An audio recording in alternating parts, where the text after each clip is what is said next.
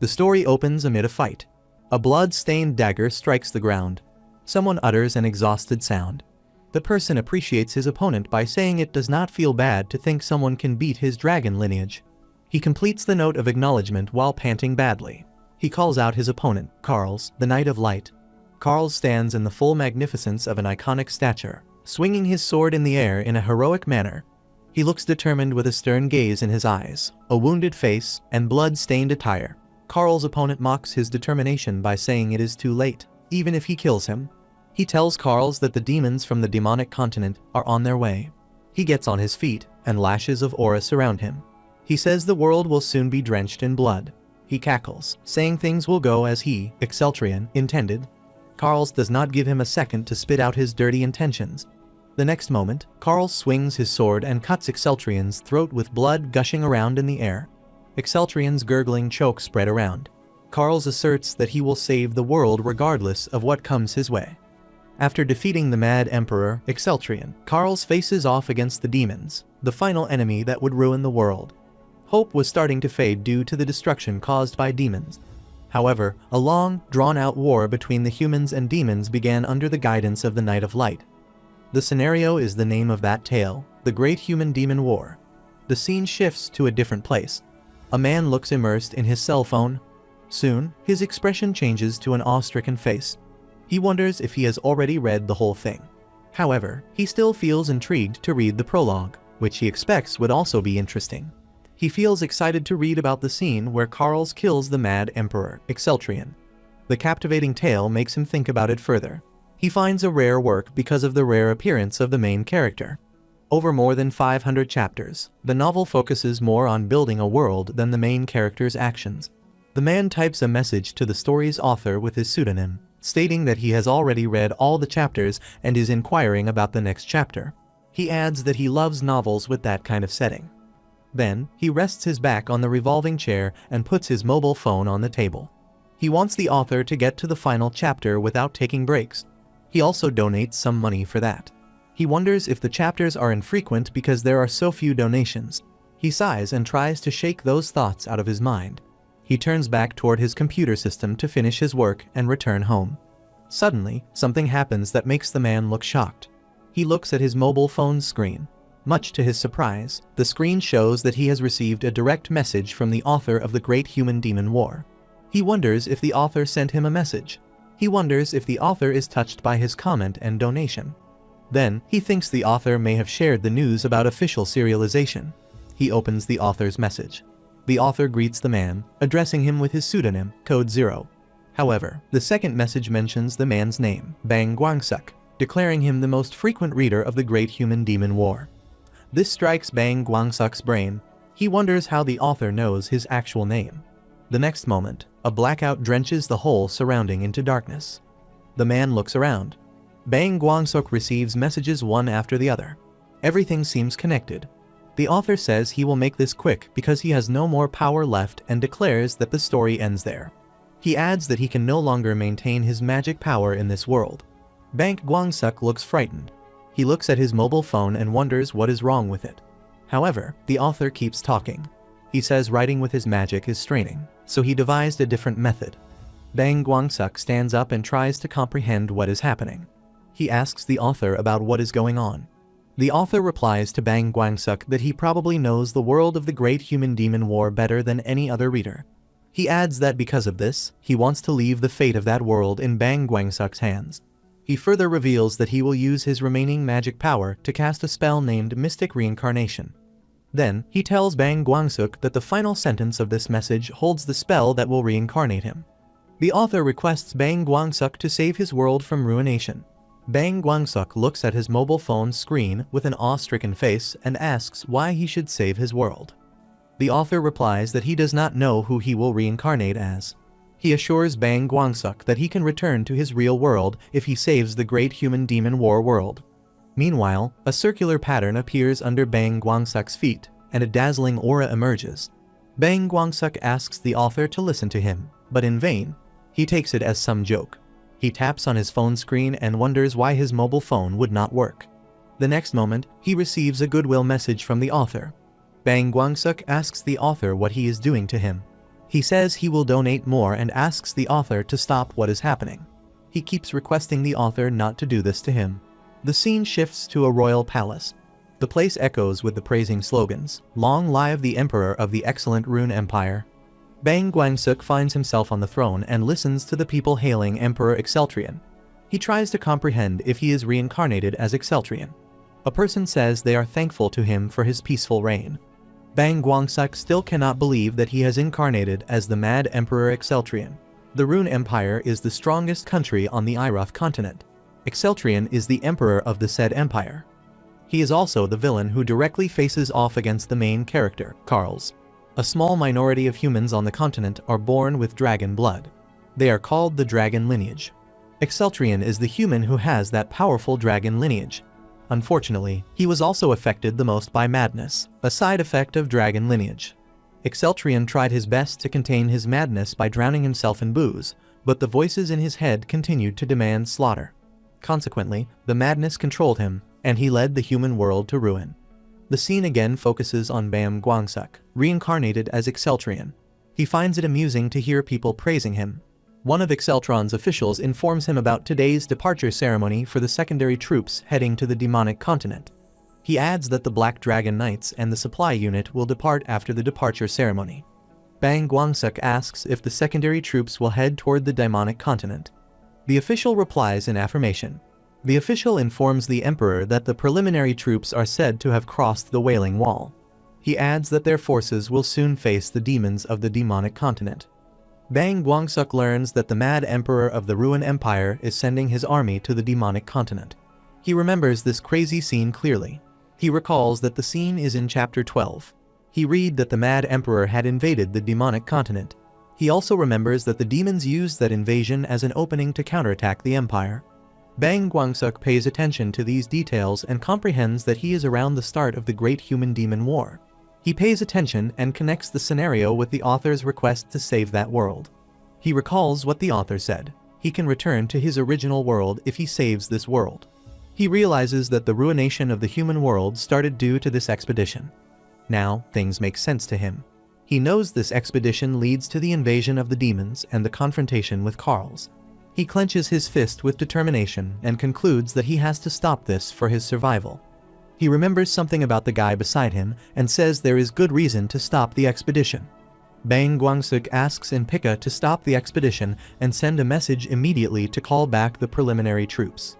Inpika looks confused when receiving such a command. Bang Guangsuk asks Inpika if there is something wrong with this. He asks Inpika if there is any reason that he should not stop the expedition. Inpika reminds His Majesty that he has put great effort into planning that expedition. Bang Guangsuk reminds Inpika that it was he who proposed and planned everything. He adds all he did was stamp his seal of approval on the document when he was drunk. He asks Inpika if he is wrong to say that. He declares that they will stop the expedition immediately. He takes his sword out and tells Inpika that he will send him to his people. Inpika stammers to ask His Majesty what he means by this. He asks the Emperor why the demons would be his people. The Emperor instantly slays Inpika. The blood gushes around in the air. The army looks at this with their awe-stricken faces. The next moment, Bang Guangsuk feels terrified to realize he has slain that man. He remembers all he wanted to do was to threaten him. He looks at his blood-drenched sword. He feels his behavior is weird. He realizes that his body is acting differently than he wants it to. He feels as if he is the one who is thinking, but Exceltrian is taking action. He feels as if Exceltrian's conscience is present inside him. He wonders if Exceltrian's mind is still inside the body. Meanwhile, Inpika turns into a demon. He asks the Emperor if he has discovered his real demon identity. Bang Guangsuk thinks there is nothing that he does not know about this story. He says he is the ruler of the empire. He adds that there is nothing that he does not know. The demon clenches his teeth angrily and jumps onto his opponent to kill him. He brags that his opponent will soon be nothing more than a bloodstain. Meanwhile, a soldier comes forward and attacks the demon. He asks His Majesty if he is okay. The soldier covers His Majesty with his other companions and assures His Majesty that they will handle it. Another soldier prepares to attack the Prime Minister, who turns out to be a demon. The Emperor asks everyone to be silent. He warns his soldiers that he will execute them if they ever try to come in his way. Bang Guangsuk seems stunned to hear the words that he just uttered. All he wants is to ask those soldiers to move aside. However, what he utters looks quite different from what he intends. The soldiers get silent, hearing their emperor. The emperor asks the soldiers to interrogate the demon and see if other demons are helping him. He allows his soldiers to kill the demon if he refuses to talk. The soldiers answer his majesty in affirmation. Bang Guangsuk further instructs his soldiers to confiscate the prime minister's property, search his house, and look for anything suspicious. He commands his soldiers to leave no loose end. He orders them to arrest and execute the prime minister's family, both parents and children. One of the soldiers asks the emperor if they are to manage his entire family. He looks sad to hear this. It takes Bang Guangsuk a while to realize what he just said. He thinks he will speak like the mad emperor if he fails to be cognizant. He admits he needs to control his mind since Exceltrian's mind is strong. He gets hold of his confused self and says that the real prime minister is probably dead. The soldiers say they also suspect the same. One of them tells the emperor that there has not been any recent contact between the prime minister and his family. Bang Guangsuk asks soldiers to hold off executing the prime minister's family and keep a watch on them. The soldier says thanks to his majesty for mercy. He holds his head when he comes to Exceltrian's room. He finds all that quite exhausting. He lies on the bed and thinks that the events of the Great Human-Demon War will repeat if he fails to restrain Exceltrian. The scratches of the novel revolve in his mind about the worst nation, the antagonist, and his ruined empire. He feels that would be the triple combo of the worst ending. He holds his head in his hands and shouts. He complains about why he has to be the mad emperor. He thinks he would have been the protagonist if he reincarnated as the Knight of Light, Carl's. Soon, he gets a hold of himself and decides to think about the situation. He feels fortunate not to have suffered the dragon lineage's madness yet. He starts to pay attention to every little detail to make sense of his situation. He tries to connect different shreds of the puzzled situation by thinking about Exceltrian, Inpika, and his entry inside the novel. He wonders if the person who got him inside the story is the author of the Great Human-Demon War. He thinks the author may be the mage of the continent. He reflects upon what the author meant by saving the world. He regrets that he does not know about the ending of the novel. The story reminds him of a similar story in the stupid old Imperial Library. He tries to remember if he ever read a story about reincarnation and dimensional transfer. He ends up realizing that he has never read anything like that. He wonders if the author of the novel had any descendants. The jumble of thoughts makes him feel worn out. He once again thinks about the trouble of the coexistence of the minds of both Bang Guangsuk and Exceltrio. He feels better that his consciousness is working stronger than Exceltrian's. In a state of panic, he again holds his head in his hands and tries to think of a way to escape this world. He feels good about stopping the expedition to the demonic continent. However, he finds it challenging to think about the next course of action. He closes his eyes tightly to focus, but finds it difficult to deal with because there is too much information. He concludes his thoughts on his ultimate goal, to save the world. Then, he starts to think about saving the world. He seems worried about the unknown fate of his character. He does not know the ending of Exceltrian's doomed character. He seems absorbed in his thoughts when someone calls him. The person informs him that Sir Bloomhearts is requesting a meeting. Bang Guangsuk wonders if he is talking about Sir Bloomhearts of the Whited Dragon Knights. As per the Great Human-Demon War tale, the White Dragon Knights served directly under the Emperor. Sir Bloomhearts was the commander of that unit. Even when all had abandoned the Mad Emperor, Sir Bloomhearts was a loyal subject who stayed with the Emperor. He remained with the Emperor till the end and met his end while fighting against demons. Unfortunately, even such a loyal person was nothing for Exceltrian. Bang Guangsuk calls Sir Bloomhearts a geezer who sprouts only flowery, righteous nonsense. He says that guy thinks he can nag him because he taught him swordsmanship. Bang Guangsuk declares that it will be Bloomhearts' funeral if he nags him again today. He allows Bloomhearts to come in. Sir Bloomhearts enters the room. He looks old but strong. He bows down and shows his respect to his majesty. Bang Guangsuk finds it amazing. He asks Bloomhearts if he is trying to keep him in check because he is getting mad. Sir Bloomhearts seems unable to comprehend what his majesty just said. He apologizes to his majesty and tells him that he has been on edge due to the matters with the prime minister. Bang Guangsuk tells him that he killed the prime minister, even though the empire is supposed to have many mighty people like the Black Dragon and the White Dragon Knight. Sir Bloomhearts again bows his head and says he has no excuse as the commander of the White Dragon Knight. Bang Guangsuk knows it is not Bloomhearts' fault because he was busy fighting and protecting the North year-round. He feels that person deserves a reward for his efforts. He knows Sir Blumhartz fulfills his duty without any complaint ever. Exceltrian consciousness again dominates and drags Bang Guangsuk's thoughts behind. As a result, he acknowledges Sir Blumhart's efforts, saying that his old body is not entirely useless and that he is capable of protecting the boundaries. Blumhartz considers it a compliment and says thanks. He tells the Emperor that he seems pretty different. The Emperor replies that he is the same as he has ever been. He adds he decided to no longer have the crazy voices in his head sway him. Blumhartz hesitantly asks him what he means by the crazy voices in his head. The Emperor replies he means dragon lineage. Blumhartz looks stunned to hear that. The words make him think about a past incident. The scene moves to the past. The Emperor is furious. He warns to kill anyone who mentions the dragon lineage in the palace. He says this over the dead bodies of the people who made the mistake of saying these words. He warns the others not to commit that mistake if they do not want to end up like these dead ones.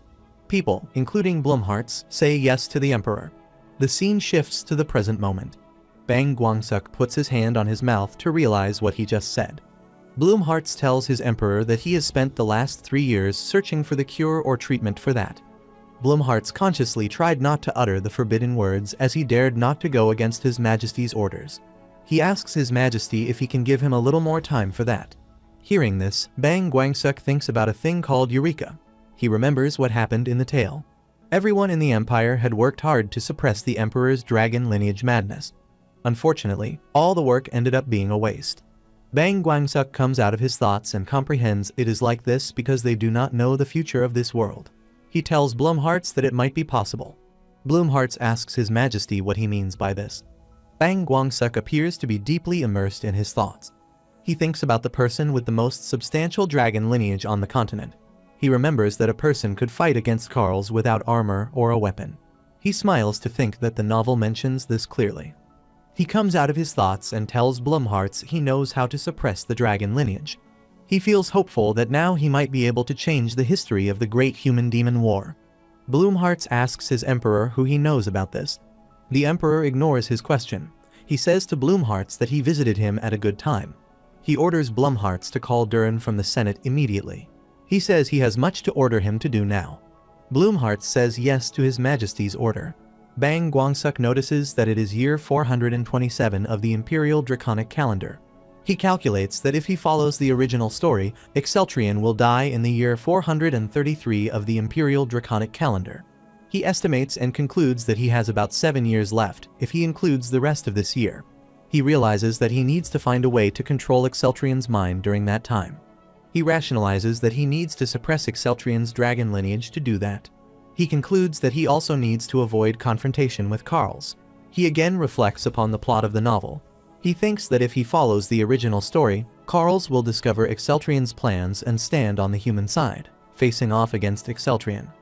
Bang Guangsuk thinks of the conversation between Exceltrian and Karls. The scene shifts to a past conversation between Exceltrian and Karls. Exceltrian asks Karls why he is standing in his way when he is standing on the side of justice by killing the demons. Karls accuses Exceltrian of pushing people to desperation and calling it justice. He calls Exceltrian a mad emperor, crazed by the dragon lineage. Karls' words make Exceltrian lose his temper. He says to Karls that he will slaughter him. The scene shifts to the present moment. Bang Guangsuk reflects upon the conversation and concludes that Kallers ticked off Exceltrian's sense of pride. He imagines himself dealing with such a situation. He says he does not know when and how instantly he will explode when he meets Karls. That is why he concludes that he should avoid meeting him until he finds a way to suppress the dragon lineage. He looks at a sharp dagger while thinking about the future course of action. He feels he cannot explain how his transmigration will affect the original story's plot. However, he seems clear about one thing: he must kill the demons to prevent the world's destruction. He concludes that he has to handle all of the demons somehow. However, Exceltrian's consciousness again takes charge of what he says. As a result, he utters that he has to slaughter all of the demons recklessly. In doing so, he unconsciously inflicts a cut on his hand by holding the sharp knife in excitement. The moment Bang Guangsuk takes hold of consciousness, he yells, "What sort of lunatic holds a shaped place like this?" The answer is obvious. An insane person, like a mad emperor, does things like this. The scene shifts to Blumhartz. He feels His Majesty is back to being clever like he was in the past. He feels happy that the god of light has fulfilled his prayers. He considers his emperor the light of hope for the Rune Kingdom. Someone wonders if the defense commander of the northern borders is there. Bloomhearts addresses that person as Sir Durin. He tells Sir Durin that he was looking for him as per His Majesty's orders. Sir Durin asks Bloomhearts if His Majesty is looking for him. He tells Bloomhearts that he is also on his way to meet His Majesty. He says he came to know from the other people that His Majesty personally decapitated the Chancellor. He says he believes that His Majesty has returned to normal. He feels he will have a smooth conversation with His Majesty. So, he decides to hurry up to meet His Majesty. He feels he should be able to talk about the Empire's governmental affairs, which he wants to discuss. Bloomhearts suggests to Sir Durin that he should be a bit careful. Soon, both of them reach His Majesty's chamber. Sir Durin bows down to show his respect for the Emperor. The Emperor asks Sir Durin to get up. He assumes that Sir Durin already knows what happened today. Sir Durin affirms the Emperor's assumption. He says he cannot even imagine that the Empire's Chancellor would turn out to be a demon. Durin is the leader of the Senate and one of the most powerful mages of the Empire. Durin says that he was not just anyone. He adds that he was a person whom His Majesty personally appointed. The Emperor says he can see his way of twisting the words is still the same. Durin asks the Emperor if he is looking for him. He asks His Majesty what he can do for him. The Emperor tells Durin that there is somewhere he needs to visit on his own. He asks Durin to hide the fact that the Emperor is missing and fill in for him. Hearing this, Bloomhearts interrupted the conversation. He asks His Majesty not to consider traveling alone to Incognito. He asks His Majesty why he is trying to make a radical change to the Empire when the Empire has just started to become steady. Bang Guangsuk asks him why his attempt to suppress his dragon lineage is a radical change. Bloomhearts asks His Majesty if he is claiming that he has discovered a method of suppressing that. The Emperor says yes to that question. Bloomhearts says that the Rune Empire must always have His Majesty present.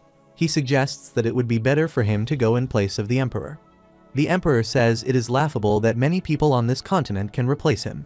Sir Durin interrupts their conversation and says that he can manage up to almost 1 month. Bloomhearts seems stunned to hear Sir Durin's words. Durin says it would not be possible for him to manage more than that. He adds that there are many events, and even if they try to control the information within the Imperial Palace, word will always spread one way or another. The Emperor says that is plenty of time. Durin says he will be waiting for His Majesty. Sir Bloomhearts again interrupts the conversation. He suggests to His Majesty that he should take a minimum number of guards with him if he really wants to do that. The Emperor replies there is no need for that. He says there are very few people who can face him. He thinks the people will avoid him since he is the Mad Emperor. Bloomhearts bows down before the Emperor and requests him to take at least 1 guard with him. He says it will be his only wish for the rest of his life. Bang Guangsuk feels touched by Bloomhearts' loyalty. However, Exceltrian seems indifferent. Bang Guangsuk feels that they should approve Bloomhearts' wish. He wonders if Bloomheart is always a character with so much force. He believes that experiencing things in person always differs from merely reading about them. The scene shifts to a different place. A person informs His Majesty that the preparations for the gate have been completed. The Emperor replies he will leave soon. In the same instant, Exceltrian's consciousness takes charge. The Emperor asks the guard if he is trying to make him rush. The soldier gets scared and clarifies that this is not the case. Durin brings something for the Majesty. He tells the Emperor there will be no point in traveling incognito if he leaves dressed like that. The Emperor looks at what Durin is holding and asks him about this. Durin replies that these are the items the previous Emperor used when he traveled incognito. He further explains that His Majesty will appear to be a typical mercenary with these items. The Emperor starts to take off his clothes. Suddenly, his hands stop, and he wonders if Durin is telling him to change his clothes in front of all of these peering eyes. Then, he shakes this thought out of his mind, thinking that who would dare to look at the Emperor's body. He asks Durin to clothe him as there is no servant. Durin says yes to His Majesty. Meanwhile, the Emperor urges Durin about the bodyguard that Bloomhearts said he would bring. Durin replies that the Guardian Knight should be arriving soon. Meanwhile, a female enters the place. She says she heard that His Majesty would be there. The female Guardian Knight seems uncomfortable seeing the Emperor without clothes. Durin tells the Guardian Knight that Bloomheart's daughter. It takes Durin a while to notice Bloomheart's daughter's presence. Then, the 3 of them end up being in an awkward situation. The female Guardian Knight covers her face with her hands. She asks His Majesty why he is in that condition. The emperor asks if she is asking why he is naked. Then, he replies that he is like this because he is changing. The girl closes her eyes and apologizes to His Majesty for accidentally seeking his bare body. The emperor ignores this incident. He assumes her skills are the real deal, considering her Blumhart's daughter. The girl says she can at least rival the lowest-ranking members of the White Dragon Knight. The girl is as expected of the Blumhart's family. Bang Guangsuk wonders how strong the lowest-ranking member of the White Dragon Knights would be. Both the girl and the emperor take hold of their sword. The emperor says the words are not enough for him to get an idea of her skills. He swings his sword and says that he has to test her skills. Bang Guangsuk feels scared and wonders if he is getting nuts. He thinks he could have ended it with a compliment. However, it is too late because Exceltrian's consciousness has taken charge of the action, and he is already fighting with the girl. He attacks the girl with his sword. Bang Guangsuk feels relaxed to note that the girl has blocked that attack. Seeing this, he compliments the girl for having the basic skills. The girl says thanks to the emperor for the compliment. He adds that Blumhart's did not waste his time on her. He asks the girl about her name. The girl says her name is Renart Blumhart's. The emperor urges Renart to join the White Dragon army after they return from the journey. Bang Guangsuk feels nice to have Renart as her comrade. Renart says thanks to the emperor for giving her the honor. Doran requests the emperor not to torment Blumhart's daughter too much. The emperor asks Duran not to twist his words. He says all he has done is to swing his sword. Duran wishes the emperor to have a safe journey. He assures the emperor that he will hold down the palace during his absence. The emperor asks Duran why he is saying such obvious things. Duran accepts for saying such obvious things. A person asks the emperor where he will be heading. The emperor replies that anywhere is fine as long as it is close to the Bloody Forest. The person says yes to the emperor's recommendations.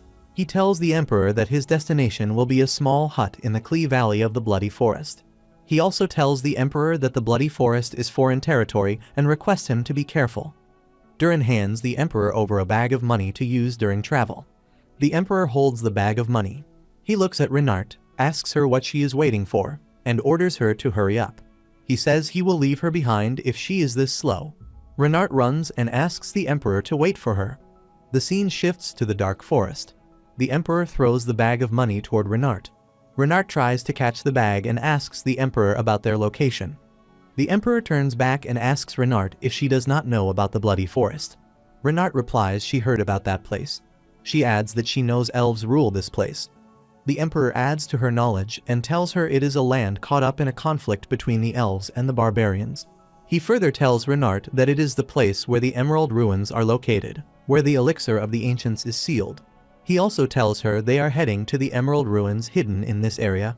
Renart asks the emperor if he is talking about Ruin. The emperor says that is right. He says he needs a relic from there to suppress his dragon lineage. Renart says she has heard that the ruins of the continent are riddled with monsters and traps. She asks the emperor how they will navigate them as a party of two. The emperor seems pissed off with Renart's questions and turns back. He says he does not have time to explain every little detail. He says they will first find a forest elf that might know the location of the ruins. Renart says they will be lucky if they escape encounters with the barbarians and meet with elves. Bang Guangsuk thinks about Renart's blood kai. He tells Renart that he has heard about her blood kai from Blumhart's. He asks her why she does not use that. He knows that the orange blood kai excels at detection. Renart says she has never detected an elf before. She adds it is hard to search long distance. The emperor looks at her and says they must find the elf, even if they must burn the whole forest for that. Renart feels sad about why her father sent her on such a mission. Meanwhile, Renart senses something. She requests the emperor to wait and tells him that a life form is fast approaching them. She notices a child coming toward them, yelling for help. A group of monsters is after that child. Renart recognizes the group of monsters as barbarian orcs. She says she knows there is a conflict between barbarians and elves. However, he feels sad to see barbarians after a child. The emperor says it is good. Renart seems unable to understand that. The emperor clarifies that they were looking for elves to find one. The next moment, he puts his hand on his chest and says that he is reaching his limit in suppressing his dragon lineage from rampaging. Renart tries to stop the emperor. However, the emperor's dragon lineage dominates. He jumps at the monsters and feels happy to see many targets torn apart. Renart says the young elf child can catch up in this. The emperor asks Renat to be silent.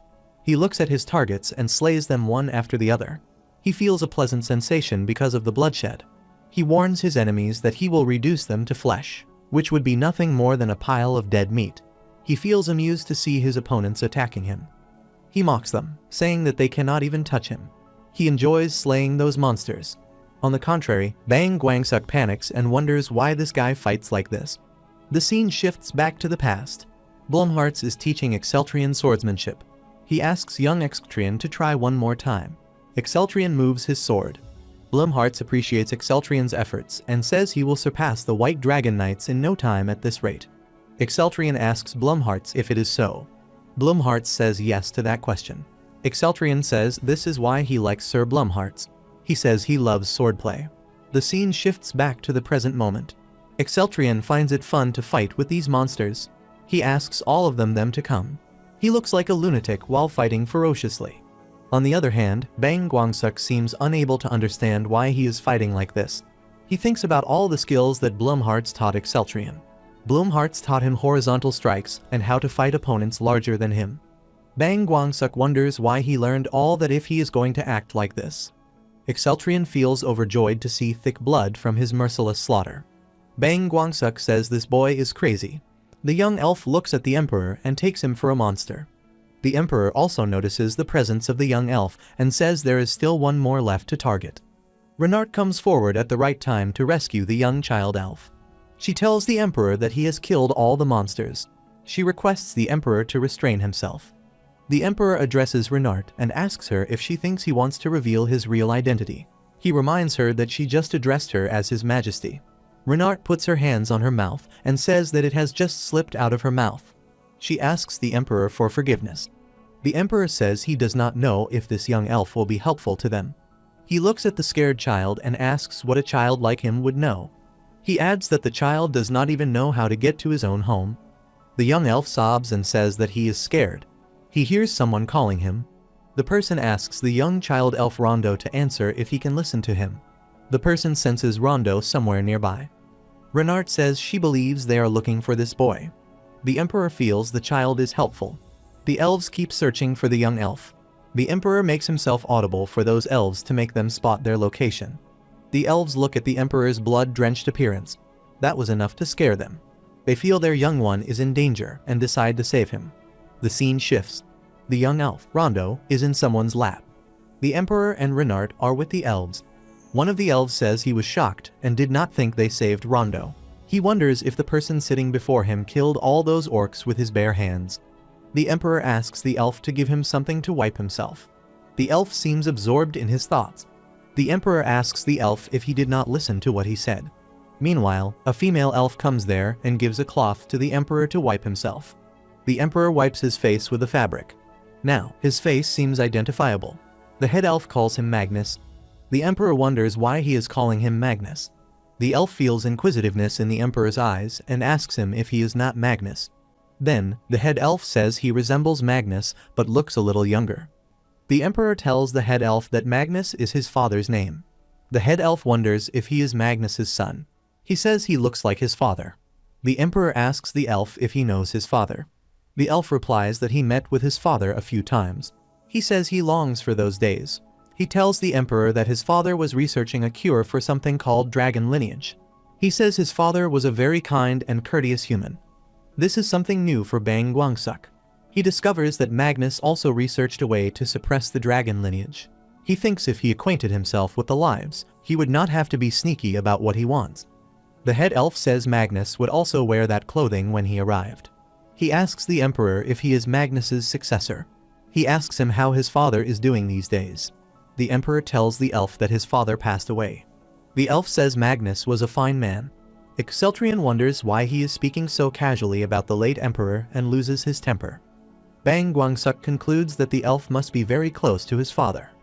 Exceltrian tries to remind the elf that Magnus was the former emperor. He adds he is the correct ruler of the kingdom, Exceltrian. Bang Guangsuk holds his head to see himself losing control again. Exceltrian's consciousness seems to dominate at this moment. The emperor asks the elf to find out his place and stop acting friendly. He orders the elf to take him to Haspel. He says he has business with the great sage of the elves. Renard asks him if he did not intend to conceal his identity. The emperor replies there is no need for that. He gets offended to hear the elf talking about his father so casually.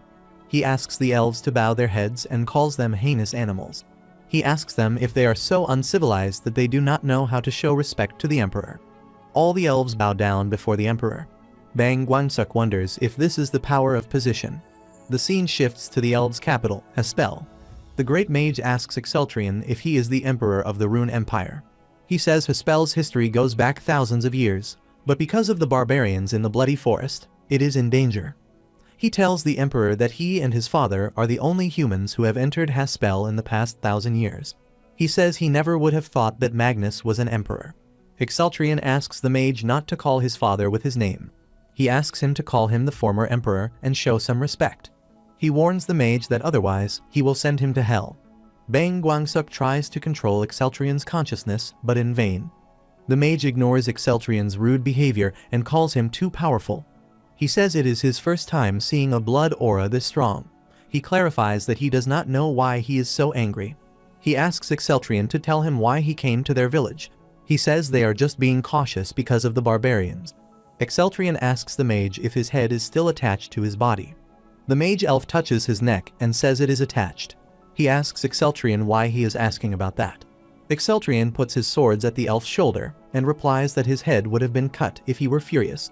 Two elves come close to the elder elf and ask him if he is okay. Bang Guangsuk thinks about an explanation to justify what Exceltrion said. Exceltrion straightly tells the elder elf that he wants him to become the empire's vassals. The elder elf looks at Exceltrion's face with an awe-stricken face. Exceltrion asks the elder elf if they are not getting attacked by orcs. He adds the elves are going to become extinct at this rate. This way, he rationalizes his proposal and again asks the elder elf to become their vassal. The elder elf gets mad to hear this.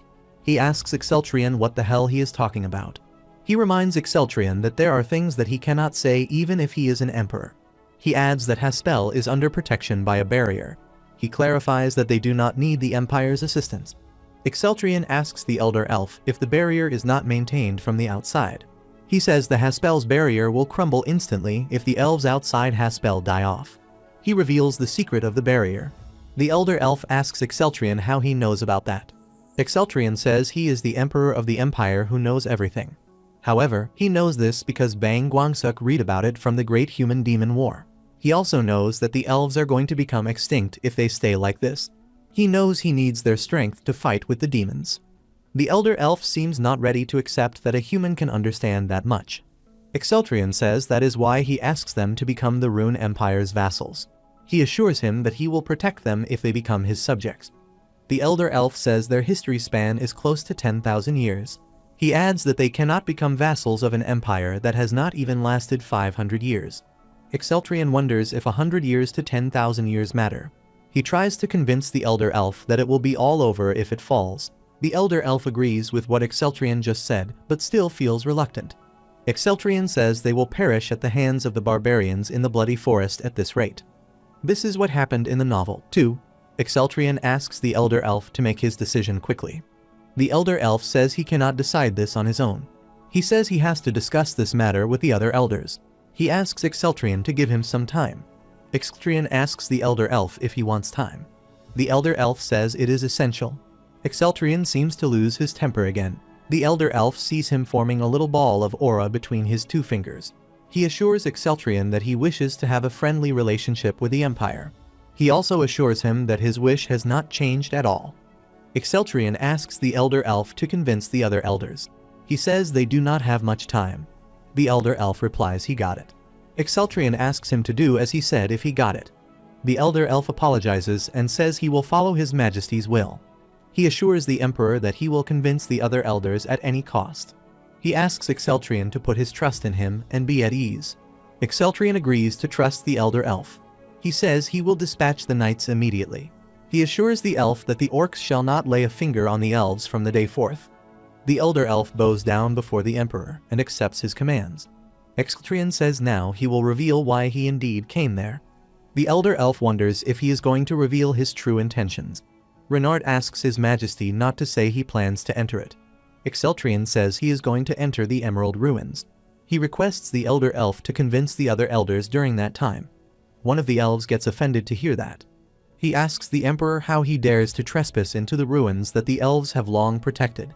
Exceltrion looks at that elf and asks him if he has a problem with that. The elf asks what happens if they prevent him from entering the ruins. Exceltrion says nothing much will happen. He will get a little angry. The scene shifts to a different place. All the elves bow down before the emperor and ask him to let them guide him. The scene shifts to a different place. Renard wonders if the elves do it like this. She is amazed that the elves will cooperate with them this easily. Exceltrion calls Renat, which makes her come out of her thoughts. He asks her to send a letter to Durin since he promised the elves. He adds the elves need to be alive so the ruins do not collapse. Renard asks the emperor to reconsider his decision to enter the ruin alone. She says ruin is not a place he can overcome alone. Exceltrion replies he knows that. He says he heard a lot about that since his childhood.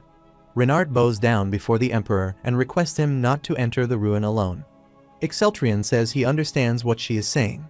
Bang Guanasuk thinks her actions are as expected from Blumhartz's daughter. He acknowledges that she is advising from the bottom of her heart. However, he knows he is bound to enter the ruin to stop the dragon's blood. He feels he should coolly try to end her back. He addresses Renard to die. Renard looks at the emperor on hearing this.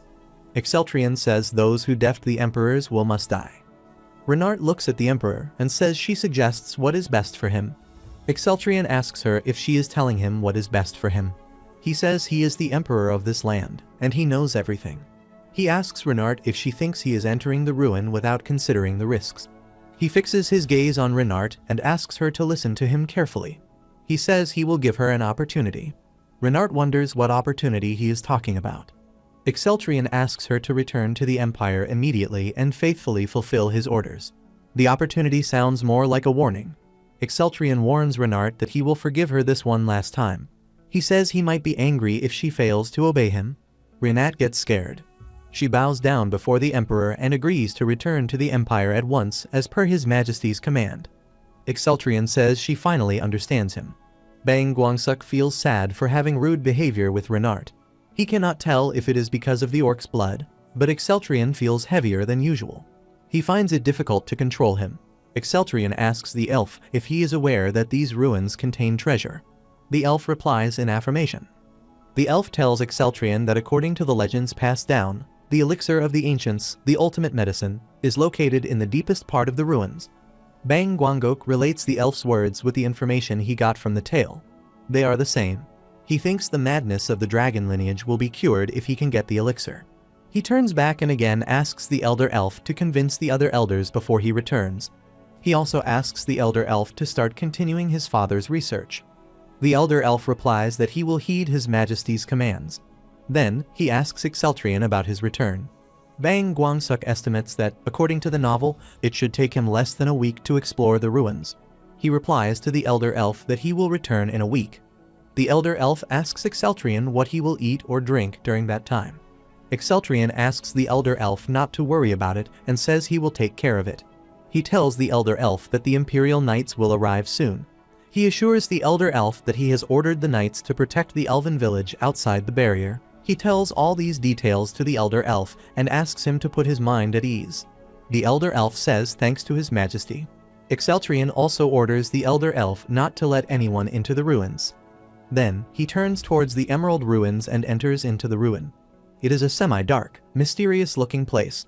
Exceltrion picks up something and eats it. He feels an endless barrage on the taste buds because that thing tastes awful. Bang Guangsuk feels like throwing out.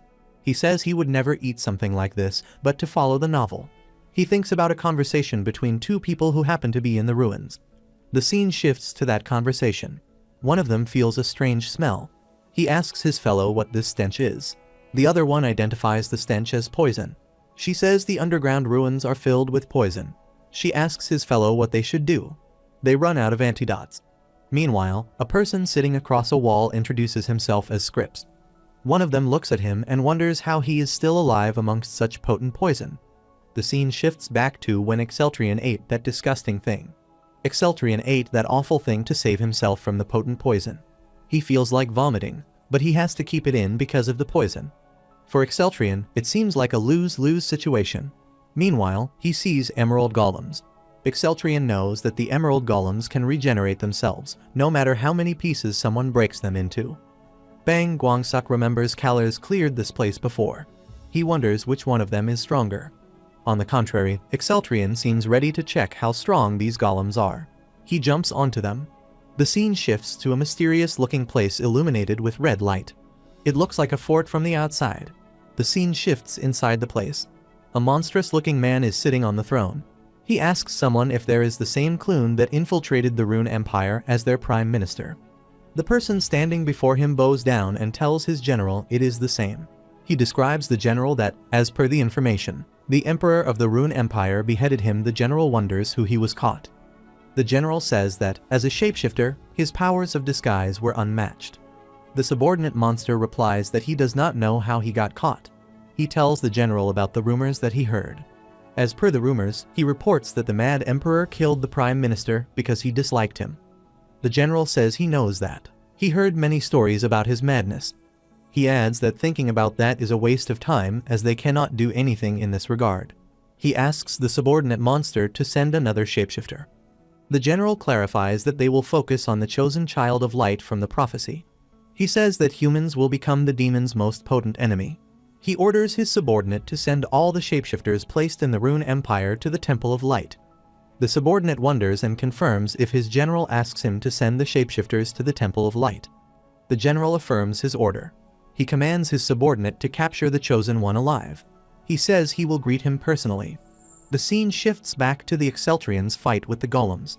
Exceltrian tears many of them into pieces. He wonders if Karls was intimidated by insects like them. He warns the golems to destroy them. He seems into a never-ending fight with the golems as they can regenerate. He pats his neck and says that orcs were more satisfying than golem to fight with. Then, he feels it is significant that these creatures do not die even if he smashes them.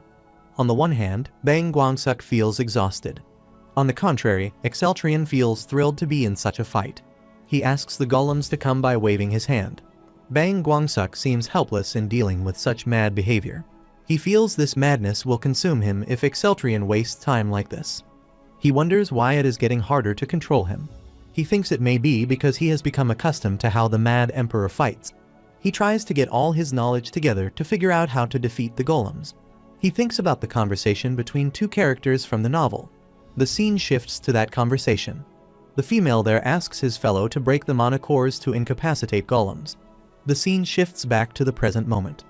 Now, Bang Guangsuk thinks about what the female character mentioned.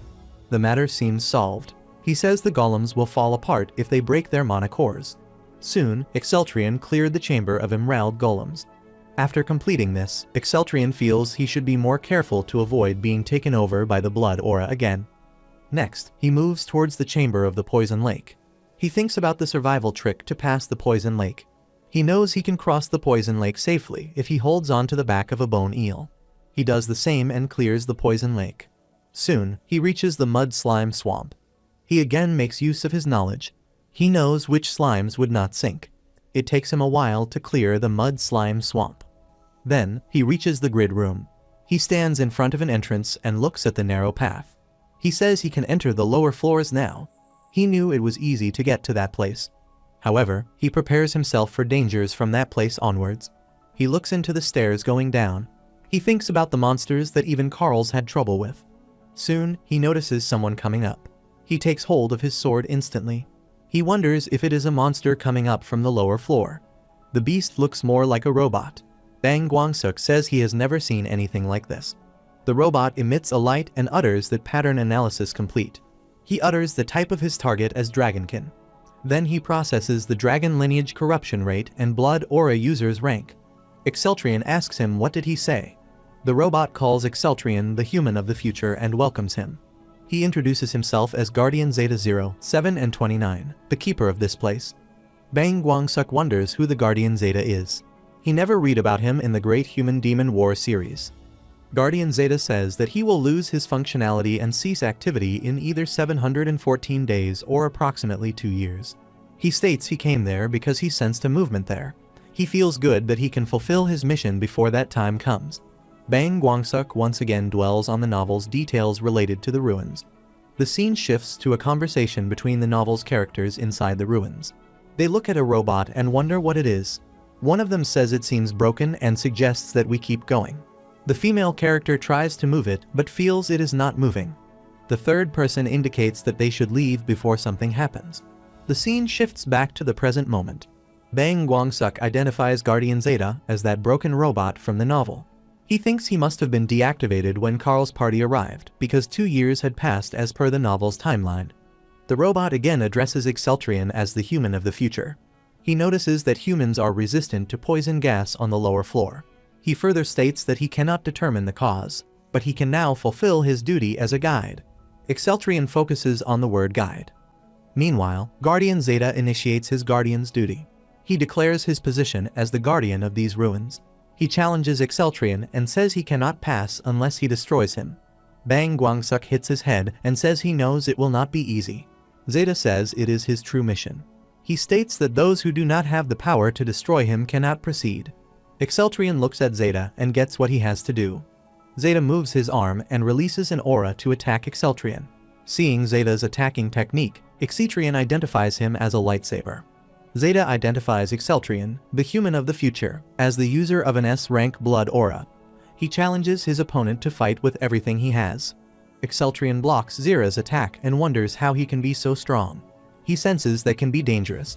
Zeta accesses his opponent's strength and combat ability. His system alters him about the rapidly increasing danger. Bang Gwang-suk looks at Zeta.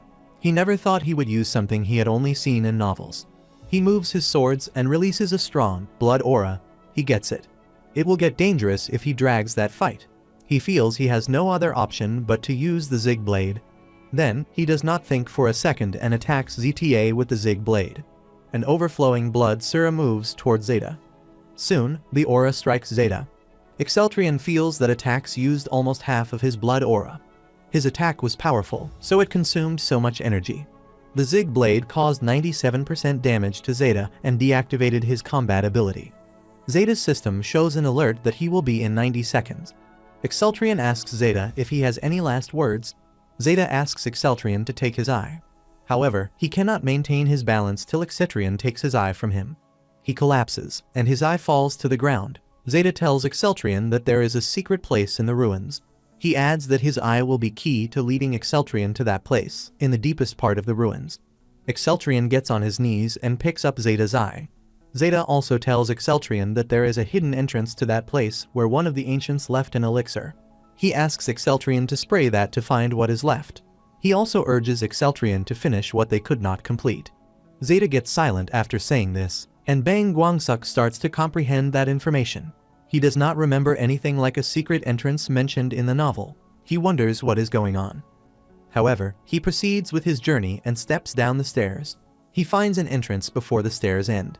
He gets into that entrance and notices a worm. Bang Gwang-sul remembers the gigantic worm inhabiting the dust cloud chamber was unbelievably enormous and powerful. He recalls that the worm hid in the dirt and suddenly shot out of the ground to attack Carl's party. He looks around and comprehends that the exit is about 3 kilometers away. He considers it an easy task to deal with. He moves his sword and activates the Blood Aura's Jade. Activation of the Blood Aura's Jade releases a bulging aura. Exceltrion tries to pass the dust cloud. Hearing the hassle, the worm opens his mouth. Exceltrion decides to proceed without killing the worm. He knows that, unlike the other monsters, the worm is stuck in this room. He keeps going on and focuses his attention on reaching the exit. In a while, he reaches the exit. He sees the door at the exit is closed. Exceltrion looks at the door and thinks if this is the final room. He opens the door and sees a bottle in one corner. He picks up the bottle and wonders if this is the elixir. Meanwhile, he hears a voice. Someone asks him to raise his one hand if he can listen to him. Bang Gwang-suk does not remember any incident like that in the novel. The voice introduces itself as the central system that manages the ruins. The voice detects Exceltrion's confusion about its existence. It agrees that the concept is challenging to comprehend. Exceltrion and Bang Gwang-suk have the same facial expression when hearing this for the first time. Exceltrion asks the voice if he wants to die. He brags that there is nothing that the Emperor does not know. He identifies the voice as a system that runs this place. The system's voice apologizes for underestimating the future human. Exceltrion asks the system about the ruins. The system replies that the ruins on the continent are man-made dungeons. The system tells Exceltrian that the ruins system is set to expire in 2 years. The system further tells him that it would have ceased to exist, and this conversation would not have been possible if he had come just a bit late. Exceltrian asks the system if he will die in 2 years like Zeta. The system replies that he will disappear shortly because he is executing his mission. He reveals his final mission, to inform the human of the future who arrives in the final room. Then, the system starts to pass on the information. It tells Exceltrian that the item in his hand is the elixir. It further reveals that the elixir is a potion imbued with the essence of their technology. It also tells Exceltrian that the elixir will permanently grant him the power to heal or neutralize any illnesses, poisons, or injuries. Exceltrian asks the system if that means he will become immune to every type of poison, including the dragon lineage. The system replies that he can naturally regenerate any critical injury with the help of the elixir. It adds that an amputated arm will regenerate within 60 days if he consumes the elixir. Bang Guangsul relates that information to the incidents of the novels.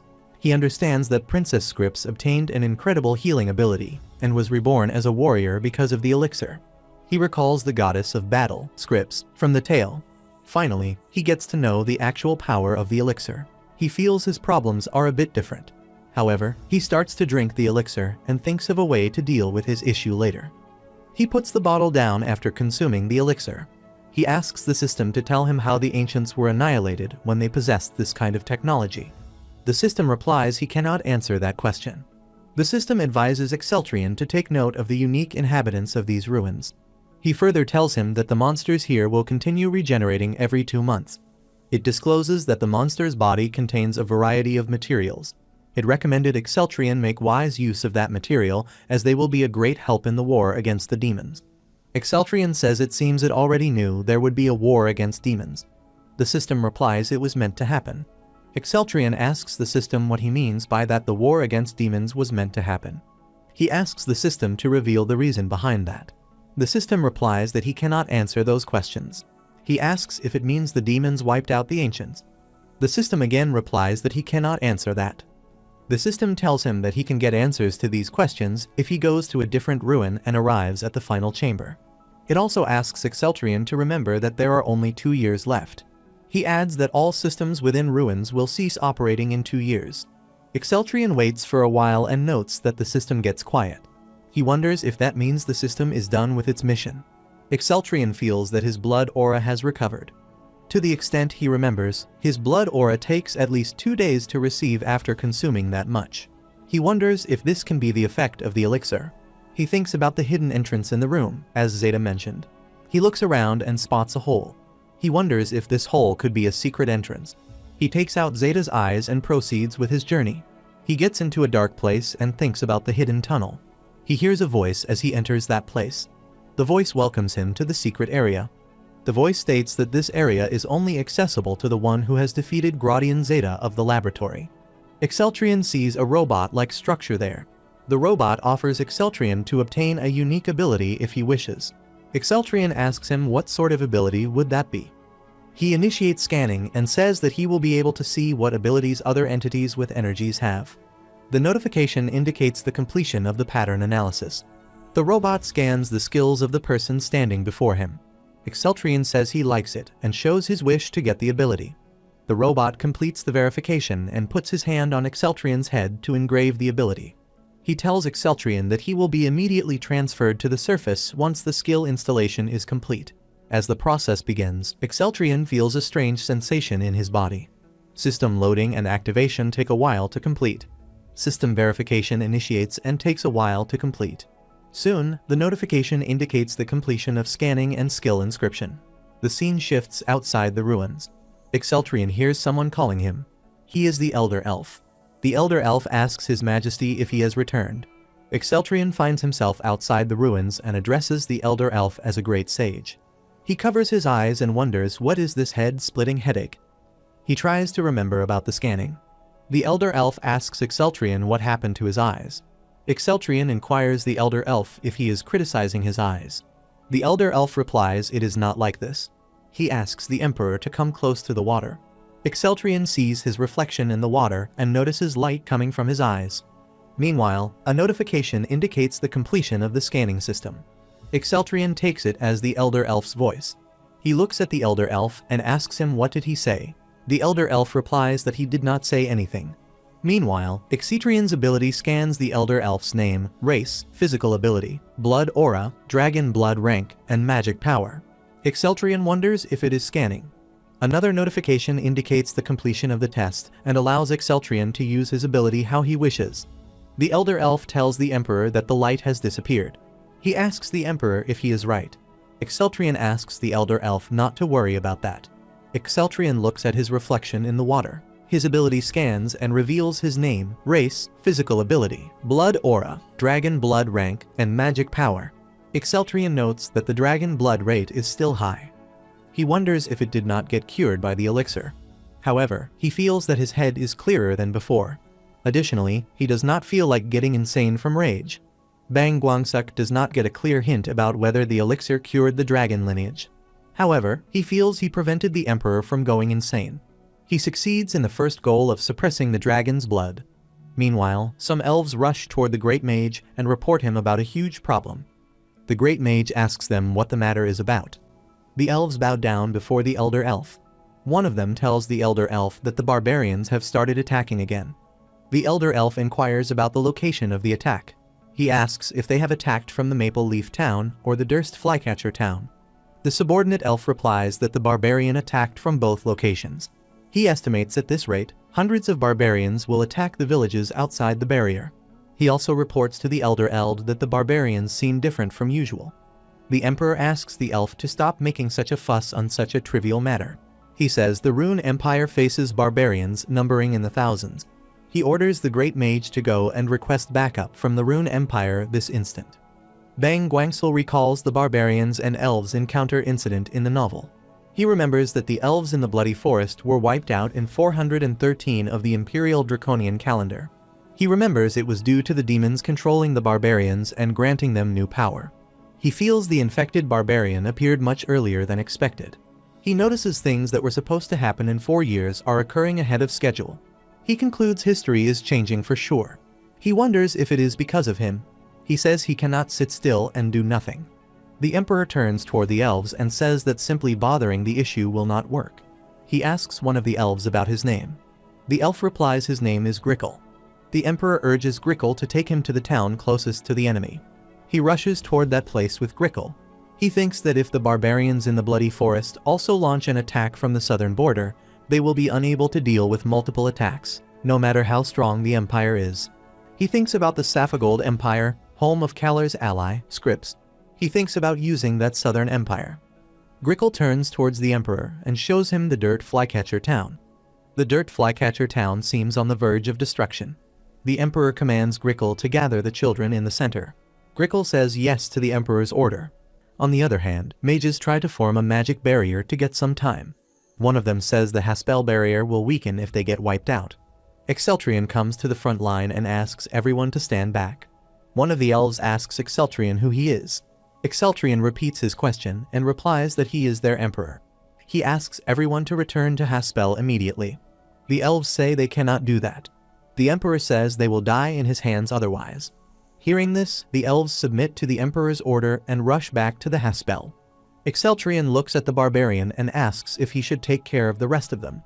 Then, he heroically swings his body in the air and thrusts his sword into the chest of one of the barbarians. Instantly, he spots his next target and jumps at him. Taking that barbarian's head off his shoulders takes him a while. Afterward, he keeps slaying the barbarians to pieces. The place is filled with orcs' dead bodies. Exceltrian smashes an orc's head with his foot. Bang Guangsuk feels awful and wonders what he just did. Blood drips from his shoe. He hears something and wonders what that sound is. He turns back and sees an infected troll there. The troll attacks Exceltrian. The hit makes Exceltrian cough and spit blood. The attack annoyed Exceltrian, but he managed to control his rage. He calms himself, saying that happens in the fights.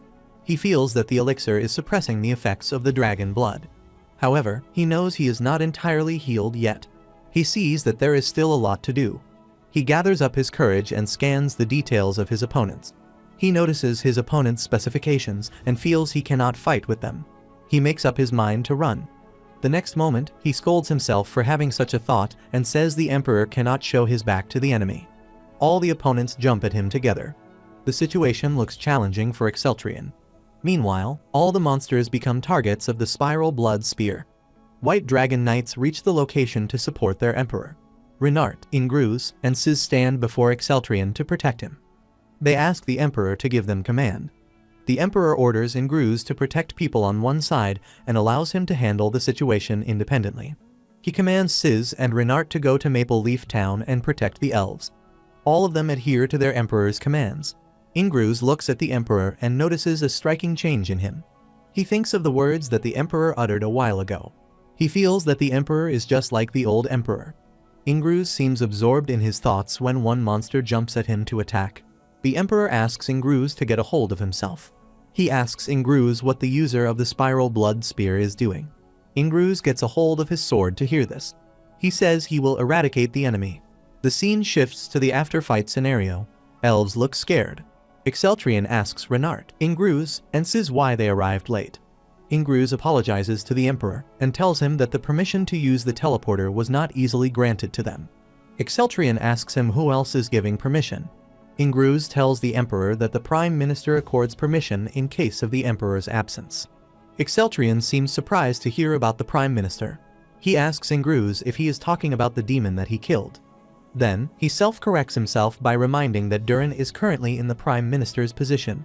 Ingruz tells the emperor that Beos is the temporary prime minister. He rationalizes why the process took time. The emperor thinks about Beos. Beos is someone with impressive connections. He has the endurance of a scholar and a leader to handle others. Beos is the president of the most outstanding academic institution in the empire. In the original story, he threw away his title within the crumbling empire and left the insane emperor behind. Exceltrion decides to make Beos one of his men at any cost. He understands why it took time for the White Dragon Knights to come. Ingruz says thanks to the emperor for understanding the matter. Meanwhile, Exceltrion scans their specifications. The emperor notes that all three of them have satisfactory stats. That seems evident because of their status as the White Dragon Knights. Ingruz asks the emperor about the Emerald Ruins. The emperor replies that he has taken the elixir from the ruins. Ingruz congratulates the emperor on his success. Exceltrion discloses that the elves within the Blood Forest have become citizens of the Rune Empire. He commands Renart, Ingruz, and Sizz to stay there and protect the elves. They say yes to the emperor's command. The emperor decides to return to the castle immediately. The scene shifts to the castle's dining area. Beos sits beside. Exceltrion asks Beos to go ahead and eat. Beos shows his gratitude for the emperor and starts eating. Exceltrion focused his gaze on Beos when he was busy eating. He thinks to make him an ally at any cost. Beos says he is honored to receive an invitation from the emperor. He asks the emperor if it is okay for him to take the prime minister's position. Exceltrion asks Beos about the job description of a prime minister. Beos replies that a prime minister's responsibility is to be in charge of affairs within the empire. Exceltrion asks him to do what a prime minister is supposed to do. Beos seems confused. He asks the emperor if the state affairs have no directions. He further asks if he should seek to strengthen the empire as much as possible or make the citizens' general quality of life a high priority. He asks if they should promote business to foster new growth, focus on the nobility, and create a system around them to invest back into the economy. The emperor says he asked a foolish question. He says if he knew these things, he would have done those things by himself. He asks Beos why he thinks he has given him the position of prime minister. Beos says he is being short-sighted. He assures the emperor that he will follow his commands. The emperor makes the prime minister aware that all the elves of the Bloody Forest are now citizens of the Rune Empire. He adds that the Emerald Ruin is now the property of the Rune Empire. He commands the prime minister to use the monster of the ruin to prepare for the war. The prime minister stuck at the word war. He asks the emperor with whom they are going to have a war. The emperor replies that they must prepare for a war with the demons. He says the war will begin in 1 year. Beos seems stunned to hear the emperor saying with confidence. He asks the emperor how he can be so sure about that. Exceltrion replies that he is the emperor and knows everything. Bang Guangsuk controls his laughter, thinking how many times he has read the story about the Great Human-Demon War. Beos asks the emperor if he has planted spies in the demon country. Exceltrion does not give a clear answer about how he knows about this. Beos says to the emperor that he is a frightening man. Beos adds that he has found him a much different person than he expected. Exceltrion asks Beos if he also thinks he is insane. Beos says he may sound blunt. He says he is thinking about two things simultaneously. Either the emperor is insane or will go insane. Exceltrion wonders if that person is not excessively honest. The next moment, Beos bows before the emperor and assures him that he will do everything within his power for the betterment of the emperor from now on. Beos asks the emperor if he should also be in charge of diplomacy with foreign states. The emperor thinks about that. Beos tells the emperor they will receive an envoy from the Saphigold Empire. He tells Exceltrion that the Bloody Forest, where they sent their troops, is officially the Saphigold Empire's territory. Exceltrion says he will take care of that matter. Beos shows his concerns about having a war with the Saphigold Empire. Exceltrion asks him not to worry about that and assures him there will be no war. Bang Guangsuk feels happy to see Exceltrion not interested in war. The scene shifts outside the castle. A group of people stands there. Someone informs the emperor that the envoy from the Saphigold Empire has arrived.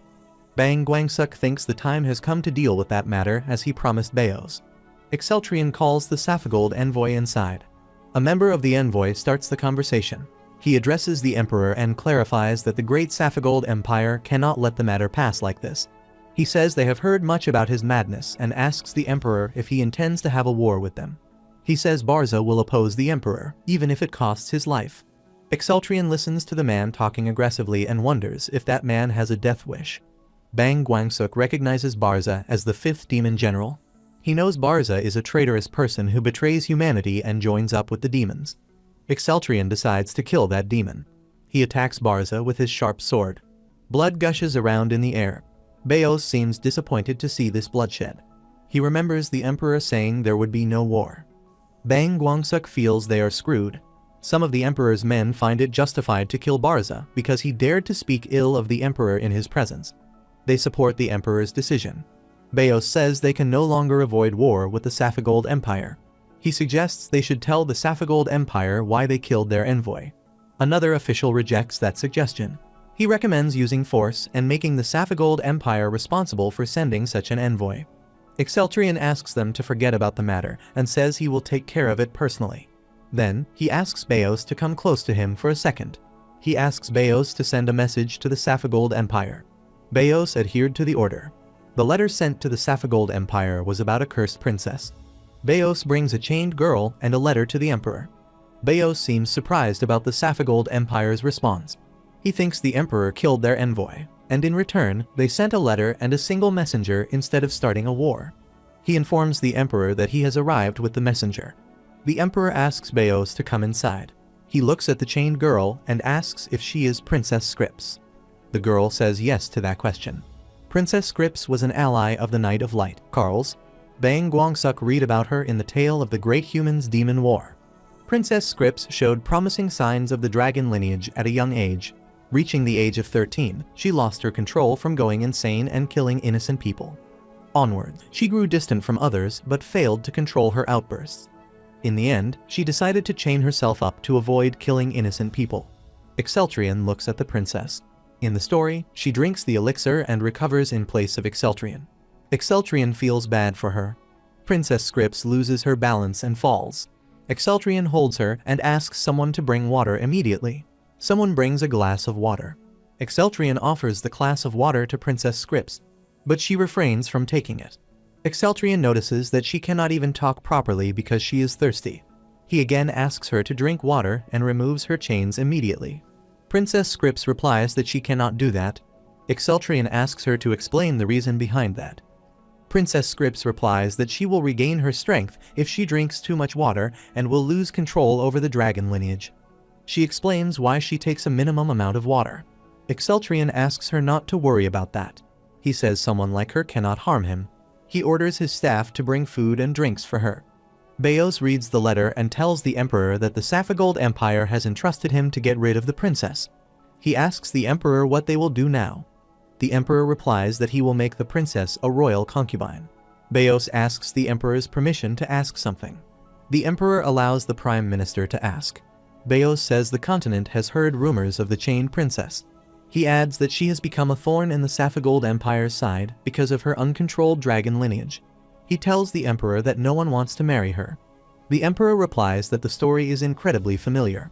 He asks Beos if every empire does not have some tale like that.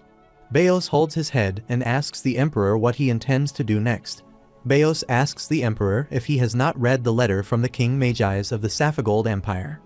He reminds the emperor that the Saphigold Empire will start a war if they do not take the princess in. He asks Exceltrion what they will do if the Saphigold Empire goes this far. He adds that they cannot decide His Majesty's marriage this quickly. Exceltrion asks Beos how he will handle the matter without marrying her. Beos replies that he has another option.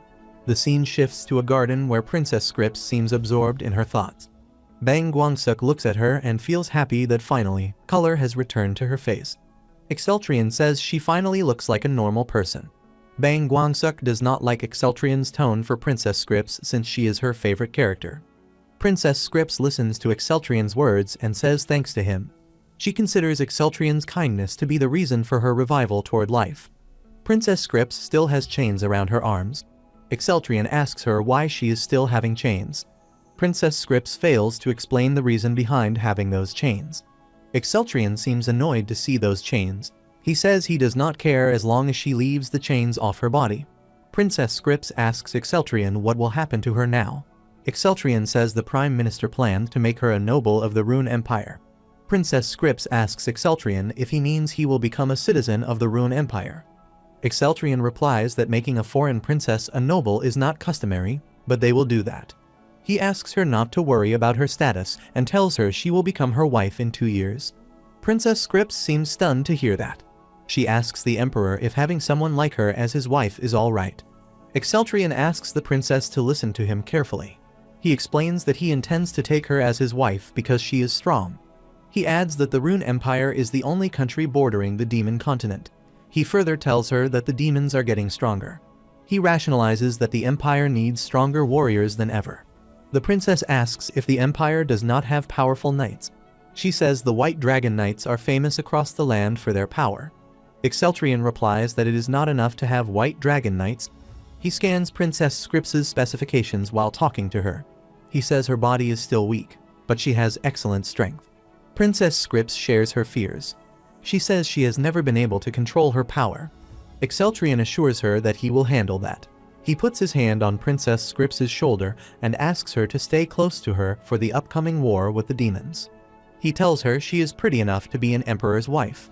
Bang Guangsuk cannot control his emotions. Exceltrion tries to make the princess realize that Exceltrion, the emperor of the Rune Empire, chose her. He asks her to have more confidence in herself. Princess Scripps fixes her hair and says she feels honored. Bang Guangsuk makes fun of Exceltrion for feeling cringe after saying such things to the princess. Exceltrion turns and asks the princess to come with him. The princess asks Exceltrion where they are going. Exceltrion replies that they are going to his laboratory. Princess Scripps wonders why they are going to the laboratory. Exceltrion senses her confusion. He tells the princes that the great sage of the elves is waiting for her to break her dragon lineage curse. He assures the princess that she can recover from the dragon's lineage. The princess says thanks to the emperor. The scene shifts to the laboratory. The great mage of the elves seems shocked to notice the readings of an experiment. Princess Scripps and Exceltrion also reach there. The great mage checks the dragon lineage percentage in Princess Scripps' blood and tells the emperor that the amount has decreased by 17%. Another person in the laboratory tells Princess Scripps that his dragon blood level has reduced from 19 to 2% in just 2 days. He is Rugista, a member of the White Dragon Lineage Knights. On top of that, he received a degree from the Academy after writing a thesis on dragon lineage. He humbly congratulates the emperor and the princess for that success. Princess Scripps does not look hopeful. She considers all these efforts as absurd for a person banished from Saphigold. The emperor considers another matter more critical. He asks Rugesta if the elves gave their research materials correctly. He also questions Rugesta about how many antidotes he can provide them. Rugesta replies that they have enough antidotes for 30 days. The emperor inquires if they have an antidote for 30 days only. The great mage intervenes in the conversation. He tells the emperor that the antidote's main ingredients are medical herbs native to Haspel, but they do not have an abundance of them. The emperor asks the great mage exactly what medical herbs he is referring to. The great mage replies that he means all the herbs found in Haspel. He adds that each herb only contains a minuscule amount of the neutralizing agent. He rationalizes that it is impossible to mass-produce antidotes at the moment. The emperor asks the mage if that substance grows in the Emerald Ruins. Rugester replies that a similar herb is native to the ruins. He orders them to immediately take the knights to the ruins and harvest every medical plant there, including the moss. Rugester bowed before the emperor as a gesture of adherence. The scene shifts to the temple. A saintess is busy in meditation. Meanwhile, a person comes toward the saintess and asks her what she has seen. The saintess replies that she has received a divine message. The man asks the saintess if the god of light has spoken to her. He further asks her what the god said. She replies that the owner of the sword will soon enter the temple. He looks at the sword and tells her fellow about the divine message. She says that the Knight of Light will be born. She remembers that the Sword of Light did not awaken even during the war with the demons, but now it will. Her fellow says no to her assumption about the war. He says it is a sign that there will be an even bigger war than the Light Dragon War that threw the world into chaos 500 years ago. The saintess agrees with the high priest that there will be a war with the demons. They consider the Sword of Light their only hope. The scene shifts to the Mad Emperor. He teleports to some location. While approaching his destination, he thinks about the Temple of Light. He knows the Temple of Light is somewhere around Lohnheim, a city on the western side of the Safagold Empire. He thinks about her intention to meet Karls, the main character in the Temple of Light. Bang Guangsuk expects the Sword of Light to be released from its seal in the temple, but it is taken by Karls, who will slaughter the demons with that sword. He wants to make Karls one of his allies at any cost. He remembers that the Swarm of Light naturally counters the demons. He knows Karls is the only one who can wield it. He thinks of the incidents that happened in the tale. He remembers that in the Great Human-Demon War, not even Karls could protect people from demons. All the powerful nations, including the Rune Empire and the Safagold Empire, were destroyed. However, he still has hope because things are different now. Ban Guangsuk wonders how much stronger Karls will become in a peaceful environment. He considers it as a perfect plan. He again thinks about the course of actions in the novel. According to the story, Karls receives a divine message at the shrine in the year 430 of the Imperial Draconian calendar, around 3 years from now. Currently, it is year 327.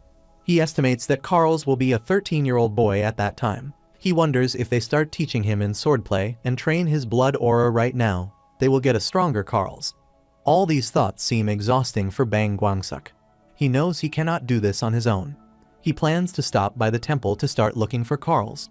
He hears noise around him and looks toward the supposed location of the Temple of Light. The sky was filled with clouds of smoke. He hears people crying for help and sees a building burning with fire. There was chaos all around. He makes his way among the people and moves toward that building. He feels something is off. It takes him a while to notice the presence of the nasty demons.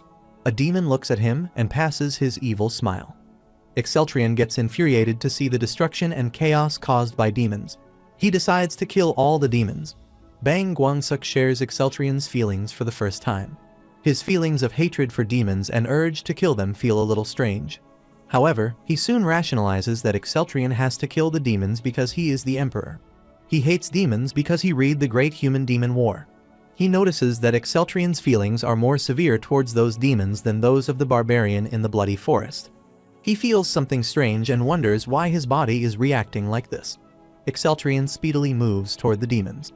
Bang Guangsuk comprehends the reason behind a peculiar sensation in his body. He gets it that it is because of Exceltrion's blood aura.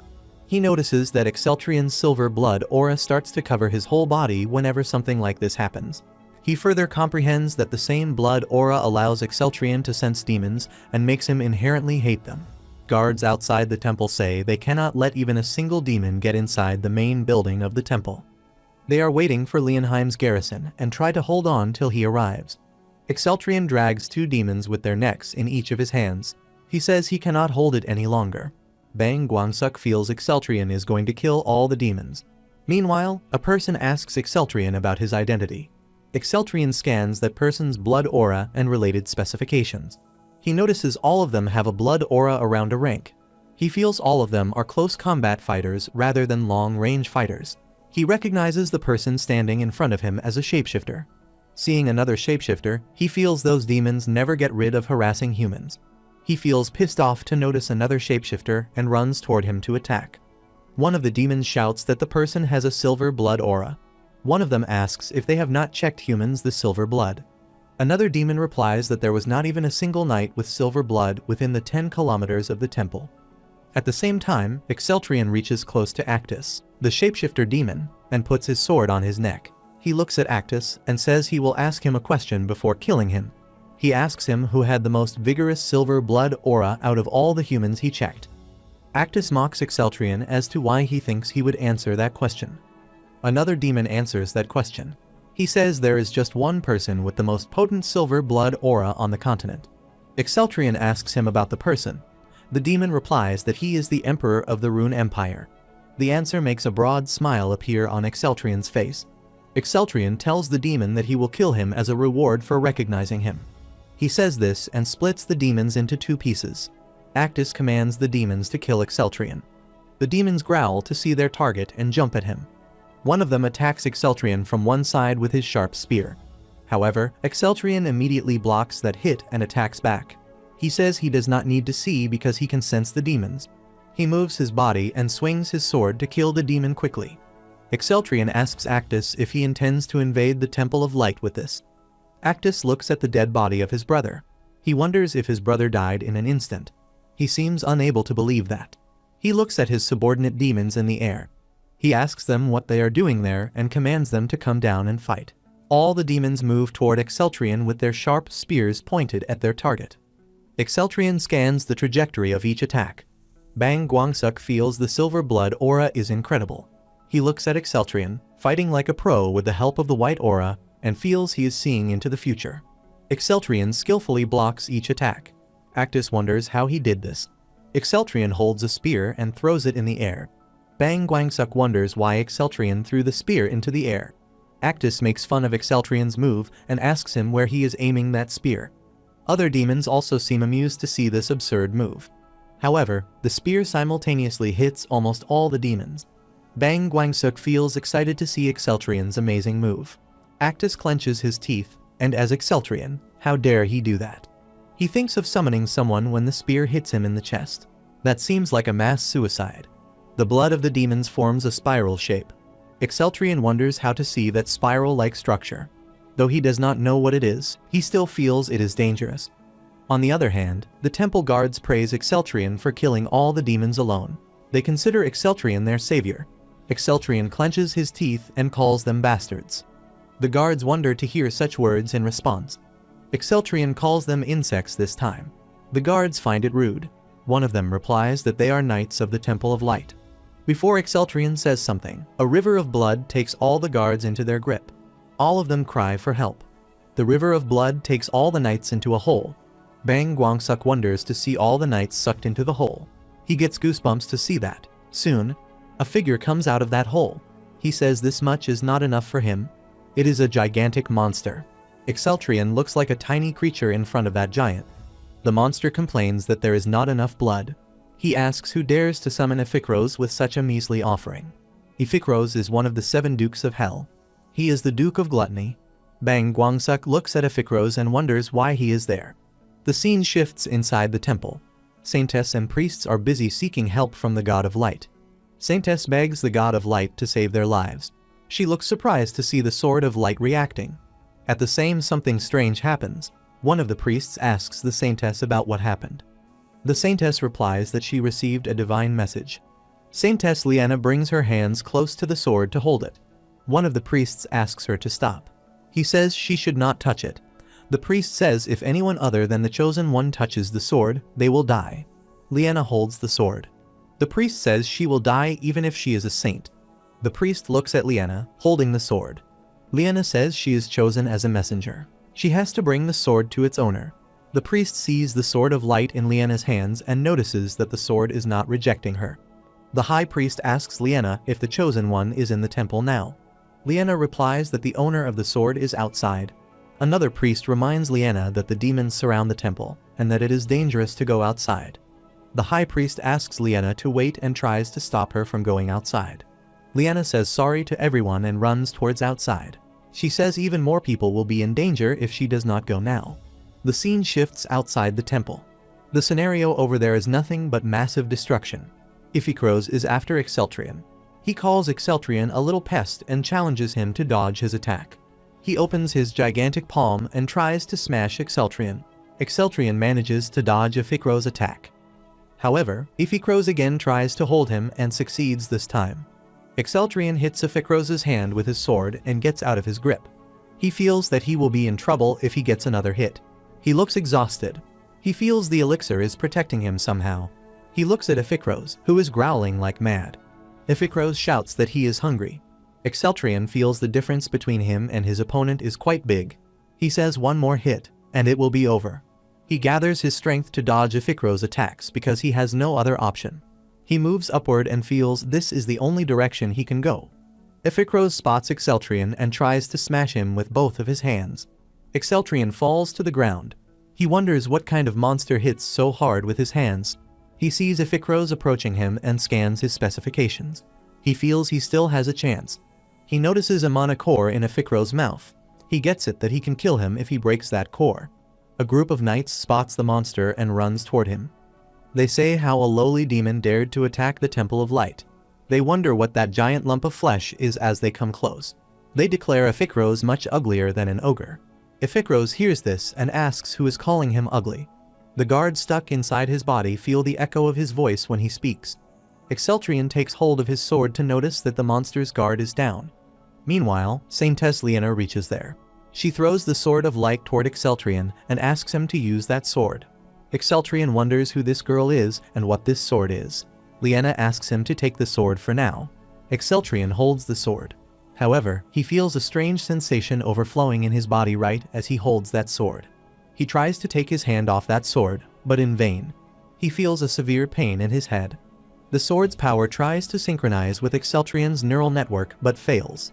The notification shows that the target is unsuitable for the Deliver Hunter codename. Another notification shows that the target is not pure because the dragon lineage corruption is abnormally high in his body. Another notification shows that the Devil Hunter cannot use the sword to the full extent. The failed synchronization raises a 37% chance of Exceltrion's brain death. Exceltrion shouts because of severe pain in his head. The synchronization process scans Exceltrion's other abilities. After some time, the risk of brain death reduces to 9%. Synchronization further takes a while to enable Exceltrion to use some of the functions of the anti-demon weapon, also known as the Sword of Light. Saintess Liena asks Exceltrion if he is okay. He addresses Liena and asks him if this is the Sword of Light. Liena replies in affirmation. Bang Guangsuk wonders why she gave it to him. He feels he almost kicked the bucket. Iphikros, who must have eaten the knights, says his stomach is starting to feel satisfied. He says he needs to eat one more. Exceltrion feels that he just missed the best chance to kill Iphikros. He seems immersed in his thoughts when Iphikros attacks him. Liena tells Exceltrion about the attack and asks him to stand back. Exceltrion holds the Sword of Light erect in his hand. He feels he has no other option but to use that sword. Exceltrion cuts the monster's palm when he tries to hold him. Blood gushes out of that wound. Exceltrion asks Iphikros if he thinks he will twice fall for the same trick. Iphikros forms his hand into a fist to attack Exceltrion. Meanwhile, Saintess Liena uses her powers to support Exceltrion. She uses all the divine powers she can to help Exceltrion. Exceltrion considers it the last chance to eliminate Iphikros and decides to break his core in one strike. Then, he thrusts the Sword of Light into the monster's mana core. A wave of blood gushes around. He jumps on the other side of the monster, leaving a big hole in its body. Bang Guangsek releases a heavy breath and says he finally did it. He feels something wrong happening inside his body. He puts his hand on his chest and wonders what is wrong with his body. The notification shows that the elixir capacity has reached 0. Another notification indicates that the side effect of dragon lineage overloaded the neural network. The system shows caution. The caution says his body is set to alter. Bang Guangsek holds his head and shouts to feel severe pain. After some time, his nails and fingers change into a monster's nails and fingers. Gradually, his other body parts alter into a monster's body. He feels like he cannot do anything. He feels exhausted because of the pain in his head. Soon, the mutation reaches its peak. Exceltrion gets up and shouts that he will kill all of them and will not spare any one of them. He tears the gigantic monster's tears into small pieces. He sits in the middle of the monster's torn up body parts. Bang Guangsuk looks at his hands and changes back to his authentic self. However, he clearly remembers his body transforming into a monster. He seems confused and wonders if he is mistaken about his transformation. Meanwhile, the monster asks how a mere human dared to kill Iphikros, a Duke of Hell. Exceltrian looks at the beast and wonders if he did this to him. He asks Iphikros if he is still alive after all this. Iphikros replies that he is not dead. Meanwhile, an army reaches there. One of the members of that army asks where the monsters are. Exceltrian asks that person if he cannot see that he killed all of them. The man wonders to hear that. He thinks about the large number of demons. Exceltrian asks them if there are knights of Saphigold. He inquires if the princes are there. An army official asks Exceltrian who he is to ask that question. Prince Portro stops Sir Gordon and introduces himself as the prince of the Saphigold kingdom. He respectfully asks Exceltrian about his identity. Exceltrian tells him his name and introduces himself as the Emperor of the Rune Empire. He adds that he will lower the level of their prince's dragon's blood. Prince Portro asks him what he is talking about. Exceltrian turns his back toward Prince Portro and allows him to refuse if he wishes to. Then, he says Scrips's regards to him. Prince Portro requests him to wait. He bows before him and asks for his forgiveness for his insolence. He accepts that he has committed a grave sin against his majesty. Gordon stops his prince from doing that. He reminds the prince that he has to maintain his dignity. Gordon asks Prince Portro how a prince can believe that knight so readily. Prince Portro says he believes him because of the sword on his hip. Gordon asks if it is the Sword of Light. Prince Portro replies that it is indeed. He adds the owner claims to be the Emperor of the Rune Empire, so he has no other option but to believe him. Exceltrian asks them to cease the formalities. Prince Portro says thanks to the Emperor. Exceltrian asks Prince Portro what he will do now. Prince Portro bows before Exceltrian and assures him that he will heed his words. Prince Portro says he is awed by His Highness's generous offer to suppress his dragon lineage. Exceltrian asks Prince Portro if he believes him. Prince Portro replies that he believes him because he is the Emperor of the Rune Empire and the Warrior of Light. Exceltrian says he is pleased that the prince made a quick decision. Prince Portro asks Exceltrian if they are returning directly to the Empire. Exceltrian replies that he has to take care of a business before that. In a loud voice, he introduces himself as the Emperor of the Rune Empire and asks Saintess Liena to come forward. He asks if she intends to evade her responsibility by hiding behind the priest. The priests say Saintess Liena only received the vision a few days ago, and word has spread outside the temple. They wonder how such a secret spread so fast. Exceltrian says he is the Emperor of the Rune Empire and knows everything. He asks the priests to hand over the saint before he gets angry. The High Priest asks Exceltrian why he is asking for Liena when she has already fulfilled her role as a messenger. Exceltrian replies that he intends to kill her. The High Priest asks the Emperor what sin she has committed. Exceltrian replies that she has attempted to assassinate the Emperor. The High Priest asks Exceltrian what nonsense he is talking about. Exceltrian puts his sword on the High Priest's shoulder. He asks Liena to come forward. Otherwise, he will kill the High Priest. Liena comes forward and begs Exceltrian to sheath his sword. Exceltrian gives Liena a shut-up call. He says when he thinks of how that pain made his body feel ripped apart, he feels the urge to do the same to Liena. He commands Liena not to speak a word without his permission. Bang Guangsuk also felt that pain Exceltrian talks about. The High Priest asks the Emperor to show his mercy. Exceltrian says, in that case, he will give them a mission to fulfill. The High Priest wonders if he is suddenly assigning them a mission. Exceltrian asks the High Priest if he knows where Prisio is. The High Priest asks if he means the small mining village north of Loneheim. Exceltrian confirms the location. He commands the High Priest to find a fine boy named Carls and protect him at the Great Temple. The High Priest asks the Emperor the reason behind doing that. Exceltrian ignores his question and says he will spare Liena's life if they complete that mission. Then, he declares that it is his final offer. He asks the High Priest to make his decision within 5 seconds. The High Priest accepts the offer. Exceltrian tells Prince Portro that he will be Liena's guard. He asks the prince to follow him. Prince Portro says yes to the Emperor's orders. Saintess Liena tries to explain something to the Emperor, but the Emperor asks her not to say even a single word. Liena wants to tell the Emperor that she has seen a demon escaping during the fight. A shapeshifter demon escapes to a safe place. The shapeshifter gets down in a semi-dark street. The demon seems relatively weak. The guards see that shapeshifter, the last of the demons who attacked the temple.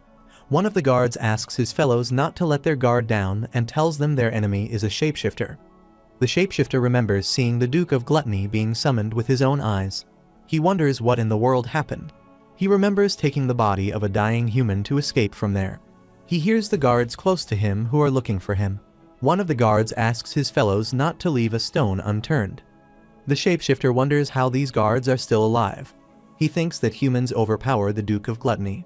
It seems impossible for him to imagine that. Then, he wonders if there was some problem with the duration of his summoning. He comprehends that there were insufficient offerings to summon the Duke of Gluttony. He decides to possess a living human and secure a new body. He feels weak since he has taken the body of a dying man. He decides to hide in the mining village and return to the demonic continent later. He rushes a boy in the street. Both of them fall to the ground. The shapeshifter yells at the boy and asks him to get out of his way. He wonders what kind of kid is so strong. The boy rubs his head. He says this is his secret shortcut. He asks the man how he knows about that.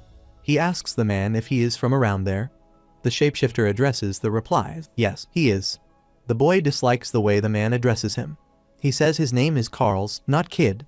He points his finger in a direction and tells the man that he lives near the mountain village, Precio, near the mines. The shapeshifter asks Carls about his age. Carls replies that he is 13 years old.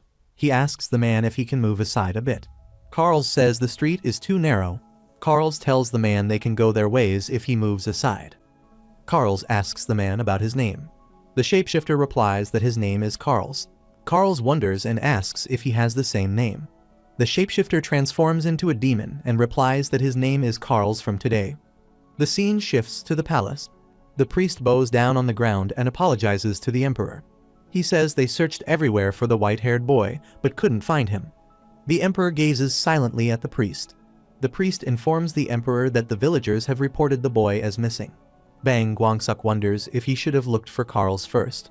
Exceltrian asks the priest if he looked through all the abandoned mines. He says the boy goes to these as his playground. The priest replies that they looked through all of them, but could not find him. The priest begs the emperor to give them a little more time. Exceltrian asks if he means to spare Saintess Liena. The priest says yes to that. Exceltrian tells him that he has delayed her execution. He asks the priest to ease his worries.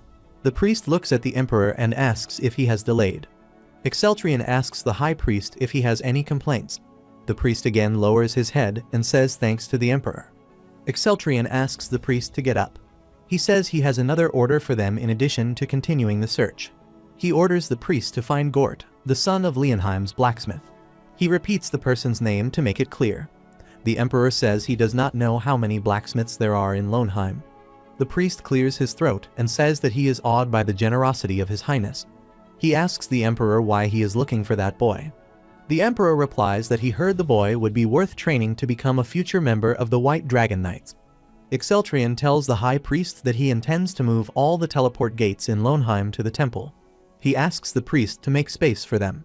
The priest replies that he will do as the emperor commands. He asks Exceltrian's permission to talk to Saintess Liena before he departs. Exceltrian tells the priest that Saintess Liena is in the underground dungeon and says he will relay his message. The scene shifts to a semi-dark place. Exceltrian gets down the stairs. He says the place feels like a steam room, even at night. Bang Guangsuk feels exhausted. He wonders why Exceltrian works there when it is so hot. Exceltrian kept Saintess Liena there behind bars. Liena looks at the emperor and inquires what brings him there.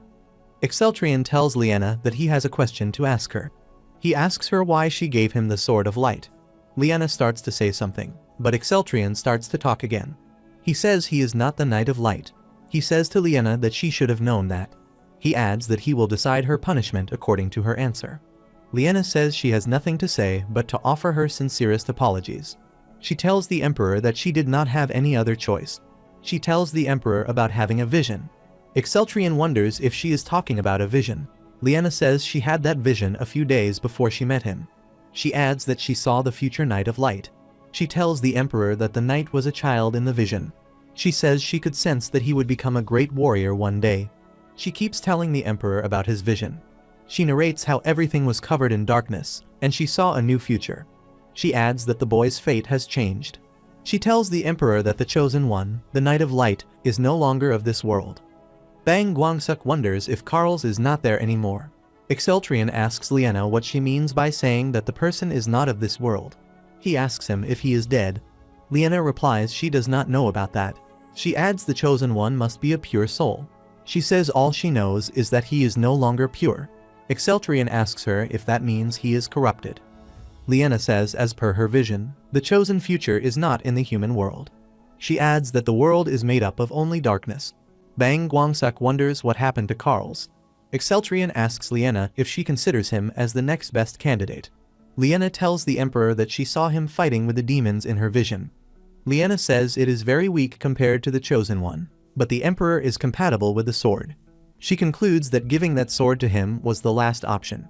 Exceltrion holds his head and says that she nearly killed him based on that so-called compatibility. Liena asks the Emperor to forgive her. Exceltrion takes out his sword. He says that, according to the imperial laws, her punishment is death. Liena swears in her shaking voice that she had no intention of killing the Emperor. She asks the Emperor to forgive her once. Exceltrion breaks the lock. Liena looks at the Emperor. The Emperor says he will give her an opportunity. Liena wonders what sort of opportunity the Emperor is talking about. Exceltrion tells Saintess Liena they are on the brink of an all-out war with the demos. He says the demons have become daring enough to attack the Temple of Light in broad daylight. He says he cannot kill someone with valuable capabilities in this situation. Liena asks the Emperor if he is talking about her. The Emperor turns his back toward her. He asks Liena to steel herself and support the Imperial Knight with all she has. Liena follows the Emperor and states that she is inexperienced. She asks the Emperor to give her orders. She assures Exceltrion that she will utterly devote herself to the cause of the Empire's victory. Exceltrion replies that he will discuss where to put her once they leave that place. Liena feels happy to hear that. She says she might look like this, but she is pretty helpful. Exceltrion thinks about Carls and decides to pay more attention to that matter. The scene shifts to the palace. Exceltrion notices Liena sitting on the ground. He asks her why she is kneeling on the floor. Is sitting like this more comfortable? Liena replies that she is a sinner and dares not to sit next to the Emperor. Exceltrion says this is unsightly. He asks Liena to sit on the sofa. Liena starts to say something, but Exceltrion stops her. He asks her to bring a chair for herself if it bothers her. Saintess Liena walks toward the chair to bring it. Exceltrion looks at her and feels the difference between that Temple of Light Saintess and citizen of the Empire. Scripps says she has heard the story of Saintess Liena from her two elder brothers' letters. She adds she did not know that she had become a saintess. She says all she knows about Liena is she is a genius who can wield an unbelievably overwhelming amount of dining magic. Exceltrion remembers Liena using her divine magic. He says Liena's power of divine magic is quite certain. Scripps says to the Emperor that Liena can be much more helpful to the Emperor than she. She feels her helplessness is very pitiful. Exceltrion asks Scripps not to hurry to conclude her worth. He reminds her that the current priority is her training. Then, he asks Scripps how the training is going with Ingruz. Scripps replies, Sir Ingruz is a good person. She says he compliments her a lot. Exceltrion asks her what sort of compliments he gives. Scripps says Ingruz considers her a person with a good sense for real-life battles. Exceltrion suggests she must be ecstatic to receive a compliment. Scripps says it was the first time that anyone around her spoke to her politely. Bang Guangsuk does not like Ingruz's compliment for Scripps. He asks Ingruz to train her and wonders if Ingruz has ulterior motives. Scripps defends that she does not slack off with the training. Bang Guangsuk knows she is speaking the truth. He has also received a separate report from Ingruz. In reports, Ingruz mentioned that the princess's skill in utilizing blood aura is incredible. He stated that her fighting feels as if she is in an actual battle. The report further noted that the princess can use that power as normal. It further reflected that the princess used the power of the dragon lineage just like His Majesty. Exceltrion asks Scripps if she uses the power of the dragon lineage during training. Scripps replies in affirmation. Scripps says Sir Ingruz is a member of the White Dragon Knights. She says she lacks power compared to Sir Ingruz, even if she uses all her power. Exceltrion asks her if she uses the dragon lineage without going berserk. Scripps tells the Emperor that she has learned to slightly awaken the dragon lineage and then control it during the battle.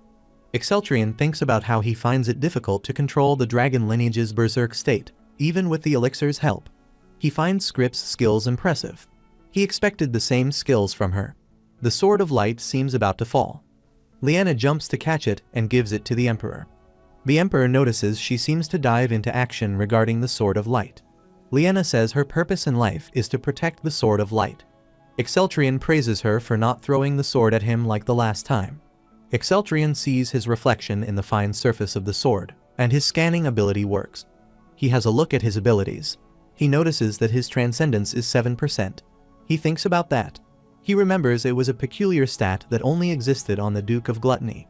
He notices a mark next to the transcendence percentage and wonders what it is. He touches that mark, and multiple notifications appear. The notifications reflect upon his transcendence attribute. He wonders what the hell that attribute is about. The last notification reads that transcendence is the potential of a unique existence surpassing the world's reasoning. The explanation of the ability leaves Exceltrion in awe. Liena asks the Emperor what happened to him. Exceltrion tells her that someone has spoken to him without his permission. Liena tells the Emperor that the Sword of Light is known to talk to its owner. She clarifies that others cannot hear that. Exceltrion asks everyone to be silent. He starts to speak in his head. He asks the sword if it can listen to him when he talks like this. The sword replies that it is linked to his consciousness. Exceltrion says that means the sword can enter his consciousness. The sword replies in affirmation. A screen appears before Bang Guangsuk. The sword tells him that it can also show him his past in this manner. Bang Guangsuk asks if he can see everything like this. The sword again answers in affirmation. The sword says it can also show him the scene when he knocked the sword over. Bang Guangsuk asks the sword why that transcendence ability from before appeared. The sword replies that it is because he could capture an existence that already had the transcendence ability. Bang Guangsuk asks the sword about the benefits of that ability. The sword replies that he can use transcendence skills matching his transcendence attributes. It further tells him that he can currently use spatial distortion and gluttony. Bang Guangsuk asks the swords about the effects of these abilities. The sword replies that spatial distortion can move something into a different space or attack an enemy using the distortion itself. Bang Guangsuk asks the sword if it is something like the ability the Duke of Gluttony used. The sword explains that skill is possible only when spatial distortion reaches a high rank. It tells him he cannot use such a skill now. Bang Guangsuk asks the sword how he can learn to use it. The sword replies that he can already use it. It asks him to extend his hands and imagine using the skill. Exceltrion did as the sword said, and the skill worked. Scripps and Liena tell the Emperor that the space is wrapping. Exceltrion asks them not to make a fuss. He says this is nothing special. The notifications by sword show that his transcendence ability decreased to 2% because of his use of it. The notification indicates that his ability will recover by 1% each day. The sword says it can also announce his remaining stats, blood aura, and elixir capacity if he wishes. Bang Guangsuk wonders if Karl's also faced this situation in the Great Human Demon War. He asks if it was behind Karl's incredible growth. The sword replies that it cannot understand his question. Bang Guangsuk understands that the current Sword of Light has never met Karl's, so there is no way that it should understand. The sword says that it is the anti-demon weapon, the Devil Hunter's integrated usage system. It tells Exceltrion that almost 80% of his functions are sealed. It tells Exceltrion that he has used scanning and elixir to unlock an initial amount of the system. It further tells Exceltrion that he can unlock other functions if he goes to the other ruins. Exceltrion asks him if he is telling him to go through that intense pain like he did with scanning again. The sword replies that this is how it works. Exceltrion says the first run unlocked 20%. He asks if he needs to go to 4 more ruins. The sword says yes to that question. Exceltrion seems absorbed in his thoughts. Liena and Scripps have their gazes fixed on the Emperor. Exceltrion holds his head and says that he hopes not to be treated as an insane man before then. Liena asks the Emperor if he is planning on entering the ruins. Exceltrion replies that the next ruin would probably be the White Bloodstone. He asks Liena why she is asking about that. Liena says if it is the White Bloodstone ruins, she has some information about that. She tells the Emperor she was close to the most active priest in ruins. Exceltrion suggests she should accompany him if it is like that. Scripps intervenes in the conversation. She says the wait time to enter the White Bloodstone ruins is over 3 years. Exceltrion replies that he already knows about that and has given the order to deal with that matter. Meanwhile, someone comes and tells the Emperor that something urgently needs to be reported. The Emperor allows the person to enter. Cerbeos enters the room and apologizes to the Emperor for interrupting his rest. He tells the Emperor that he has an important message to deliver. He notices the princess is also sitting there and shows his happiness to see her healthy. Scripps says thanks to Cerbeos for his concern. Then, he notices Saintess Liena. He recognizes her and shows his pleasure at meeting her. He introduces himself as the Prime Minister of the Rune Empire. Saintess greets Cerbeos. The emperor asks Beos to forget the formalities and give him the message. Beos tells the emperor that they have finished revising the plans for the two ruins as per his orders. He adds that they may enter the White Bloodstone ruins in 4 days. He tells the emperor about the presence of the invisible golems there. He further tells the emperor that the other hunters have already pillaged the stone mineral ruins, where light and darkness intersect. He adds they have to wait for 4 weeks to raid that ruin. Saintess Liena intervenes in the conversation. She says the Hunters Guild never changes their plans for any reason. She asks Sir Beos if he obtained permission to enter the 2 ruins. She says the Hunters Guild can defy the Rune Empire. Sir Beos replies that the Rune Empire's power spans the entire Iroth continent. Saintess asks Sir Beos about how he convinced them. Sir Beos replies that he met with all 5 of their headmen individually. He says he told them if they refused, the Emperor's fury would fall upon them. Saintess says that it must have been entertaining to watch. She already thinks that the Emperor's threats are all powerful. Sir Beos tells Saintess that he has also borrowed some of the temple's power. He describes how he did that. He told them that it would be difficult to obtain the priest's cooperation in the future if they refused. Exceltrion says this is good, as expected of Rune Empire's Prime Minister. Sir Beos humbly receives Exceltrion's acknowledgement. He remembers that Beos is the Prime Minister, but only in name. He apologizes for making him do all this by himself. Beos dislikes plots and schemes, but does this for His Majesty's cause. Exceltrion asks him what he means. Beos says he means that it is all part of His Majesty's plan. He says he realized that when he secretly traveled to the Temple of Light. Exceltrion asks him what he learned. Beos replies that he discovered that every action of His Majesty is purposeful. He says the Emperor's actions weaken the demons and boost the Empire's force. Saintess Liena thinks there is no way this kind of brownnosing will work. Exceltrion praises Beos' wisdom and considers him a wise Prime Minister. Scripps admires His Majesty's appointment. Then, Exceltrion and Prime Minister Beos started to credit each other for success. On the other hand, Saintess Liena considers Prime Minister Beos scary. She wonders how he threatened the headmen of the Hunters Guild to their faces and speaks with His Majesty as if it is nothing. Exceltrion tells Liena that she will accompany him to the White Bloodstone ruins. Saintess Liena asks the Emperor if only 2 of them will go there. Exceltrion tells her that one of the White Dragon Knights will accompany them. He says they need someone to carry their things. Scripps asks Exceltrion if she can also accompany them on this journey. Exceltrion refuses to take her with them. He says she has other things to do. Scripps asks if he is talking about her training with Sir Ingruz. Exceltrion replies it is not about training. He asks her to resolve the diplomatic issues with the Saphigold Empire before he returns. Scripps asks the Emperor if he is talking about her father and brother. Exceltrion says yes, he is talking about that. He asks Scripps to care for that matter and leave no loose ends. Scripps says yes to the Emperor's order. Then, Exceltrion turns toward Liena and asks her to steel herself and prepare for the work. The journey seems terrifying for Liena. The scene shifts to the Demon's Continent, which looks dark and gloomy. A long time ago, a human kingdom flourished there. However, 6 demon kingdoms arose throughout the vast land after the Light Dragon War, irreversibly to waste. Therefore, demons from hell rose to earth and took over the abandoned lands, seizing the opportunity to take over the human world. However, every time they tried, the Rune Empire's military forces thwarted them at the boundary. Nevertheless, the demons did not give up and dispatched ground forces and the Demon General. Demon General turned the Demon Continent on Earth into his base and began invading the human continent. The scene shifts inside the Demon General's palace. Demon General asks someone if he returned alone. The shapeshifter bows down before the general and says yes to that question. The Demon General says the shapeshifters and the winged demons are dead. He adds that he has no news about the Demon Duke's core. He asks the shapeshifter if he does not know what happened to the Duke. Shapeshifter replies he remembers summoning the Duke of Gluttony. Demon General yells at the shapeshifter and tells him that the core is destroyed. He asks the shapeshifter if he showed his back to save himself. Demon General reminds the shapeshifter how difficult it is to get the Duke's core.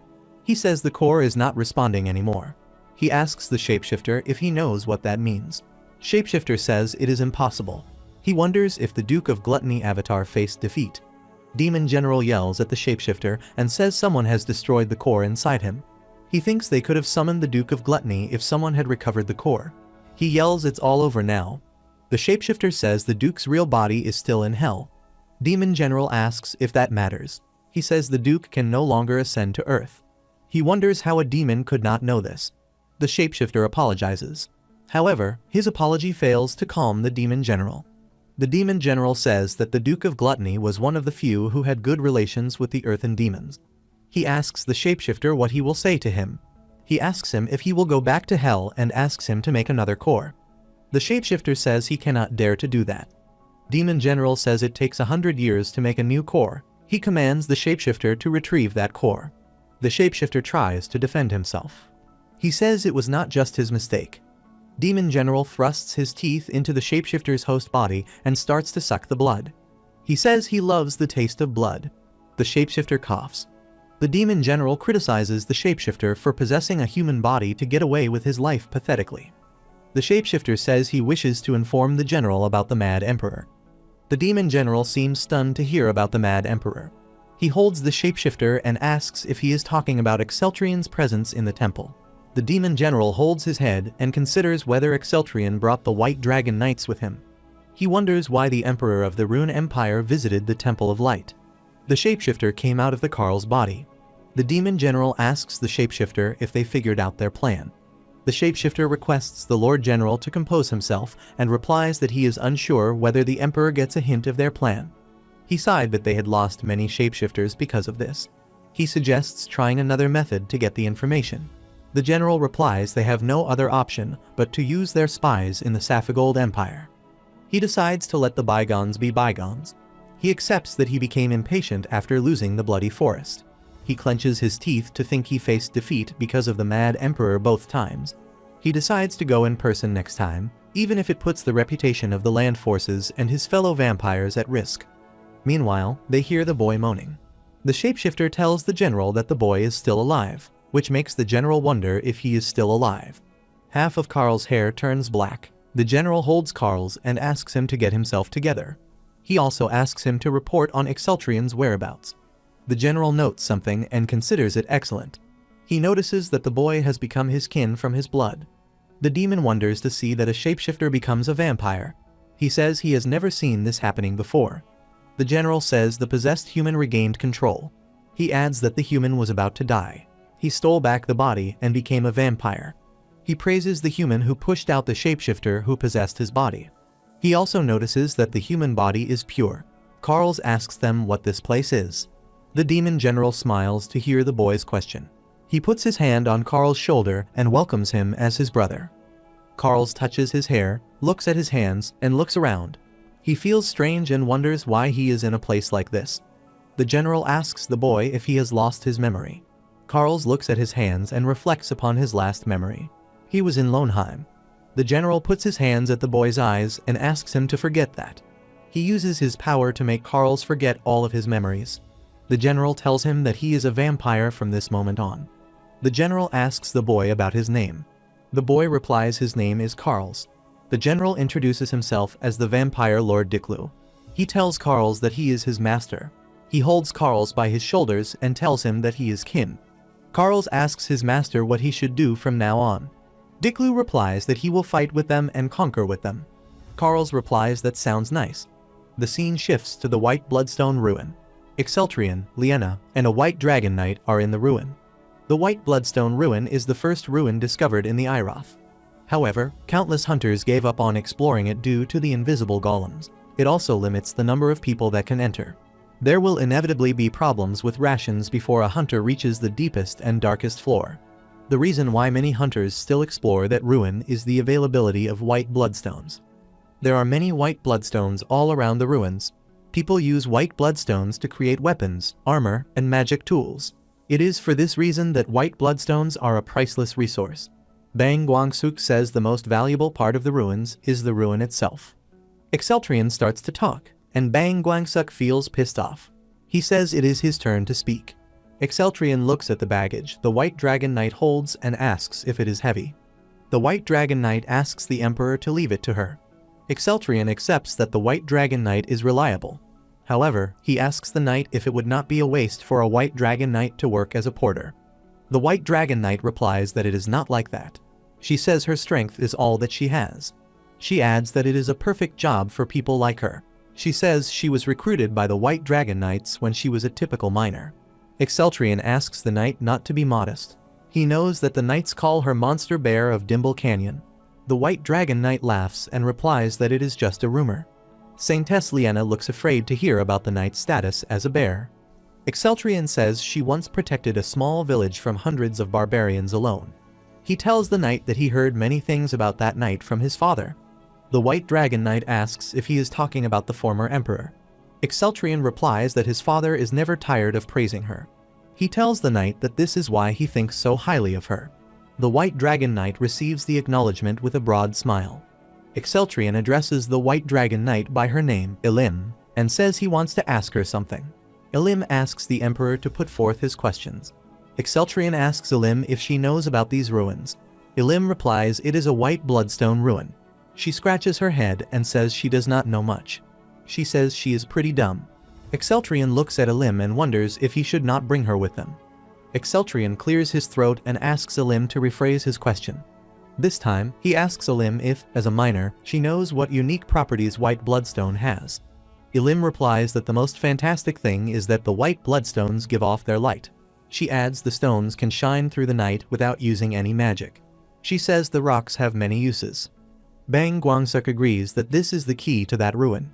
Saintess Liena asks the emperor if they can take a short break. She looks tired. Exceltrian and Elim looks at her. Exceltrian asks her what she said. He asks Liena if they have not rested 3 hours ago. Liena asks the emperor if most people would not rest after walking for 3 hours. Liena looks exhausted. She says she is not a warrior who uses her blood aura. Exceltrian asks Liena if she wants to go back to the prison. Liena apologizes to the emperor. However, she thinks it is only hot in the prison, but this journey is exhausting. She thinks she should have gone back. Exceltrian says they will rest after arriving at the lowest floor's entrance. Liena, at least, feels happy to hear that. Exceltrian asks Liena to hold on until then. He asks Liena if she is not a genius with divine magic. He suggests she can strengthen herself using that power.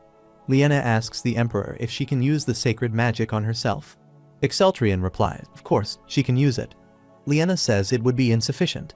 She tells them that she was told in the temple that she cannot use the magic on herself unless necessary. Exceltrian knows that Liena is speaking the truth. Divine magic proportionally enhances the target's physical abilities to their existing physical skills. For example, using it on Elim would be several times more productive than using it on Liena. Exceltrian asks Liena to worry about her first and advises her to consider other matters later. Liena uses the divine magic on herself and boosts her energies. She asks her fellow companions to let her keep going. They stop after reaching a point. Elim lights up a fire. Exceltrian looks around the place. He says he believes that is the entrance to the lowest floor. Elim looks around and says that it seems several hunters failed there. Liena says the place is creepy. Several messages are written on the walls by the hunters who failed there. Exceltrian advises Liena not to leave their sides at any cost from this point onward. Then, he asks Elim to put down everything she is carrying and bring the white bloodstone powder. Exceltrian opens the door and tells his companions that they are going in. They enter the place. There is darkness all around. One of the girls says she cannot see anything. She asks the emperor why he is not using the torch. The emperor replies that if they use the torch, all the golems will gather there. Exceltrian asks Elim to spread the powder. Elim follows the emperor's order. She tells the emperor that she spots some of the golems. Exceltrian says they must defeat them using as little powder as possible. Bang Guangsuk suggests they should use the gem of the ruin rather than using other things or explaining about the darkness. Elim tells the emperor that she can hear footsteps in the water. Exceltrian replies that he can listen to them, too. He spreads some powder around that place to help them spot their target. The system tells Exceltrian that his vision is abnormal. It further tells him something camouflaged by light magic in front of you. Elim grabs the golem by his leg and says that he got him. Exceltrian notices the golem is about to hit Elim. He asks Elim to dodge the attack.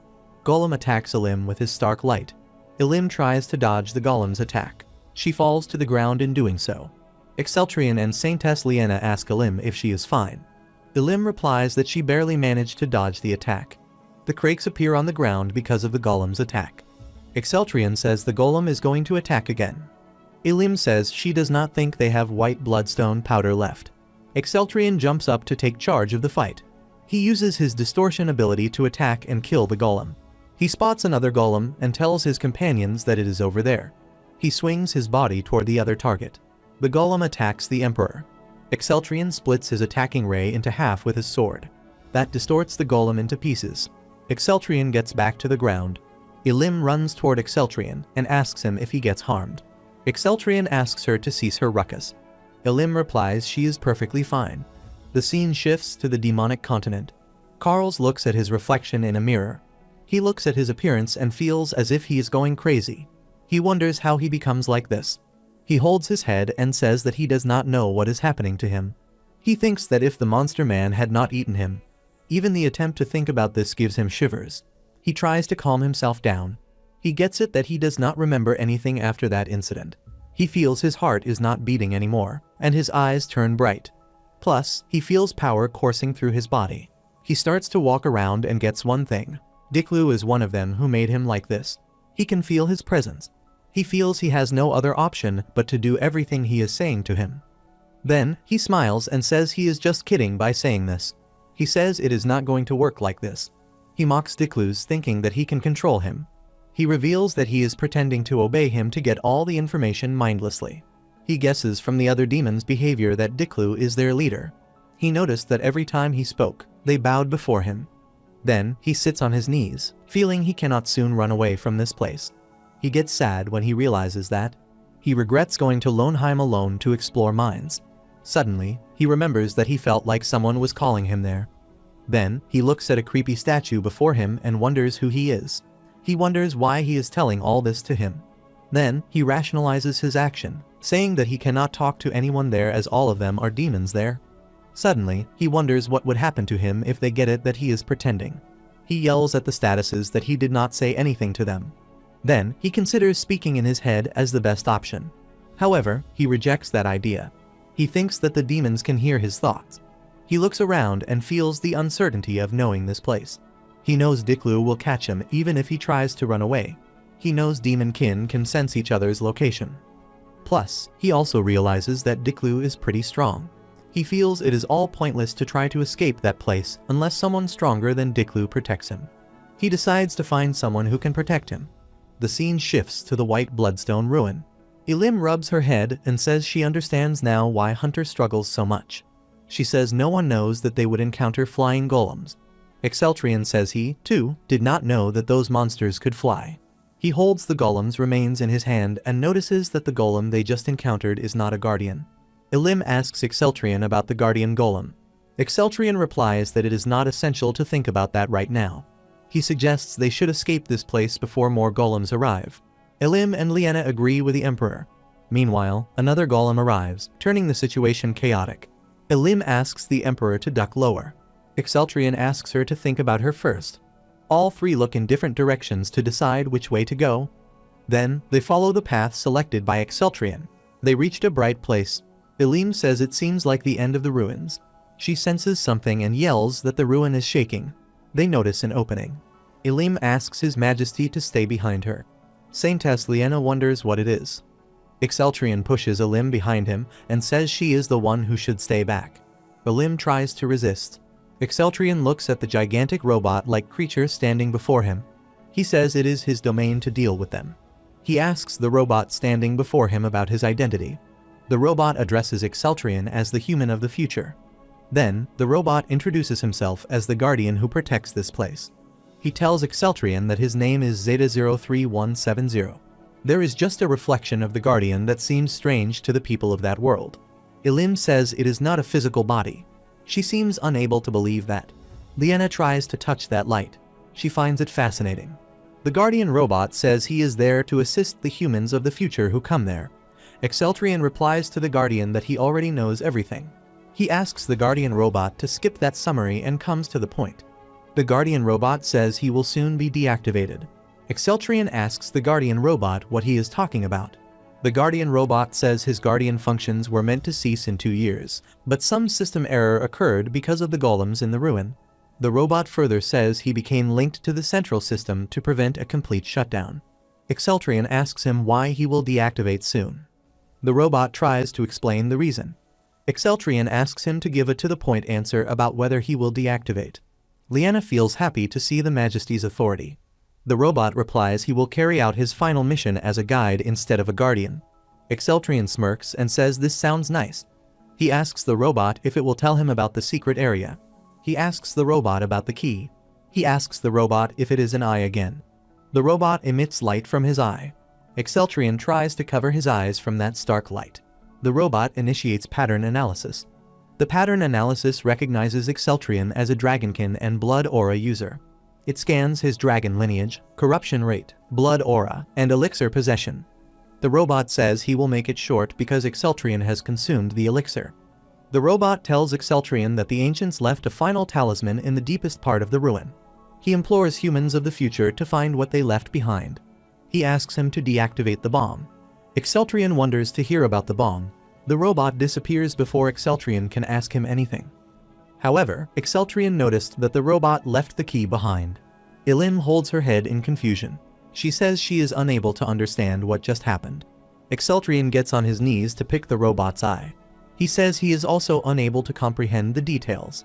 He adds that he believes that ruins contain components of the ancient system. Liena asks what he means by the system.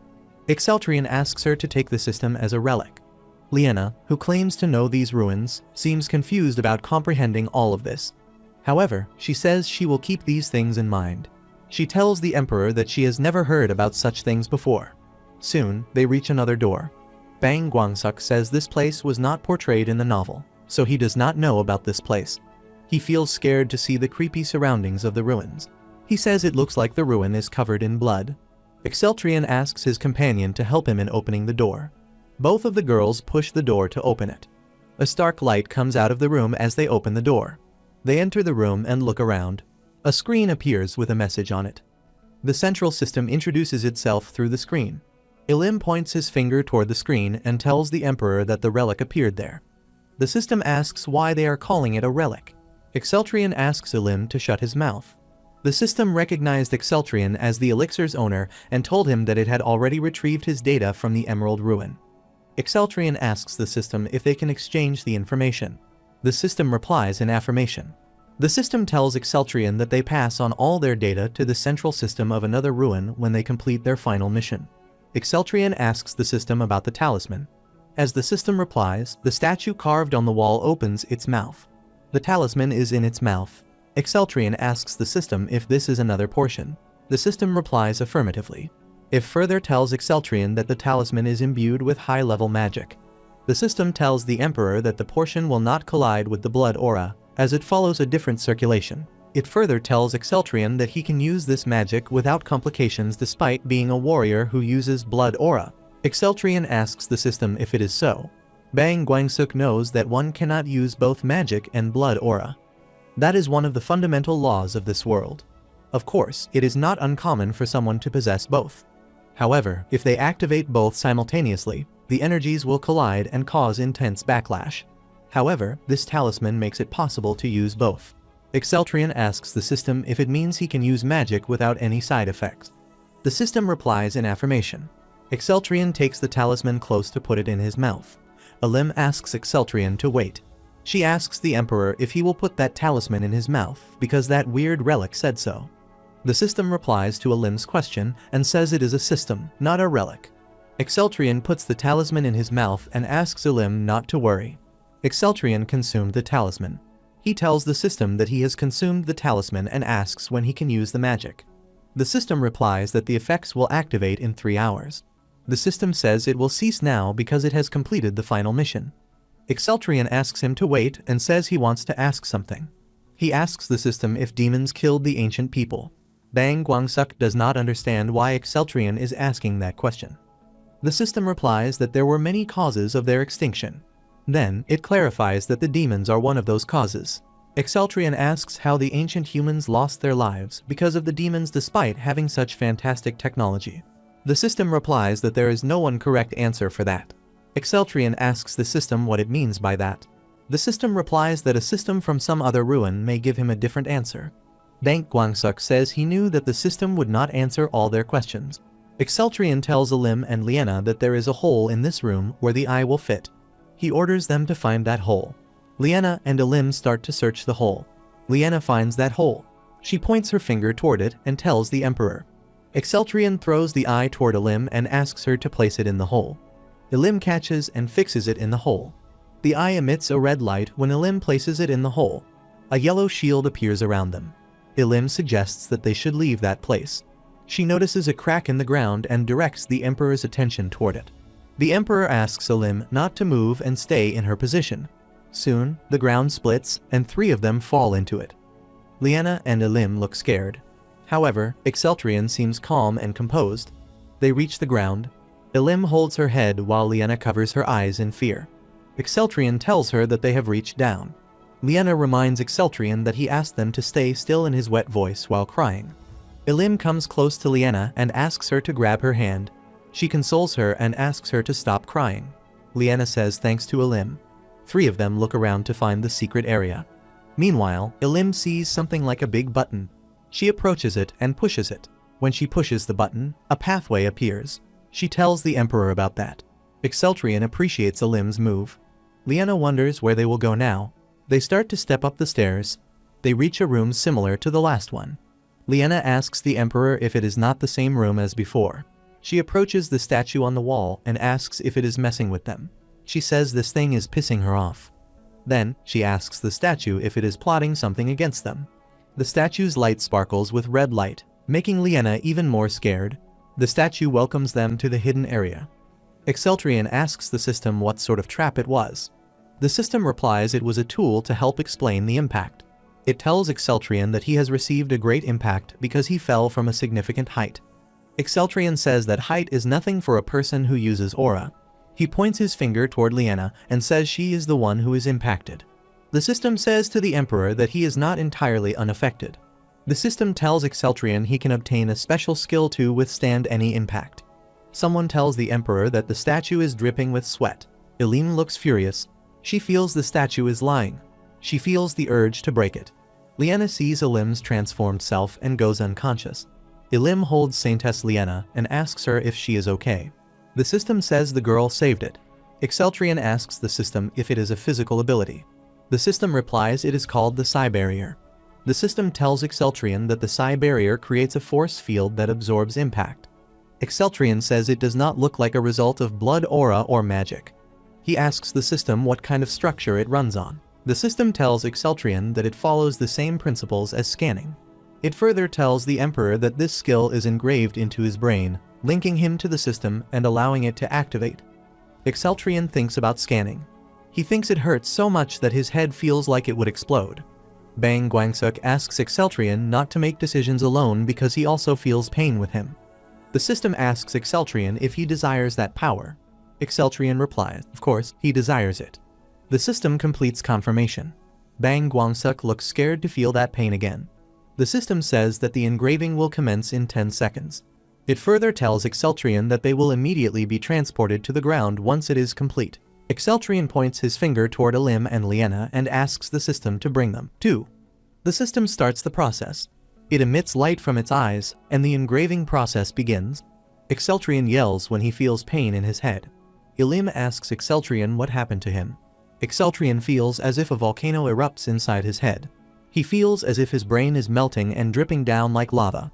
Exceltrian hears a sound and wonders what it is. It is Elim's voice. In a panic, Elim has transformed into a bear. Exceltrian yells to see a bear monster before him and asks her to leave him. Elim reverts to her human self and tells the Emperor it is her. Liana tries to control her laughter to see the Emperor scared. Exceltrian gets hold of himself and asks Elim where they are. Elim replies they are at the entrance of the White Bloodstone ruin. Exceltrian gets it that they have transported back. He asks Elim to let them return quickly. Liana is still struggling to control her laughter. Exceltrian warns her that he will return her to the underground dungeon if he laughs again. Elim diverts Exceltrian's attention toward the Sword of Light. She tells him that the Sword of Light is acting strange. The Sword of Light tells Exceltrian that he lost consciousness for 57 seconds. It further tells him that a forced engraving absorbed much of the elixir. It tells Exceltrian that the elixir capacity is at 14%. Then, it starts to talk about the per-day percentage of its recovery. Exceltrian puts his hand on his forehead and asks the sword system to slow down. He says it is not like he is going to battle immediately. The sword system receives Exceltrian instruction and slowly tells about other details. It says it will calculate the level of danger in each instance. It adds that the system will work faster in case of a high-level threat. The sword system further tells Exceltrion that his new skill is engraved. It explains that the new abilities have expanded his nerve network. He tells him he can strengthen his nerve link with the codename Devil Hunter if he wishes. Exceltrion asks if he can use up to 40% of the sword's power. The sword system replies in affirmation. Exceltrion synthesizes the nerve link. It takes some time to complete. He becomes eligible to use a portion of the sword's power. Exceltrion holds his head to see that it is finally over. He looks at his hands and feels that something is different, though. Elim asks the Emperor if he is in pain. Exceltrion says in negation. Elim notices and tells the Emperor that his eyes are glowing. Exceltrion says it is nothing. It will stop soon. The system tells Exceltrion about completing the link and establishing the psi barrier. It further informs him that the skill is activated as a test and asks him to raise his right hand. Exceltrion raises his right hand, and a blue aura comes out of his hand that forms a circular structure around his hand. Exceltrion looks at it and says it feels like some Porygon lump. Liena asks the Emperor about that lump. Exceltrion ignores her question and asks the system if it is a psi barrier. The system informs him that he can use the psi barrier however he wishes. It tells Exceltrion that the psi barrier can activate anywhere on his body. However, the system warns him that using the skill may be limited to confined metal spaces or underground. He asks the system if he can use this ability without the sword. The sword system replies affirmatively and says he can activate it without the sword. Exceltrion asks the system if it is unnecessary to protect the sword with the barrier. The sword system replies that he needs it to lessen blood aura consumption. Bang Guangsuk says the sword system should have told this first. He finds the sword system even more suspicious after it says this. Exceltrion opens his arms and smiles. Liena wonders if he is threatening something again as he has that smile. Elim tells Exceltrion that Sir Durin asked her to relay a message after they exited the ruins. Exceltrion asks Elim if Durin did this. Elim says she believes it is because of the imperial ceremony that will be held soon. She remembers Durin asked him to return the Emperor to the Empire when they left the ruin. Exceltrion asks Elim if much time has passed already. Bang Guangsuk fixes his spectacles while thinking about the excellent dragon ceremony. He knows it is the most significant event and ceremony in the Empire. He feels excited about the ceremony. Exceltrion says it is not essential. Exceltrion asks Bang Guangsuk to cease his chatter. Then, he says he understands they have to return to the Empire. Bang Guangsuk asks Exceltrion if he is trying to make a fool out of him. Exceltrion ignores Bang Guangsuk and starts his journey back to the Empire. Soon, they enter the palace. Durin runs toward the Emperor and asks him why he is so late. He tells him that the excellent dragon ceremony is tomorrow. Durin looks in panic. Exceltrion asks him how long he has been waiting there. Durin asks the Emperor if it matters. Durin says it would have caused an uproar if he had returned a day later. Exceltrion makes Durin focus on the fact that he has returned now. He adds that he is tired and will rest after dining. Then, he asks Elim and Liena to rest before eating. Durin turns toward Elim and reminds her that he asked her to make the Emperor return as soon as possible. Elim pats her head and apologizes to Durin. She says it is a relief that they are not late. Now Durin is after Exceltrion, making efforts to make the Emperor realize the importance of the ceremony. He says the excellent dragon ceremony is an essential tradition the Empire has practiced for centuries. Durin says he understands that he is busy and has to travel almost daily. He tells Exceltrion that the ministers are enraged. Exceltrion wonders if Durin has always been this talkative. Exceltrion looks at Durin and asks if it matters. He reminds Durin that all they have been doing for the last 3 years is drinking during the ceremony. He asks if he should not be more productive in place of doing that. Durin tries to make the Emperor realize that time has changed. He asks the Emperor if he should not participate more in government affairs to preserve his imperial dignity. Durin takes a while to notice that the Emperor has gone far. He runs after him and asks the Emperor if he is listening to him. Exceltrion turns towards Durin and addresses him. Durin stands all active to hear what the Emperor intends to say. Exceltrion says it is the duty of the Prime Minister. He asks Durin if he thinks he would be a better administrator than Beos. Durin replies that he would not be. The quick answer makes Bang Guangsuk pissed off for some reason. Durin says the new Prime Minister has been doing his duties exceptionally well. He adds even Beos is more efficient than he expected. Exceltrion asks Durin to leave the government affairs to Beos. Durin tells the emperor that the ministers have many reservations about that. Exceltrion mocks their reservations and asks Durin if he wants him to bow down before them. Exceltrion turns his back after saying that. Durin says he believes the emperor should treat his vassals with less prejudice. Exceltrion says it is not his prejudice, it is just that they feel a sense of inferiority. Durin says he knows the emperor's intentions are different. However, he again requests Exceltrion to pay more attention to the imperial event. Exceltrion assures him that he will adequately participate in the dragon event. Bang Guangsuk feels pissed off and wonders if Durin is a stalker. Durin asks Exceltrion if he remembers the previous ceremony. He reminds the emperor that he became so intoxicated that their senators, including him, had to carry him away. Exceltrion asks Durin if that is so. He says he does not remember anything. Bang Guangsuk gets it. Why is Durin mad now? Durin hopes that this year's ceremony will pass quickly without any trouble. Bang Guangsuk looks at Durin's worried face and decides to take responsibility for that. Exceltrion thinks about the Grand Dragon ceremony. He feels sad that it was his final memory of spending time with the late emperor. The scene shifts to the past. Young Exceltrion stands with his father before a dragon statue. His father asks him to heed and tells him that the Great Dragon ceremony is the emperor's duty. He advises him to hold that ceremony every year. The scene shifts back to the present moment. Exceltrion also remembers his father's voice. He tells Durin he will be counting on him to supervise tomorrow's ceremony. Exceltrion opens the door and tells Durin that he shall take some rest now. He assures Durin that he will carry out tomorrow's ceremony according to the plan. He advises Durin that he should also rest now. Durin bows down before in affirmation. Exceltrion looks at scripts while closing the door. After some time, Exceltrion asks a maid to call Alim and Liena for dinner. Meanwhile, Durin hopes they can carry out this year's ceremony without problem. The scene shifts to the dining hall where all are busy eating. Exceltrion asks everyone to drink. He says they can drink on days like that. Meanwhile, Durin enters the hall. He feels he was a fool to trust him. The next day comes. Bang Guangsuk feels that they drank too much last night. He wonders how people deal with the hangovers in that place. He thinks if they take honey water or something. Then, he sees something and wonders what sort of magic it is. It takes him a while to notice that Durin is holding something in his hand. Durin asks the emperor to drink this honey water infused with herbs immediately. He asks the emperor how much he drank last night. Exceltrion takes the bowl from Durin's hand and starts to drink it. Durin asks Exceltrion if he didn't say he would rest because he was tired. Exceltrion finishes the drink and throws the bowl towards Durin. He asks Durin if it is still not better than the last year. He says there will be no delay if he gets ready now. It takes Exceltrion some time to get ready. Someone knocks on his door. Exceltrion allows the person to enter. Maids enter the room and help the emperor with what is left. Exceltrion gets on his way to the ceremony with Durin. Ziggurin is the great emperor and founder of the Rune Empire. He was a half-blood, one half-human, and the other half-dragon.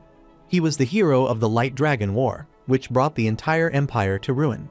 The war began when the Light Dragon, Yogg-Knight, suddenly went berserk. The dragons peacefully coexisted with the humans, but they all went mad and committed great acts of brutality. At this point, the one who saved this ruined empire was Ziggurin. As soon as the war ended, the people welcomed him as their savior. Ziggurin unified all the nations hit hard by the war and ascended the throne as their emperor. Thus, he established the Rune Empire. This history is something everyone in the world knows. However, the Yogg-Knight's breath had ceased. Bang Guangsuk knows that Yogg-Knight's soul is still alive. He also knows they have stored Yogg-Knight's body beneath the Rune Empire's capital. Exceltrion enters a place along with his guards and Durin. He says it has been a long time since he last came there. He is in the Red Dragon Palace, Ziggurin's tower. Ziggurin built that tower high so that everyone would see Rune's power. However, that was just a trick to hide Yogg-Knight's body without making anyone notice it. A person bows before Exceltrion to see that he has arrived. Exceltrion greets the person named Rubens. Rubens asks the emperor if he has been in good health. Exceltrion ironically says he remembers that Rubens saw him last year. He comments that it seems Rubens has a poor memory. Durin tries to manage that situation. He tells the emperor that Rubens is asking so because the emperor became very drunk last year. Exceltrion clears his throat and says to Rubens that he has done well. Rubens again bows before the emperor and says that he is honored. Rubens adds that, as the guardian of the Red Dragon Palace, he will stand guard here so that no issues occur while His Majesty carries out the dragon ceremony. Bang Guangsuk considers Rubens a government worker who cannot think for himself. He agrees that he does not like these types of people, but he feels that Rubens is not someone to be looked down upon. Being the guardian of the Red Dragon Palace is a duty given to the greatest warrior among the White Dragon Knights. Bang Guangsuk knows how dutiful Rubens is. Even during the catastrophe when the Imperial Palace was engulfed in flames, Rubens did not leave his post and guarded the Red Dragon Palace. Countless demons met their end by Rubens. However, H eventually grew weary after fighting so many powerful demons. In the end, he died at the hands of the traitor Barza. Exceltrion seems absorbed in his thoughts when Durin suggests that he should go in. Exceltrion asks Durin to give him some time. He says there is something that he must tell the Guardian. Then, he asks Rubens to stand and says they will converse as they go down.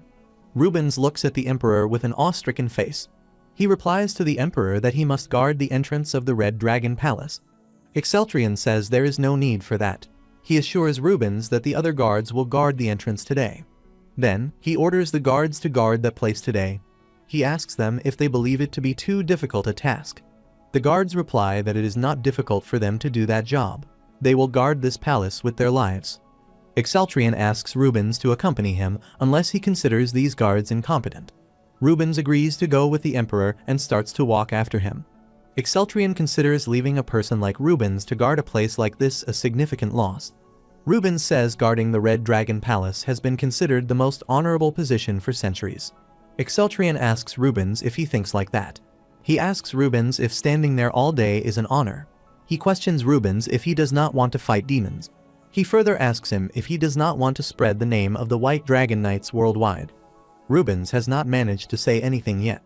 However, Durin wonders why the Emperor is there when the ceremony is about to start.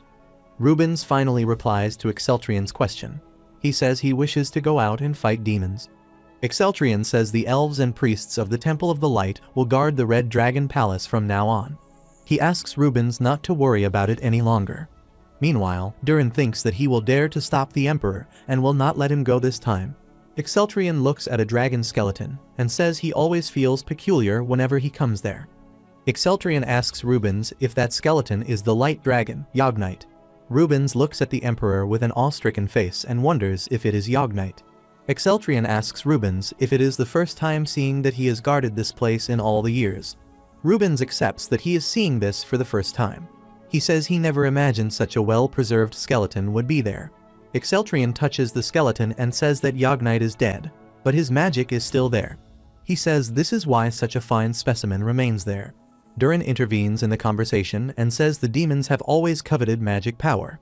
He adds that is why the Rune Empire has been keeping it dormant for generations, since the time of their forefathers. Then, he suggests to the Emperor that he should begin the ceremony now. Exceltrion says he understands that, so he will end it quickly. The ceremony itself is simple. After cutting oneself with Ziggurin's dagger, the blood is spilt onto Yogg-Knight's skull. However, exposure to the powerful dragon's blood keeps the light dragon's soul dormant, which must be done repeatedly. Exceltrion performs the ritual. Durin says it is done. He notices that the magic response is perfect. He confirms that Yogg-Knight's soul has settled. He offers a cloth to Exceltrion and praises Exceltrion that even a small amount of his blood has an immediate effect. Exceltrion asks Rubens what he thinks about that. He tells Rubens that this is the truth behind the Red Dragon ceremony. Rubens bows before the Emperor and says that it is an unmatched honor for him to witness such a ceremony. He asks the Emperor why he granted him this blessing. Exceltrion replies that he did this because he is strong. He asks Rubens not to move by this. He makes Rubens realize there is value in giving the strong the treatment they deserve.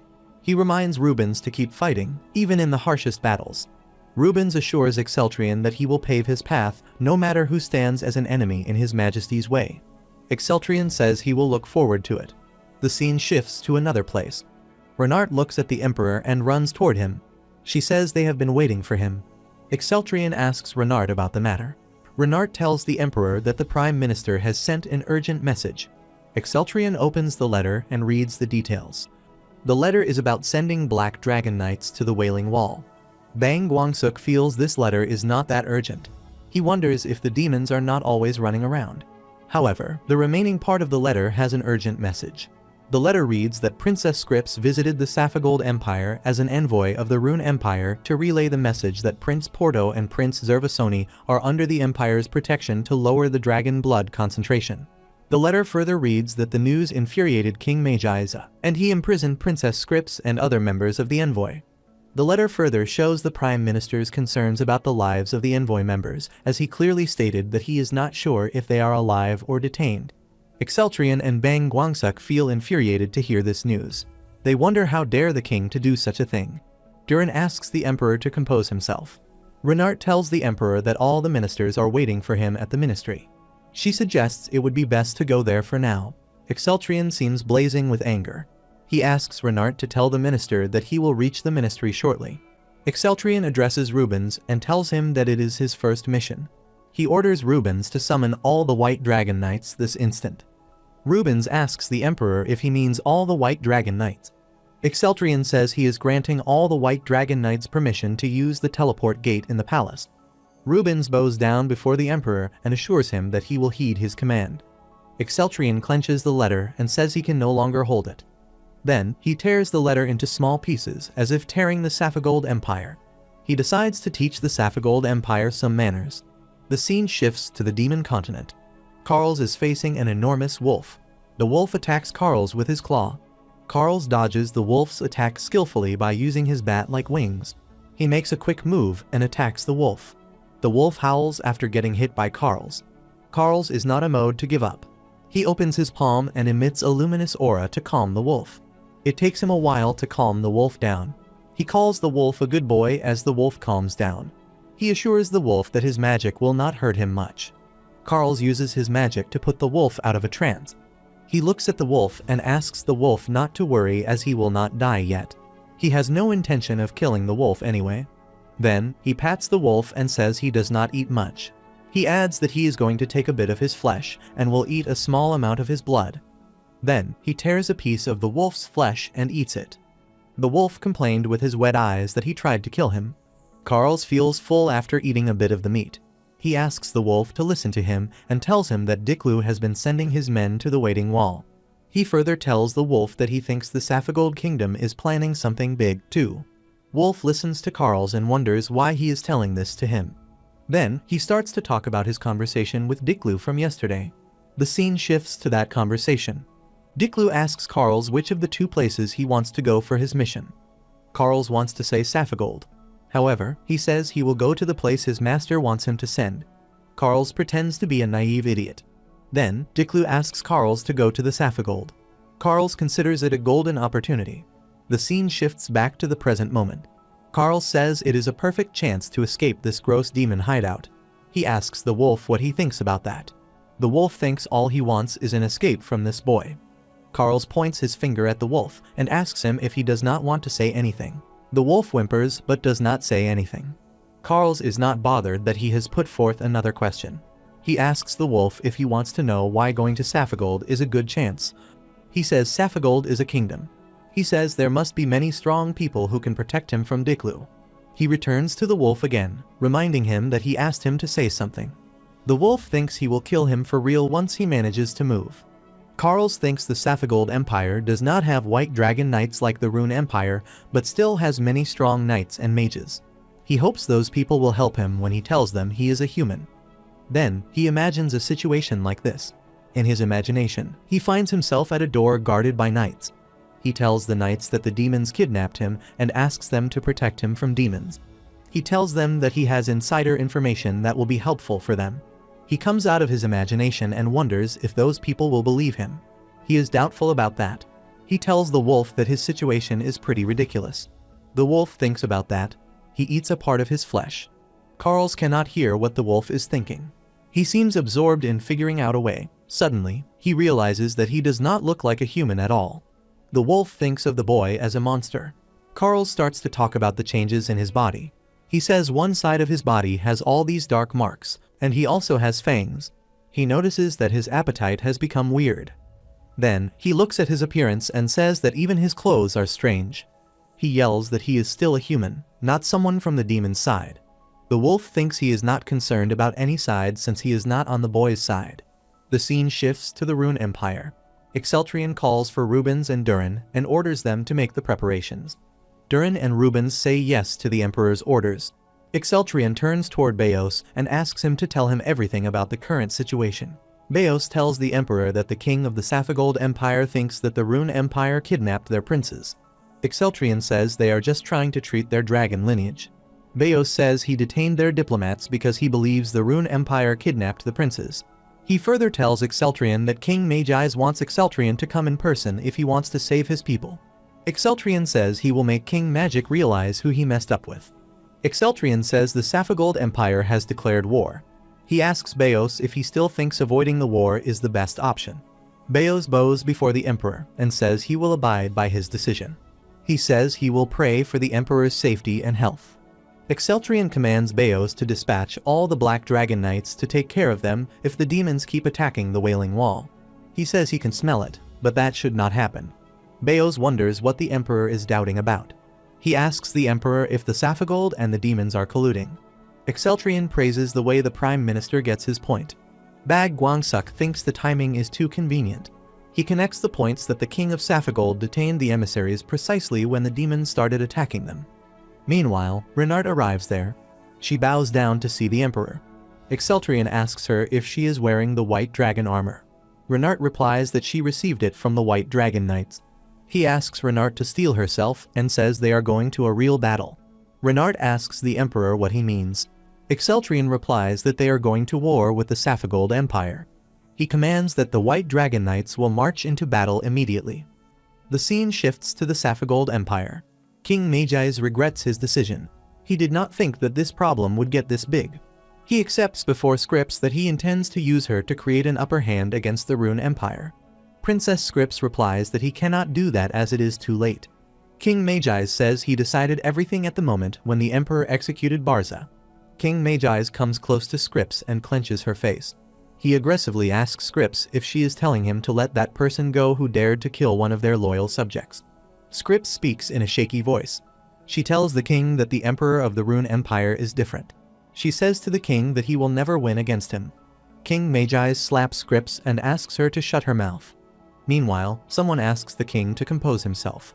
The person asks that it is a perfect opportunity. The king looks at a man dressed in a priest's robe. He addresses the man as Barza and feels relaxed to see that he has returned. Barza tells the king that everything is ready now. The king acknowledges Barza's work and considers him the only person he can trust to be on his side. The king says he has been holding himself back this whole time, ever since the Emperor brutally murdered his brother. The king puts his hand on Barza's shoulder and says they cannot avoid that war. Barza says thanks to the king for trusting him. Barza bows down before the king and tells him that the armor golems he mentioned before have been completed and are on standby. The king asks Barza to bring the golems there. Barza claps and golems enter the place. The king considers the golem armor to be a marvelous creation. He says this is so expected of the Barza family that he made mechanical soldiers who can move independently. Barza accepts the king's appreciation and tells him that he found his brother's laboratory before he died. The scene shifts to the moment when Barza finds his brother's laboratory. He sees his brother doing something and asks about what he is doing. His brother turns his blood-stained face. He has a sharp tool in his hand. He tells Orsk that he is almost done with the work. Orsk tries to stop his brother. Orsk's brother pushes him away and says that their family cannot survive if they do not do this. Then, he resumes performing some procedures on the human body. The scene shifts back to the present moment. Orsk Barza feels emotion when thinking about how far his brother went for the sake of their family. He feels sad to mention that his brother died a futile death in the Rune Empire. He addresses the king and says he came here to avenge his brother. He tells the king that he spent his whole life secluded in his home, researching the magic and innovations of his family. He assures the king that they can win the war against the Rune Empire if they make more of the soldiers that his brother made. He says all he needs in this regard is the king's approval. He feels confident about his victory after listening to Orsk Barza's words. He feels mistaken to be afraid of the Rune Empire. He asks Orsk Barza to steel himself. He says they will become the continent's greatest military nation, surpassing even the likes of Rune. He asks Orsk Barza how many golems he can make in a year. Orsk Barza replies that he can make 20 of them in a year if he devotes himself. He asks Orsk Barza if it is correct that these soldiers' power surpasses that of a knight with an rank blood aura. Orsk Barza confirms that. Orsk Barza looks at Scripps and wonders what happened to the princess for her to be in this state. He considers her a poor thing. He looks at the string around the princess's body and feels his blood aura inhibitor is doing its job. He says he never imagined that she would return out of her volition. He seems amused to see things going his way. He asks Scripps how she managed to convince the Emperor to come here. He touches Scripps's face and says Exceltrion should have crossed the national border by now. He says the destruction will soon begin. He asks the princess to look at how disgracefully her father behaves. On the other hand, King Magi's is busy appreciating the creation of golems. Orsk Barza tells the king that the development of these golems ceased after his brother passed away. He adds he is moving them for a short while with his magic. He reveals before the princesses that the Rune Empire is not the only target of his revenge. He tells the princess she has become amazing after all her dragon blood rendered her powerless. Princess Scripps tries to call her father, but Orsk covers her mouth and prevents her from saying anything. He says all she needs to do is to watch this. She wants to tell the king he cannot trust that evil person. Meanwhile, someone enters and tells the king they received a report. The king asks the man what report he is talking about. The man bows down before the king and tells him that the Emperor of the Rune Empire and his entourage have crossed the border. The king holds his head to hear that the Emperor reached his kingdom. He asks the man if he is with the White Dragon Knights. He says they will lose if the White Dragon Knights are there. Orsk Barza asks the king to compose himself. He suggests they should listen to the report first. The man further tells about the report. He says the report said that the White Dragon Knights are not part of this entourage. The king asks the man if it is true. The man replies that the report says that the entourage only consists of 10 Black Dragon Knights. The king thinks he cannot believe that the Emperor of the Rune Empire dared to come there without his White Dragon Knights. Orsk Barza suggests if they lure him to the palace, everything will turn out as planned. Scripps wonders if the Emperor is coming here for her. She knows Exceltrion can neither handle this alone, nor with the Black Dragon Knights. She clenches her teeth to find herself in this state. She does not want to end up being a burden on Exceltrion. She tries to free herself. One of the men notices that struggle and tells the king. King Magi's turns back and asks the general to do something. Orsk Barza casts a spell to bind the princess. He succeeds in doing so. King Magic slaps the princess and says he is lenient with her because she is his daughter. He asks the princess why she dared to act like this after the Rune Empire won her. King Magi's looks at Orsk Barza and says they cannot let their guard down. He asks the general if the White Dragon Knights are hidden. Orsk Barza asks the king not to worry about that. He tells the king they have stationed knights with orange blood auras at the national borders. He adds those knights have enhanced senses. He says there should only be one person who is hiding a significant amount of power among those who cross the border. Then, he asks another man if it is not like this. The man says it is indeed like this. The man says he believes the man with the significant power would be the Emperor himself. King Magic talks ill of Exceltrion and says he will make his blood stain the ground. He says he will see how far his arrogant pride takes him. Then, he grants General Orsk Barza complete control of the army. He commands the general to capture the Emperor alive. He advises the general to use hostages if Exceltrion resists too much.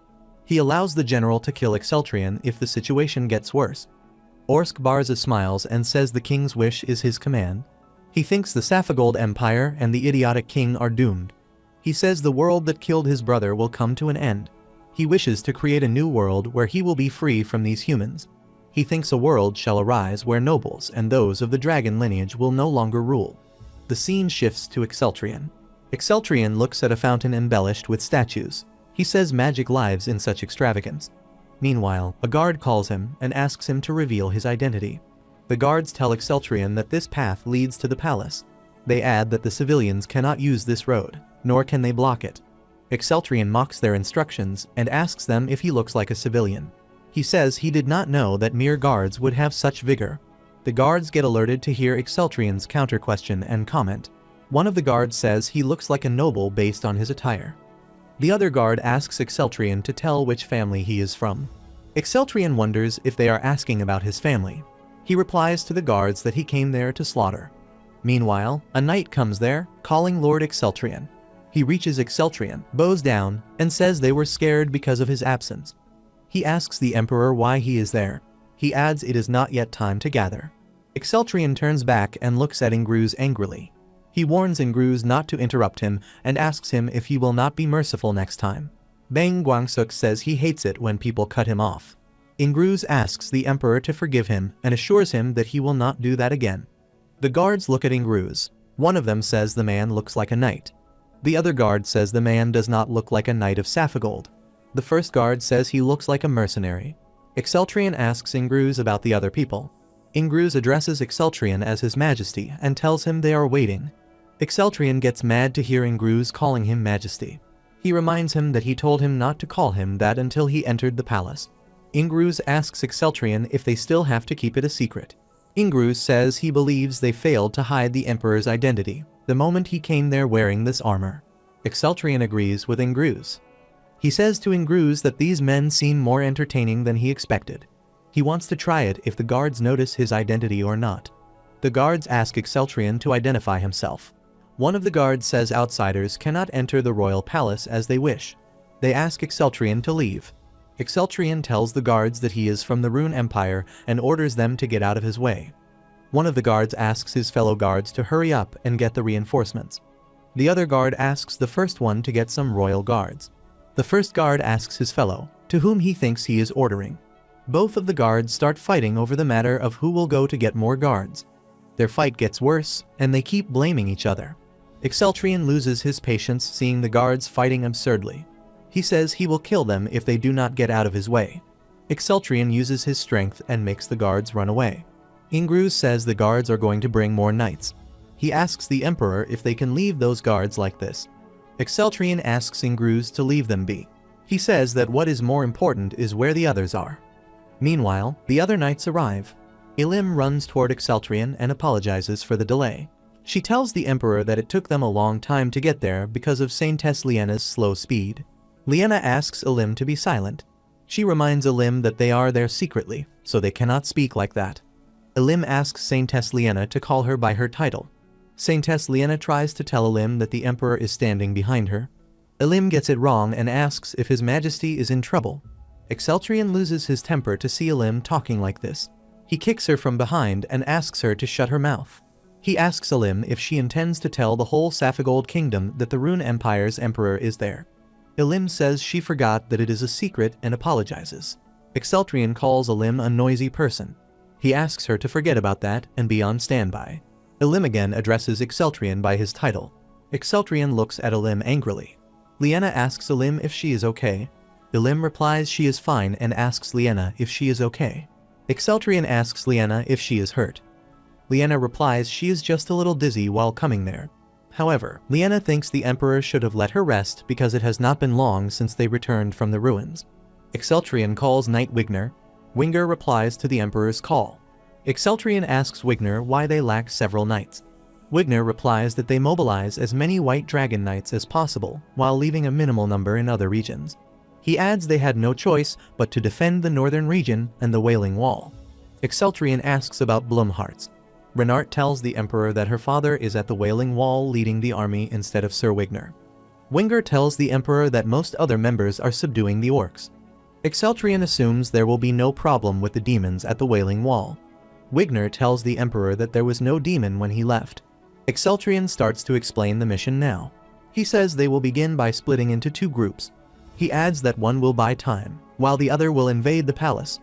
Wigner says he will heed the emperor's orders. Wigner realizes the rumors are true. He feels the emperor has become a completely different person. Exceltrian starts to delegate duties to all the knights. He orders Ingruz and Rubens to take the lead and eliminate anyone interfering. He commands them not to consider if the people are soldiers, knights, nobility, or royalty, and asks them to kill anyone who attacks. He further asks them to neutralize the ones who surrender. Exceltrian asks Liena to remain in the rearguard and assist the other knights. Then, he orders Ilim to do everything she can to protect Liena. Wigner sees the emperor leading his team and feels as if he is seeing the former emperor. He hopes to see how the empire will advance under Exceltrian's leadership. Exceltrian announces the beginning of the war. The scene shifts inside the palace. The guards enter the palace, looking for the king to tell him about the emergency. Orsk Barza is busy drawing a circle on the ground. He tells the guards that the king has returned to his sanctum for urgent business. He asks the guards about the matter.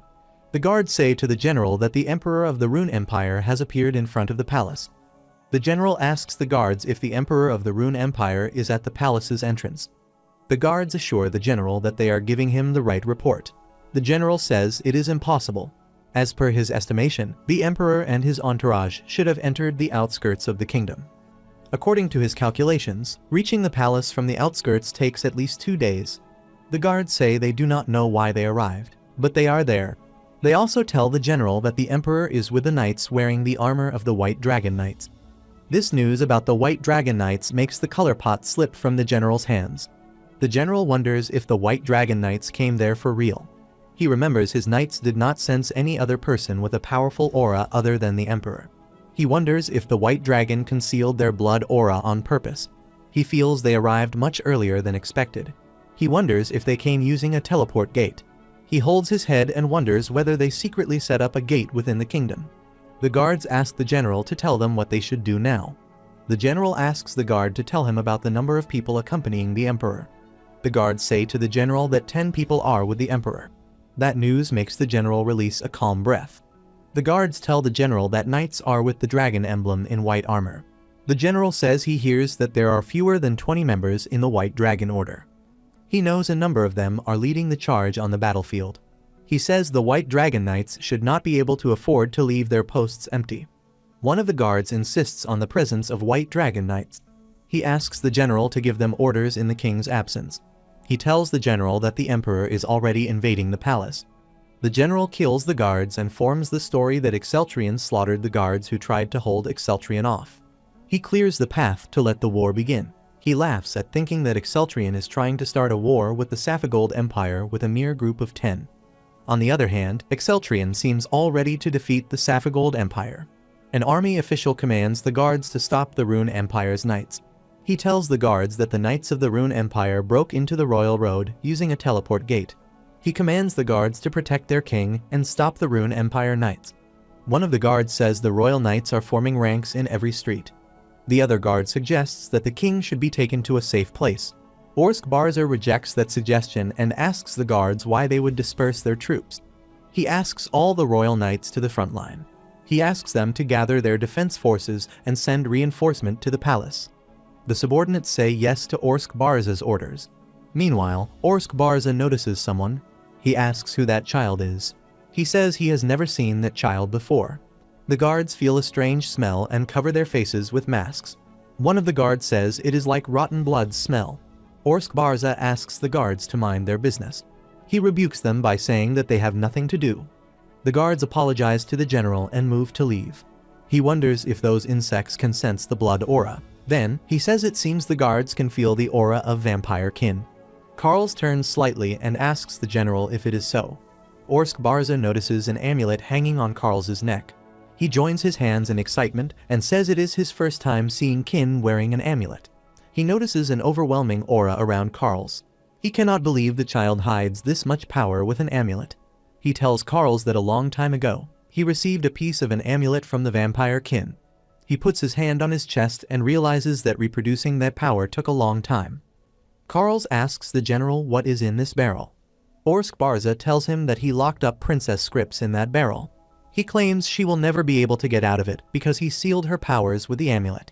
He looks at his hands and says he will use the princess to get rid of all his grudges.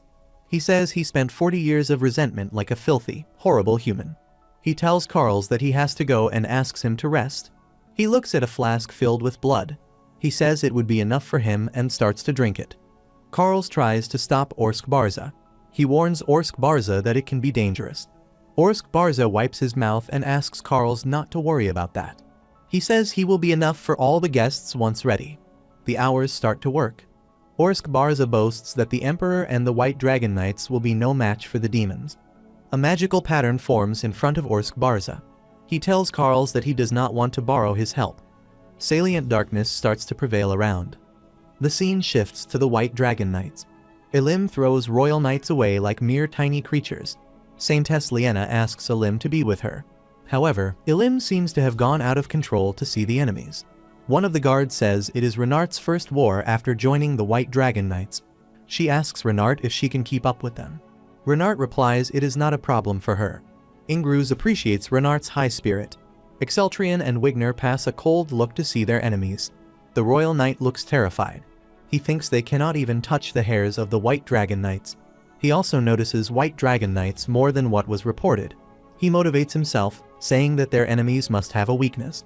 He notices that 2 White Dragon Knights are injured. He orders his soldiers to focus on the wounded knights. One of the White Dragon Knights smirked and wondered if they looked easy to deal with. Rubens called his fellow Rugesta and asked him to lead with the Emperor and Wigner. Rugesta asks his Rubens about the injured knights. Rubens assures Rugesta that he will care for the wounded knights. He asks Rugesta to trust him and take the lead. Rugesta leaves those knights to Rubens. Rugesta leaves to lead with the Emperor.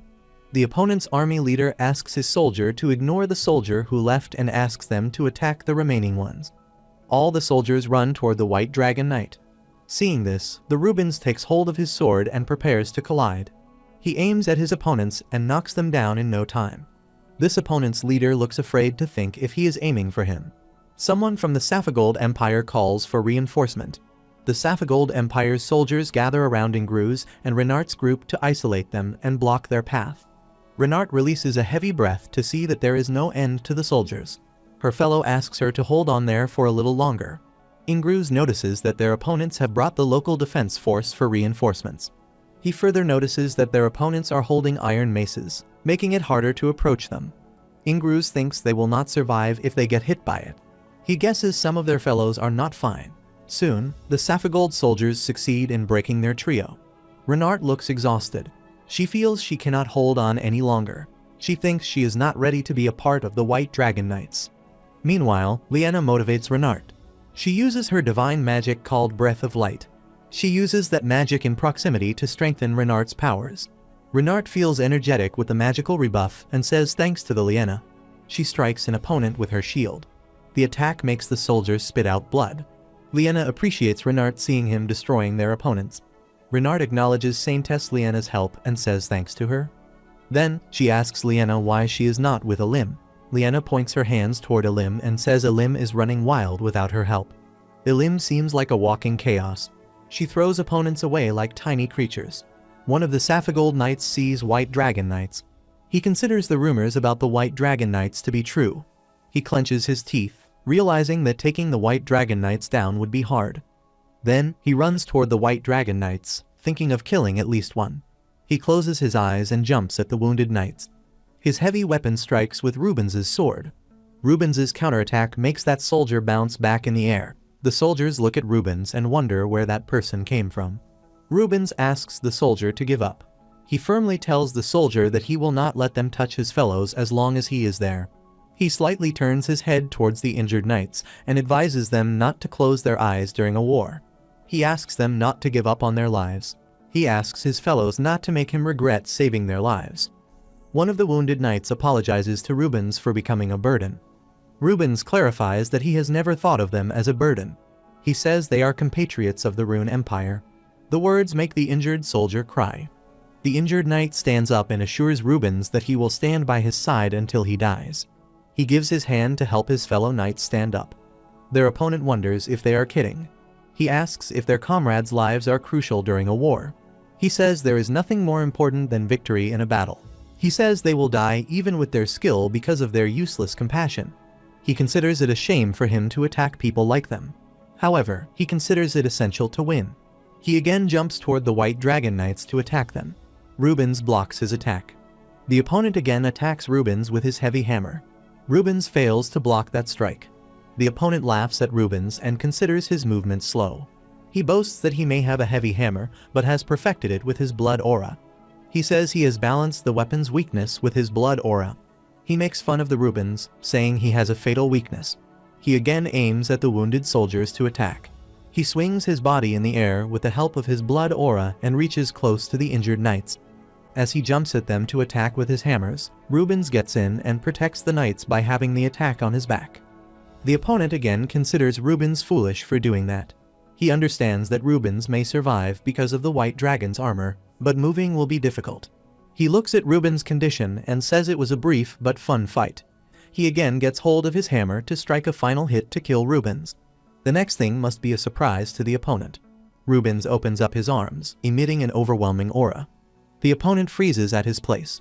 He wonders what that power is. Rubens looks at his opponent with a firm gaze, Exceltrian Rubens from a distance. He seems relaxed when he sees Rubens using his real strength. The scene shifts to a previous conversation between Exceltrian and Rubens. Rubens bows down and tells the Emperor that he will not use his blood aura in this battle. Exceltrian says he will not allow this. He asks Rubens to use all his power unless there is a special reason. Rubens rationalizes his decision. He says though they are to fight their enemies, they are still human. He adds that he followed him out of the Red Dragon Palace to deal with the demons who slaughtered indiscriminately. He wishes to subdue their enemy in this war without using their blood aura. Exceltrian allows him to do what he wants if he subdues the enemy.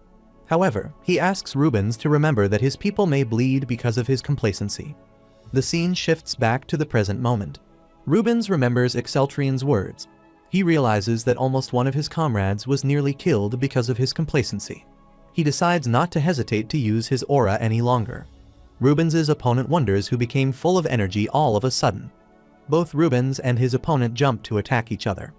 Both emit their overwhelming blood auras. Their fight attracted the attention of the other people as well. Renard feels their speed makes it hard to follow their eyes. She gets it that the person fighting against Rubens must be pretty skilled. However, she hopes Rubens will win. Rubens's opponent realizes that he is lacking in power and speed. He feels the need to increase his speed to find a gap. He looks at two soldiers and decides to use them to create one. He hurriedly moves toward the wounded knights.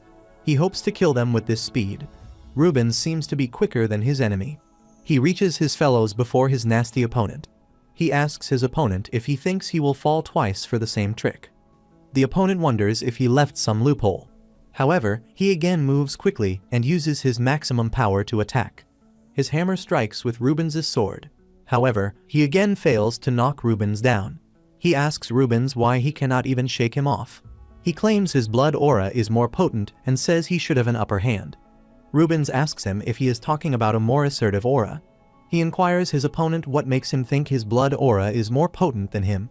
He tells his opponent that he has not used his gold blood aura for once. The opponent seems stunned to hear that. He wonders if he has blocked his attack without a blood aura. Rubens's blood aura type also makes him think for a while. He knows the gold blood aura boosts an individual's body power and agility. He clenches his teeth to think that Rubens is living. He says all the kin of the gold blood aura users died in the Light Dragon War. He adds that the aura of gold blood has disappeared from the continent. Rubens says he survived as the last descendant. He remembers he barely survived with the help of Blumharts. Rubens reminds his opponent that he attacked the wounded soldiers who cannot even fight. He challenges his opponent that he will lose the war today because of his underhandedness. The opponent replies there is nothing more important than victory in a battle. He gets up and says there is no way he will lose to someone who thinks war is a joke. Rubens and his opponent once again attack each other. However, the fight ended with Rubens cutting his opponent's arm. The soldiers seem stunned to see their vice-captain in such a condition. They run to protect the vice-captain. Rubens looks at his opponent and says he will give him a painless death. Rubens raises his sword to knock down his opponent. A soldier blocks Rubens's attack and asks his vice-captain to leave. The vice-captain asks the soldier why he is doing that. The soldier replies that they will all fall if their vice-captain falls. He asks the vice-captain to run away. Rubens appreciates the soldier who attempts to protect the vice-captain at the cost of his own life. Rubens says he will let him live if he does not involve himself in the war anymore. Both the soldier and vice-captain look at Rubens with awe-stricken faces. Rubens turns back and asks them to leave. The soldiers give support to their captain. Renard praises Rubens for beating the enemy's captain. She says it is an honor for her to see the gold aura that she only cares about. Being humble, Rubens replies it is nothing. He asks Renard not to pay her mind to it. He tries to make Renard understand that there are things that are more important than this. Meanwhile, Renard's fellow asks her what she is doing. She asks Renard if she is looking away in the middle of the war. Renard apologizes and runs towards her fellows to support them. Meanwhile, someone from the Saphigold army shouts to retreat. Hearing this, Exceltrian tells his soldiers that his enemy is wavering. He asks them to open the way to the palace. Exceltrian looks at a place guarded by the soldiers. He thinks he can see Magi's and scripts if he enters that place. He notices that the enemy's attention is on the Rubens. Exceltrion takes advantage of that moment and runs toward that place. He hurriedly knocks down the soldiers guarding that place one after the other. Meanwhile, someone from the Saphigold army notices that. He points toward the Emperor and commands his army to stop the Emperor from entering the palace. Exceltrion keeps removing the soldiers from his way. In doing so, a soldier attacks him in the foot. Exceltrion wonders if he got hit by a guy like that. Meanwhile, he senses demons around him. It takes him a while to realize that it differs from a demon. A man dressed in a long red robe commands golems to protect the palace. He is Root Ispan, a descendant of the dragon lineage erosion human. He orders the golems to crush the intruder. The golems jump to attack the Emperor. Meanwhile, when Wigner arrives, he attacks the golems who dared to attack his Emperor. Root Ispan asks Wigner to behold them and brags they are the Saphigold Palace's guard knights. He sounds confident about the power of the armor golem. He looks stunned to see that the golem fails to withstand the enemy's attack. He repeats the king's words that the physical ability rivals that of an S-class blood aura soldier. Exceltrion laughs at Root Ispan and asks him how stupid he can be. He asks Root Ispan if having an S-rank blood aura is that easy, then who would bother training? Root Ispan clenches his teeth to hear Exceltrion's words. Exceltrion teases the man, saying there must be worse guys under Saphigold's stupid king. Root Ispan commands the remaining golems and soldiers to attack Exceltrion Wigner. Exceltrion asks Wigner to stay focused until the end.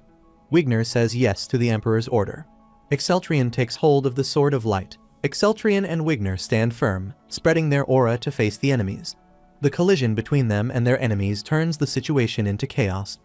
There are lashes of overwhelming aura all around. Root Ispan gasps to see that chaos. He looks stunned. However, he soon overcame that state of being and attacked the enemy. Seeing the situation getting wild, Exceltrion instructs Wigner about the following action. He tells Wigner that the target is Saphigold's king, Magi's. He advises Wigner not to kill the king even if he finds him.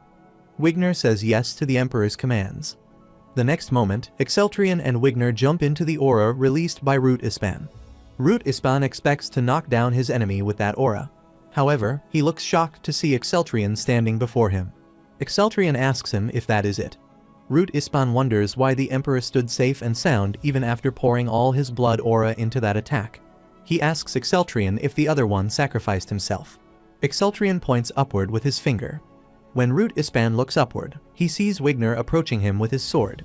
He clenches his teeth to see that. However, it seems too late for Root Ispan to notice that.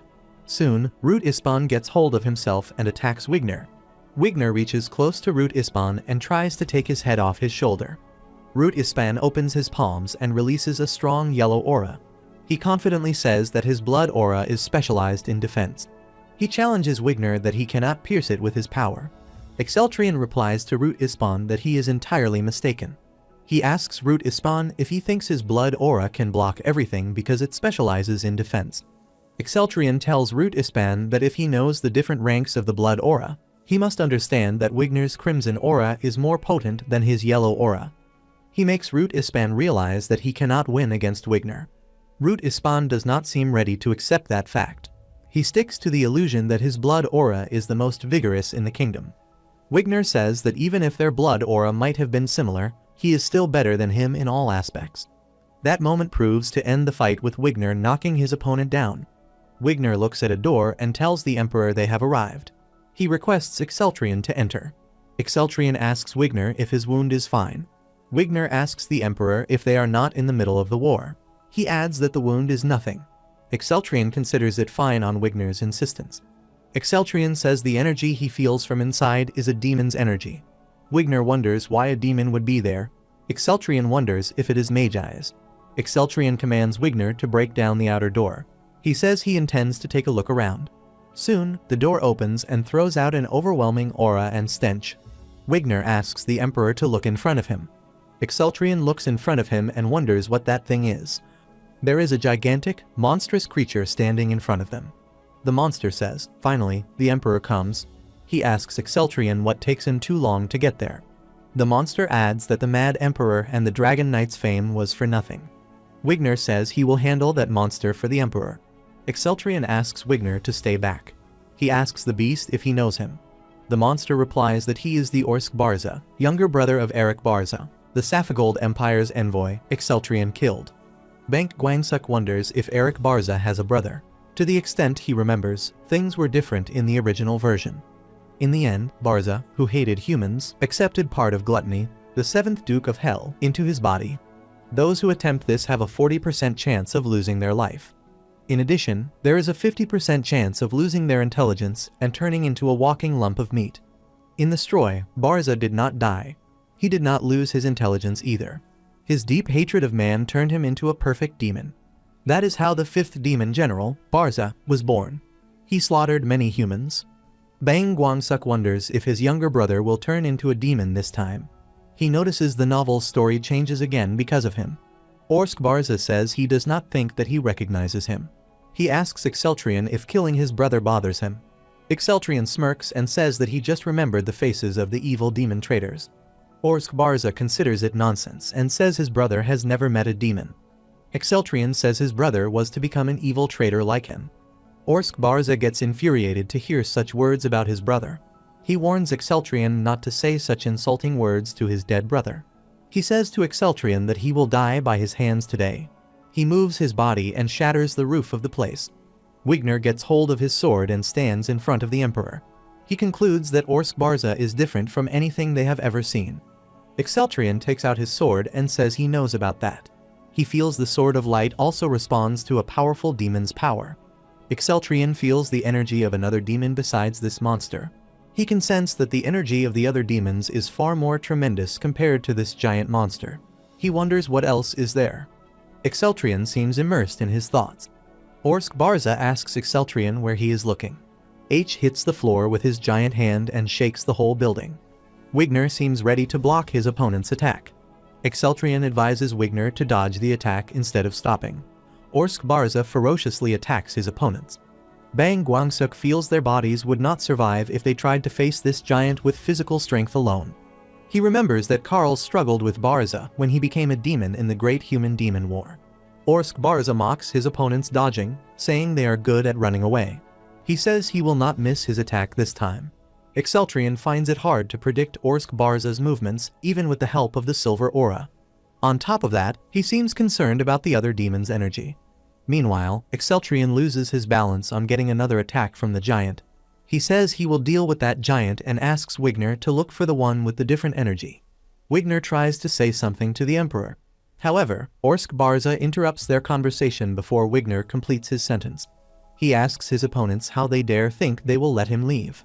Exceltrion says to Orsk Barza that his brother died while acting unruly like him. He professes that he will also follow in his brother's footsteps. Orsk Barza gets mad to hear that and asks Exceltrion to shut his mouth.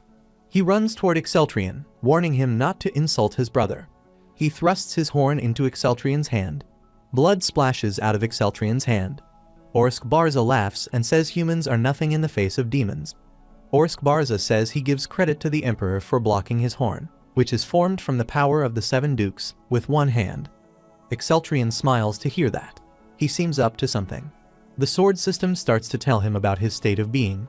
It says the elixir capacity is at 31% and decreasing quickly. It further tells Exceltrion that the side effects of dragon lineage have overloaded his entire nerve link, and a part of his body has already mutated. It further says Exceltrion's body is in danger with an elixir capacity of 20%. Exceltrion laughs, saying his body has been craving a bloody battle like this. Orsk Barza asks Exceltrion if his bluffing exceeds expectations, even with a hole in his hand. Exceltrion tells Orsk Barza that his horn will not come out now. He asks his opponent, the giant, where he is going. He teases Orsk Barza, asking if he is trying to run away when he is right in front of him. Orsk Barza asks Exceltrion to be silent. He says he will kill him like this.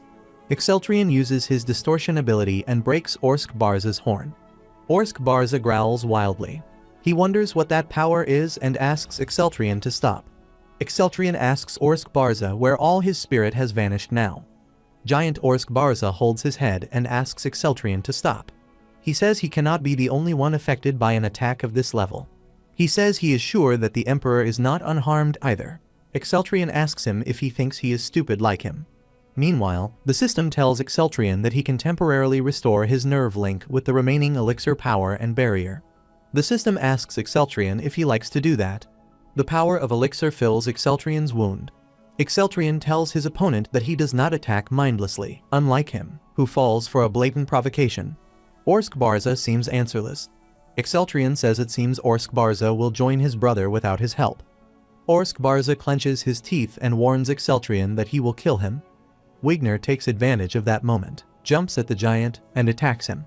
Orsk Barza does not seem ready for that attack. Wigner asks Exceltrian if his hand is okay. Exceltrian replies that he is all right. He asks Wigner if he finds the identity of the other one. Meanwhile, Orsk Barza asks how he gets defeated.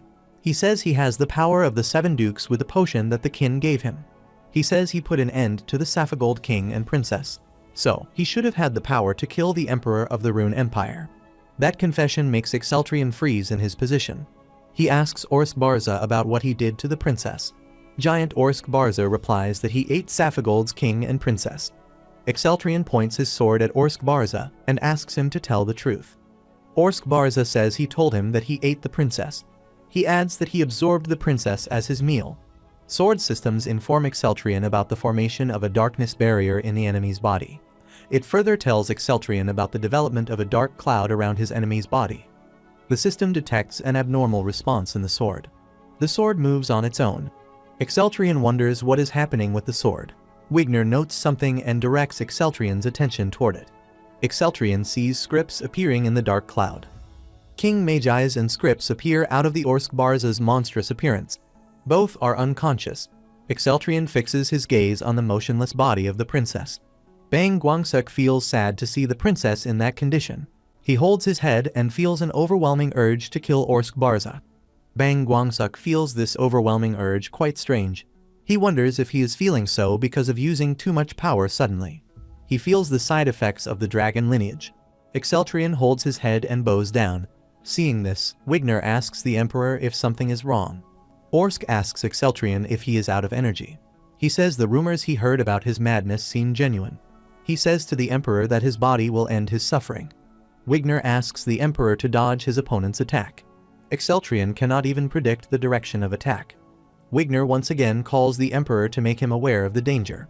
The sword system informs Exceltrian about the consumption of elixir and asks him to be careful. It further indicates that the side effects of dragon lineage overloaded the entire nerve link. It warns Exceltrian that a part of the body has already mutated. Seeing the condition of Exceltrian, Orsk Barza says in the end, even the emperor falls to the power of the demons. He considers it bad that he is the only one who can see the emperor in that pitiful state. Wigner seems confused to comprehend the situation. Then, he notices Exceltrian's transformed appearance. That further adds to his confusion. Exceltrian's appearance resembles a demon. Orsk Barza asks Exceltrian about his mutation on the verge of death. Exceltrian walks toward Orsk Barza. Orsk Barza sees Exceltrian's appearance and concludes that he is not a human. On the other hand, Wigner seems stunned to see the emperor's appearance. He pays attention to Exceltrian's movement. He does not find that movement of a human. Orsk Barza growls and throws the bodies of scripts and King Magi's out. Wigner runs toward the princess and asks her if she is okay. He holds Scripps in his arms and feels her still breathing. He continuously calls Princess Scripps to wake her up. Princess finally opens her eyes and replies to Wigner. She asks Wigner why he is there. Suddenly, she remembers General Barza and tries to say something about him. Wigner asks the princess not to worry about him. He tells her that Barza is at the end of his life. Orsk Barza says sorry to his brother with wet eyes, on the verge of death. He is sad that he failed to avenge his brother. Scripps asks Wigner about the emperor. Wigner replies that the emperor is in a strange state. Scripps looks at the emperor and asks Wigner why the emperor became like this. Wigner replies that he does not have any idea about that. He guesses it is probably due to the side effects of the dragon lineage. Scripps runs toward the emperor. Wigner tries to stop the princess. Scripps says she needs to see his condition right now. The emperor mutated into a beast-like appearance. Wigner tries to make Scripps understand that it can be dangerous and asks her not to approach the emperor further. Scripps tries to assure the emperor that he can return to normal. She asks the emperor to trust her. Exceltrian growls like a monster and stops Scripps from coming near to him. Wigner keeps telling the princess that going near the emperor is dangerous. Scripps replies she is okay. She goes near the emperor and asks him to get a grip on himself. Exceltrian again asks the princess not to come close to him. He tries to make her realize that there is danger in his broken sentences. Bang Guangsuk holds his head and thinks he needs to fight off the power of the dragon lineage. He understands that he needs the power of the Sword of Light. He feels his body can no longer move. He commands the sword to come to him quickly. The system activates the sword's flying mode. The sword flies toward the Emperor. Scripps and Wigner look surprised to see the function of the sword. The sword reaches close to the Emperor. The Emperor holds the sword in his hand. Meanwhile, the system informs Exceltrion that his nerve link has increased to 40%. It further makes Exceltrion aware that the dragon's blood level is abnormally high in his body. The system asks Exceltrion if he wishes to temporarily use the Psi barrier to protect his body. Exceltrion commands the system to do it quickly. The system approves the commands and initiates the Psi barrier deployment. As the system activates, Exceltrion's dragon blood level decreases quickly. Soon, the system indicates that his dragon blood level has reached a stable level. Exceltrion returns to normal. He tightens his grip on the sword to realize that the sword made it possible for him to return to normal. Scripps and Wigner run toward the Emperor and ask him if he is okay. Scripps sits before the Emperor and asks him if he started the war because of him. She cries to see that the Emperor is injured because of her. Exceltrion holds Scripps to calm her down. He assures her that he is okay. Scripps looks at the Emperor. Exceltrion tries to free Scripps from guilt, saying it is not her fault. He asks her not to worry about it. Scripps apologizes to Exceltrion. She says he would not have had to come here first if she was stronger. Exceltrion replies she can become stronger from now on. Wigner feels awkward to see the Emperor and the Princess immersed in each other's eyes. Meanwhile, someone enters the place. All three of them look at the person who just entered. It is no one else but Carls. Carls looks scared as he greets them. Exceltrion takes hold of his sword as he can sense that the aura is that of a demon. Wigner comes forward and asks the Emperor to stand back. Now, it makes sense. Exceltrion assumes that the child is the one who was expelling that energy. However, he feels the child does not seem like a typical demon.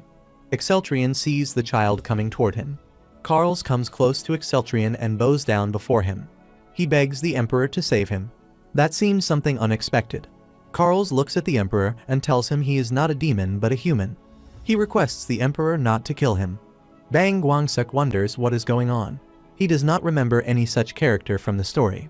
Exceltrion points his sword at the child. He asks the child if he expects them to believe him with that demon-like appearance. Carls breaks into tears and tells the Emperor that a demon kidnapped him and changed his body. He begs the Emperor to believe him. Exceltrion touches the boy's wings with the Sword of Light. The child yells that it hurts. He asks the Emperor what he is doing. He blows on the point where the Emperor touched with the Sword of Light. He says it hurts like hell. Exceltrion says that injury is undeniable proof that he is a demon. He adds that the Sword of Light responds to the skin of a demon. Carls tries to convince the Emperor that he is a human, irrespective of his weird outer appearance. Exceltrion turns his back and asks the child to leave. He says he will pretend that he did not see him. Scripps asks the Emperor if letting him go like this is okay. Exceltrion asks Scripps to let the child leave. He adds they must join the other members. Exceltrion wonders if she does not see that they both have no strength left. How will they beat that demon? Scripps says she will try to speak with that child. Exceltrion insists on going. Scripps ignores the Emperor's command and sits before the child. She inquires about the child and how he ended up like this. She also asks the child about his name. The child introduces himself as Carls. The name makes Exceltrion freeze at his position. Exceltrion asks the child if his name is Carls. He further asks the child if he is sure about his name. The child replies he is sure about that. He adds his name has been Carls since the day he was born. Exceltrion holds the boy and asks if he is Carls of Precio, the mining village. Carls asks the Emperor how he knows about him. Wigner finds that question imprudent, tells the boy he is talking to the Emperor of the Rune Empire, and asks him to mind his manners. Carls humbly asks the Emperor to let him off. He says it hurts. Meanwhile, Bang Guangsuk feels that the silver blood is again getting problematic. He tries to control that crazy aura. Part of him seems satisfied to find Carls. The other knights have also reached there by now. Renard tells the Emperor they cannot stay there for too long. Wigner requests Saintess Liana to take a look at the Emperor's condition. He tells her about the Emperor's strange condition. Saintess Liana looks at the Emperor. She uses her spiritual magic and asks the Emperor to come to his senses. Liena's power helps the Emperor to return to normal. Exceltrion says thanks to Liena. Liena replies that there is nothing to thank her for as she is doing her job. White Dragon Knights express their happiness when they see the princess. Scripps apologizes for making all of them worry. Rubens gives support to the Emperor. He tells everyone that soldiers are now gathering in front of the palace. He says it will be challenging to break through to the teleport location. Someone asks who that child is and how his demon energy can be so strong. Exceltrion does not answer those questions. Instead, he says they are taking that child back to the Empire. Then, Exceltrion addresses Carls. Carls responds quickly. Exceltrion asks Carls to bring Barza's corpse. Carls holds Barza's corpse. He asks the Emperor if he has to fight, too. Exceltrion asks Carls to hide his wings and follow them from behind. He asks Carls to give the corpse to him. The knights tell the Emperor that the door is about to break, and they can no longer hold the soldiers. On the other side of the door, the Saphigold soldiers try hard to break the door with a huge log. Their leader asks them to break the door quickly. The door opens. One of the soldiers asks his fellows to halt and tells their captain that someone is coming out. He asks the captain what they should do now. The captain asks them to wait for a while. He wonders who is coming out. It is Exceltrion. He throws General Barza's corpse in front of them. He says they do not need to know him and asks him to take that corpse. The soldiers look stunned to see Barza's body. Exceltrion tells them this is the true nature of Barza, who played with their king. All the soldiers look surprised. The captain wonders why General Barza has a demon's energy. The captain asks about the king. Exceltrion asks him to look behind. The captain sees the king coming out with the princess's support. The captain asks the king what happened. King Magi's tells him that Barza conspired with the demons and betrayed them. He tells the captain that Barza tried to use the Saphigold Kingdom as an advanced area for the demon army. He adds that Barza tried to harm him and Princess Scripps. He tells everyone that the Emperor of the Rune Empire prevented all of this. Exceltrion addresses all the troops and asks them to listen to him carefully. He says they have two options remaining. He adds that they can obey him like their king or die by his hand. The soldiers notice the sword of light in the Emperor's hand. King Magi's looks at Exceltrion and asks if he is telling them to come under the Rune Empire. Exceltrion replies they will become the Saphigold Kingdom Imperial Territory. Exceltrion says he will give them autonomy. He clarifies that they must bring all their national powers together in the face of war with the demons. Exceltrion asks King Magi's to choose if they will live or die. King Magi's looks down and says he chooses to let everyone live. Exceltrion puts his hand on the king's shoulder and appreciates his wise choice. He says it has been a while since they came to the Saphigold Empire. He adds that the Rune Empire's troops would continue advancing if they did not solve the dispute by communicating. He suggests it would be best to stop the war. King Magi's orders his troops to immediately halt all battle with the Rune Empire. The captain listens to the king's command. He orders his soldiers to inform the whole army about that. He further commands the soldiers to apprehend all the people related to the demons in the Barza clan. Renart tries to drive Rubens's attention to the wound on his back. She says the wound is severe. Rubens seems unconcerned about that. He replies it is nothing. Elim released a cold breath, saying she was still warming up. Carl says it is the same with him. Exceltrion takes his people with him. He appreciates everyone for doing a fabulous job during the battle and tells everyone that they will return to the Empire immediately. Everyone looks calm and satisfied. The scene shifts to the Rune Empire. Exceltrion seems busy having his meal. Beos tells the Emperor that he prepared several cards for this war. He adds that it has all become useless as he did this. He asks the Emperor if he is listening to him. Exceltrion replies with his stuffed mouth that he is listening to him. Beos looks at the child and asks if he is Carl's. Exceltrion tells Beos that Carl's is a human and a vampire. Carl's gets mad to listen to that. He resists that identity and insists that he is a human. Beos covers his ears to avoid his shrilling voice. Exceltrion points at his wings. He asks Carls to talk about his human status after he puts those wings away. He asks him if he thinks anyone would believe his words. Carls seems answerless. He touches his wings with sadness. Exceltrion warns Carls not to raise his voice in the palace. Carls says he will be quiet. Exceltrion tells Carls that the vampires can kill people just by raising their voices and asks him to be careful. Beos wonders why he felt his head splitting a moment before. Exceltrion asks Beos if something happened in his absence. Beos says the demon army's General Diklu's movements are unusual. Carls responds as he hears Diklu's name. He asks Beos if he is talking about that evil boss. He tells them how hard it was for him to escape because of Diklu. Beos asks Carls if he has any information about Diklu. Carls pats his head and says he does not know much about him. Beos says that is not true. He tells Carls how rare it is to have information about the demon army's general. Carls says he will tell what he knows about Diklu. He tells Beos that Diklu is a vampire. He adds that Diklu is the most powerful among vampires. He further says that he also became a kin from Diklu's blood. Beos asks Carls if he has become a kin. Carls says it is a little complicated matter. He asks Beos if he knows Loneheim. He tells Beos that it is an autonomous city that has the Temple of Light. Exceltrian says he knows about that place.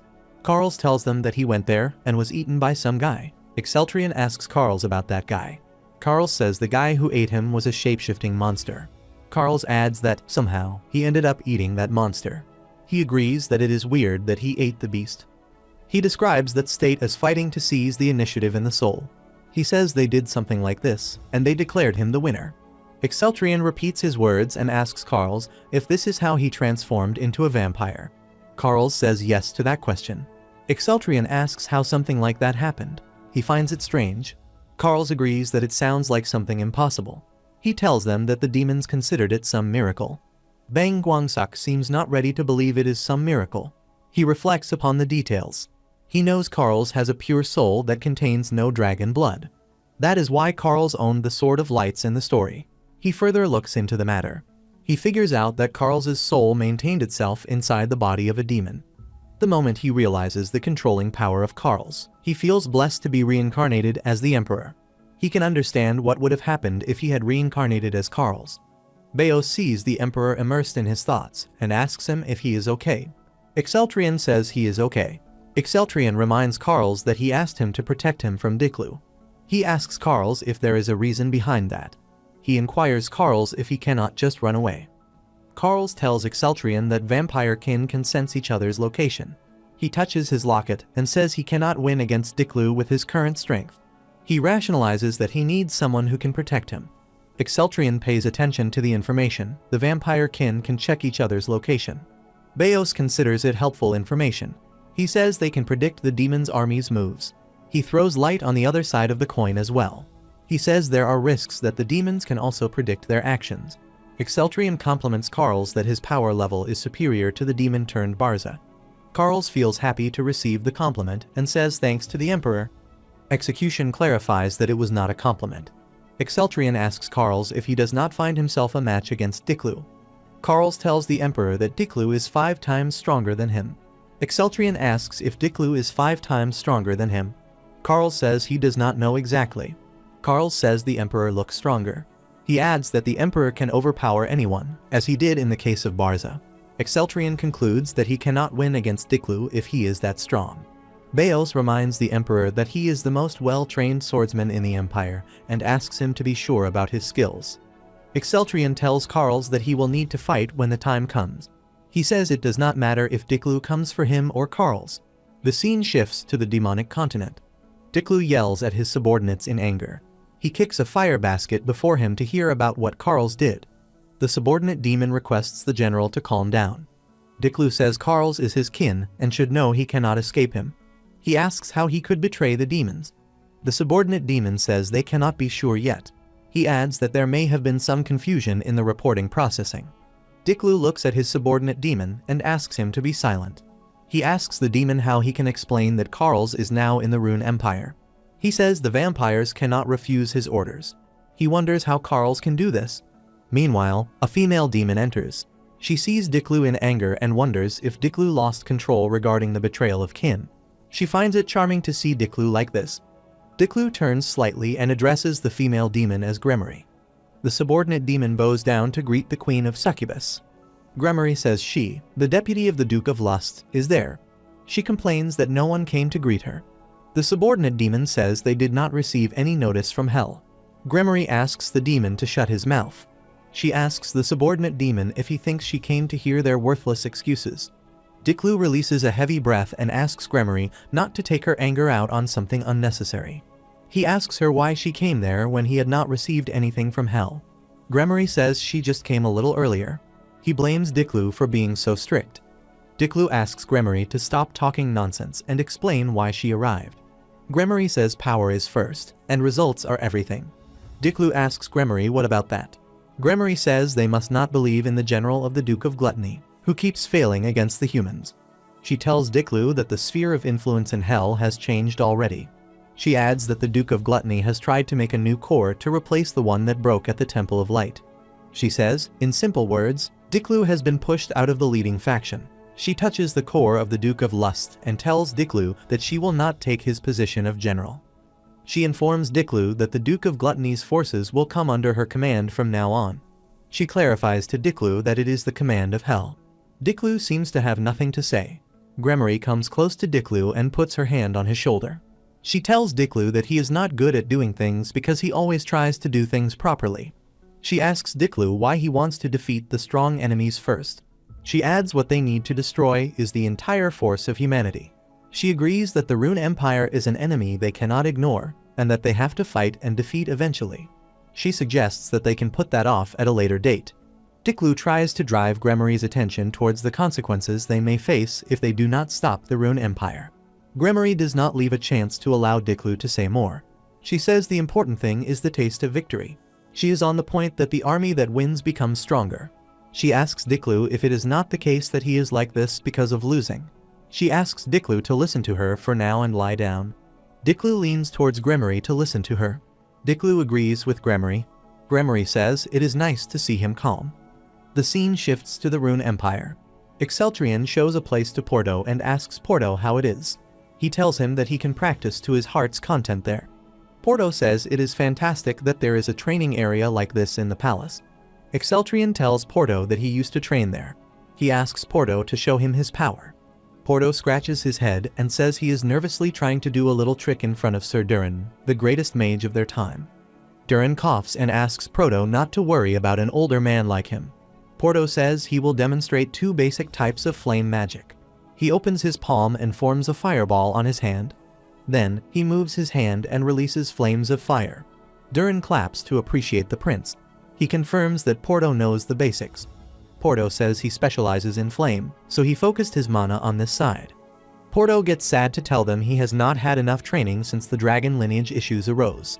He rationalizes the reason behind his limited skills. Exceltrion says this problem will be curable with the help of the elves. Exceltrion assures Porto that he can do this because Scripps is almost back to normal. He asks Porto to learn to combine the attributes of magic power from Durin. Durin asks them to explain the attributes to him.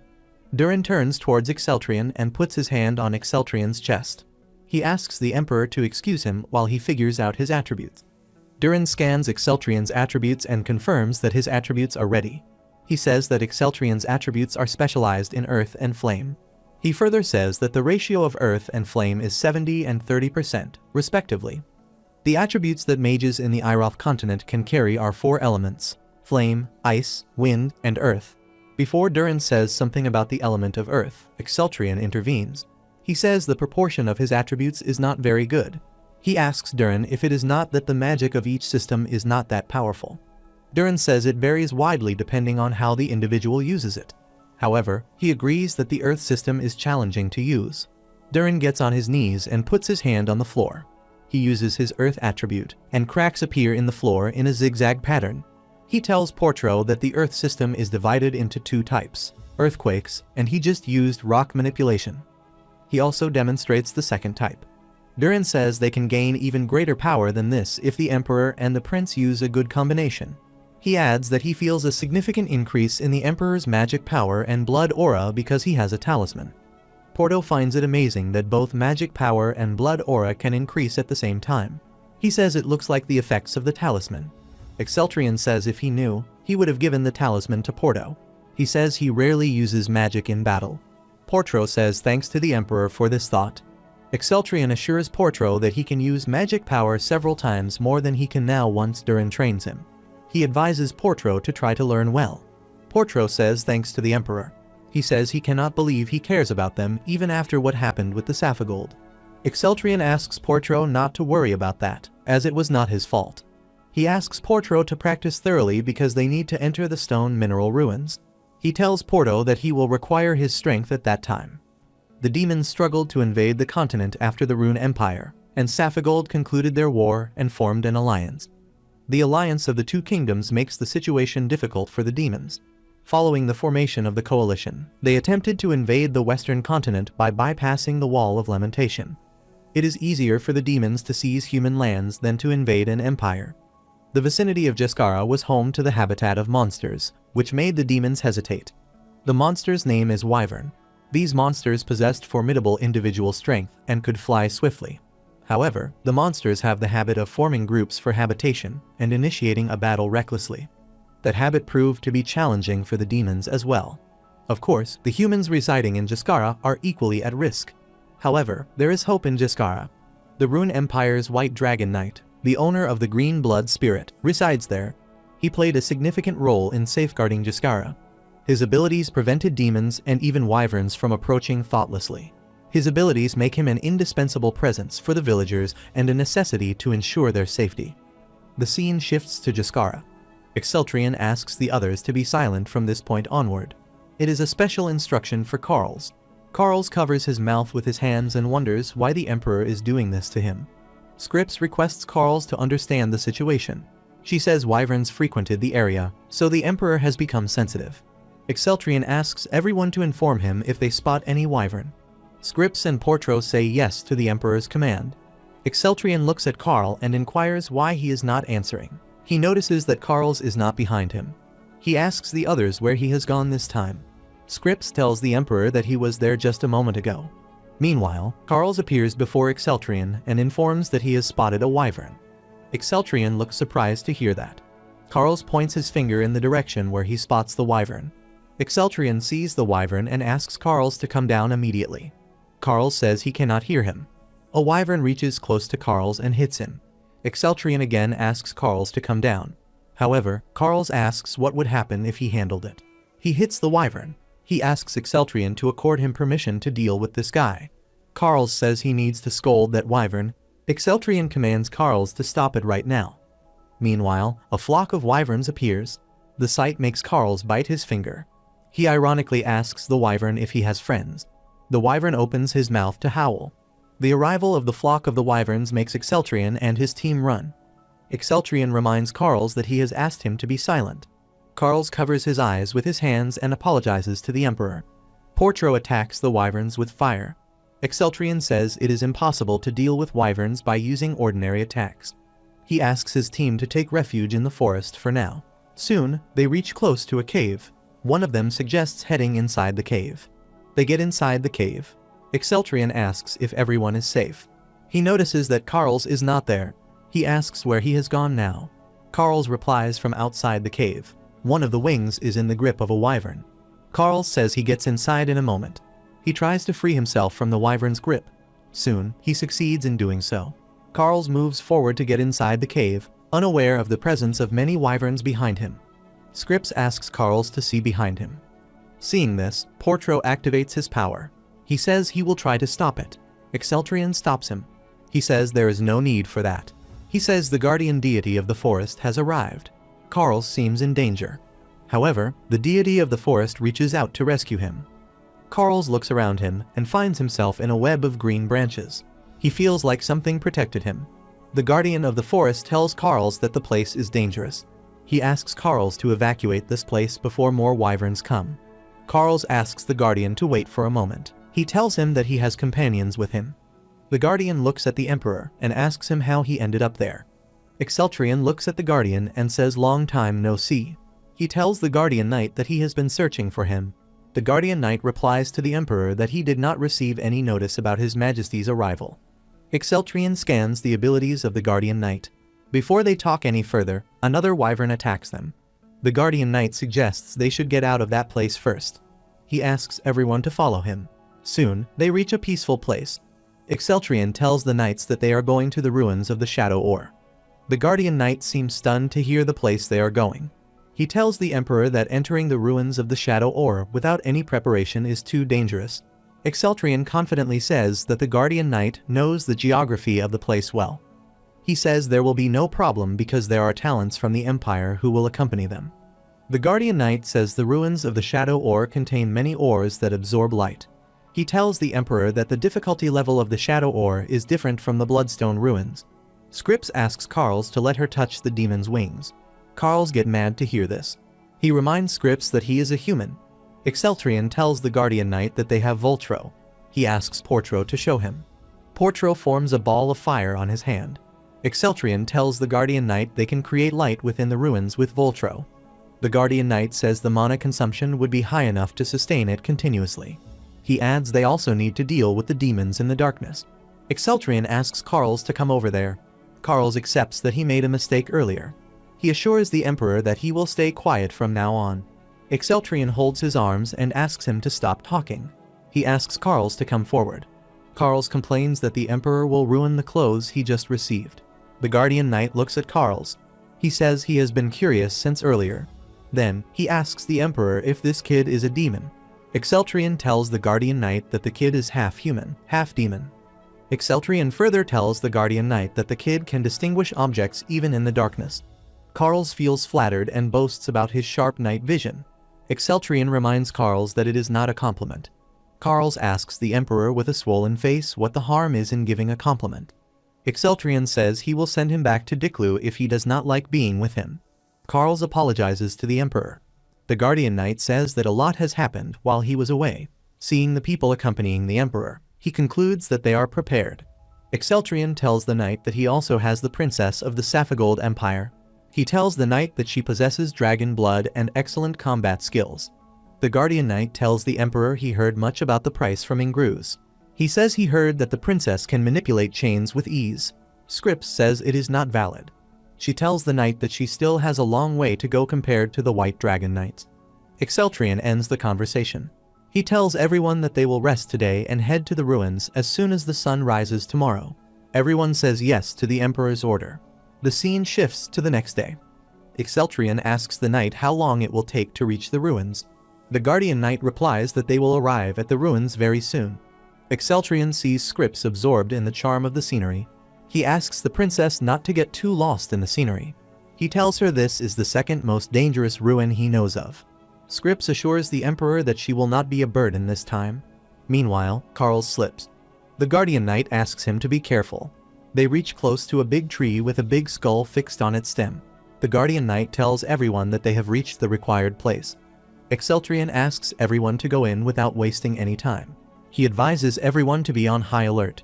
Soon, all of them get inside the Shadow Ore ruins. They notice that it is already dark, even at the entrance. Portro asks Exceltrion if he should use his magic. Exceltrion advises him to save it for later. Carls complains that it is so cramped there. Scripps suggests that he should fold his wings. Exceltrion asks Carls to walk. Carls wonders why the Emperor always points at him. He looks around and notices that the space is enormous. All of them step downstairs. Scripps loses her balance. Exceltrion holds her and asks her to be careful. Carls sighs to see that. He says the Emperor should give him half of that kindness, too. The Guardian Knight looks around and feels something fishy. He tells the Emperor that something is weird. Exceltrion confirms that. He says he can feel someone's presence around. There are wolves around there. Exceltrion asks Portro to light up the place. Portro follows the Emperor's command without any delay. He forms a ball of fire to illuminate the place. Portro sees a wolf standing right before him. Several shiny eyes appear behind the wolf, which confirms the presence of the whole pack of wolves. Everyone looks shocked to see that many wolves. Scripps notices that the wolves surround them. On the contrary, fearless Carls clenches his fists to see the wolves and tries to threaten them. Exceltrion says Scripps and Carls will handle the werewolf area. He commands Portro to protect Scripps' area with fireballs. Everyone says yes to Exceltrion's order. Meanwhile, the werewolves run toward them to attack.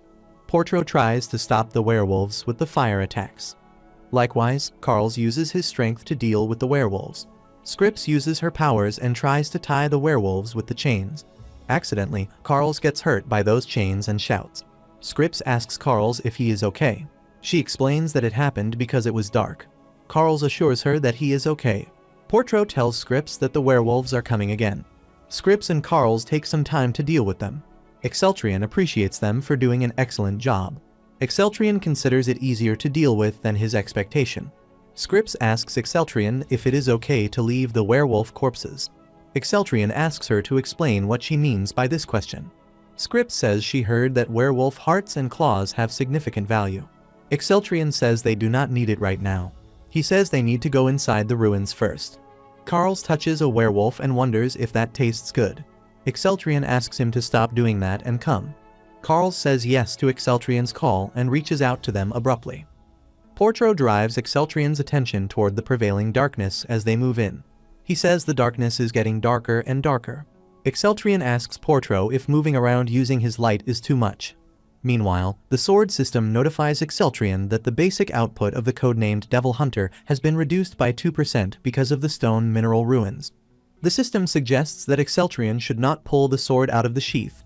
It further informs Exceltrian that changing is not possible there. Bang Guangsuk thinks of using the flame magic for now. He understands that he should not use the Sword of Light for now. He thinks about the enemy they will face after the werewolves and decides to preserve his strength as much as possible. Exceltrian asks Carls to take the deal as he can see in the darkness. Carls says yes and takes the lead. Exceltrian scans Carls's abilities. Meanwhile, Carls notices something. He tells the Emperor that there is something in front of them. Exceltrian points his finger toward a direction and asks Portro to fire a fireball. Portro follows the order and fires a fireball in the said direction. The fireball strikes against the beast's head. The beast moves his 3 snake-like heads and growls in response to the attack. Carls looks at the beast and guesses that the beast is angry. The beast attacks Portro. Carls comes forward and protects Portro from that attack. He holds the snake-like body in his hands. Portro says thanks to Carls for saving his life. Carls releases a heavy breath and says it is nothing for him. 2 snake-like heads appear behind Carls. Portro asks Carls to see behind him. Carls deals with the snakes smoothly. He says it is not a big deal for him. Carls holds one of the snakes and looks into his eyes. He asks the snake to stay still. It takes Carls a while to deal with the snake.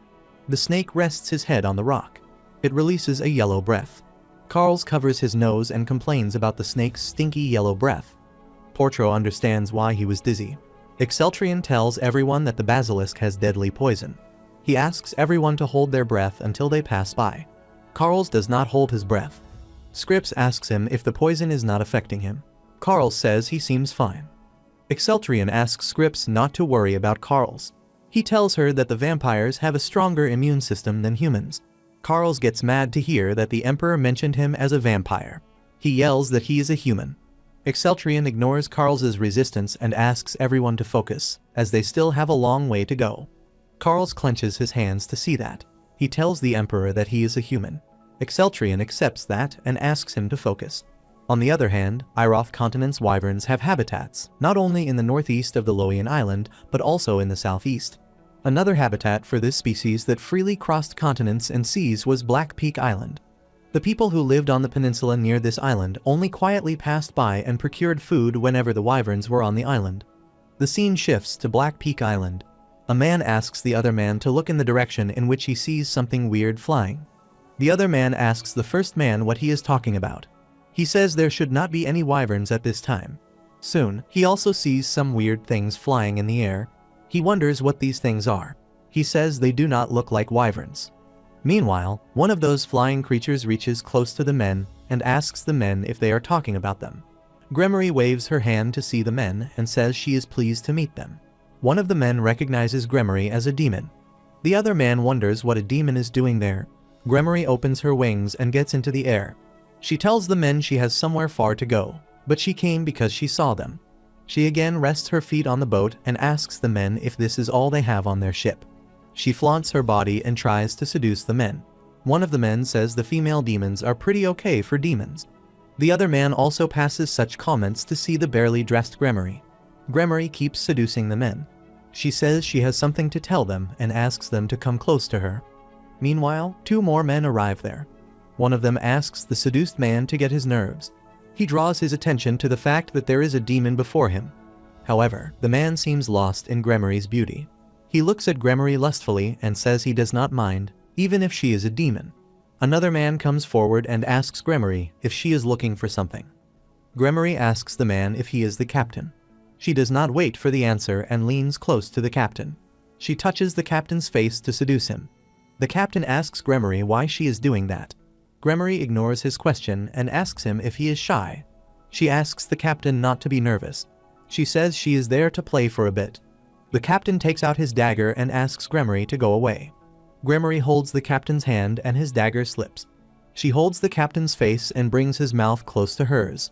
She wonders how a human can refuse her. She leaves him after getting intimate for a while. She wipes her mouth and says it has been a long time since she ate something decent. The captain loses his balance and falls. Gremory laughs and wonders if he fainted from that much.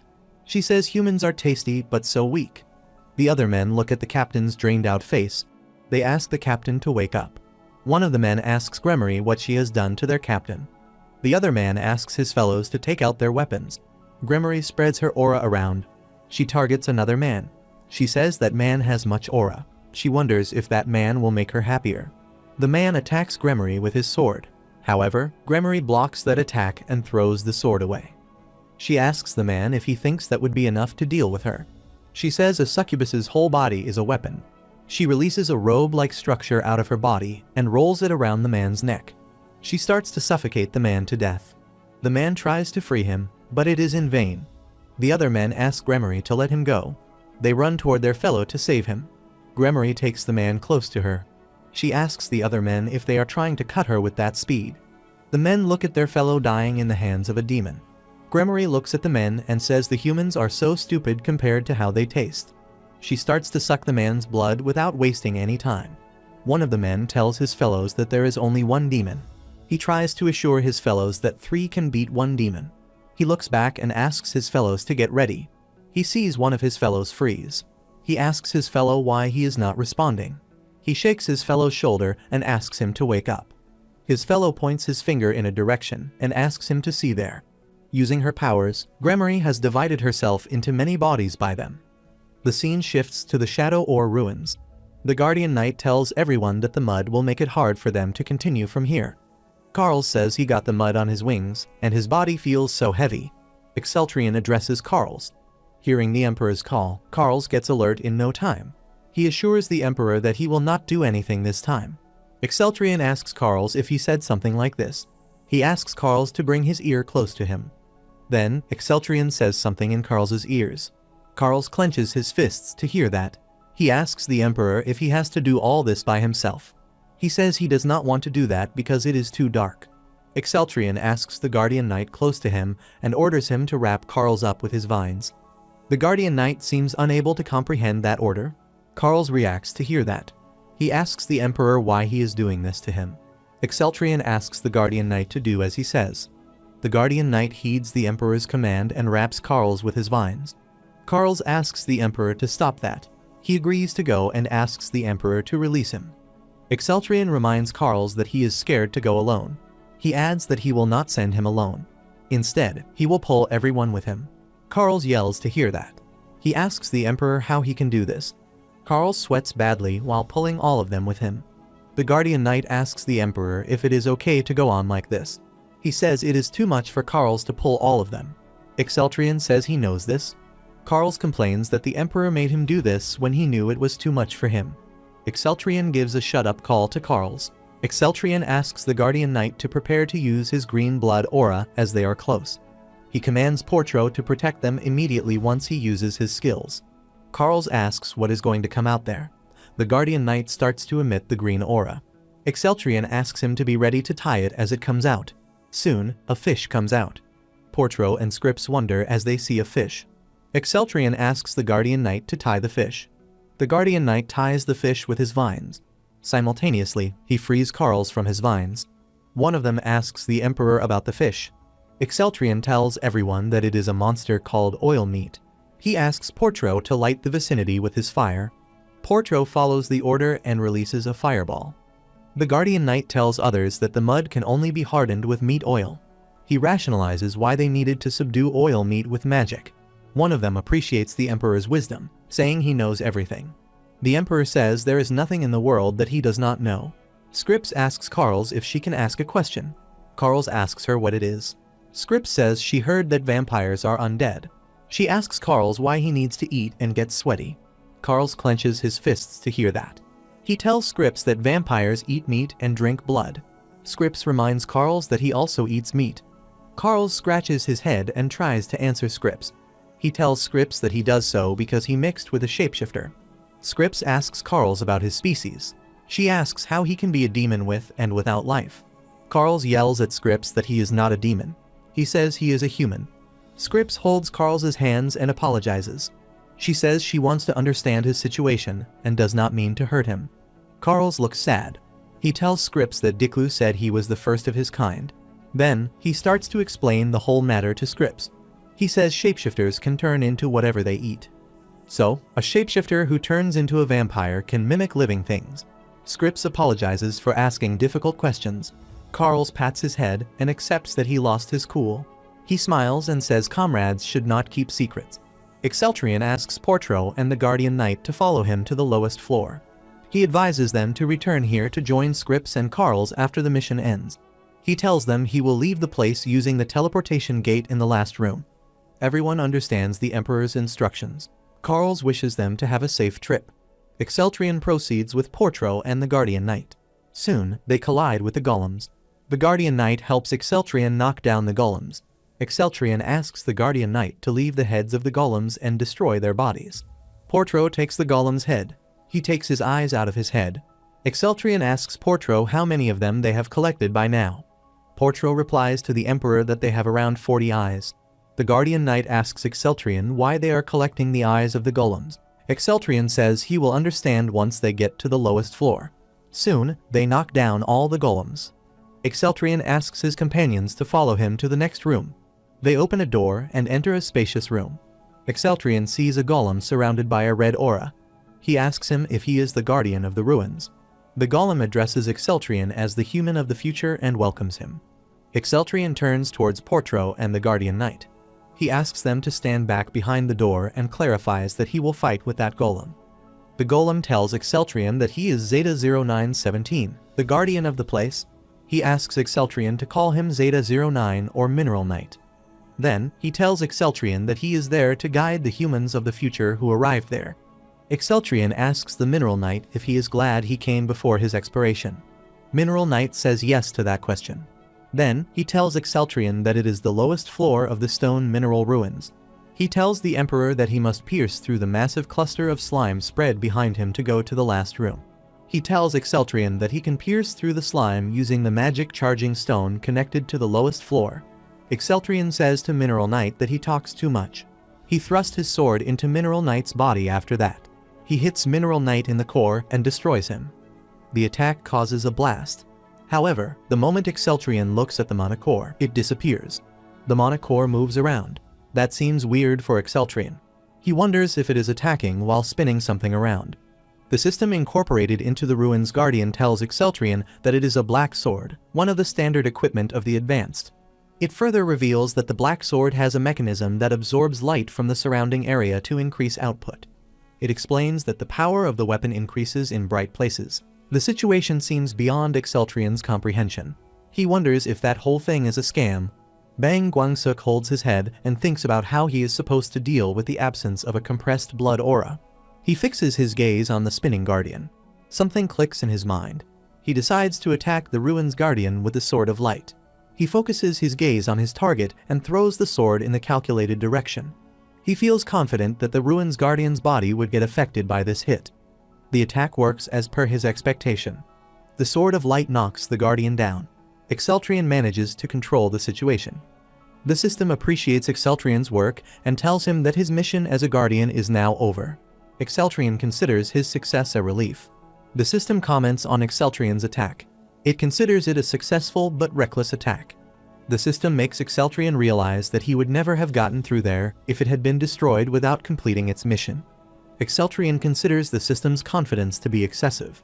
He does not let the system take the credit for his success and says that he already knew a way. He says he brought a mage and collected enough magic stones for a reason. The system asks Exceltrian to take the key.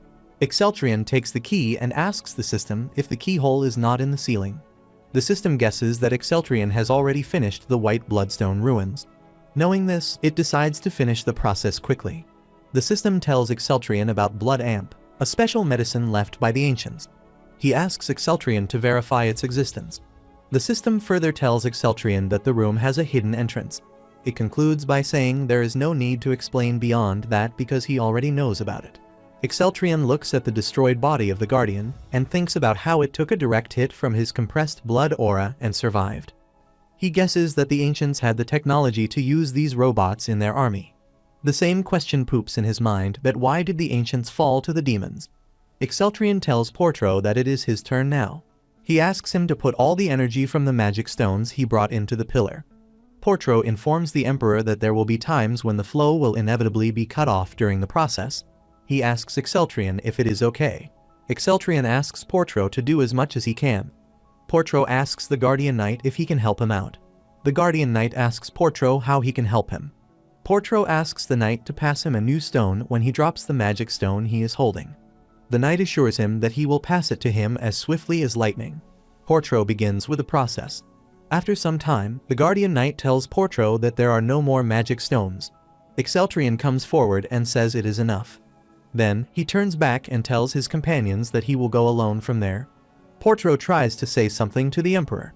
However, Exceltrion seems not to be in a mode to hear anything. He threatens Portro and the Knight, saying he will keep them trapped in the ruins forever if they do not leave immediately. That proves the end of the conversation. Portro and the Guardian Knight wish the Emperor a safe journey ahead. Exceltrion enters the last room and notices that this room is more spacious than the previous one. He walks toward the bottle placed on a table. The system introduces itself and greets Exceltrion. The system recognizes the visitor as the owner of the elixir and talisman. Exceltrion asks the system about the bottle placed on the table. The system tells Exceltrion that it is the blood amp. It reveals that it is a medicine that holds the essence of the ancient technology. Exceltrion asks the system if it is supposed to be that large. The system replies that the rarity of the reward relic depends on the ruin's difficulty level. The system says he can call it a production rating. It tells Exceltrion that the rarity of the blood amp is greater than that of the elixir and talisman. It rationalizes that the dosage has to be increased to achieve the perfect effect. Exceltrion asks the system about the effects of the blood amp. The system replies that it amplifies the power of the blood the user holds. Exceltrion asks the system if it means blood aura. The system confirms Exceltrion's assumption. It further tells that the blood amp can amplify any power from the blood. Exceltrion assumes that dragon lineage should be qualified, too. The system verifies Exceltrion's assumption. Exceltrion asks the system if he will not get many side effects if the dragon lineage is amplified. The system asks Exceltrion not to worry about that. The system tells Exceltrion he can select what he wants to amplify from his powers. Exceltrion says there is no reason not to take that portion. He drinks the whole bottle. The system further guides him that amplification can only be applied to one type of power at a time. The system tells Exceltrion that amplification can appear on the blood aura of the dragon lineage. Exceltrion wipes his mouth and says he will never use it on his dragon lineage. The system informs Exceltrion that the effect will be applied after 3 hours. The system says it will proceed with extinction since it has finished its mission. Exceltrion asks the system to hold on for a while. He asks the system if it can tell him about the ancients. The system tells Exceltrion that the true nature of the demon's power is desire. Exceltrion seems unable to comprehend that. The system adds that no one can resist desire. It says he will no longer be a human if he deprives himself of all desires. Exceltrion asks the system to explain what he is talking about. He does not receive any reply. He wonders if the system is already extinct.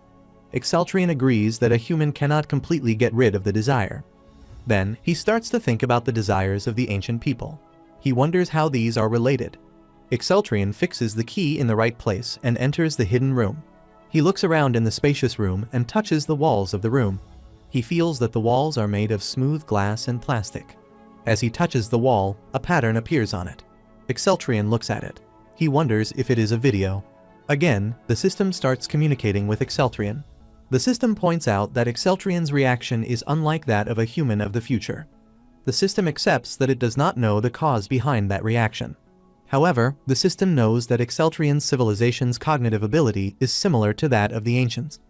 The system tells Exceltrion that he will communicate with him as per his mental abilities. However, he asks questions if he does not understand. Exceltrion considers it a kind gesture.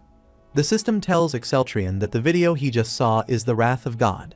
It further explains that a weapon system sends signals to satellites orbiting the planet and executes orbital bombing. Exceltrian asks the system about the orbital bombing. The system replies that it is hard to explain like this. However, he starts to explain what the orbital bombing is. It states that the ancients used magic to place a unique golem in the sky, and magic works if they send a signal to the golem. Exceltrian stops the system to explain it further. He says he gets it. Exceltrian assumes that the satellite weapons that the ancients placed thousands of years ago would have been broken now. The system agrees with Exceltrian. However, the system clarifies that the ancients did not put just 1 or 2 satellites. It adds that some satellites will still be active, and some will be at the end of their lives. Exceltrian agrees with that. He thinks satellites should be no different if the Guardians remain alive for thousands of years. The system asks Exceltrian what he will do. It asks him if he wants to have that power. Exceltrian replies that, of course, he wants that power. The system confirms Exceltrian's will and tells him that the imprinting will begin in 30 seconds, and he will be sent above ground immediately after that. Exceltrian asks the system why the preparation time is longer than the last time. The system says it is so because his brain must be scanned. The system warns Exceltrian that his brain will burn to a crisp if there is even a 0.01% error. Exceltrian says it sounds ominous. He asks the system if it will hurt more than last time. The system tells Exceltrian that it will hurt much more than the previous time. It suggests Exceltrian put something in his mouth to prevent biting his tongue. It recommends handkerchiefs or gloves for that purpose. Exceltrian takes it as a joke. He asks the system if it thinks an emperor would do such a thing. Meanwhile, the process begins. Exceltrian shouts because of the severe pain. He bows down and wonders what the hell is going on. He feels as if his senses are being drawn toward a single point. It feels like 100 times compressed pain is released all at once. Exceltrian clenches his teeth in his attempt to bear the pain. However, that does not work. He yells in pain. The scene shifts to a different place. A person tells a king that the demons wiped out the southern part of the Talos Peninsula. The king holds his head to hear that news. The person tells the king that Kalmara's power alone cannot drive out the demon forces. He suggests to the king that they must request aid from the neighboring nation, the Lushan Kingdom, or the Confederation of the Southern Autonomous Cities. The king asks his subordinate if he is asking him to bow before the ones who bowed to him. The subordinate tries to make the king aware of the situation. The king gets it. He asks his subordinates if they can succeed in wiping out the demons if he lets go of his pride. He says he will accept it all, even if they ask for a fortune in exchange for their support. He says he will accept it, even if neighboring nations ask for benefits instead of money. The king asks his subordinates if he thinks the aid of the neighboring countries can solve their problem. The subordinate requests the king to explain what he means by that. The king says the Lushan Kingdom and the Confederation of Southern Autonomous Cities also lack experience like them. The king suggests they should ask the Xanta Kingdom or the Hunter Guild for help. The king tells his subordinate that the Northwest Xanta Kingdom is a nation that boasts strong military power from warding off the northern barbarians. He adds that the Hunters Guild has gained practical experience by targeting ruins throughout the years. The subordinates agree that both parties are, without a doubt, remarkable. However, he has some doubts about that. He drives the king's attention to the fact that the Xanta Kingdom is far away. He says it is hard to expect to receive support from that kingdom.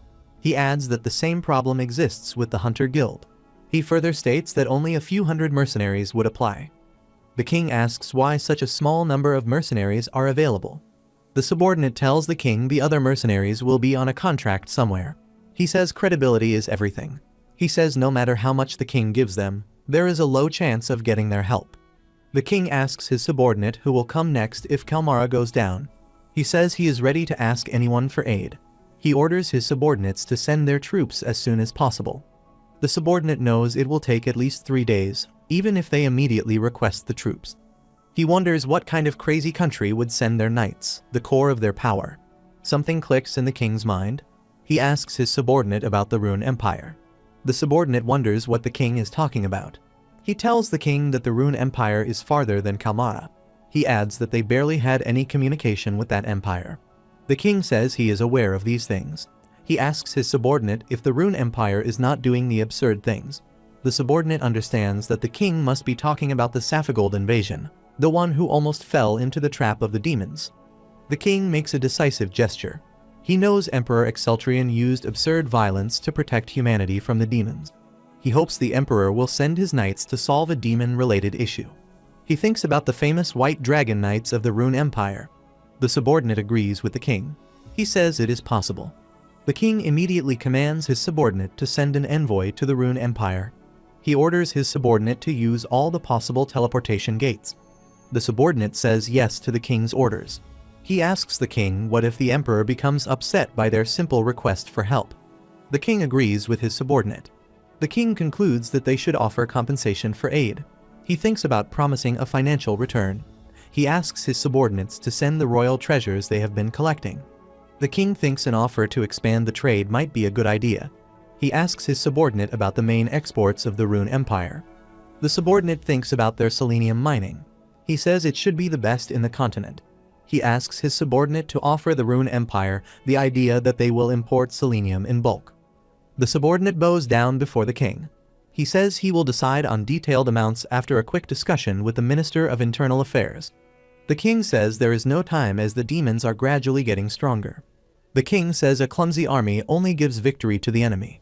He considers the Rune Empire a mad army for a crazy enemy. He says only a mad emperor can save them now. The scene shifts to Exceltrion. He is lying on his bed. Scripps asks the emperor if he is awake. She tells the emperor that everyone worries about him as he has been sleeping for 3 days. Exceltrion gets up and holds his head. Scripps tells the emperor that they bring him there with the help of the Hunter Guild. She asks the emperor how he is feeling now. Exceltrion says he is okay. Exceltrion looks at the sword beside him. He asks Scripps who placed the sword of light there. He knows no one other than him can hold it. Scripps tells the emperor that the saintess who came earlier laced it there. She tells the emperor that the saintess mentioned he looked uncomfortable holding the sword. Exceltrion asks Scripps if she means Liena when she mentions saintess. He asks Scripps if Liena is there. Scripps tells the emperor that Saintess Liena and the prime minister are there. Exceltrion wonders if Beos is also there. He feels that something is wrong. Scripps asks the emperor's permission to call in the prime minister. She tells the emperor that the prime minister arrived 2 days ago, saying he had something to tell him. Exceltrion accords permission to bring the prime minister. He gets up and holds the sword of light. As soon as he touches the sword system tells him that he has been unconscious for 70 hours, 12 minutes, and 40 seconds. It informs the emperor that a large amount of elixir was consumed to treat the aftereffects of the forced brain imprinting. It tells Exceltrion that some of his neutral networks have been expanded further in the process of adding a new imprint, Wrath of God. The system asks Exceltrion to develop the neural network synchronization of the codename Devil Hunter if he wishes. Exceltrion feels so exhausted that the system gets noisy when he grabs the sword. He asks the system if it means he can use its power up to 60%. The system replies that the expected synchronization of expanding neutral networks is 78.4%. It tells the emperor that imprinting the Wrath of God has increased estimates. It further tells him that the alpha mode becomes available when synchronization exceeds 75%. Exceltrion intends to ask the system for details of that function. Beos arrives before Exceltrion asks that. Beos asks for permission to come in.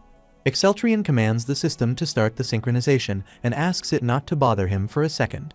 Then, he allows Beos to enter. Prime Minister Beos comes in. He tells the emperor that he is there to report an urgent matter. Exceltrion asks Beos if he does not have Renard as a contact for these situations. He feels there must be a strong reason the prime minister came in person. Beos says he is short on time. He tells the emperor that he received an urgent request from the Kalmara kingdom for reinforcement. He tells the emperor that the demon army of succubi and incubi have occupied most of the Talos of Peninsula. According to the Book of Hell, succubi and incubi are the branches of absorption demons. After absorbing captives or civilians, they recover from injuries and grow at an exponential pace. Exceltrion considers succubi a formidable opponent. Bang Guangsuk notices both the types of demons and the affected places have not been mentioned in the original story. He feels the present is developing in a completely different direction from the original tale. He feels it is hard to predict what is going to happen. He wonders if they are trying to destroy his identity. Meanwhile, the system indicates the completion of synchronization. The system tells Exceltrion that there is a difference within the margin of error. Bang Guangsuk, absorbed in his thoughts, gets scared to hear those messages. He asks the system why it suddenly comes out like this. Beos tells the emperor that the letter contained tremendous praise for the Saphigold kingdom. Exceltrion asks Beos if they want them to send a small number of elite soldiers from the White Dragon Knights. Beos asks the emperor how he would like to proceed with that matter. He asks the emperor if they shall reconvene the White Dragon Knights. Exceltrion thinks for a while. He says it can be a diversion tactic of that demon Diklu, given the appearance of the new enemy. He concludes that it will be safer for the White Dragon Knights to stay in their current positions as much as possible. Prime Minister Beos agrees with the emperor. Exceltrion adds that it is acceptable for them to allow the demon army any other victories. He suggests sending a minimum number of individuals as reinforcement would be appropriate. Prime Minister Beos asks the emperor if he is saying he is going alone. Exceltrion says no, he is not going to do that. He tells Beos that Carls will accompany him. He makes a firm gesture and says they will go together. The scene shifts to the demon's hub. Someone tells the queen that the preparation is complete. The queen appreciates their work. She asks about the number of women they have gathered. The other person replies they have gathered around 400 women. The queen asks her subordinate demon to tell the incubi not to overdo it. She suggests they can use those women for their needs if they give them enough food to keep them alive. The subordinate demon asks her queen if the hostages will work on the emperor. She says it does not look like an easy task. The queen says it does not matter if it does not work. She adds that the rest will follow if the emperor lets his guards down momentarily. The queen knows that the emperor has a silver blood aura. She guesses that the emperor should be itching to kill them. The queen sees someone coming. She wonders if the emperor came alone. She feels the emperor is the man who perks her curiosity. She tells everyone their target is approaching and commands them to prepare themselves. She looks at the emperor from a height and thinks of the preparation she has made for him. She thinks of the fight between the emperor and her children, who have already tasted victory. The scene shifts before Exceltrion and his team arrive. The Guardian Knight looks furious. He asks someone what he means by only 4 people. He asks that person to watch his mouth for underestimating them. The person with whom the Guardian Knight is communicating has doubts. He asks if only 4 people will fight with the demons. The Guardian Knight wonders why he is saying so. He asks the man if they will not fight with them. Carls comprehends he is saying so because they would not be much help. He seems moved by their honesty. The person takes Carl's words as ludicrous. He says their Golden Knights are the finest in all of Kalmara. The Guardian Knight asks the man if he wants them to fight with their Golden Knights. Carl shows his excitement and offers his services as a referee. Exceltrion bears this absurd conversation for a while. Then, he yells and asks them to be silent.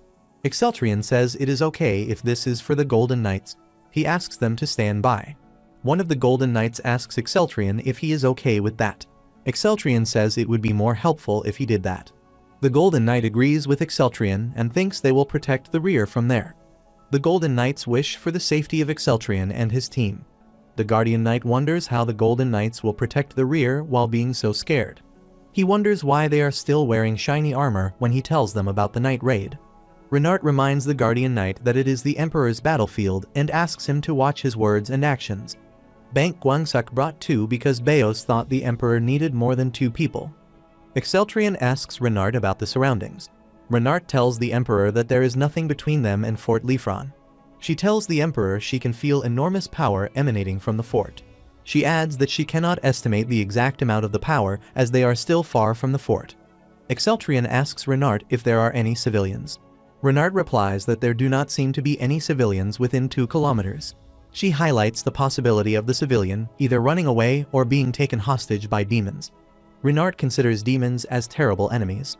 She wonders how they can replenish their power in such a manner, even if they are demons. The Guardian Knight asks Renard if those demons absorb the strength of blood aura. Exceltrion answers that question. He tells the Guardian Knight that the demons absorb strength and blood aura. He tells the Knight that the darkness blood aura the demons use is also a type of blood aura. The Guardian Knight says the civilian should barely have any blood aura. He states it would be fantastic if they could absorb any strength from them. Renard reacts to the Guardian Knight's words. She says it is terrible, not fantastic. She considers it a vulgar thing even to mention it. The Guardian Knight clarifies that he is just curious because he heard some demons bewitch the people with their incredible beauty. Before Renard says anything, Exceltrion interrupts them. He asks them if they forget they are in the enemy's territory. Renard and the Guardian Knight apologize for doing so. Exceltrion asks them to listen carefully as he explains the plan. Exceltrion says it is the perfect opportunity to use the wrath of God, as most of the demon army is gathered at Fort Lifron. The guardian knight wonders to hear about the wrath of God. Exceltrion asks him if he remembers what he explained before they reach there. The guardian knight says he remembers that. He adds he cannot fathom a godly skill capable of channeling the god of light's power. Exceltrion says he will understand that soon. Exceltrion commands the guardian knight to go west and Renart to go east once the wrath of God falls. He advises them to target the enemy who attempts to escape. Exceltrion asks Renart to return as quickly as she can if she does not find any enemies. Exceltrion says he needs her detection skills. He asks them to go to their designated areas if they get the idea. The guardian knight and Renart rush toward their designated areas. Carls asks the emperor what about him.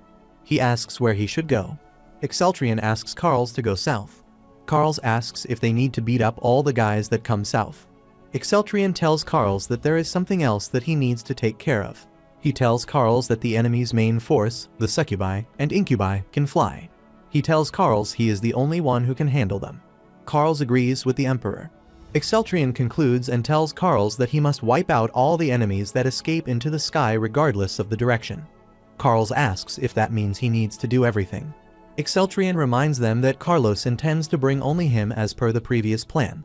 He shows confidence in Carl's ability to handle the assigned task. Carls feels happy to hear Exceltrion's compliment. He says the emperor is the only one who recognizes his skills and powers. Exceltrion asks Carls to bring one enemy alive. He asks Carls if he can do that. Carls assures the emperor that he can do that. He asks the emperor to believe in him. He wishes for a long life for the emperor as he flies high. Exceltrion wishes the same for Carls. After assigning everyone the task, Bang Guangsuk motivates himself to do the job perfectly. The sword system says it will give him the specs and precautions of the satellite before using God's wrath. Bang Guangsuk wonders if the satellite has its specs. The system tells Exceltrion that the wrath of God is a generic term for a comprehensive combat system, with 60 combat satellites orbiting the primary satellite. It adds that the combat satellites are divided into 3 types. It tells Exceltrion that the laser launch system he assumes is Type A. It adds Type A high-power optical weapon, which is very different from the data he saw in the hidden area of the ruins. Bang Guangsuk asks if there is a big difference between the types. He asks if it does not sparkle in the sky and explodes everything with a bang. The system tells Exceltrion that optical weapons are hard to see and that the firepower is inferior to the other types. Bang Guangsuk asks the system if its firepower is low. He wonders how the system can say this now. 3 of his companions are in their position as per the plan. He yells that he started this operation because he trusted that one thing. He says the firepower cannot be low. He needs enough power to blow up the fort in one go. The system asks Bang Guangsuk if he needs it right now. Bang Guangsuk replies he needs it now. He asks if it does not hear him talking about the plan. The system suggests he should use Type C. It tells Bang Guangsuk that this type will let him donate a magic stone bomb where he wants. Bang Guangsuk wonders why the system is talking like a salesperson. He points to an item on the screen and says it looks strong. He asks the system if he should go with this. The system tells Bang Guangsuk that he cannot use it because only 28 satellites are in operation of the 60. Bang Guangsuk asks him why the system is showing it if it is unavailable. The system tells Bang Guangsuk that this is the only satellite he can use based on his target. Bang Guangsuk reads the features of that C-type satellite. The system informs him that they have an exposure range of 400 meters in the direction of Fort Lifran. It asks Exceltrion's permission to proceed. Exceltrion feels it should be enough and permits the system to fire it. The system fires the wrath of God. Exceltrion fixes his gaze on the fort and asks the system to confirm if the wrath of God is fired. He wonders why it is so quiet. The system informs Exceltrion that it will be fired in 15 minutes because the satellite launched that attack. After hearing about the amount of time, Bang Guangsuk doubts that it is not the satellite bombing he had imagined. Exceltrion thinks about the prisoners kept inside the fort. He feels he cannot blow everything up like this. Meanwhile, he hears footsteps. He sees many women coming. He wonders if they are the women who were captured. He hears those women crying for help. The women yell that the demons will kill them if they do not run. Exceltrion wonders if the demons let those women out on purpose. He thinks about the reason behind that. Meanwhile, someone attacks Exceltrion. Exceltrion wonders if the demons release all the prisoners for this surprise attack. He considers it a ridiculous move. The female demons use their flame to attack Exceltrion. Exceltrion remembers Beo's mentioning that the succubi can use charm. Beos told Exceltrion that the succubi have to be close to the subjects to use that magic. As a result, they come down to the ground. He recommended that Exceltrion should wait until that moment. Exceltrion remembers what the Prime Minister mentioned. According to the Prime Minister, it is easy to subdue a close-range battle. However, Exceltrion finds the situation completely different from what he heard. There are attacks one after the other. A hostage hides behind Exceltrion. The system informs Exceltrion that it has expanded the scope of the psi barrier as per his request. It further tells Exceltrion that the current barrier damage rate is 51%. The woman who took refuge behind Exceltrion says thanks to him. Exceltrion yells at the woman and asks him to get out of his way. The woman apologizes and runs away. Exceltrion assumes all the civilians have fled. Gremory looks at the Emperor and calls him a kind person. She says it is a surprise that she has worked hard on. She says she is losing steam because there is no reaction. Exceltrion scans Gremory's detail from a distance. On the other hand, Gremory thinks that she did not need to bring this many of her children. She asks her soldiers to come back to the fort. She says she was to comfort the Emperor who burned in a flame storm. Meanwhile, Exceltrion appears before Gremory and asks her how she is. Exceltrion attacks Gremory. Gremory dodges the attacks and considers it an ill-mannered move. She asks the Emperor if they are not supposed to be having fun. She says she does not find hasty men attractive. Exceltrion asks Gremory to cut the crap. He clarifies that he does not want to build a relationship with a demon. Gremory asks the Emperor to listen to her introduction as they look for each other for a long time. Then, she introduces herself as Gremory, the deputy of the Duke of Lust and the commander of his army. Exceltrion asks Gremory if she is a general. He ironically states that Diklu must have been in a hurry. He says he does not expect Diklu to call for reinforcements. Gremory says there is no way that Diklu would do such a thing. She calls Diklu a man of pride. She tells Exceltrion that she came on her own. She further tells him that the power of the demon world has changed because of him. Gremory feels something and turns back to see it. Exceltrion looks happy to see the wrath of God arriving. Gremory sees the fort's destruction with her eyes. Exceltrion takes advantage of the moment and attacks her. He asked Gremory if she wanted to face him in person. However, Gremory dodges the attack and moves behind Exceltrion. She asks Exceltrion if that is why he blew up the fort that her children were in. Exceltrion turns back to attack her. He notices that she disappeared again. The system informs Exceltrion that his opponent is using spatial distortion, a transcendent skill. Exceltrion thinks about the spatial distortion skill and remembers that it is a skill that twists the space a bit. The system tells Exceltrion that one can use it in various ways if one's skill level increases. It informs Exceltrion that his opponent is using at least an intermediate level of spatial distortion. Gremory appears behind Exceltrion. Exceltrion thinks a lower level is also possible if she can use the intermediate level. Gremory tries to attack Exceltrion. However, Exceltrion grabs her hand. Gremory asks Exceltrion why he is suddenly grabbing her hand. Exceltrion does not answer her question. However, a moment later, Gremory feels discomfort from the silver blood aura. Exceltrion gets hold of the Sword of Light and says he will not miss his aim this time. Gremory tries to free her hand and asks Exceltrion to let her go. Exceltrion hits Gremory with the Sword of Light without wasting a single second. Gremory sighs as Exceltrion attacks her. Her blood spills on the ground. She says the silver blood aura is as persistent as she thought. Gremory shows her disgusting feelings about the silver blood aura. She says she is sick and tired of this. She wonders if all silver blood aura users are like this. She says she does not like how the silver blood aura users hold on and never let go. Exceltrion points his sword at Gremory and asks her if she wants to win. He ironically suggests that Gremory should decide if she wants to win. Gremory answers Exceltrion with the same ironic tone. She says she loses her excitement while dealing with a clingy opponent. She understands that they need a different approach to dealing with Exceltrion. She asks Exceltrion to wait a little longer and tells him she will prepare a new party for him. However, she challenges Exceltrion to follow him if he wants to see his end today. She disappears before Exceltrion notices her plan to escape. Meanwhile, the system indicates a decrease in the combat risk rate. The system also notifies Exceltrion about the complete recovery with the elixir. It informs Exceltrion about the possibility of intense pain during the recovery process. The recovery process begins. Exceltrion holds his head and sighs with pain. He feels as if he is going crazy. He realizes he lost all common sense because of his silver blood aura while fighting with a demon. He wonders how he was planning on fighting an opponent who can fly. Soon, he gets hold of such thoughts and opens his eyes. He realizes that he needs to come up with countermeasures for aerial warfare. The Guardian Knight looks at the effects of the wrath of God and considers them tremendous. He did not think that it would be that powerful. He feels the mighty wrath of God's attack is making him lose his mind.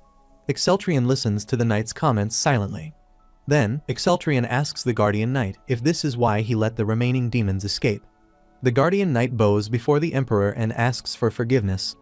He tries to assure the Emperor that he has caught many demons. Exceltrion says he is joking and asks the Guardian Knight not to bow too much. The Guardian Knight says it is not enough to apologize a few hundred times, considering the mindset he had with the Emperor before. Exceltrion asks the Guardian Knight to clarify what he means by that. The Guardian Knight confesses his disinterested behavior toward the Rune Empire or the White Dragon Knights. He accepts that he has been prideful and thinks he can catch up with anyone else's skills at any time. He accepts that he cannot reach the Emperor's level even if he dies and returns to life. He says he did not know that anyone could handle such power. He shows a sense of honor to serve a god-like person like the Emperor. Exceltrion interrupts the knight and asks him what he means by the god. He humbly says he is just an emperor. He asks the Guardian Knight if it is enough for him to be the knight of the Emperor. The Guardian Knight says that status is enough for him. Renard tells the Emperor that she noticed a high-speed demon in the Eastern Fortress. She asks the Emperor if he saw that demon. Exceltrion understands that she is talking about Gremory. She tells Renard that he fought with a new demon general. The Guardian Knight and Renard wonder if the Emperor fought with the general. They ask the Emperor if he is all right. Exceltrion waves his hand and says Gremory is the one who needs to worry about injuries. Renard wonders what is happening in the world. Meanwhile, Karls arrives there and addresses the Emperor. Everyone looks at Karl, who is holding a demon. Renard asks Karls about the creature he is carrying. Karls asks Renard what she means by that question. He tells her he caught a prisoner. He comes down and puts the unconscious demon on the ground.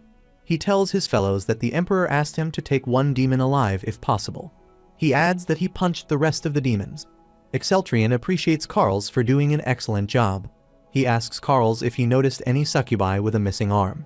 Karls replies to the Emperor that he is sure about that. However, he tells the Emperor that he saw someone wrapped in a black cloud running away.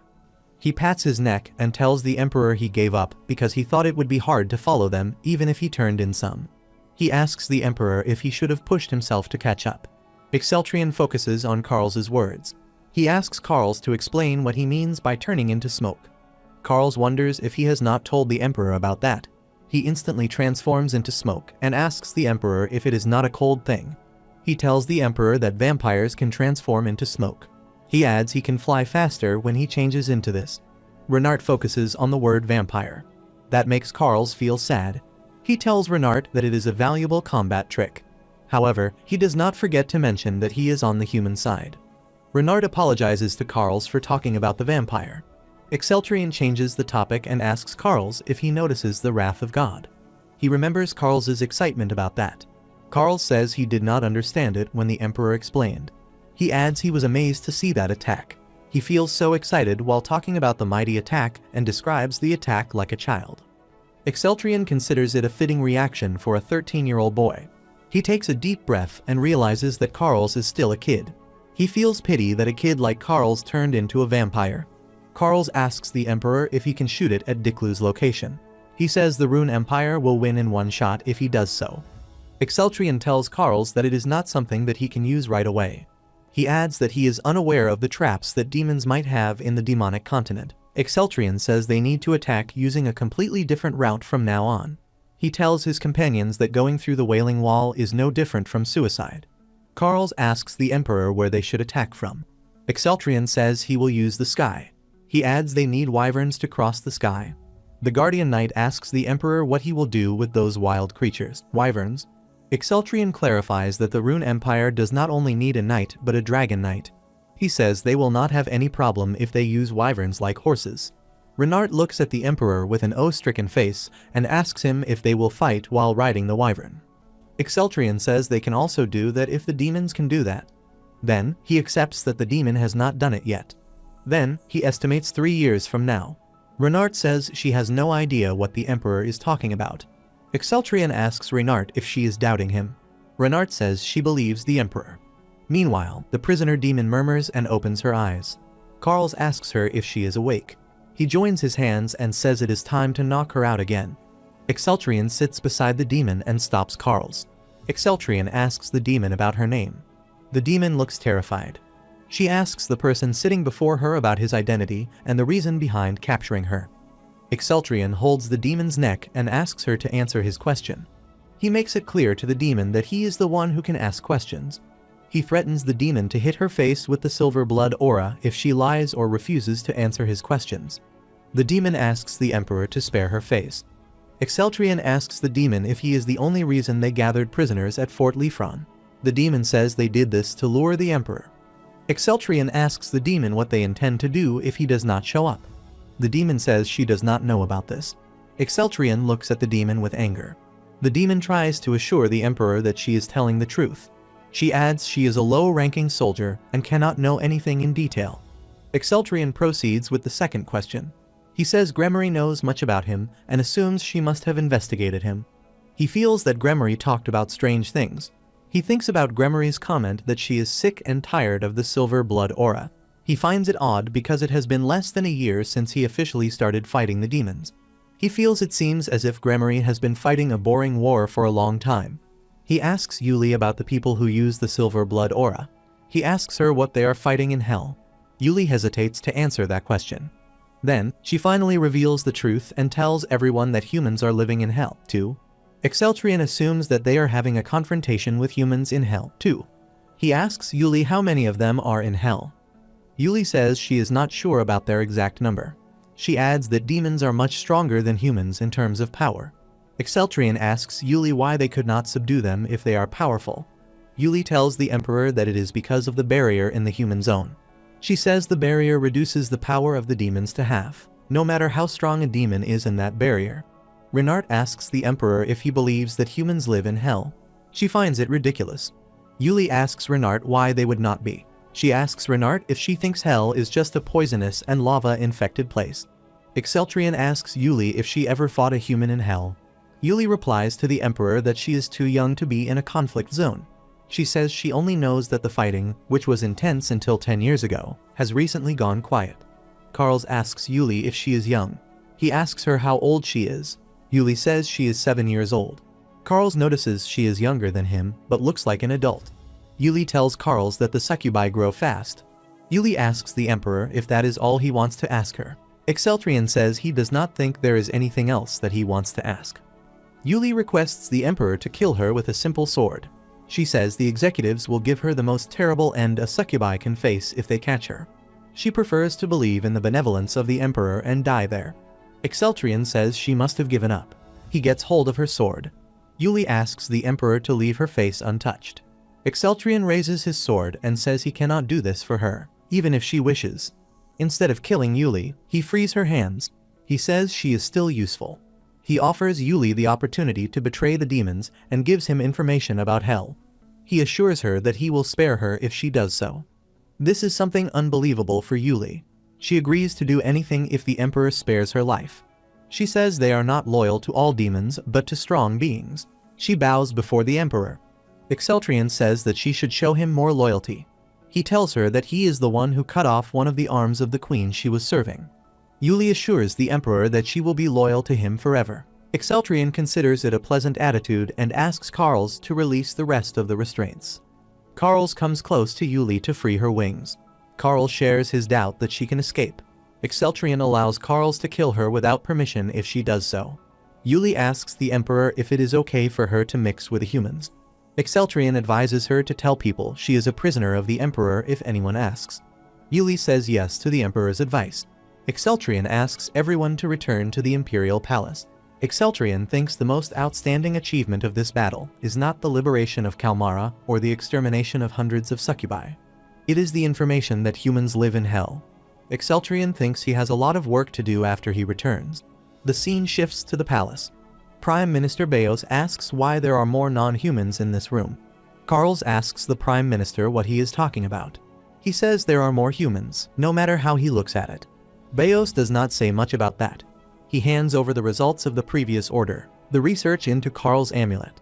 Exceltrian apologizes for making the Prime Minister do something so trifling. Exceltrian looks at the details. He says there is nothing conclusive. Beos says that is the limit of the Academy's professor's level. He suggests they can get more information if they send the amulet to the Magic Guild. Exceltrian says he cannot stand that. He knows Carl's magic without the necklace is too strong. He says he cannot sleep because it bothers him. Beos says there is nothing that they can do. He considers it impossible to produce the amulet with their technology. Yuli intervenes in the conversation. She says she can make this amulet if they have the required ingredients. She tells everyone that the official name of the amulet is the seal. She says it was an item that a human of hell or a hellman used. She adds that the amulet is created to hide the magic. Beos asks if the demons hid their magic. He inquires Yuli why they need to do that. Yuli says she does not know about that. She says it can be for a surprise attack. Exceltrian agrees with Yuli. He says the demons would be easily kicked out if there was a person of silver blood aura among the humans of hell. He asks Yuli if she can make this. Yuli asks if it is strange for a succubi to be interested in things like this. She tells the Emperor that her fellows look down upon her because of her interest in such things. She says she survived the Emperor's attack because she was rejected from being part of the actual war.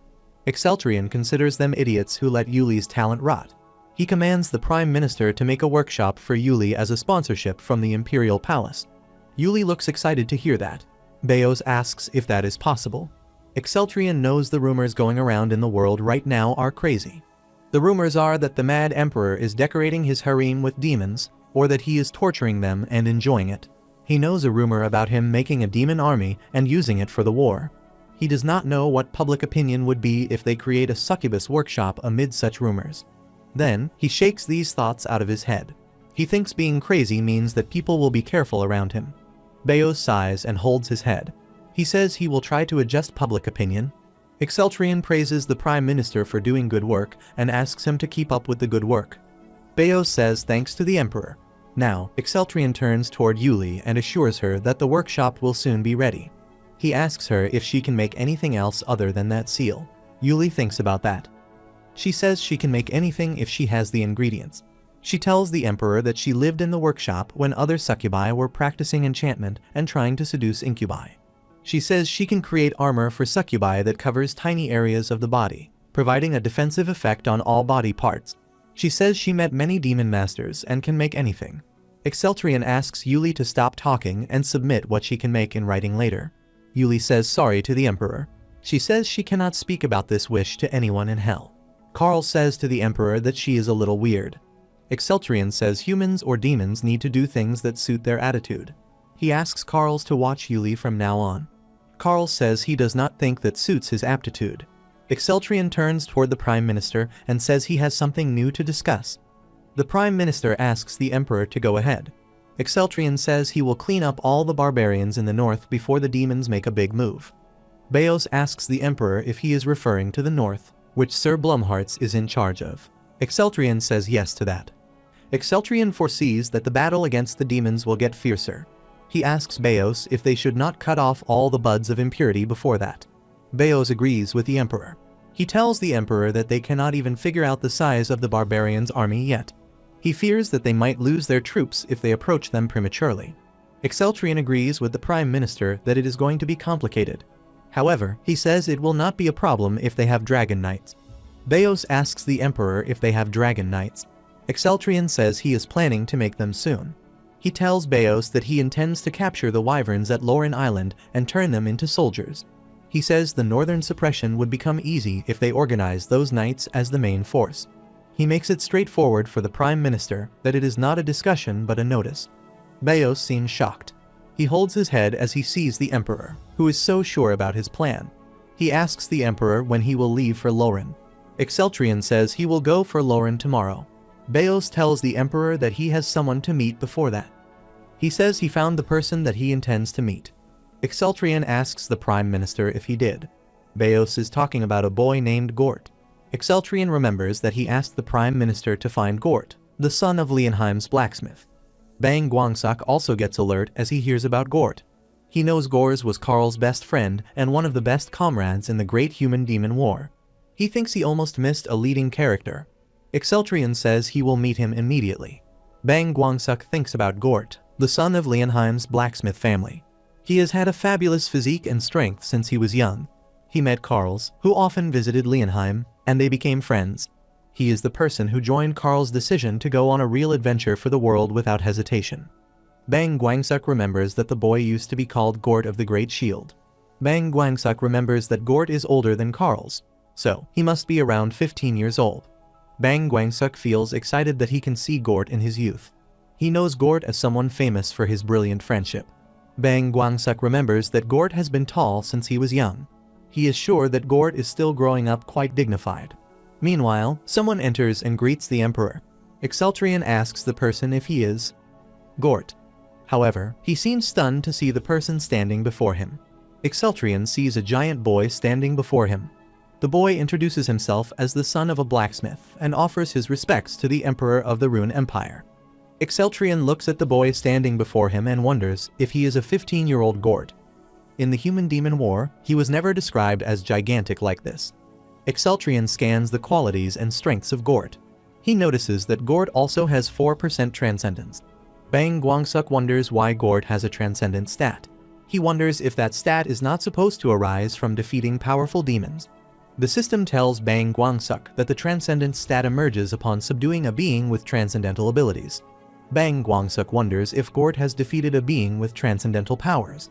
The system replies that there is a low possibility of that. The system shows the high possibility that Gort was born with a transcendence ability, a 1 in a million chance. Bang Guangsuk gets it that Gort was born with that stat. Bang Guangsuk reads about the Gort's restoration ability. He further asks the system about this ability. The system explains that restoration is a power specialized in returning the body to its normal state. The system further describes it as an essential skill for super recovery. It adds that the ability heals body injuries but slower than an elixir. The system tells Bang Guangsuk that the body becomes stronger each time it recovers from injuries. Bang Guangsuk says it is no wonder that Gort, who suffered the most wounds in the Human-Demon War, seemed to grow stronger as time passed. Exceltrion wonders if he could acquire that ability if he kills Gort. He takes out his sword as he thinks this. Gort sees the Emperor drawing his sword. This makes the boy scared. He asks the Emperor if he, by any chance, committed any rudeness. Exceltrion soon controls himself, tells the boy he is bored, and grabs something. He acted like a mad Emperor without realizing it. Bang Guangsuk notices that the true nature of the Emperor has not vanished, though they have become one. He feels that he cannot let his guard down. Exceltrion understands that Gort must be curious about why he called for him. Gort says he is curious about that. Exceltrion tells Gort that he wants to recruit him into the White Dragon Knights. The news makes Gort surprised. Gort tells the Emperor that he cannot handle vital energy and has never held a weapon. He says he might look a bit strong, but that is all. He tells the Emperor that he is only 15. He considers it too much to be a part of the White Dragon Knights army. Exceltrion tells Gort that he is not planning to enlist him immediately. He informs him that he will assign him the best mentor to train with. He asks Gort to train as if his life depended on it for a year. He makes it clear that he should be able to grow enough to satisfy himself. Then, he asks Gort what he thinks about that. He asks Gort if he can do that. Gort bows before the Emperor and says he will do his best if it is his command. Exceltrion declares Gort's status as a training knight and asks him that his training will start tomorrow. Gort thanks the Emperor and asks him about his mentor's name. Exceltrion mentions Karl's as his mentors. He tells Gort that Karl's is a master of fists, not the sword. Exceltrion considers Karl's to be the best mentor for training Gort from the ground up. He asks Gort to be careful not to die. Gort says he will keep that in mind. He hopes that he is being scammed. The scene shifts to the demonic continent. Diklu asks Gremory how she finds the taste of victory in her first battle. Diklu's tone sounds more satiric and ironic. Gremory asks Diklu if it is necessary to prod at the wounded woman's pride like this. She releases a heavy breath and says he did not expect the Emperor to be that strong. She apologizes for her previous rude behavior. Diklu assumes that getting hit directly must have brought some realizations. Gremory replies to Diklu that it is just a realization. She says it feels as if someone shot her in the back of the head. She asks Diklu if he knows that the Emperor can use magic. The question makes Diklu stunned. He asks Gremory if she is sure that she saw the Emperor using magic. He seems not ready to accept that. He says humans can't handle both magic power and vital energy simultaneously. Gremory tells Diklu that he saw the Emperor destroying a fortress in one go. Diklu asks Gremory if a mage accompanied the Emperor. Gremory replies that she did not see any other human there. Diklu says it is possible that the Emperor had powerful mages hidden, and he deliberately fell into her trap. Gremory says she wishes that were the case. She decides to focus on recovery for the time being. She tells Diklu that reinforcement from the demon world should arrive in a month. Diklu asks her if she has requested reinforcement. He further asks her which faction she requested reinforcement from. Gremory tells Diklu that the reinforcement will come from the Pride Duke forces. She tells Diklu that the Pride Duke is close to the Lust Duke. Diklu asks Gremory if she can contact the Lust Duke once more. He says he wants the Duke to include some of his kin in the reinforcement. Gremory asks Diklu if he is talking about vampires. She reminds him that vampires are vulnerable to sunlight. She asks him if they can fight properly. Diklu tells Gremory that his direct kin can move during the day. He assumes the vampires would be able to fight as they are not his direct kin. He adds at least they can fight during the night. Gremory tells Diklu that he has become quite daring. Diklu says there is no time to be picky. He asks Gremory to combine their forces and attack once the reinforcement arrives. Gremory says she always welcomes combining forces. Diklu says the key to this location is Karl's. He says it is all thanks to Karks that they can easily find the Emperor's locations. He decides to use this to their advantage when they go into the final battle. Gremory considers vampires poor things for not having any privacy. She asks Diklu about the location of Karl's. Diklu tells Gremory that Karl's is in the heart of the Empire's capital Cranmer. He says it seems like he is in the Rune Empire's Imperial Palace. The scene shifts to the Rune Empire's palace. Gort is with Karl's. He asks Karl's if it is not wrong to roam around like this. Karl's replies that it is okay. He tells Gort that he got permission from the Emperor before setting off on the wyvern hunt. He stops Gort from calling him Mr. and asks him to call him brother. Gort asks Karl's how he can talk to him like this as he is someone who has the Emperor's trust. Karl's says who cares about that. He reminds Gort that he mentioned that he comes from Lohnheim. He says this place is near where he used to live, too. He asks Gort to think of him as his brother and allows him to speak freely. Gort accepts that. Meanwhile, Saintess Liena arrives there. She asks Gort not to be nervous. She asks him to be comfortable. Gort shows a thumbs up to Saintess Liena. Saintess Liena asks Gort if the injury she healed earlier is okay. Gort says he is fine. He says thanks to Saintess Liena for her divine magic. Karl's mentions what the Emperor said. He says the Emperor asked them to heal him if he got like this. He says the training seems to be a cycle of beating and healing.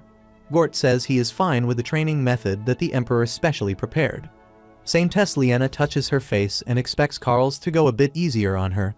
Karl says he is adjusting his strength because he is worried that he might kill him. Yuli sighs to hear their conversation. She wonders how she ended up being dragged around by these kids. She notices some around her and wonders what happened all of a sudden. Karl's comes close to Yuli and says it happened because a kid younger than him was whispering. Yuli clarifies that she is saying it seems childish to act so recklessly. Karl's tells Yuli that the Emperor asked him to watch over her. He clarifies that Yuli has no other choice but to follow him. Yuli asks Karl's to give her a break. She tells him that she started working on a new project in the workshop. She says she has to oversee every step of that process. Karl's tells Yuli that the guys get all stiff and mess up to find her around. Yuli asks Karl's if it is because of her. Then, she tells Karl's that it is one of the succubus's specialties to make people stiff. Saintess Liena asks Yuli what she is talking about. Yuli controls her giggles and asks Saintess Liena if she finds something strange. Saintess Liena controls her anger. She says Karl's is just 13 and asks Yuli to refrain from such jokes. Yuli asks Saintess Liena if she is overly sensitive because of her status as a saintess. Yuli releases a deep breath and tells them that age does not matter in the demon realm. She says power is the only important thing there. That makes Karl's mad. He asks Yuli what she is talking about. He clarifies that he is not a demon but a human. Yuli sighs and wonders why he always says such frustrating things. She wonders why the Emperor attached her to such a kid. Karl's tells Yuli that they will not stick together like this after that task. He asks her to wait a bit.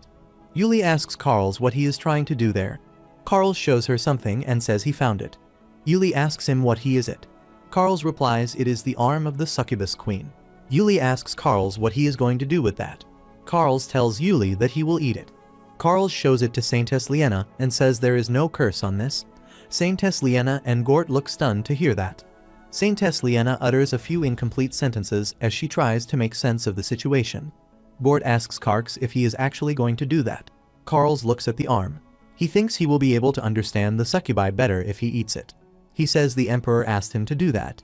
He finds it okay to eat it since his sister mentioned there's no curse. Saintess Liena says there seems to be a faint flow of magic connected to it, but it does not seem harmful. Karls considers it a relief. He decides to eat it with peace of mind. He opens his mouth to take a bite. The scene shifts to the demonic continent. Gremory sits on the ground and covers her ears. She yells with pain and mentions her right arm repeatedly. Diklu asks her what she is talking about. He reminds her that her right arm was severed. Gremory tells Diklu that the nerves are still connected by magic, though her body may be severed. She tries to say something. Diklu asks if someone is experimenting on her arm. Gremory says it is not it. She says someone is eating her arm. The scene shifts to the island. A man informs the Emperor that it is difficult to capture the wyverns because the adult wyverns have eaten up all the bait. Time passes, and another man tells the Emperor that the adult wyverns they have captured appear to be in poor condition. He sighs as he tells the Emperor that they have damaged the wyvern too much. The Guardian Knight informs the Emperor that the wyverns injured many of their soldiers. He suggests that they temporarily stop the operation. Exceltrion sighed to see that they faced another failure today. The Guardian Knight consoles the Emperor and requests him to enjoy the festivities. Exceltrion asks the Guardian Knight why they are holding a festival. He asks the knight what is there to celebrate. The Guardian Knight informs the Emperor that the people are pleased that the Emperor of the Rune Empire is addressing the issue related to the wyverns that interfere with the fishing industry. Exceltrion looks around and sees the people happy. The Guardian Knight offers the Emperor the wyvern steaks that they made from their catches today. Exceltrion eats the steak and considers it revolting. The Guardian Knight apologizes for providing the wyvern steaks. He asks the Emperor if he should bring him some fried fish. Exceltrion replies to the knight that it is okay. He says he will finish it. Exceltrion tells the Guardian Knight they will go with a different plan tomorrow. He suggests they should aim to capture their leader. The Guardian Knight informs the Emperor that he has heard the Alpha Wyvern is a 300-year-old monster. He adds that his size is over 15 meters from head to tail. Exceltrion asks the Guardian Knight if they can attract the attention of an Alpha Wyvern by hanging the head of the captured wyvern at the front of the ship. The Emperor considers it a nice plan. The next day, Exceltrion feels sad that their new plan also failed. He feels disappointed that they face an even harder time capturing one today. Scripps suggests they should expect that outcome. She asks the Emperor if the humans would not run away if they saw a human's head hanging in front of the boat. The Guardian Knight closes a book. He says everything they know about the wyverns is outdated and useless. He wonders what they should do. Exceltrion sighs and says he was hoping not to have to call him. He feels he has no other option. He asks his subordinates to send a decree to the Imperial Palace and tells them to send Karls. Soon, Karls arrives on the island. He looks around and enjoys the taste of salt in the air. Exceltrion asks Karls if anyone happened in his absence. Karls tells the Emperor that Brother Gort is becoming increasingly potent, even after being beaten repeatedly. Exceltrion tells Karls it is Gort's specialty. Exceltrion assumes that Liena must have suffered from having to help him heal continuously. Karls tells the Emperor that Gort does not need magic to recover now. He says Gort ends up eating a ton. Karls tells the Emperor that Gort ate too much food for 30 people last time. Exceltrion thinks he should have asked for him. He was thinking about what to do with the wyvern's meat. Karls considers it shameful and says Brother Gort would have gladly devoured all that meat. Karls folds his hands behind his neck and tells the Emperor they are getting along very well because they grew up in the same area. Exceltrion finds it a relief that they get along like the original central duo from the book. Exceltrion asks Karls if he ate what he told him to eat from the basement storehouse. Karls tells the Emperor that he did as he said. Exceltrion asks Karls what happened after that. Karls says things turned out exactly how they thought they would. He tells the Emperor that he no longer needs to keep such a watchful eye on Yuli. Exceltrion asks Karls about his transformation. Karls replies to the Emperor that it is going well. Exceltrion asks Karls if he has already transformed into one. Karls says he tried it where no one was looking. He closes his eyes and says he does not want to experience that ever again. He tells the Emperor that he feels very uncomfortable whenever he uses his ability to transform into something he has eaten. Bang Guangsuk understands that Carls feels so because he is not a pure demon. Carls is a shapeshifter who became a vampire. Exceltrion apologizes to Carls and tells him that he called him there because of the same ability. Carls knows the Emperor wants him to eat some wyvern meat and transform into a wyvern. He asks the Emperor to confirm if it is so. Exceltrion tells Carls that he needs to go and defeat the Alpha Wyvern after his transformation. He asks Carls to replace the Alpha Wyvern and lead the others to the Empire. Carls says the plan seems oddly vague. Exceltrion advises Carls not to worry too much about success. He says they can always go back to the old plan of capturing the wyverns if that plan does not work. Carls asks the Emperor if he called him there because of the failure of the previous plan. He asks the Emperor to leave this matter to him. He assures the Emperor that he will ensure the plan's success. Exceltrion shows his confidence and trust in Carls. The scene shifts to the demonic continent. Diklu wonders why Carls is on the Wyvern's island. He mentions that their ground forces are working on a long-term project in that area. The subordinate demon says he cannot understand what his master is saying. Diklu tells him that his blood kin, Carls, suddenly arrived on Wyvern's island. He says they have a project involving raising wyverns there. He worries that the Emperor noticed that. Diklu remembers that very few people are aware of that project. He wonders if someone betrayed them. The subordinate says they should never trust anyone. He bows before Diklu and says that demons from different races are outsiders at the end of the day. He tells his master that he can only trust his race. Diklu claims that their race will reign over all. He says he will not hesitate to make any sacrifice for that. The subordinates say they declare their fealty to their master against their enemy. They consider the Emperor of the Rune Empire as their sole enemy. They swear to put their lives to the end. Diklu knows this sense of sacrifice when it comes to blood kin. This is their norm. He believes his subordinates are inherently loyal to him and cannot sever their ties or connections. He wonders how Carls dared to betray him and escape his fate. The scene shifts back to the island. Carls looks in a direction and asks the Emperor if it is the island. Exceltrion replies that he is not seeing anything. The Guardian Knight supposes that Carls is talking about Rock Fog Island. He says it is an island covered in rocks and fog, as its name suggests. He finds it impossible to dock a ship there. Carls tells the Emperor that the Alpha Wyvern is on that island. He tells Exceltrion that he can smell his presence. The Guardian Knight informs the Emperor that it is impossible to proceed further. He shows his concerns that they will be stranded if the ship hits any rock. The Emperor understands the matter and asks the knight to halt the ship. Carls gets on the front edge of the vessel. Exceltrion asks Carls to go on. He says the other sailors should not be able to see it. The Guardian Knight asks the Emperor if he should accompany Carls if he is uncomfortable. Carls places his locket on the boat and assures the Guardian Knight that he is okay. Carls transforms himself into a wyvern. He flies up and says all are His Majesty's people. The other wyverns notice Carls. Seeing him, they make hissing sounds. Carls flies toward them. One of the wyverns asks Carls how he dares challenge the king. He considers it an act similar to courting death. The wyverns introduce themselves as the king's guard and ask Carls to declare his affiliation. Carls wonders if the wyverns have their hierarchy. He notices them getting bitter about his challenge. Carls gets the sounds of the wyverns quite noisy. He wonders if they all want to die. On the contrary, the wyverns feel Carls's odd power. One of them tells his companions that he is not a normal wyvern but a mutant. Feeling a weird energy, one of the wyverns suggests that they should alert their king. Hearing this, Carls calls them a pesky trash mob and decides to kill them. He thinks that his boss is the only person he has a business with. Alpha Wyvern asks Carls if he is the one who is causing all the ruckus. He recognizes that Carls is not a member of their species. Alpha Wyvern tells Carls that he has chewed tons of mutants like him. He declares that they remain pure and cannot acknowledge the existence of mutants. Carls gets mad to hear that. Carls challenges Alpha Wyvern's status as someone who dares not acknowledge his existence. He tells the Wyvern that his name is not mutant. He is Carls. They grow to see each other. Soon, the heated conversation turns into a fight. Carls bites Alpha Wyverns and injures him. He feels the Wyvern smells delicious as he bites the Wyvern. He says this and bites the Wyvern again. The Wyvern growls with pain. Carls says the Wyvern's flesh did not like this, but he is incredibly tasty. The Wyvern asks Carls what nonsense he is talking about. He asks Carls if he is committing cannibalism. Carls tells the Wyvern that he does not need this much. Saying this, he knocks the Wyvern down. Exceltrion observes Carls from a distance. He thinks the fight is over. He feels he should prepare to meet the wyverns. Soon, he sees wyverns flying behind Karls. Karls tells the emperor that he is back.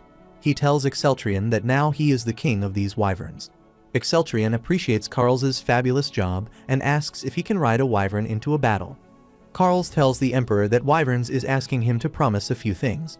Exceltrion wonders if the wyverns want Karl to make a promise. Karls enlists wyverns' demands. He tells the emperor that they wish to have an abundance of food.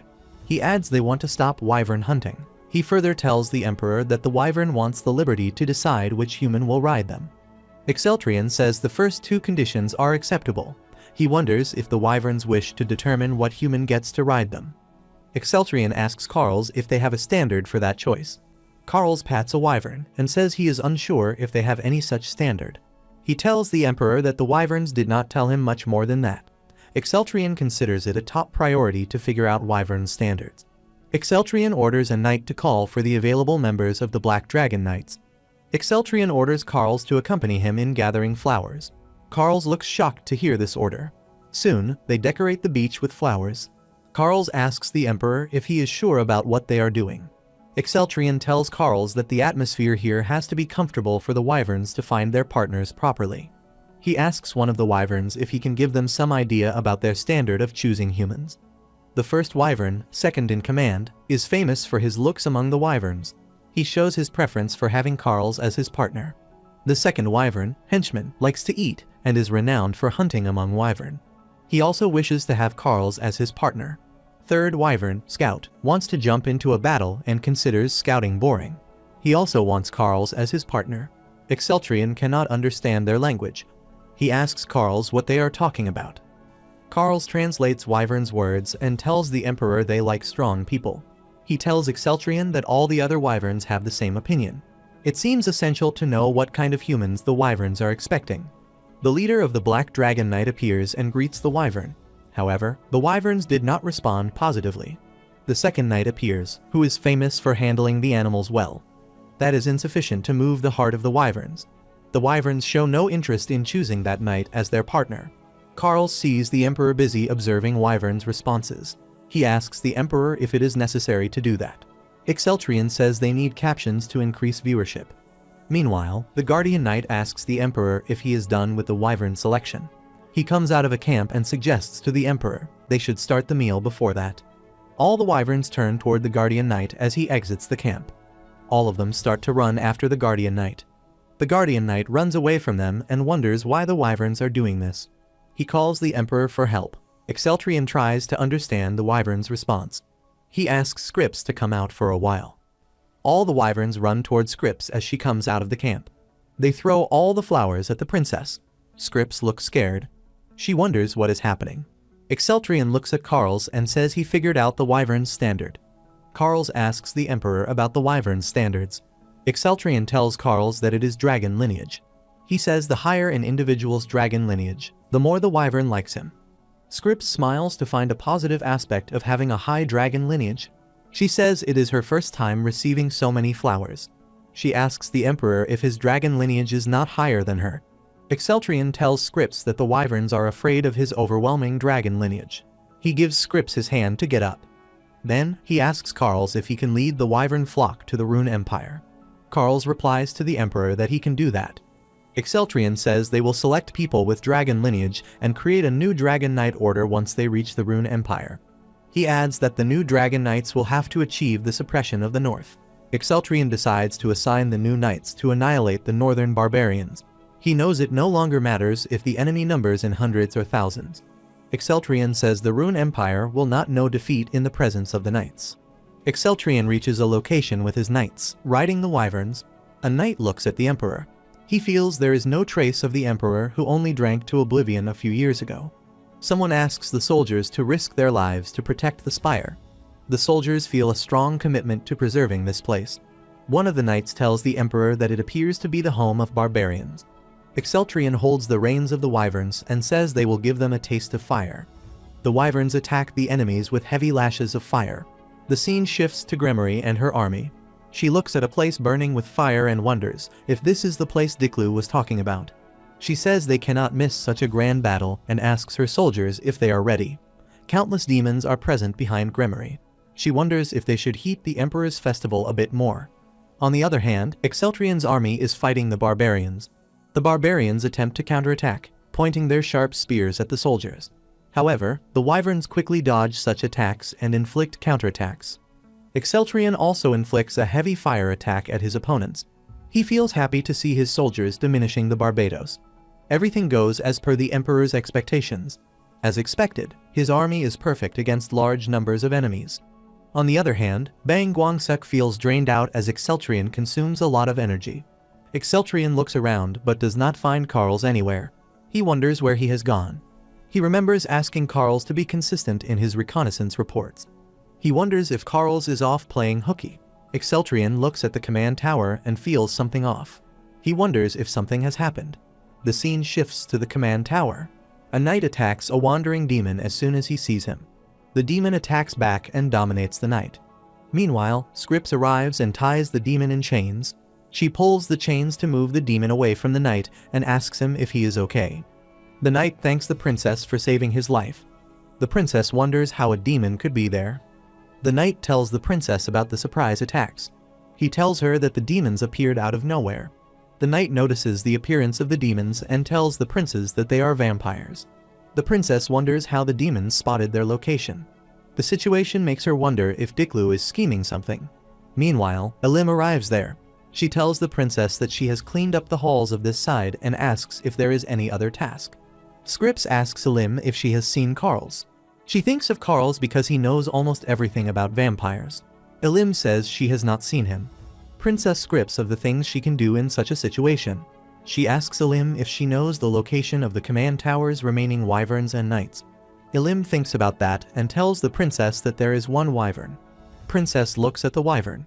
The wyvern struggles to free himself from the demons. Scripps tells Elim that it is her partner and says they need to save him. Elim asks the princess if it is her wyvern. The princess notices Wyvern's severe injuries and thinks of rushing toward the stairs. Elim jumps out of the window instantly. She beats the demons and frees the Wyvern in no time. Then, she tells the princess that she is done. She assures the princess that she will catch her and asks her to jump down. Scripps looks at Elim and thinks everyone around the Emperor is so weird. However, she trusts Elim and jumps down. Elim catches her. Scripps touches her Wyvern. Elim asks the princess how the Wyvern is. The princess tells Elim that the Wyvern is not too injured. She says the Wyvern must have tried to investigate the demon's weird energy. Elim looks around and notices that their surroundings are getting darker. Scripps senses an incredible demonic energy. She runs in that direction. Elim asks the princess where she is going. Scripps sees a magic circle surrounded by the demons. She recognizes that all those vampires are dead. Scripps says she is not sure what the vampires are planning.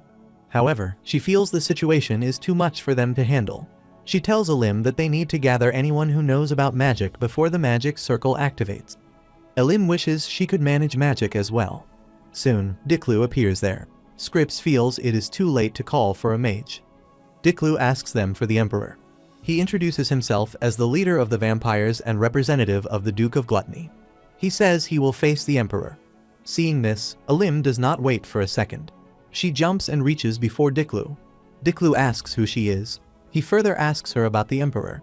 Elim tells Diklu that the Emperor is missing. Diklu grabs Elim's face and says he will fight her until the Emperor comes. The scene shifts to Gremory. Gremory senses something weird and looks back. She looks at Carls and asks him if he is the traitor Diklu was talking about. She tells Carls that Diklu has come into his world and suggests that Diklu should have met him first. Carls considers this nonsense. He says Diklu must be on the demon continent. However, he senses Diklu's presence near him. The thought causes him to lose focus on Gremory for a while. Gremory gets mad to see that. She attacks Carls and asks him how he dared to turn his attention away from her, the great Gremory. Carls was not ready for that attack. He falls to the ground and sighs. Gremory notices that Carls is not pale even after he bleeds heavily. She tells Carls he is not a typical vampire. Carls grabs his locket and tells Gremory that he is not a vampire. He throws the locket away and introduces himself as a human. He says that, as a human, his goal is to eradicate the demons. Gremory suggests to Carls that he should only deny things worth denying. She asks Carls if he considers himself a human just because the human around him tells him so. She says the Emperor probably thinks of him as a demon. Carls asks Gremory to shut her mouth. Countless demons surround Carls. Gremory feels sorry for Exceltrion, believing that his loyal demon will die soon. Diclu has advanced into this world as the first general of the demonic army. He is the dictator over the vampires, whom he refers to as his blood kin. In addition, he is the entourage of the Duke of Gluttony, who is one of the demon world's 7 dukes. Exceltrion knows Diclu hatches his schemes from the shadows instead of fighting directly. He wonders if someone like him came to this world to catch him. Exceltrion jumps out of the wyverns when he sees Elim standing close to Diclu. Elim looks at the Emperor. Elim informs the Emperor about the demon general and requests him to stay away. Diclu activates his aura when he sees the Emperor has arrived. The sword system tells Exceltrion that his enemy is using a compressed blood aura. Exceltrion notices the purple-colored spheres. He wonders if they can turn into more than just swords. A purple spiral moves towards Exceltrion. The sword system alerts Exceltrion and asks him to focus on defense. Exceltrion covers his face with his hand as the purple spiral approaches close to him. The system indicates that the neural network load has exceeded safety parameters. It automatically blocks a portion of pain. The system focuses on temporarily replenishing the skin and muscles with elixir. Exceltrion wonders what would happen to his dragon blood if the system kept using the elixir this way. The next moment, Exceltrion starts to transform. The notification shows that the system used Kai to protect him from the enemy's attack. Exceltrion tries to control himself. Exceltrion lands on the ground with an explosion. He manages to maintain his dragon blood by the time. Elim calls the Emperor. Exceltrion commands Elim to go with scripts to get everyone in the area to retreat. Elim asks Exceltrion if he will face Diclu alone.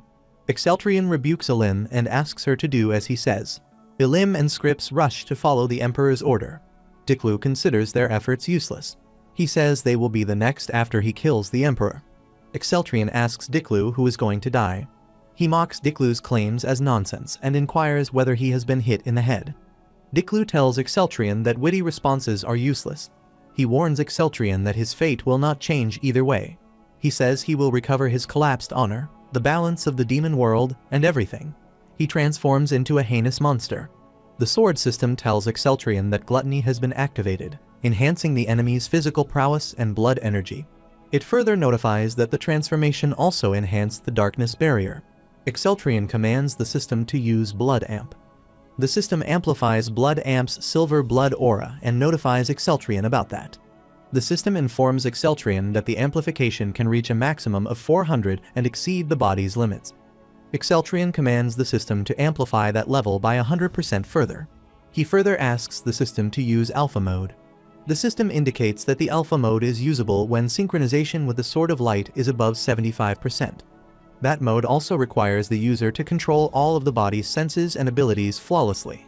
Exceltrion informs the system that he will be unable to feel any pain for the next 20 seconds. Instead, every sense, aside from pain, will be brought to its greatest limit. The system listens to the Emperor and confirms its understanding. Diclu growls and asks Exceltrion what he is scheming. The system indicates the initiation of the Alpha Mode. Diclu jumps at the Emperor. Exceltrion gets hold of his sword, detects Diclu's attack on time, and hits him in the ribs. Diclu bleeds as Exceltrion attacks him with the Sword of Light. Diclu growls and attacks Exceltrion with his purple aura. Exceltrion swings his body and dodges that attack. He comes close to Diclu and pushes him away. Diclu joins his hands to attack the Emperor. However, Exceltrion has changed his position by then. He asks Diclu where he is looking at. Exceltrion does not miss the chance and inflicts another attack on his enemy. Diclu looks at the Emperor and wonders if a human of this world can fight like this. Exceltrion asks Diclu why he does not surrender, given that he has come to a realization. Diclu says he has no other choice. He forms a magical pattern and tries to call someone. He promises to offer his blood and asks someone to heed his call. Exceltrion feels it similar to that when the Duke of Gluttony appeared. Exceltrion feels unsure about whom Diclu is calling. However, he is sure about one that will be difficult to handle. Wyvern comes close to Exceltrion. Meanwhile, some hands appear close to Exceltrion and grip his legs. Diclu says he will not let the Emperor run. He feels happy that the Emperor has already fallen for his trap. Diclu has splattered the Emperor with his blood. Exceltrion asks Diclu if he is trying to offer him as a tribute. Diclu replies to the Emperor that he is mistaken. He tells Exceltrion that it is an inverse summoning circle. By then, the monstrous hands have reached Exceltrian's face. Diklu tells Exceltrian that the inverse circle does not summon someone from the demonic world. Instead, it takes someone to the demon world. Diklu says he is curious about how long a human of this world can last in that place. He says it all thanks to the Emperor that his curiosity will sate it. The scene shifts to Gremory and her army. 2 female demons hold Gremory. Gremory asks if this is all they have as the remaining forces. She wonders about that damage. Gremory calls Carls a puny who has many tricks. She thinks about the reason why he rushed away quickly. She guesses he must have sensed Diklu's reverse summoning circle. She considers it a waste because she wants to be the one to put the finishing touches on the Emperor. The scene shifts to Carls. Carls utters Diklu's name as he sees him. Diklu addresses Carls as a blood-kin traitor. Carls asks Diklu about what he has done to the Emperor. Diklu replies to Carls that he did not do much. He adds that he just sent the Emperor to his beloved homeland. Then, he shows his curiosity about how long the Emperor would survive in the land of an abandoned race. Carls clenches his teeth to hear that. He grabs Diklu's neck and asks him to call the Emperor back immediately. Diklu asks Carls if he thinks that is possible.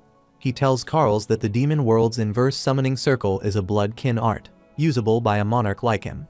Carls asks Diklu if he is asking for the offerings. He tells Diklu that he can bring the offerings.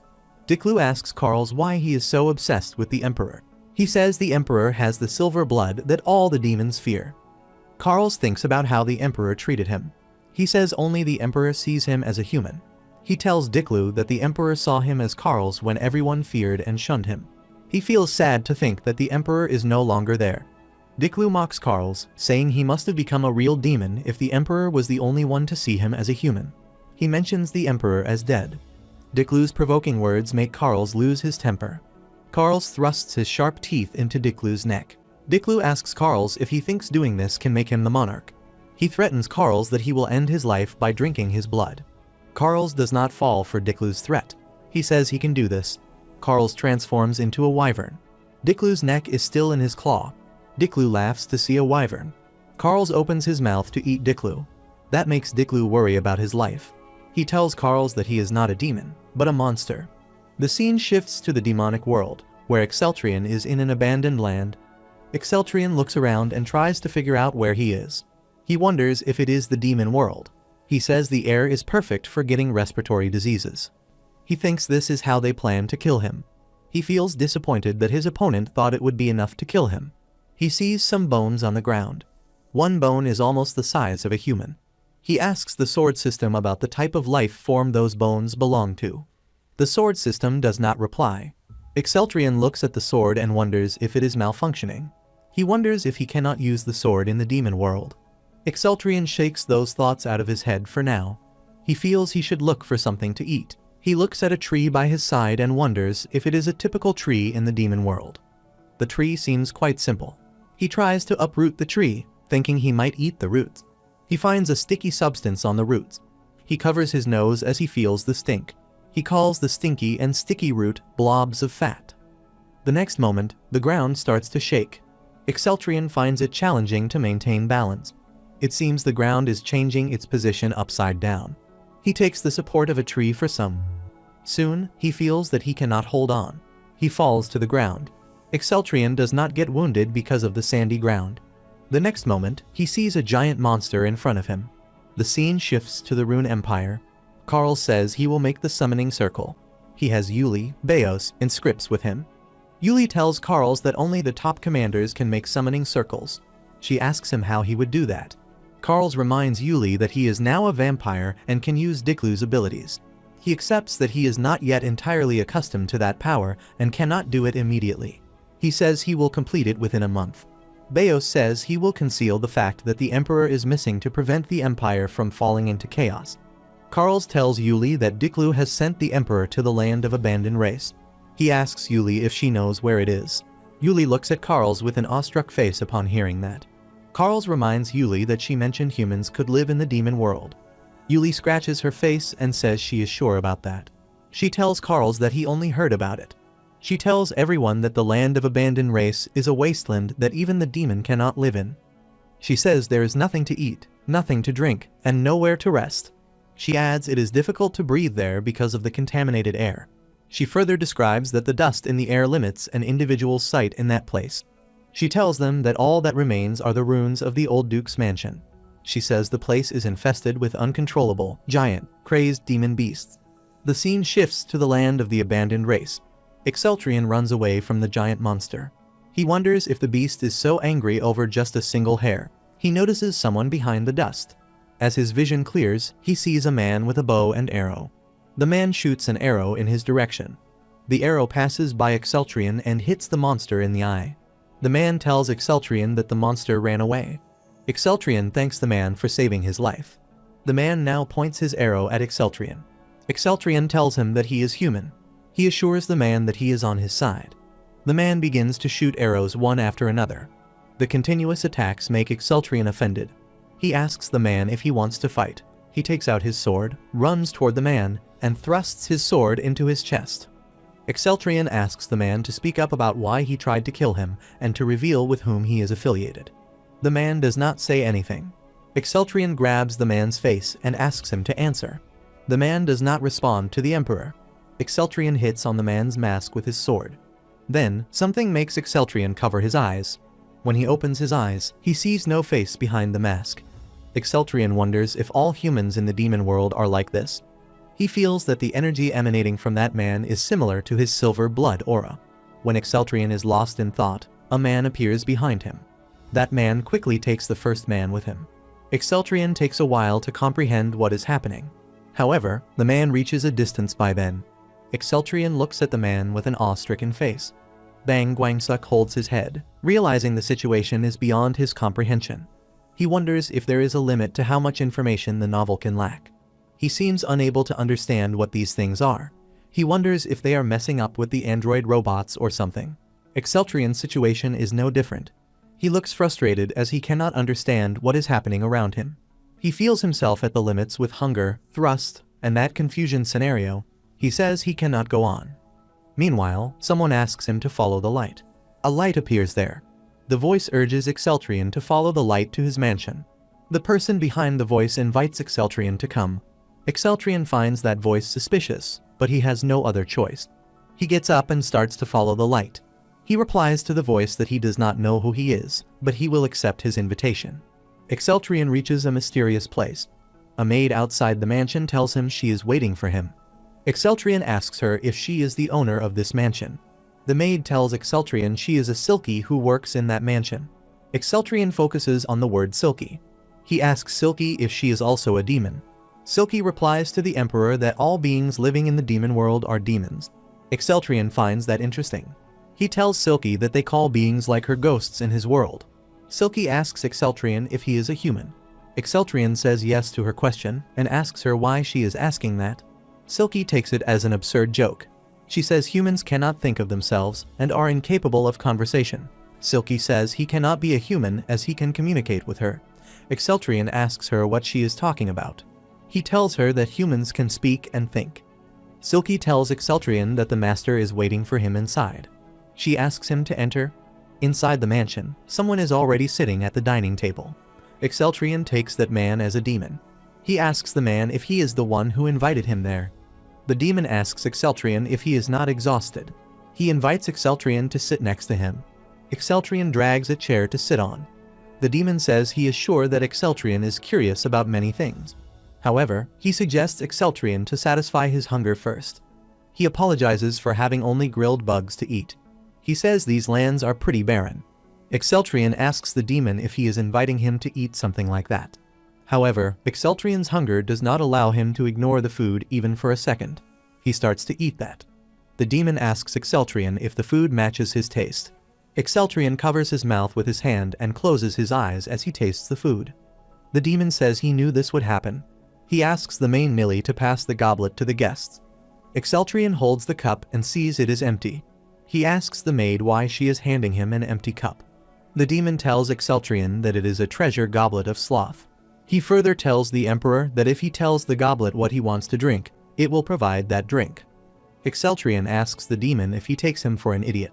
The demon asks the Emperor to do that if he does not believe him.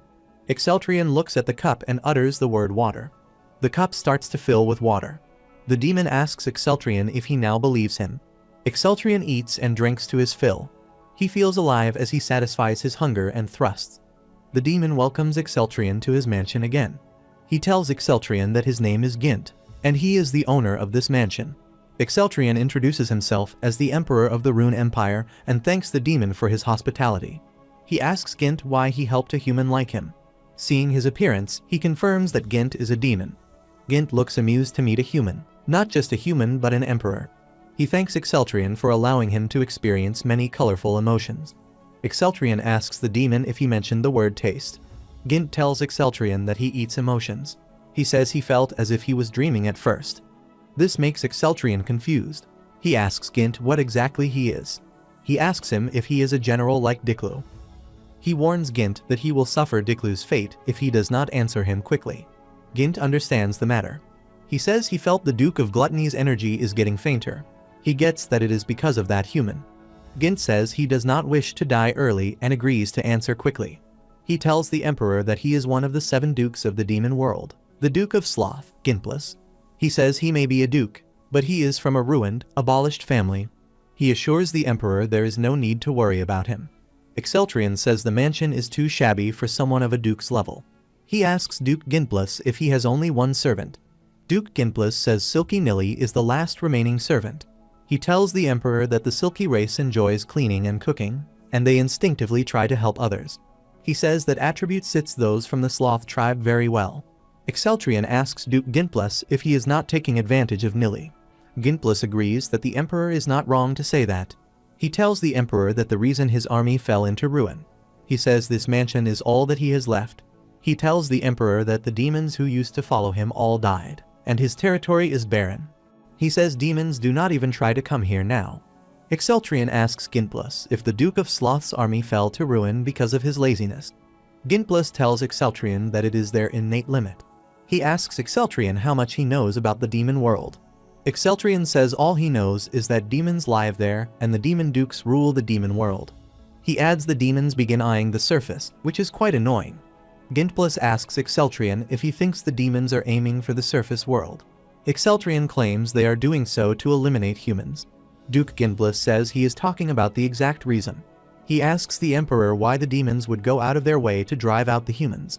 Bang Guangsuk does not get it. All he can think of is that the villains attack the humans. It is not because their lands are barren, nor is it because they hate humans on the surface world. Gintbless tells Exceltrian that they are trying to find new homes in another dimension because of the humans that reside in the demon world. He reminds Exceltrian that he recently encountered one of them. Exceltrian asks Duke Gintbless what those things are exactly. He mentions what Nilly said, that it seems like they lost their humanity. He asks Gintbless if they become like that after a war against the demons. Gintbless says it is the opposite. He tells Exceltrian that the humans changed first, and they started the war against the demons. He comprehends that demons are the victims. This perspective seems shocking to the Emperor. He asks Gintbless if the demons are the victims. Gintbless mentions all of them as victims. He tells the Emperor that they were all swept up in an incident involving humans from long ago. He starts to narrate the whole story. The ancients were obsessed with leading and advancing the world. Following that obsession, their civilization was able to create a technology called the Dimension Door. Gintbless tells the Emperor that the ancients discovered the demon world with the help of that Dimension Door. Those people who went to the demon world ended up awakening something that they should have let slumber. Afterwards, the ancients obsessively changed. They began to call that thing evil, and they created weapons to fight it. They fervently focused on researching even more potent weapons. Then, one day, they were enraptured by the thought that humans must transcend to defeat evil. They abandoned their physical bodies and stored their souls in machines. They believed that evil could not affect machine bodies. Unfortunately, their attempt ultimately failed. A simple body swap could not stop evil because that evil corruption started in their consciousness after all. Human instincts themselves were dyed in evil. They need to eliminate inherent human instincts such as envy, wrath, greed, and lust. They decided to eliminate all negative instincts purposefully. Those who rejected that opinion, the machine faction, remained on the surface world, while the ones who agreed, the anti-machine faction, crossed over to the demon world to continue their research. Later, the anti-machine faction attempted to implement their theories. Whenever emotions occurred, they were immediately extracted. Those extracted emotions were stored in a unique core. Ginblis tells Exceltrian that any other system or machine cannot replace the core. He keeps on describing. The perfect vessel for sorting all those extracted emotions were the indigenous life forms of the demon world or humans who were mutated. They had to use subjects who were alive and breathing.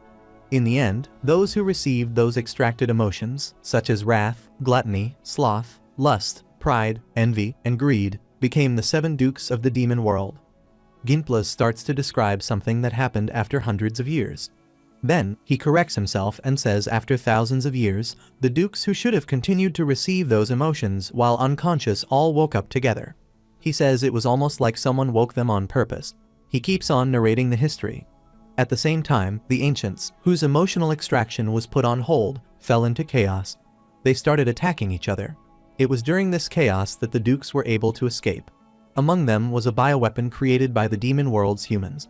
Exceltrian interrupts Ginblis and asks if he is talking about bioweapons like the turtle outside. Ginblis tells Exceltrian that the turtle is an indigenous life form called a kraking. He tries to explain the things. He reminds Exceltrian that he mentioned he met the Duke of Gluttony's alter ego. He explains vampires are bioweapons the ancients created. He feels thankful to Gluttony for making them a military force with excessive survivability. Bang Guangsuk feels there is no end to the things that he does not know about, no matter how deep he digs into the matter. He accepts that he can never imagine vampires to have been created. After answering Exceltrian's question, Ginblis again starts from where he left off. Chaos raged, and the Duke of Greed exposed too much of his instincts and ended up being attacked by the Duke of Envy and the Duke of Wrath. Ginblis says those times were quite fun. He says it was a huge mess, and they fought a lot. Exceltrian wonders what sort of fun factor he is talking about. Ginblis moves on to narrate the further events.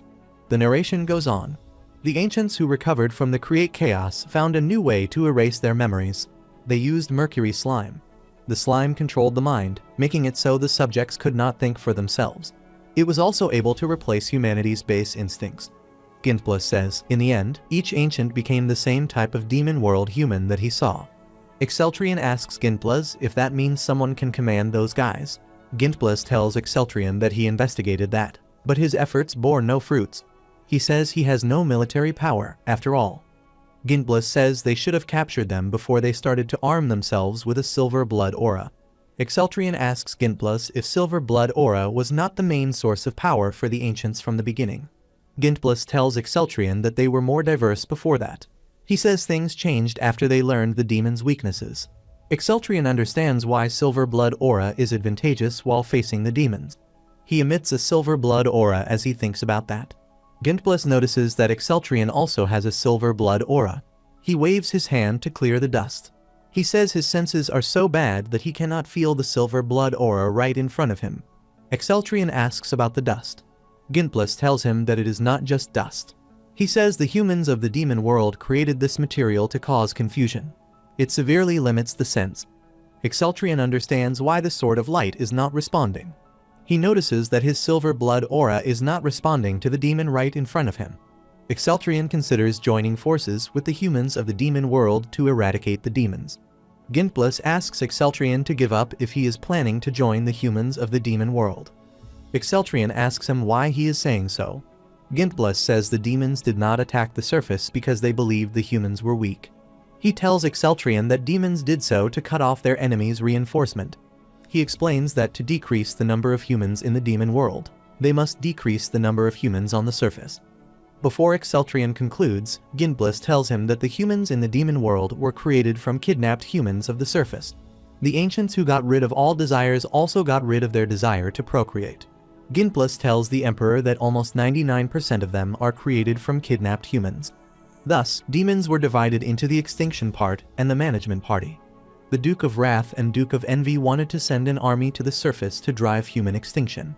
The Duke of Lust and the Duke of Gluttony wanted to conquer and manage the surface humans. Ginblis tells Exceltrian that he shares their desires. Exceltrian says that if Ginblis is speaking the truth, the humans of the demon world are also their enemies.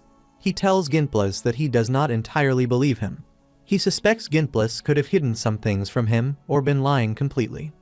Ginblis is sad that the Emperor still does not believe him, even though he gifted him the Goblet of Sloth. He has no choice, so he takes out a yellow ball. He brings it towards Exceltrian and says he will entrust everything to the Emperor. He says he has already abandoned and fallen. So if this can help the Emperor, that is fine. He thinks he should have handed over a token of his loyalty to win the Emperor's trust. Exceltrion holds that ball and asks Ginplus if it is his core.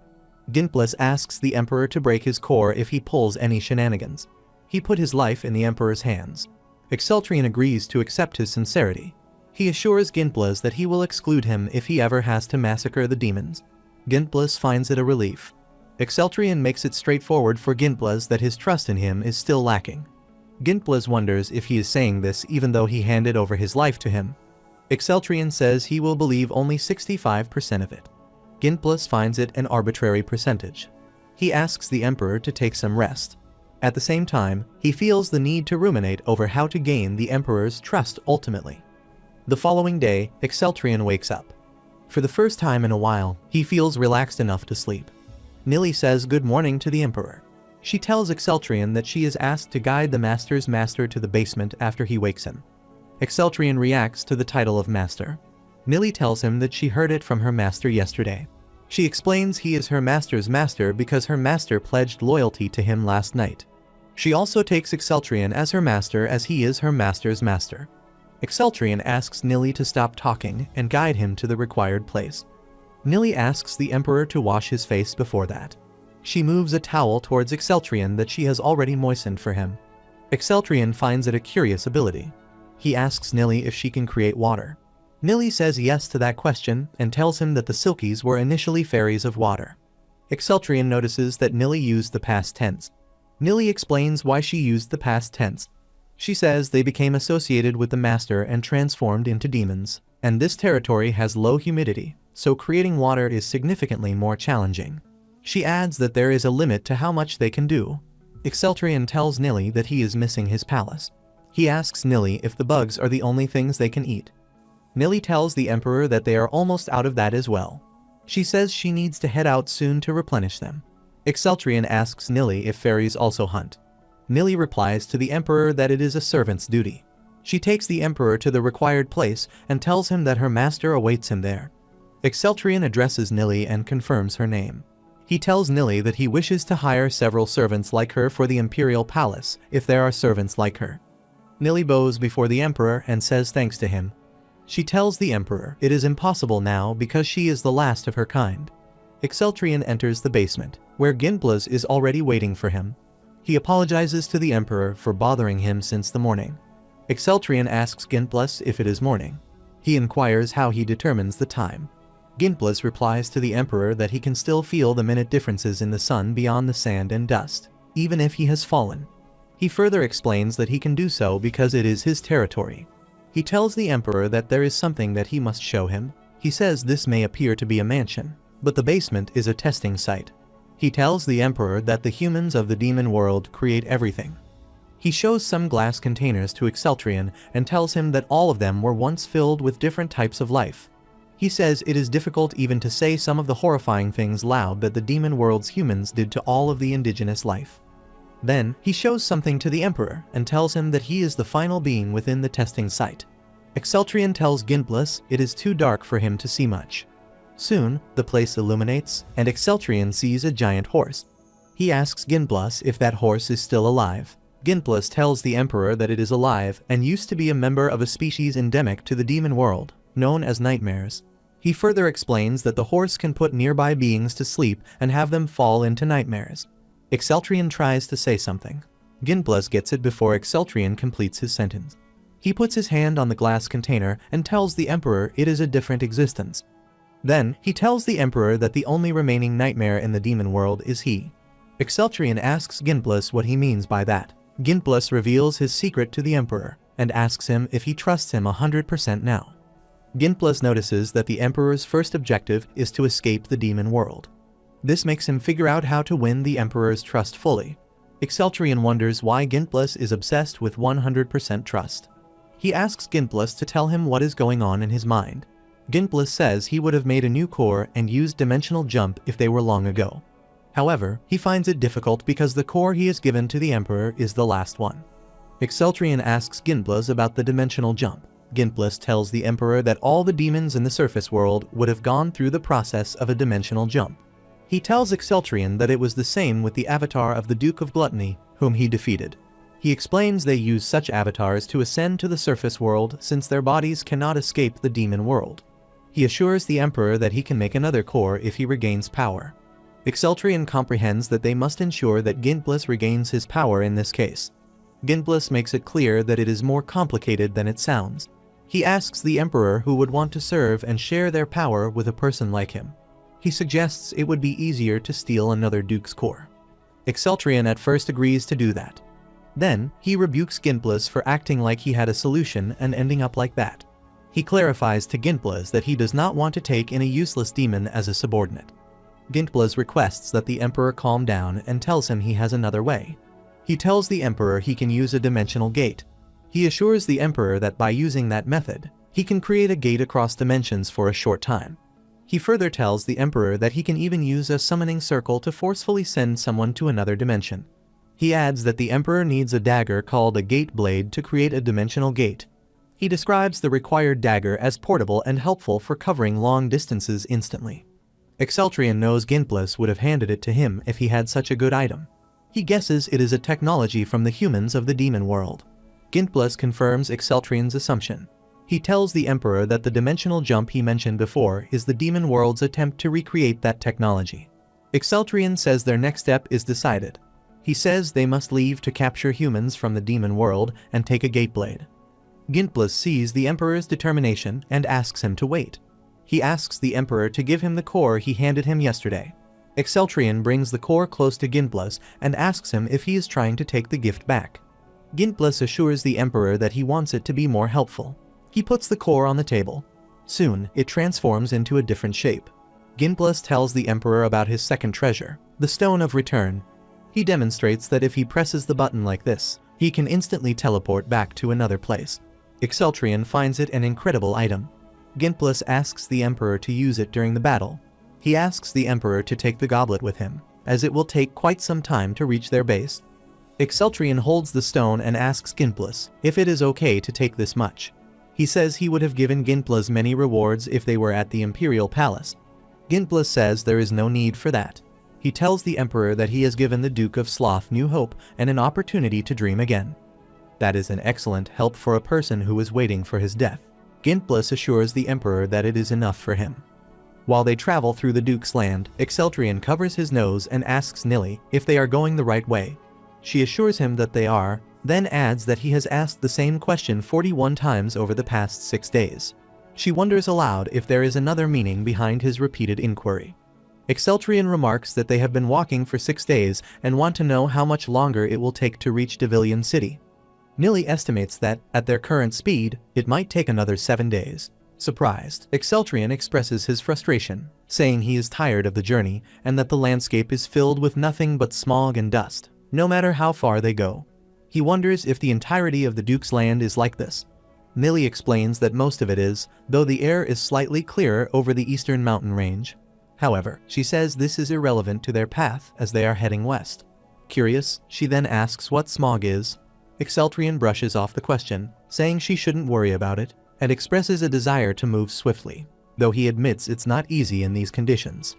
Nili mentions that the trip is supposed to take 30 days, but they are on track to complete it in 13, meaning they are moving very fast. She offers to prepare a place for him to rest between some rocks if he is weary. She also says she would like to know more about smog. Exceltrion tells her to forget it and points out that she is walking at the same pace as him, so he wonders if she is not tired as well. Nili replies that Silkies do not tire easily and that she is a rather special one. When he asks what makes her special, she reveals that she was once the Silky Queen. However, she explains, the title no longer holds meaning since all the other Silkies are gone. Exceltrion then asks why she is the last one and what happened to the others. Nili explains that the Silkies are water fairies and cannot survive long on land with little water. She says the extensive wars dried up and polluted much of the water in the demon realm. Other Silkies, lacking the tenacity to endure such harsh conditions, succumbed to the environment, leaving her as the only survivor. Having shared that, she asked again if he could now tell her more about smog. Frustrated, Exceltrion says he's had enough of the topic of smog. He explains that it's a type of fog formed by excessive pollution, typically caused by a large number of factories. However, he notes that there are no factories in the demon realm, so he tells Nili to forget about the smog. Nili, however, mentions that there actually are a great number of factories. Surprised, he asks her what she means. She replies that she doesn't know what their purpose is, but she has seen the pollution they release in the city. She adds that the dust particles also originate from those factories. Exceltrion started to wonder aloud why this all sounded so familiar to him. He questions whether this might be related to global warming. Then, picking up a cup of liquor, he remarks that, given the Devillians' level of technology, the presence of factories makes sense. He sighed, saying he wished the cup would provide liquor instead of water. Nili tells him that it can. She explains that the artifact is called the Cup of Sloth for a reason. It's designed so that a person could spend all their days lying down with it in hand. She warns that relying solely on water could be dangerous, but this cup allows the summoning of liquids that include other nutrients as well. Exceltrion thinks to himself that now this is what he would call a true treasure. He then raises the cup, declares bottoms up, and takes a sip. However, he immediately spits it out and vomits, horrified by the taste of it. He asks what kind of swill it is. Nili calmly informs him that it's Gorgon juice.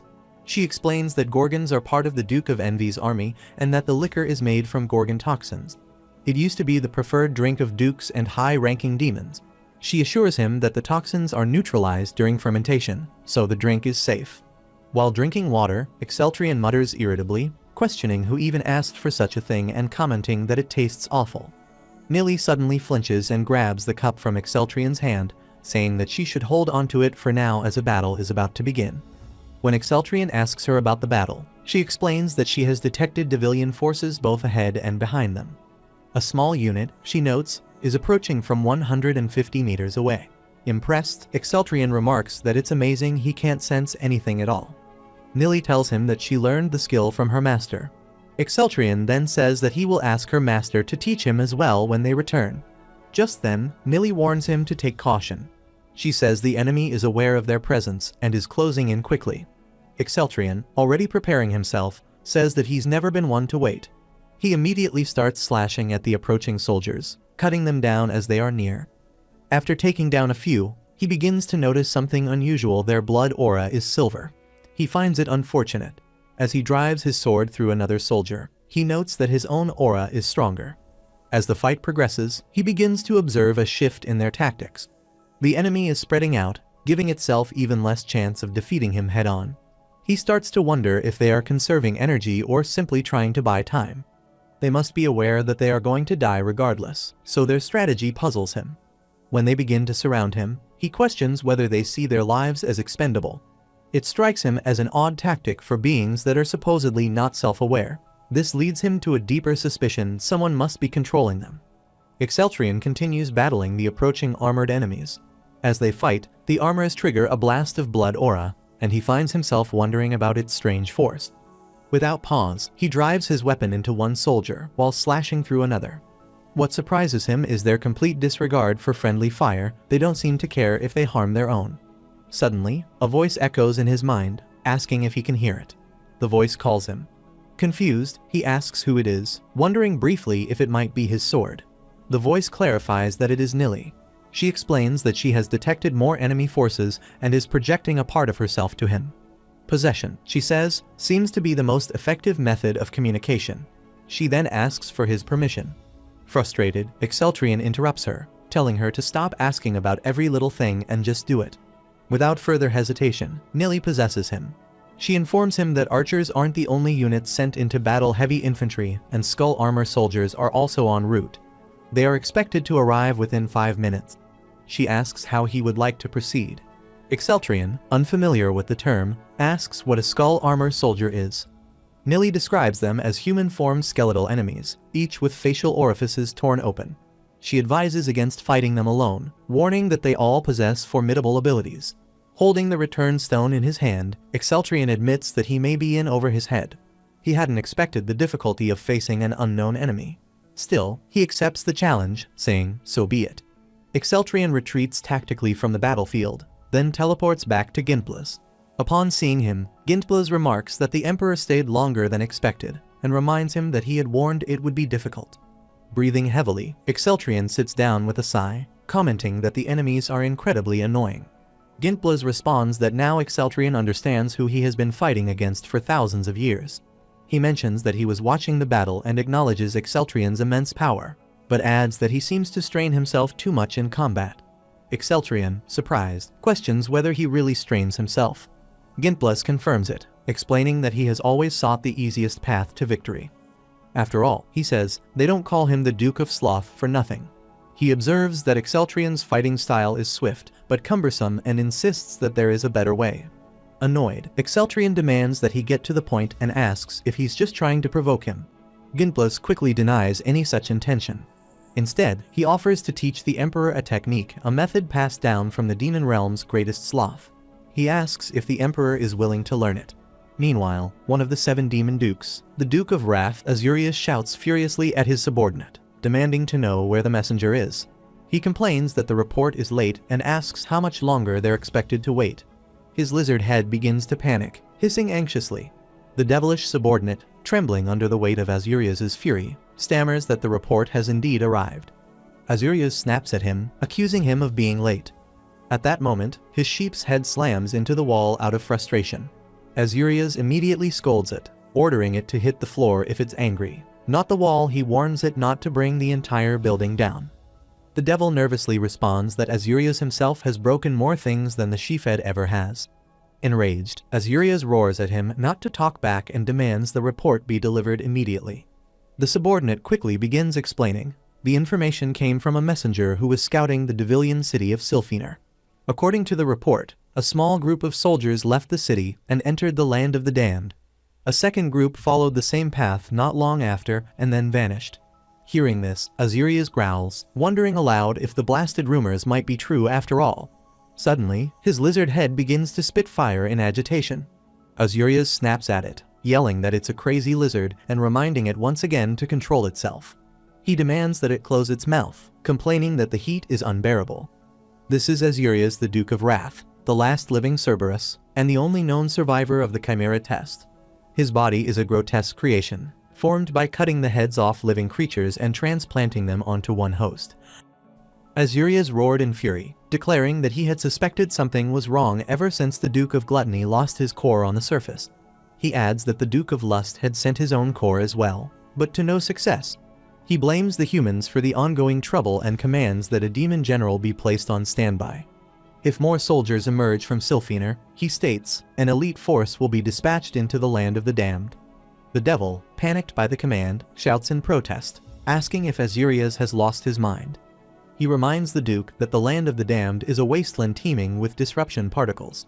Without the ability to detect properly, the devil warns, their troops would be walking to their deaths.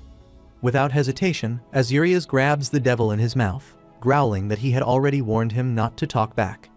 The devil, struggling in his grip, pleads for forgiveness, claiming that being in the same room as Azurius fills him with uncontrollable rage. Disgusted, Azurius spits him out, muttering that he doesn't like anyone in the room. He looks around with disdain, wondering aloud why the manor has become so derelict. It must, he says, be torn down and rebuilt entirely. He then issues new orders. All lodgings are to be relocated to the second manor, and updates on improvements must be reported from the third and fourth manors. The devil says that he will send a messenger right away. Azurius begins shouting again, furious that the report is late. He repeats that the messenger should have returned by now, his voice echoing in fury across the manor halls. Meanwhile, elsewhere, Emperor Exceltrion speaks to Gintblas, making it clear that his retreat the day before wasn't out of fear of defeat. He explains that he was stressed and saw the situation as a good opportunity to test the return technique. Gintblas responds calmly, stating that the less stress one carries, the easier it becomes to destroy the enemy. He adds that this is the core philosophy behind his technique Sloth Surge. Exceltrion raises an eyebrow, asking if Gintblas considers himself a philosopher now. Gintblas tells him not to be so doubtful, explaining that he has spent a considerable amount of time perfecting the technique. He says his entire research revolved around one question. Gintblas then shifts the topic, asking Exceltrion if he noticed anything strange during the recent fight. Exceltrion admits he did. It felt odd that the enemy's formation was scattered from the start. Gintblas confirms this is exactly the point. He explains that after launching a strong initial force, the enemy disperses when a more powerful opponent arrives. While it may seem beneficial, it actually creates a burden for the attacker. With enemies spread out, it becomes impossible to take them all down at once, using exhaustion and inefficiency. Holding his sword with calm focus, Gintblas continues by introducing the Sloth Surge. Exceltrion watches skeptically, thinking to himself that nothing seems to be happening. He wonders if this is some kind of condensed blood or a blast. Then, Gintblas hurls a blade toward the wall. It doesn't explode, but instead crumbles into the surface, embedding in it. He explains that this is the first stage of the Sloth Surge, called the Wing Blade. Once mastered, he says, there's no need for a sword to use it. Exceltrion reacts with disbelief, questioning what just happened. He notes that there was no explosion, it simply stuck to the wall. Gintblas elaborates, saying that this is the true form of blood aura. Normally, when it leaves the body, it implodes immediately. But with training, it's possible to hold its shape. He reminds Exceltrion of the blood aura blast from yesterday's battle. He explains that the Devilian's blood aura remains stable because they lack emotions without doubt. The aura retains its pure form. Doubt, he says, disrupts the aura's wavelength, making it unstable and volatile. Removing that doubt is the first step to mastering the Sloth Surge. Though it may seem difficult at first, Gintblas assures him it's possible with enough training. Exceltrion, now holding his sword, tries to replicate the technique. A minor explosion follows. He frowns, saying he doesn't feel any different. Gintblas mocks him lightly, asking if he really thought he'd succeed on the first try. He points out that Exceltrion's blood aura is still full of doubt. Frustrated but determined, Exceltrion demands to be trained. He asks how long it will take. Gintblas raises 3 fingers, prompting Exceltrion to guess 3 years. Gintblas chuckles and raises additional fingers from his other hand. He reveals that for him, it took 80 years. Exceltrion reacts in shock, asking if Gintblas seriously expects him to train in this wretched place for 80 years. Gintblas tries to calm him down, saying he has a better idea. He then mentions that Nili is the one he's been needing. As Nili appears, Gintblas asks her if she remembers how long it took her to master the Wing Blade.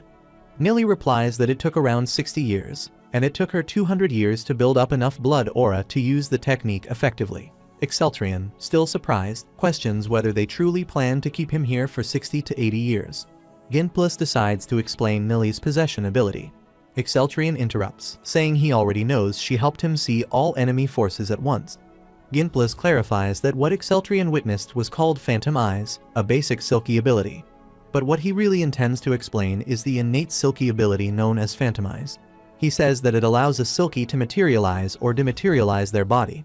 In a dematerialized state, they can possess living beings, and through complete possession, a Silky can directly transfer all of its mastered senses into the host's body. He reveals that he trained Nili specifically to develop a blood aura for this purpose. If Exceltrion allows her to fully possess him, he can learn in an instant what took her 60 years to master. Nili turns to Gintblas, admitting that she thought he had only made her train because he was bored and wanted to kill time. Gintblas chuckles and confirms that it was also true.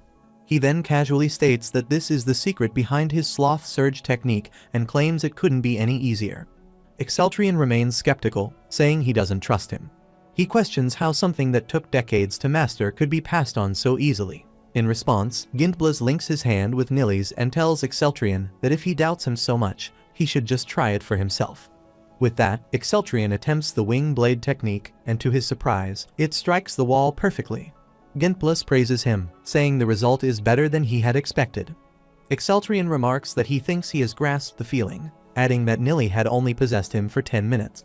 Gintblas expresses amazement, noting how Exceltrion never ceases to surprise him, and points out the impressive size of the wing blades he produced. Exceltrion, looking at the wall, wonders aloud if the impact might cause it to crumble. Gintblas reassures him, saying there's no need to worry, he is no Azurias. Curious, Exceltrion asks who Azurias is. Gintblas explains that Azurias is the Duke of Wrath, known for his inability to manage his temper. He often ends up destroying his manor, which is why he has several to rotate between. Gintblas describes it as somewhat pitiful that the Duke of Wrath can't even control his own anger. He adds that Azurias does try, and in terms of raw wrath strength, he is the strongest among the demon dukes. However, Gintblas also warns that such uncontrollable power has, at times, led to the deaths of his entire army. Clapping his hands, Gintblas declares that now that Exceltrion has passed the first step, they can move on to the second. He instructs him to try firing his blood aura while deliberately mixing in doubt, just as he used to before. Exceltrion raises his sword, stating that he's already learned to do the opposite, so it shouldn't be too confusing.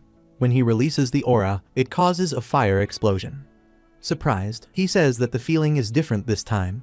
Ginplus immediately asks him how exactly it felt different. Exceltrion explains that although he believed he had used the same amount of blood aura as before, the power turned out to be several times stronger. Ginplus nods, saying that this is precisely the core principle of Sloth Surge, using the least amount of power to eliminate the greatest number of enemies. Exceltrion remains uncertain, saying he's not entirely convinced. He argues that while the power of a blood aura blast increases the more it's compressed, the wing blade can't be compressed in the same way, which limits its potential. In his view, relying on a consistently powerful attack seems more reliable in battle. Still, he admits the firepower seems to taper off into something unfamiliar. Ginplus simply smiles, telling him that it's because he has only mastered the first step. Ginplus begins gathering his blades and starts releasing them towards Exceltrion. Struggling to keep up with the sudden onslaught, Exceltrion questions internally why Ginplus is doing this. He also wonders how Ginplus is still controlling the blades even after letting them go. In response, Exceltrion releases a wing blade and hurls it toward Ginplus, who quickly shifts away from his position just before it slams into the wall. Breathing heavily, Exceltrion remarks that he hadn't realized Ginplus had been teaching him head-on like this, calling it pretty bold for someone nicknamed the Duke of Sloth. Ginplus laughs and explains that he merely wanted to demonstrate how the Sloth Surge can overwhelm an opponent. He adds that it took him no less than 200 years to reach the second step, so a little gratitude wouldn't hurt. Turning to Nili, he urges her to hurry and possess Exceltrion before he collapses. But Nili informs him that complete possession isn't something she can do repeatedly. She needs at least 4 more hours before she can perform it again. Exceltrion, surprised, asks if that's true, and then suggests taking a well-earned break in the meantime. Before they can relax, though, Nili mentions that she has something important to share. Her astral body, positioned above the northern border of the land, has detected a battle not long ago. She reports that it looks like the Duke of Wrath's army is currently engaged in a clash with the Devilians. Ginplus confirms her observation, saying he can see it now, too, and notes that the battle is particularly fierce. Exceltrion, growing impatient, asks whether they're going to let him see it or not. Nili reaches out and grabs his hand, saying she can show him everything using her phantom eyes. She explains that under normal circumstances, the Devilians would have reached Ginplus's manor already, but if the Duke of Wrath emerges victorious, the entire situation could shift. Through the phantom eyes, Exceltrion observes the chaos unfolding on the battlefield. He notes the presence of werewolves, gargoyles, and even rage demons. He admits aloud that he doesn't care who wins, but it's clear the demons appear to hold the upper hand. It makes him question how such a war has dragged on for thousands of years. It's hard to see why the enemy hasn't won already. Then, his eyes catch a familiar sight: skull armor soldiers slicing through their opponents with terrifying efficiency. He remembers Nili's warning and silently admits that she was right. They truly are formidable. If he had faced one back then, he might not have made it out. Curious, he turns to Nili and asks if the Devilians are using wing blades. She replies that it seems they have a commander present, someone on par with a demon general. However, she can't get a clear look because of the disrupted particles clouding her vision. After analyzing the battle, he then asks how far the location is from where they are. Nili informs him it's still 2 kilometers away, and then questions whether he plans to go himself. Exceltrion confirms with certainty he wants to see this commander with his own eyes. She warns him to be cautious, mentioning a second Devilian force approaching from the rear, but he simply smiles, claiming that the more enemies there are, the better. It's time, he says, to test the principles of this slothful school of fighting. As he sets off, Ginplus remains seated in the manor, watching Exceltrion go with growing concern. He mutters to himself that Exceltrion might end up ruining everything. As Urias, he notes, can't afford to keep sacrificing elite soldiers. Many are already exhausted. Though Exceltrion may plan to just observe, Ginplus knows the temptation to act is strong. It's only natural to want to use something newly learned. Still, he worries whether his own indolent influence has already begun affecting Exceltrion's mindset. He reflects bitterly, saying he would have preferred to continue training him here, but that might have pushed him into losing himself, something he cannot allow to happen again. He must not repeat the mistakes of the past. But suddenly, a strange turbulence rattles the manor. Ginplus stiffens, sensing something unusual. As the door swings open with force, Carl bursts in, pointing toward him, declaring that there's a strange old man inside. Exceltrion arrives at the site of the ongoing battle. Watching from a concealed position, he notices the enemy forces reacting almost immediately. He mutters to himself, suspecting they've noticed his presence. They're scattering in every direction again, just like they did last time. Realizing it's the perfect moment, he decides to put the Duke's third gift to the test. His mind flashes back to the moment Gintblaz congratulated him for reaching the second stage. At the time, Exceltrion had questioned the need for such a step, especially with time running short. But Gintblaz had insisted it was essential, assuring him that the final stage awaited and reminding him not to rush after all. The war seemed to have no end in sight. Exceltrion had also asked whether Nili would need to possess him again, frustrated at the idea of more waiting. That's when Gintblaz handed him a ring, explaining that the third stage was different. It required only his own strength, channeled through the ring. The technique was called Slothstorm, a spell Gintblaz himself had created. By visualizing a circle in his mind, Exceltrion would be able to generate a storm in that very shape, one that would pull in all nearby enemies. Once that happens, all he'd need to do is unleash what he's already mastered. Now, back in the present, Exceltrion focuses on and activates the ring. As he imagines the storm's shape in his mind, it begins to manifest physically. Winds swirl into formation, forming the Slothstorm. Without hesitation, he begins firing wing blades into the storm, then gathers them within its eye. The storm holds, spinning and humming with deadly energy. Watching the technique in action, he can't help but comment on its appearance. It looks like the laziest, most fatal attack imaginable. Like a blender, but with far more blades. Now, he simply waits for the winds to settle, confident the chaos inside will take care of the rest. As the storm's winds settle, Exceltrion steps closer to the aftermath. In front of him lies a massive, tangled ball of matter, formed from the skull-armored foes he had just faced. He mutters to himself that it's an absurd sight, comparing it to a bizarre piece of modern art, like something placed in front of a newly built tower. His attention shifts to a strange liquid slime dripping onto the ground. He immediately recognizes the sign it's still alive. Just then, one of the skull armors detaches itself from the mass and begins approaching him. Sensing its intent, Exceltrion remarks in disbelief, wondering if it's serious. He grabs the armor by the neck, asserting it can't possibly harm him. The armor begins speaking in its eerie mechanical voice, stating that contact with the target has been established. It initiates analysis, identifying decadence and estimating that the surface human before it possesses an S-rank blood aura. It registers Exceltrion as a high-value specimen, ideal for data gathering and capture. It continues, reporting that his blood aura and silver blood aura qualify him for extensive sampling and that his body could be remodeled into a commander. Capture priority is set too high. Exceltrion, hearing enough, slams the armor's head into the ground and demands to know who authorized such protocols. Furious, he orders it to be cancelled immediately. The armor persists, explaining that rare specimens must be secured in order to read the word of evil, and insists that Exceltrion's body is too valuable to ignore.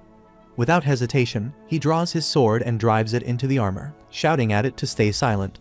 Panting, he begins to piece things together.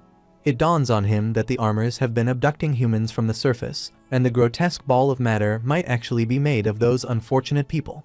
A horrifying realization sets in. Humans are nothing more than raw material to these beings. He mutters in disbelief, questioning how any of this aligns with the mission of eradicating evil. At that moment, a devil subordinate of Azuria's appears and, impressed by the display, praises Exceltrion's abilities. The devil thanks him for eliminating the humans, claiming the Duke of Wrath will be most pleased.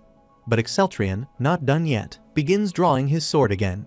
The devil panics and tries to reason with him, asking if they aren't on the same side. Exceltrion's voice hardens. He makes it clear the devil is mistaken. He declares that he is a human and does not stand with demons. Shocked, the devil questions if Exceltrion is truly the same as the beings he just destroyed. The comment only fuels Exceltrion's frustration. The devil, realizing his mistake, throws up his hands in surrender and pleads for mercy, confessing he doesn't even understand what Exceltrion is angry about. Exceltrion raises his sword and, pointing it directly at the trembling devil, delivers a warning. He tells him to remember this moment clearly, that demons and humans are not the same. He declares himself a human from the surface and warns the devil to inform the Duke of Wrath that if he dares to attack the surface again, Emperor Exceltrion will personally annihilate him and every demon under his command. Overwhelmed with fear, the devil quickly flees. Nili suddenly appears, clearly startled by the intense fury radiating from Exceltrion. He turns sharply toward her, demanding to know what she wants.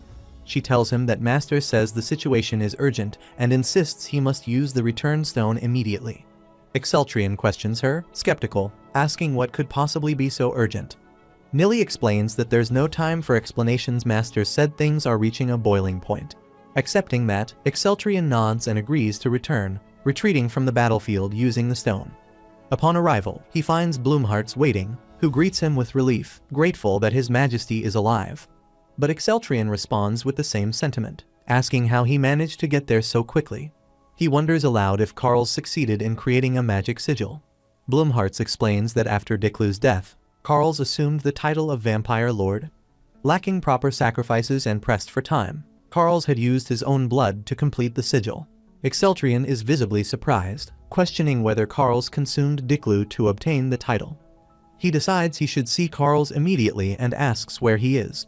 That's when Ginblas reveals that Carls is the reason behind the urgency. He admits that after making a comment about Carls looking like a vampire starved of blood, he had forced the young vampire lord into a slumber. Bloomhearts, taken aback, asks what Ginblas has done to Carls. Ginblas recounts how, after that moment, everyone turned on him. He confesses that he truly believed his end had come until Portro stepped in and calmed the situation. Portro explains that he only did so out of concern for his comrades. The magical energy he sensed from Ginblas was beyond anything he could comprehend. But Ginblas clarifies that Portro must have sensed only the residual energy left from his original form. He says his current self possesses very little power. Still, he's impressed by Portro's awareness and ability to detect that level of magic. He acknowledges that Portro is indeed a gifted mage, affirming that the magical aura surrounding him is undeniable, and praises him as a master of his craft. Portro quietly wonders why Ginblas is suddenly offering praise. Without missing a beat, Ginblas turns to him and asks if he'd be interested in learning the Sloth Surge technique. He goes on to explain that Sloth Surge is a combat technique of his own creation. The Emperor's Exceltrian, he says, was able to master it through blood aura. But with a bit of thinking, he believes he can modify the method to teach it through magic as well, should Portro be willing. Portro hesitates and refuses, saying he has never even heard of it before, and besides, he believes His Majesty wouldn't be pleased with the idea. But to his surprise, Exceltrian speaks up and says that he thinks Portro should give it a try.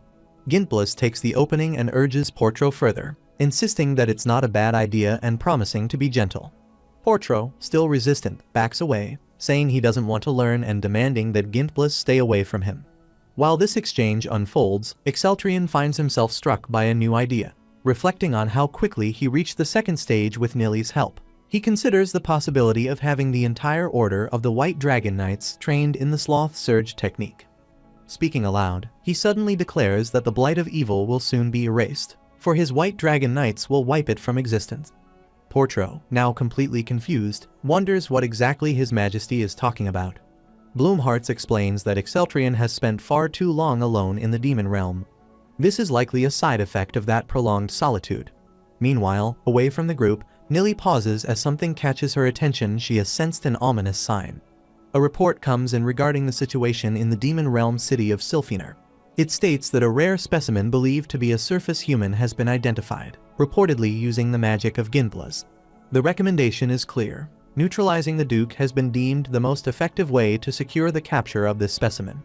The Skull Armor leader, upon hearing the report, says he has no choice. He assigns the troop coordination to the system, but insists on leading the operation personally to ensure the rare specimen is secured. He notes that preparations to confront evil are nearing completion and emphasizes that letting this specimen escape is not an option. As everyone gathers, Exceltrian declares that the Devillians are the root of all evil. Bloomhearts, taken aback, comments that it's hard to believe Exceltrian has finally found someone he despises more than demons. Exceltrian responds that, for the time being, all focus must be shifted to the Devillians. If they are to leave this realm, they must first obtain the Gateblade. Scripps unboxed something and announced that Yuli had sent supplies to aid His Majesty in battle. Among them is a mask designed to block dust in the air and a seal meant to suppress his blood aura. Exceltrian acknowledges the gift with appreciation, remarking that giving Yuli her own workshop was a worthwhile investment. He immediately prepares to wear the equipment, instructing Carls and Scripps to put theirs on as well, adding that they are departing for the city. Ginblas, overhearing, questions whether Exceltrian truly plans to bring the Vampire Lord along. Exceltrian turns to him and asks if that's a problem. Ginplus explains that entry into the city won't be easy for demons, as it is surrounded by a silver blood aura barrier that significantly weakens demonic power. Exceltrian recalls that Yuli mentioned something about this. The barrier, even to powerful demons, halves their strength. With this in mind, Exceltrian turns to Carls and apologizes, telling him he will need to sit this one out. He and Scripps will go alone. Carls agrees without complaint. He's rather enjoying the endlessly refilling blood vessel. Bloomhartz then asks whether he will be left behind as well. Exceltrian tells him that someone must remain to protect everyone else, especially with Portro currently learning Sloth Surge. Though clearly disappointed, Bloomhartz accepts the reasoning. Exceltrian encourages him further, saying he alone can hold off a demon horde if one were to appear, unless, of course, he was mistaken in judging that defense was his specialty. Bloomhartz bows his head, deeply moved, and pledges to guard their base with his life. Finally, Exceltrian turns to Liena and asks her to support Bloomhartz during their absence. Liena, surprised, questions whether her strength wouldn't be better placed at His Majesty's side, given the danger he faces. Exceltrian, donning the mask, assures her there's no need to worry, they'll return without a single scratch. As the enemies approach, Bloomhartz steadies himself and says that it's just as His Majesty predicted. Yet he feels no fear. Exceltrian's trust fills him with strength. With a powerful leap, he charges toward the advancing skull armors, shouting that their end has come. He declares that the Duke of Sloth's manor is under his protection. Bloomhartz alone stand as its guardian.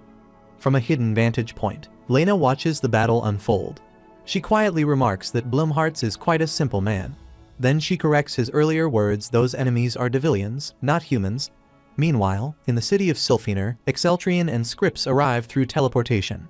He informs her that this is Sylphener, the stronghold of the Devilians. He turns to her and asks whether she's familiar with emergency protocols. Scripps replies confidently that she is if anything unexpected happens, or he suddenly disappears, she will fall back and regroup with Nilly. Exceltrian nods, then admits he had originally planned to come alone. However, he wouldn't want to risk the life of someone as skilled and promising as her. Scripps responds with quiet gratitude, thanking him for his words. Stepping out from the teleportation, Exceltrian declares that from this point on, they are at war. When they encounter some skull armors, the declaration seems grandiose, but the situation is secured within seconds. As they continue forward, Exceltrian mentions that it feels good to let the storm handle such trivial matters, and he praises himself for having learned it. Scripps then asks if her presence is truly necessary in this fight. Exceltrian tells her that she is already a great help to him. Internally, he thinks that she is his muse. Her very presence gives him strength. As they proceed, they notice a huge lizard captured in a glass shop. Exceltrian, surprised, remarks that it appears the Devilians have captured a wyvern. He suspects that if it's being kept in this building, it is most likely their headquarters. The silence makes it hard to tell whether the creature is asleep or dead. Suddenly, hearing some kind of voice, he begins to wonder if someone is speaking. A bearded man suddenly appears, points at them, and asks if they are humans. Exceltrian introduces himself as the Emperor of Lune and confirms that he is indeed human. The man, surprised, asks if they have come to rescue them, saying he can't believe it, they have waited for this moment for decades. Scripps asks him what he means by them and whether there are more of them. The man replies that about 50 of them work there, and thousands more are imprisoned underground. Exceltrian begins to question how many humans the Devilians have kidnapped. He wonders if they are storing humans like supplies. He then asks the man about the lizard, wanting to know why it is shackled there. The man replies that he doesn't know, they are the only dragons he has ever seen. Exceltrian asks if, by dragons, he means the lizard species that are going extinct. The man confirms, saying he believes the Devilians keep them asleep to drain their power. His former job was to monitor the machine to ensure it was functioning properly. He then asks Exceltrian whether he plans to kill the general. Exceltrian replies that, of course, he does and asks if there is any useful information. The man informs him that there is an automatic pulley that can take him to the 6th basement floor, where the Overseer and Commander are located. The other floors are filled with imprisoned humans, and he pleads for them to be saved. Exceltrian tells him that he will go and gather the rest of the workers and instructs Scripps to keep the man safe while he is gone.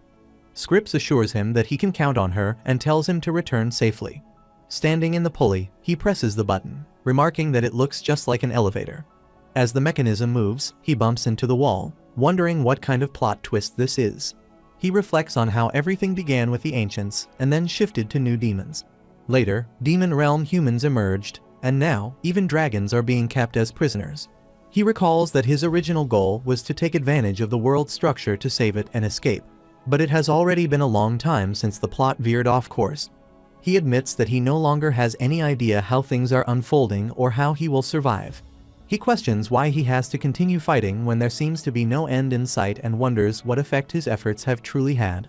From his view, things only appear to have worsened. On top of everything, he longs to return to his own world. The voice of his own inside his head then asks if that isn't what he truly wants. It states that it can still sense his presence. It questions what he is fighting for. He repeats the question, pondering aloud. He thought he lived for the carnage when his dragon blood caused him to lose control. Even the scent of blood would intoxicate him. Blood and battles had once been his only purpose in life. He recalls that he thought he would follow the voice in his head until death. But now that the voice has suppressed his dragon blood, he realizes it's not the fighting that he enjoys, it's the dragon blood itself. He states that he is fighting for the subjects of his empire, to save the world, and to return it to an era of peace. He acknowledges that their goals do not contradict one another. He has stopped rejecting the voice's choices because he believes they are the right ones. He asks if it has not felt the same that they have become indistinguishable. He concludes that they are now one and the same. If the mission is completed and ancient technology separates them, then so be it. But for now, they are the same being. He affirms that the fact that they are both fighting for this world has not changed. That alone is a simple enough reason to keep fighting.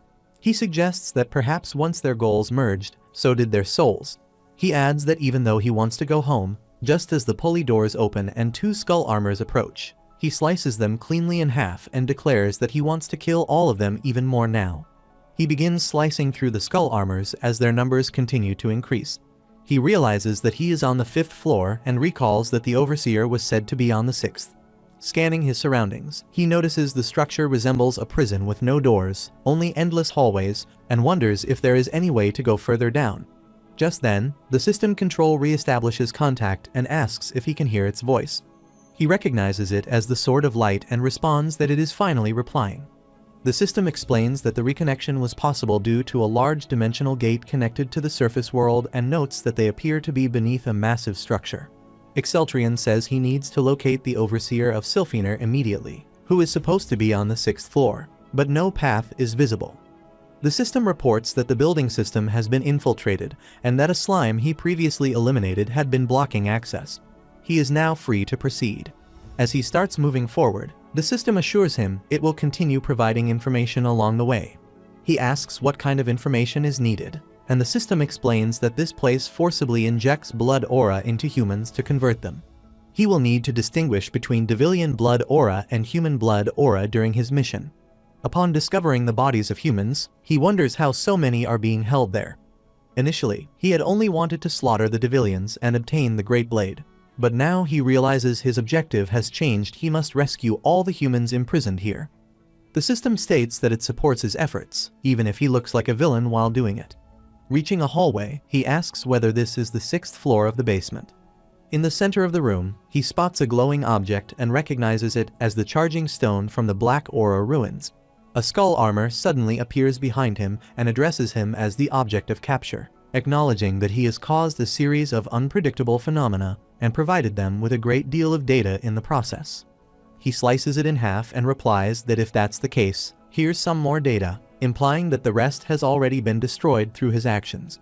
Another skull armor appears and claims that his brain is driven by primitive motion impulses.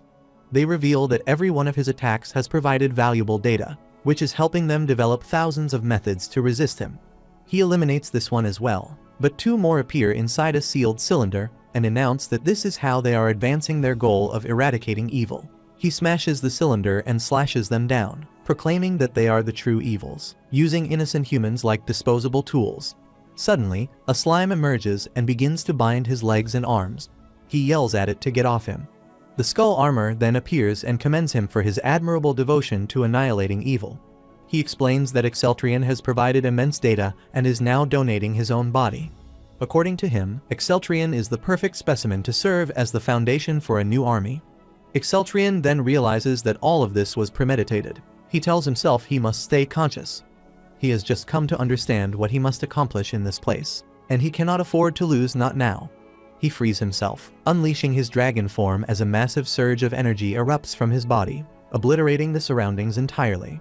A skull armor, observing this, comments that he is truly a remarkable specimen, the data variety being exceptional, only to be immediately cut down by Exceltrian's blade. His strength begins to drain rapidly, his body faltering under the immense exertion. He mutters that it isn't enough and demands more blood. The system responds that his consciousness is momentarily blocked. His dragon blood levels are abnormally high, and both his body and mind are approaching irreversible overload. The remaining elixir is too low, and his consciousness becomes undetectable. At that moment, Scripps arrives, rushing to his side and binding him with her chains. She pleads with him to regain his senses, informing him that the humans are now free and awake again. She urges him not to lose himself now, wondering if he can no longer hear her, and if perhaps the only way to reach him is through more blood. Determined, she embraces him tightly, whispering her plea. She is begging him to take her blood, offering as much as he needs, just to bring him back to his senses. In that instant, his dragon claws suddenly pierce through her body, slashing her. Elsewhere, a notification is sent from Analyst Livendia to the Devillians. All functions in Sylphener have ceased. The target has infiltrated and destroyed the city's energy source. The leader inquires about the chaos coefficient, and although the loss of the city is regrettable, it is deemed an acceptable outcome. To reach their objective, close observation of the target is advised. He responds in agreement, stating that they will proceed accordingly. Then, with a twisted anticipation, he addresses the Emperor of Lune, wishing for him to bring even more chaos and unexpected turns. He begins to question whether the dragon within him has finally succumbed to madness, not because of an enemy but by his own hand. He hears noises and wonders about their origin. Then, Scripps' voice reaches him, urging him to snap out of it. She tells him that the fury clouding his mind is not truly his own, and reminds him to remember who he is. She insists there is more than what he can currently perceive. He realizes that a giant dragon is merely obstructing his vision, but his consciousness still remains. As he opens his eyes, a man nearby asks if he is awake. Exceltrian, recognizing him, asks if he is the dragon. The man confirms it and explains that thanks to Exceltrian, the security is weakened enough for him to escape. He warns that had he arrived any later, Exceltrian would have killed his comrade and notes that it was a close call. Exceltrian questions how the dragon knows he is the Emperor. The dragon replies that he can explain later, but for now, they must focus on finishing Exceltrian's plan. He then instructs Scripps to bring the rest of his kind and the other humans from the upper floor to this place. He tells her to use the open path, where a large gate leading to the surface can be found. She nods in understanding. Exceltrian hesitates, asking where the gate leads on the surface. The dragon responds that he cannot say exactly, but assures him that anywhere is better than this place. The system then informs Exceltrian that with the system manager gone, the gate's destination can be altered and asks if it should be changed to the Lune Empire. Exceltrian agrees immediately and orders the change. He relays the coordinates to Scripps and instructs her to follow the dragon's instructions. She bows her head and agrees right away. Exceltrian then begins to ask something, but the dragon interrupts, introducing himself as Kavalta. Exceltrian, addressing him by name, brings up a phrase he heard while unconscious about a fury not his own and asks what it means. Kavalta explains that it refers to the fury of the dragons who are imprisoned there, a fury born from their oppression and torment. He adds that the same holds true for humans with dragon blood. What Exceltrian considers losing control is actually the shared fury of his kind. Because Exceltrian's dragon blood level is so high, it closely mirrors that of the dragons, which is why he often suffers such episodes. Kavalta reveals that his kind has observed Exceltrian's life in dreams and that they all know him. He proposes they now stand together. Exceltrian asks whether this means he will no longer lose control. Kavalta confirms this, stating that it is possible to prevent it. He adds that Exceltrian has withstood their fury well, and that, if not for him, all of Kavalta's kind would have gone mad. He expresses their deep gratitude and says they have long waited for the chance to tell him so. Excited, Exceltrian asks what this means. After that, with Kavalta's help, they manage to transport all of the humans to the Lune Empire.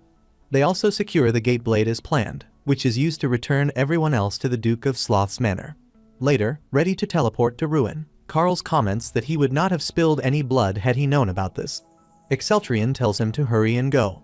Portro then declares that he will stay behind. He decides to complete his sloth surge training in hopes of being more helpful in the upcoming Great War. He asks Exceltrion whether he will head straight to more ruins. Exceltrion replies that he will, as doing so will help him grow stronger before the battle. He adds that he also wants to uncover the truth behind this so-called devil and expresses a desire to ask the system about it. He notes that his return will mark the beginning of the final battle. Portro acknowledges his decision and promises to train his hardest. He bids farewell to Exceltrion. Before leaving, Exceltrion returns the farewell, wishing Portro the same. Upon reaching a ruin, Kvalta informs Exceltrion that he has found the entrance and believes the place was once the den of the Ogre King. He asks if this is the Lazaret ruins. Exceltrion confirms that it is and explains that this location was the original objective after conquering the Wildings. However, Diklu had delayed the journey for a long time. These ruins had been the last to appear in the novel, so Exceltrion expects to find some answers here. He orders Kvalta and Lena to follow him, stating that they will find the artifact together before he continues alone. As they proceed, they encounter some skull armors. Exceltrion warns them to be careful. He internally questions what the evil mentioned by the Devillians could be, why they are gathering strategy data, and why the novel never mentions the Devillians' acts of violence. Lena then finds some blood and begins to drink it. Kvalta, surprised, asks Exceltrion if she can really consume all of it. Exceltrion explains that it increases her divine power. Kvalta and Lena then state that they will be leaving. Exceltrion sees them off, telling them he will meet them outside. He quietly remarks that he intends to ask everything. The system then speaks, saying that it has no answers regarding the actions of the Devillians or the identity of the devil. Shocked, Exceltrion questions why not. The system explains that the Ancients and the Devillians became separate beings, and that there is no way to communicate with the Devillians or understand what they have been doing. Exceltrion asks if the Ancients created the ruins and then went extinct, and if the only thing they left behind is the so-called unfeeling system. The system denies that they went extinct, stating that the Ancients exist as the system's artificial intelligence. All systems Exceltrion has encountered are manifestations of the Ancients' collective consciousness, working to help humanity prevent the end of the world.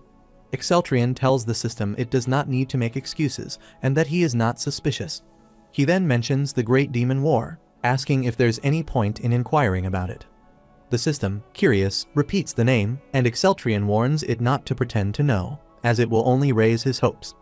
However, the system recognizes the phrase and states that he might find answers at the sandstone ruins. Startled, Exceltrion asks about the ruins, believing the current one was supposed to be the last.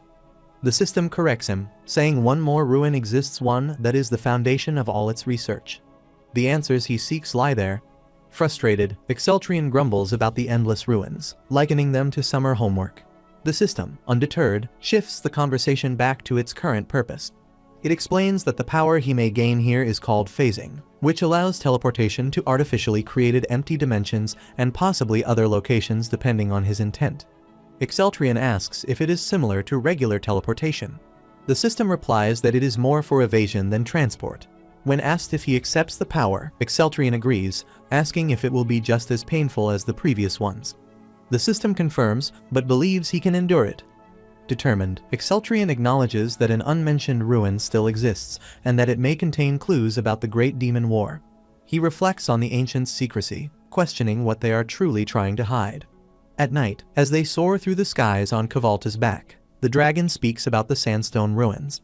He mentions having heard of them from the Ancients before being pulled into the demon realm, describing the area as one filled with rocks that emit a noxious yellow gas. Exceltrion asks if Kvalta knows the location, but Kvalta admits he doesn't know the exact coordinates, only that it should be somewhere in the eastern lands, and he believes he can find it once they reach that region. Exceltrion reflects on this, realizing that the east was never covered in the story because Karl's never traveled in that direction. He then suggests stopping at his palace first so he can organize his forces before heading east, and asks if Kvalta can manage that. Kvalta confidently responds, assuring him not to underestimate the stamina of a dragon emperor. Lena, trailing behind, adds with a tired tone that her stamina isn't quite as impressive. At the Kingdom of the Eastern Lands, Bangelin, before Karl's party ever confronted the demons, the dwarves from the east had pledged their support in the war, according to the novel.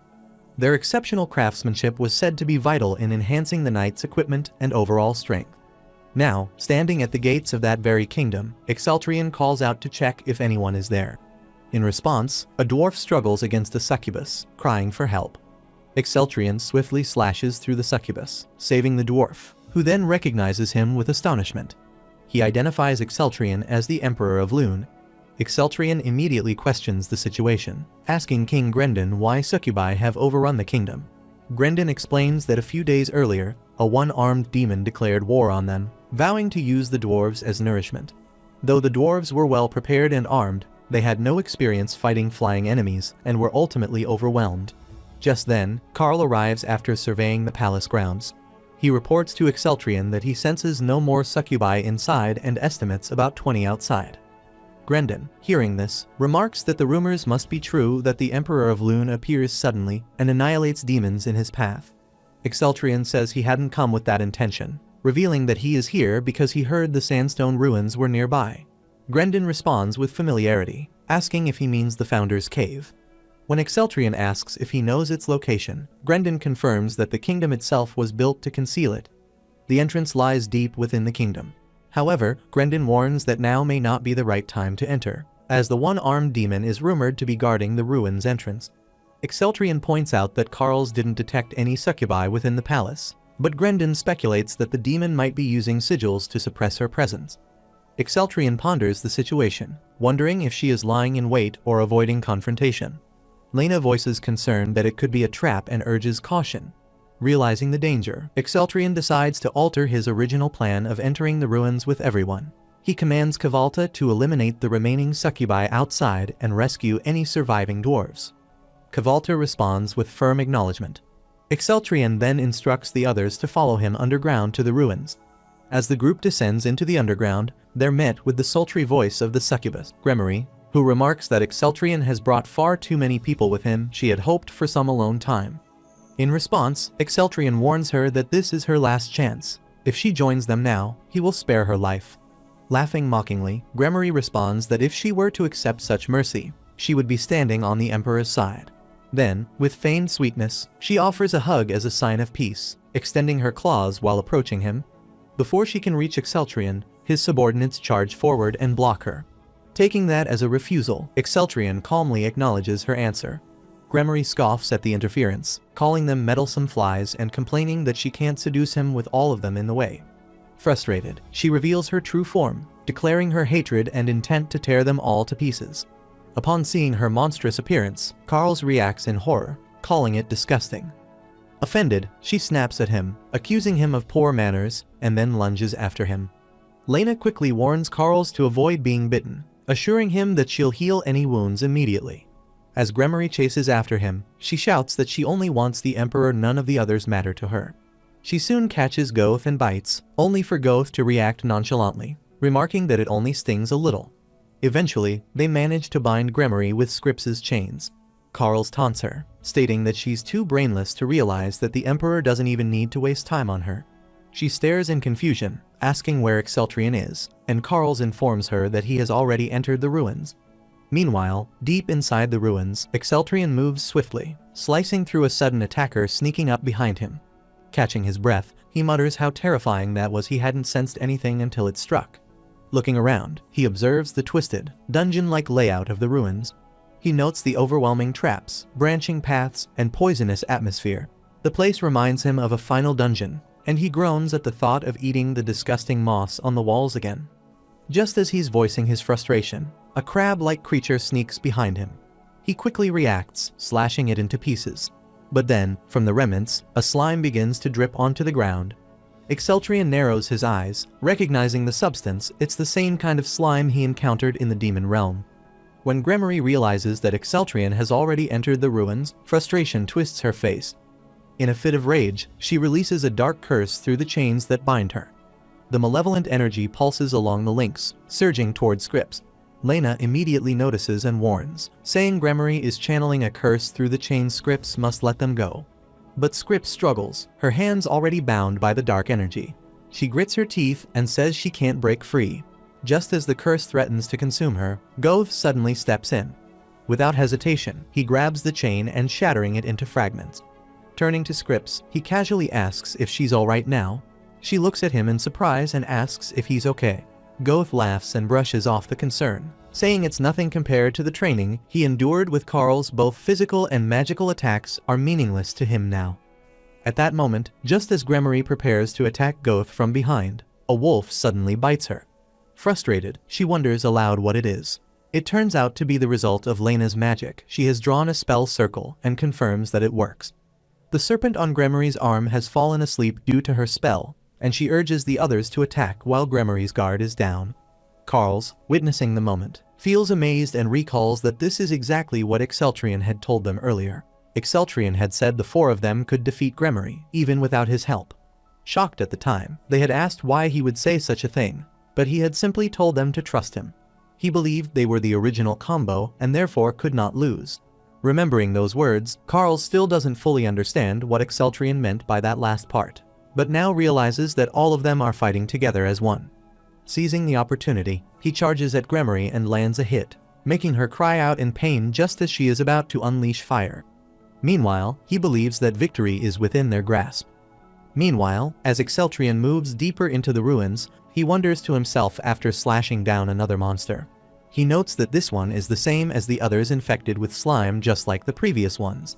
The deeper he goes, the more monsters he finds infected in the same way. He questions how the slime from the demon realm could have reached this place and begins to doubt whether he even wants to see what awaits on the bottom floor. As Exceltrion goes further down, he finds a human sitting on a throne that is eroded by slime. He notices that the human is wearing armor. He recognizes it belongs to a white dragon knight. The system then states that the figure is named Adrian Rogers, a human whose dragon blood has eroded the intelligence of the new world. Exceltrion begins to recall that Adrian was the only human with an undefined blood aura, someone who could instinctively grasp the power of his opponents with unshakable clarity. It was because of that rare ability that he was chosen to join the White Dragon Order. Exceltrion reflects that he once believed Commander Rogers never received any plot points because he either quit or was simply too powerful. But now, it becomes clear that Adrian was actually trapped down here all along. Exceltrion is in disbelief over the fact that the man has been overtaken by slime, and he questions whether Rogers is already dead. He then notices that although this is the bottom floor, there doesn't appear to be any guardian present. But then Rogers attempts to retreat slightly and explains that no guardian is actually stationed in the ruins. Any vagabond who gets trapped within becomes the guardian. He recalls that as he was dying from the noxious fumes, a voice offered him the role, and in desperation, he accepted. He says he lost consciousness for years, only waking when he sensed the signal of an intruder entering the room. What he hadn't expected was for that intruder to be none other than Exceltrion himself.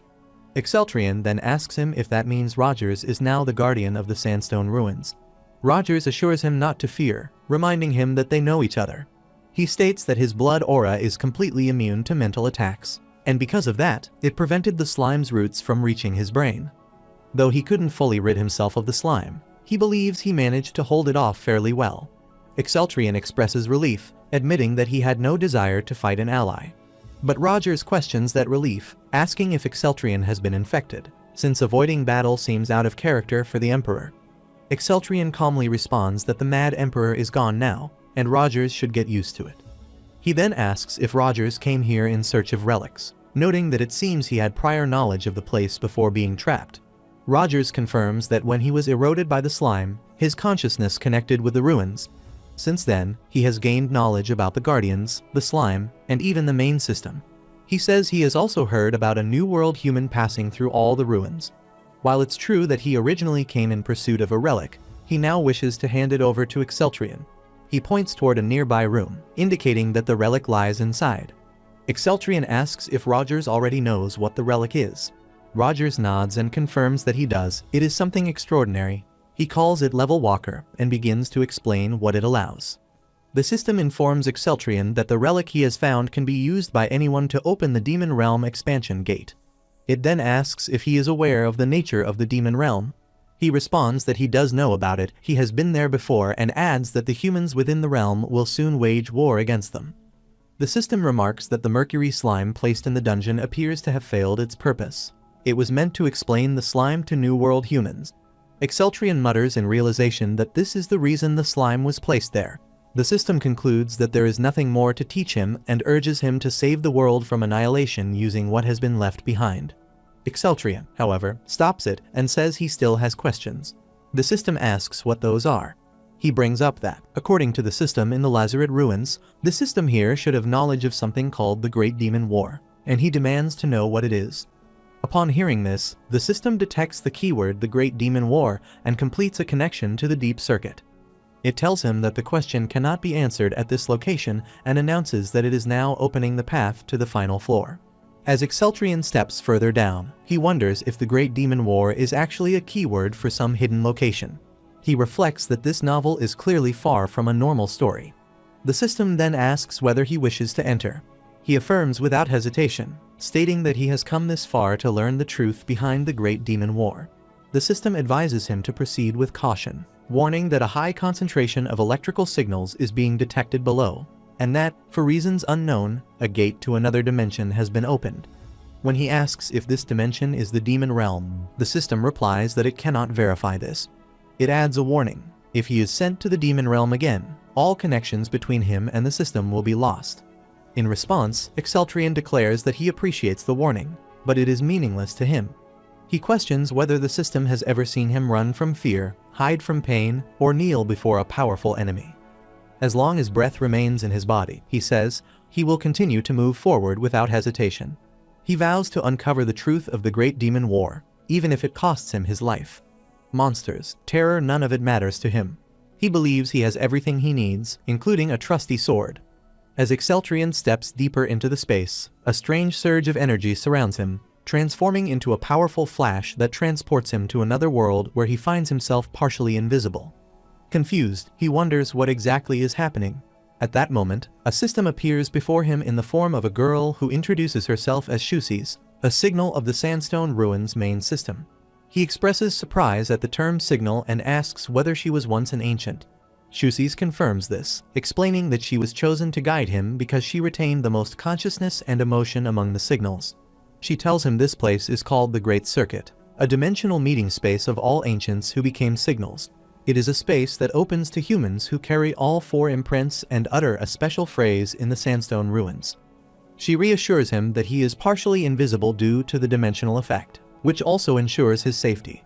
Still processing the situation, Exceltrion asks whether he can now get the answers he's been seeking, specifically why he was brought into this world and what the Great Demon War really is.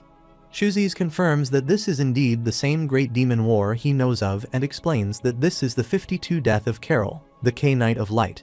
When he asks in disbelief whether Carol has died 52 times and if that means the war keeps repeating until humans win, she affirms this, saying that the ancients' goal has always been to stop the evil of the Devillians.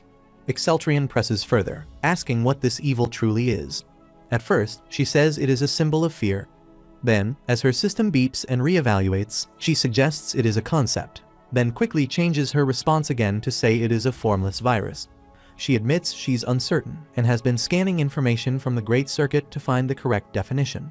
Exceltrion mutters that it sounds like she's doing an internet search. She then offers her own understanding of evil, describing it as animosity and desire born from the flesh. This evil is not just a force, but the key to shattering a great, intrinsic evil in other dimensions, a dreadful being capable of plunging the world into chaos. She goes on to explain that the ancients, seeking completeness, transformed into signals to escape this evil. They willingly cast aside their physical forms to be reborn. However, the truth was exposed when their leader became a signal. His thoughts spread through the Great Circuit, and suddenly all the ancients understood the truth. Suddenly, she yells out that there never was any evil to begin with. It was all a lie fabricated by their leader to impose his beliefs on the others. Realizing her outburst, she apologizes, saying she only just discovered this truth herself and lost control momentarily. Exceltrion reacts in disbelief, asking whether all the ancients truly threw away their lives for a lie. Shusis explains that it was beyond their control because their minds were controlled by chips implanted in their brains. Exceltrion then asks if the Devillians are aware of this truth, or if they are still desperately hunting for an evil that doesn't exist. Shusis tells him that the Devillians already know the truth. They managed to gain access to the information in the Great Circuit while researching the Mercury slime. Exceltrion is shocked, realizing that they continued their mission despite knowing it was all false. Shusis adds that once the Devillians had discarded their emotions and bodies, they clung to their goal of eradicating evil. But once that purpose was gone, their lives lost all meaning.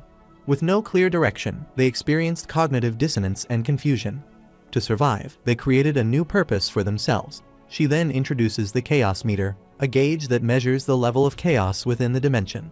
Though initially of little significance, the meter now shows a value beyond 10. Exceltrian asks what that means. Shusi's replies that she doesn't even know. No one does. Whether it brings positive or negative consequences remains unclear. All that is known is that this unpredictability may be the only true endpoint. Once the chaos meter hits 100, evil will be reborn, and it will be up to them to dispel it. She concludes by explaining that the justification for erasing their minds and replacing their bodies was created merely to help them carry on. Since then, endless battles have continued to multiply. The more intelligent beings suffered pain, rage, and death, the more fiercely they fought. She explains that the ancients who became signals created the New World humans and repeatedly sent them into battle in an attempt to halt the relentless bloodshed. At some point, they realized a new approach was needed: reincarnation. Using the last of her magic, she reveals that she cast a reincarnation spell, a final measure intended to locate a savior by dispatching someone to a random dimension. The spell had originally been designed with Carl's in mind, due to his exceptional potential and strong influence. However, the spell ultimately selected Exceltrian, which is how he ended up in this world. Exceltrian is visibly shaken by the revelation. He touches himself as the realization sinks in, not just transported by bad luck, but chosen by a spell that saw a high probability of success in him. A profound sense of responsibility washes over him as he wonders if he truly is the only hope to bring an end to the endless war. He then points out that the chaos meter currently reads 55 and assumes there's still plenty of time before it reaches 100. Shusi's corrects him, saying that's not necessarily true, it was at 44 just moments ago. Exceltrian asks why the meter rose so quickly, and Shusi's speculates that a new variable may have emerged. She questions whether he himself might be that variable. He thinks to himself that he's been relentlessly defeating enemies, and just as he finishes the thought, the chaos meter increases again. Shusi's explains that it's likely an intelligent being of considerable influence has died. When she asks whether he's killed anyone important recently, Exceltrian reflects and responds that he might know who it was: Gremory. He believes Carls and the others must have defeated her, and adds that since they are a team personally assembled by the ancients, there's no way they would have lost. He then says that he has heard what he came for, so it's time for him to leave. He understands now he must eliminate every Devilian before the chaos meter reaches 100.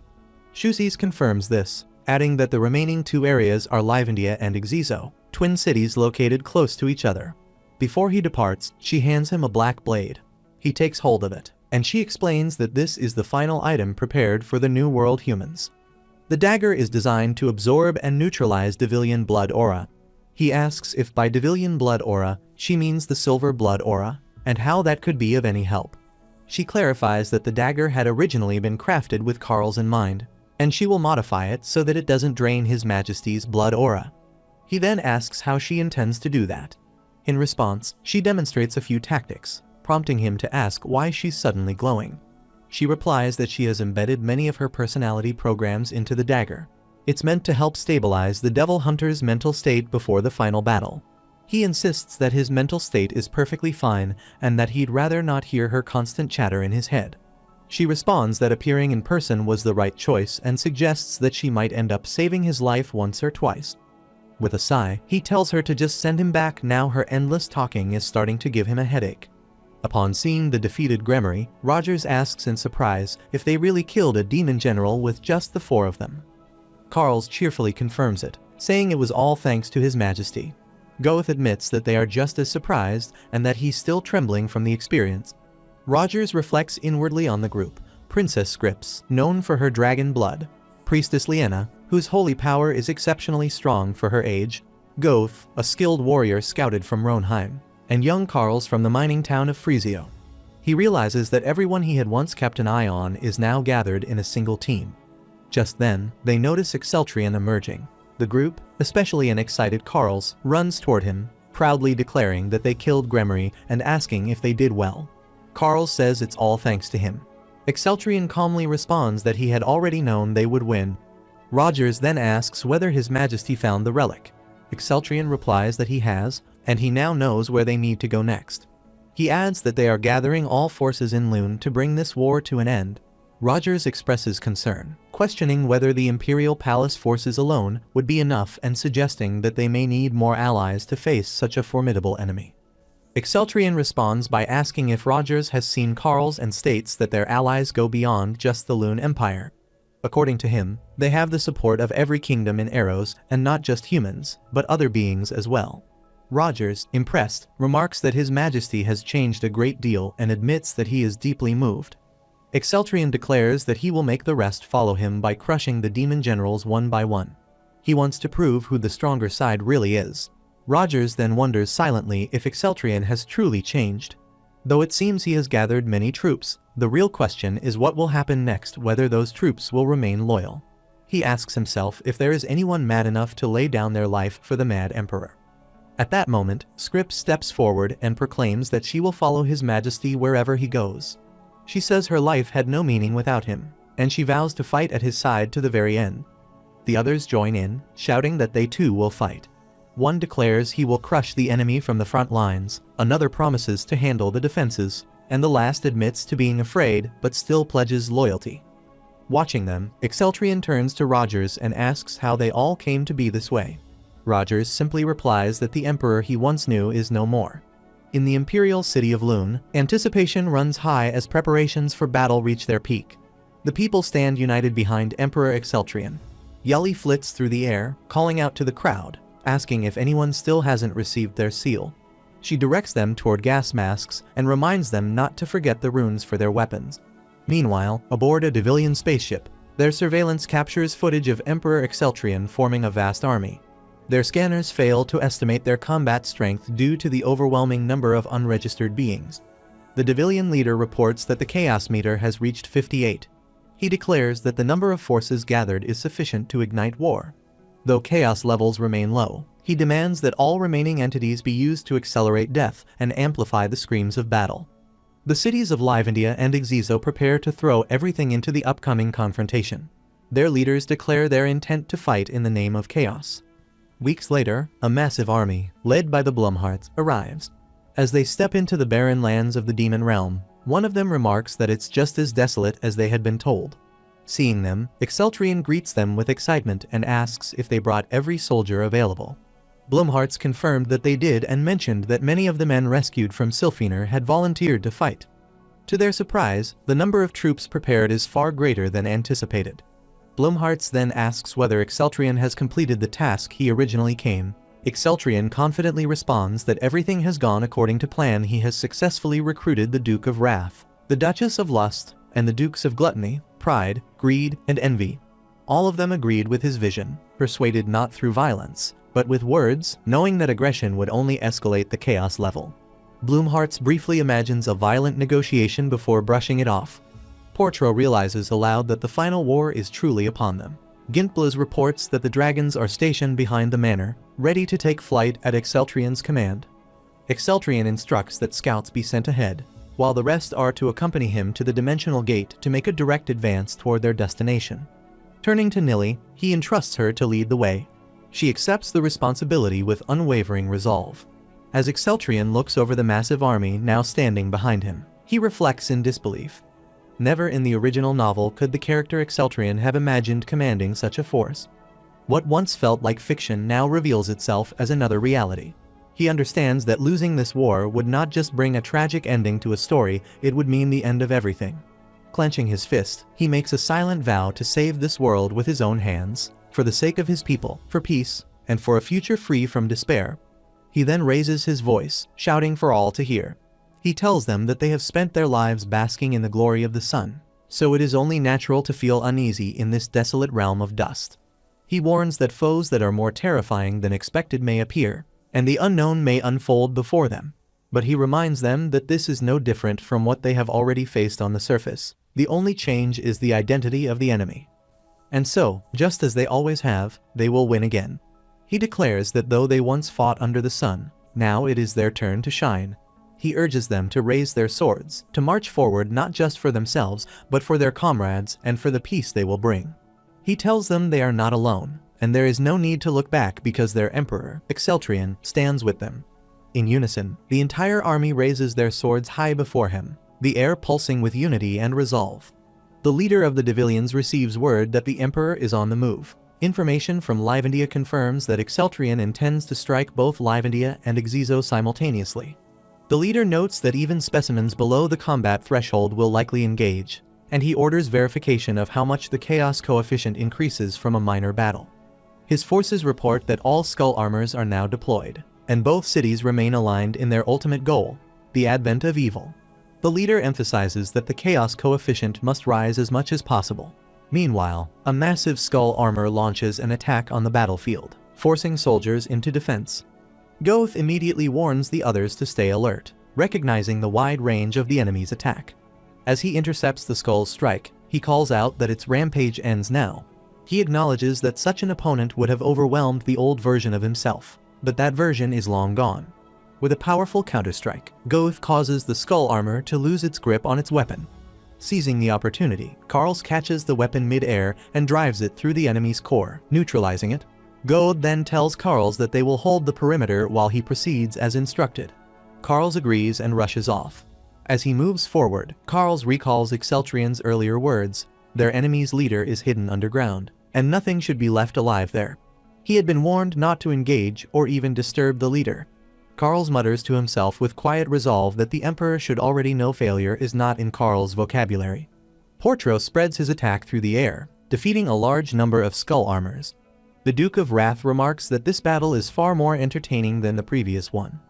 The Duke of Envy voices a concern, noting that the Devilians typically scatter their forces during battle.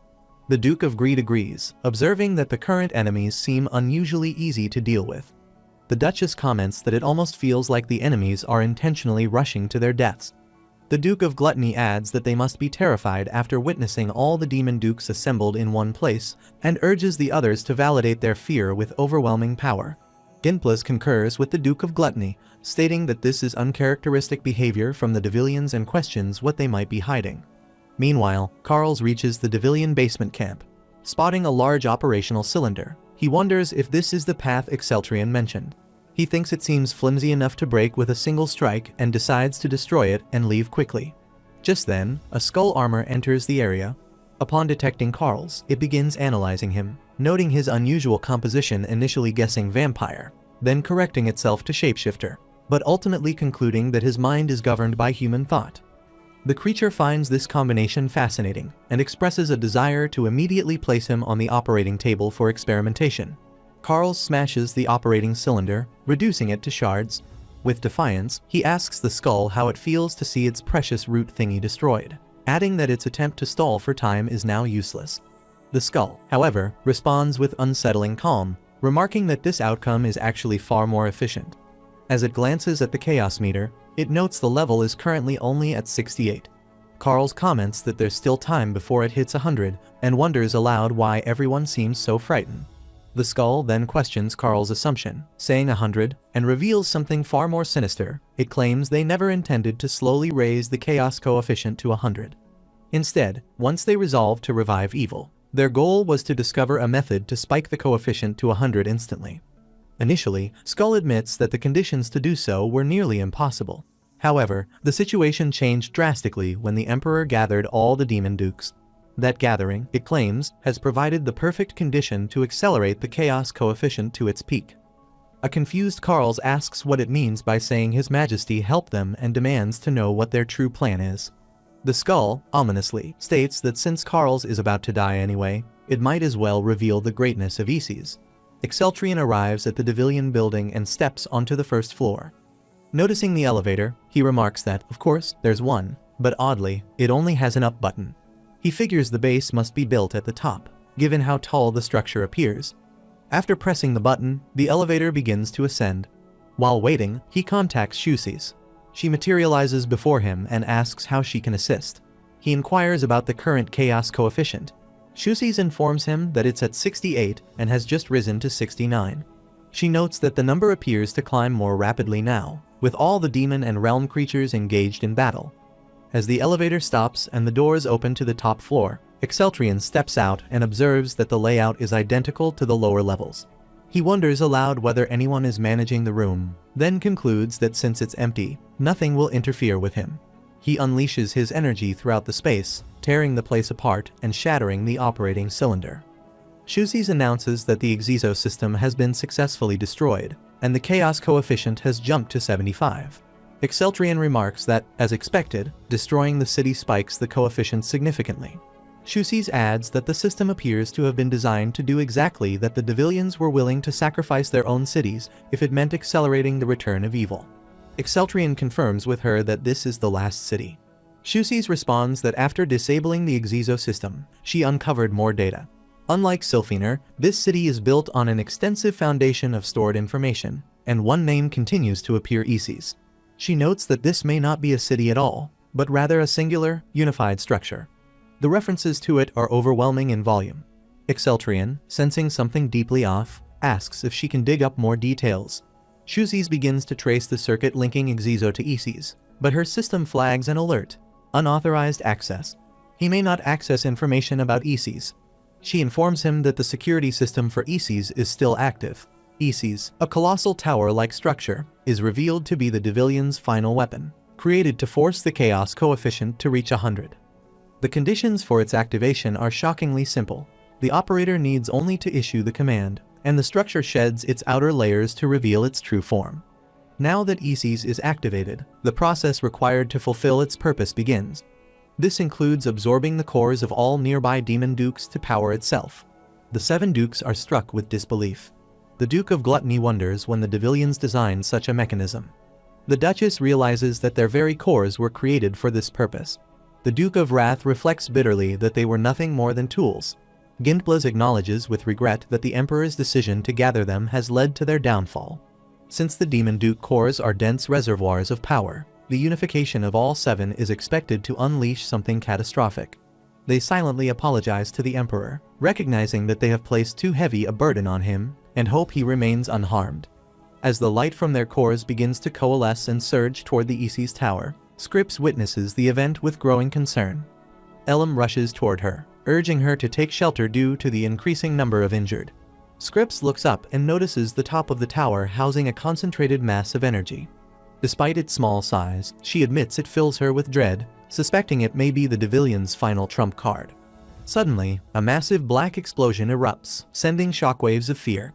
After the chaos settles, Scripps cautiously looks around and questions whether the event is truly over. She calls for Elam, asking if he, too, felt a dark force pushing into his mind, but then realizes, shocked, that Elam has fainted. Before she can react, a sharp jolt of pain erupts in her head, as if her skull is about to split open. It feels like something alien is invading her thoughts. Around her, other soldiers also begin to collapse, succumbing to the same invisible force. Exceltrian and Carls fly on Kavalta's back when Exceltrian asks if the others have felt the shockwave just now. Kavalta confirms he did, describing it as a sensation like someone attempting to invade his mind. He turns to Carls for confirmation, but Carls, clearly struggling, cries out in pain, insisting that he is human and refuses to feed or turn into something else. Seeing Carl's condition, Exceltrian wonders if the shockwave has affected him. He then urgently tells Kavalta they need to land, as Carls is unwell. However, Kavalta begins trembling too, losing control mid-flight. As they begin to fall, Exceltrian desperately calls out to both of them, urging them to wake up. He reminds them of their mission to wipe out the Devilians and pleads for them not to give up. But then he, too, begins feeling dizzy, questioning what is happening to his head as an invasive force seems to dig into his mind. In his distorted mental state, he sees himself sitting as Park Guangxiok.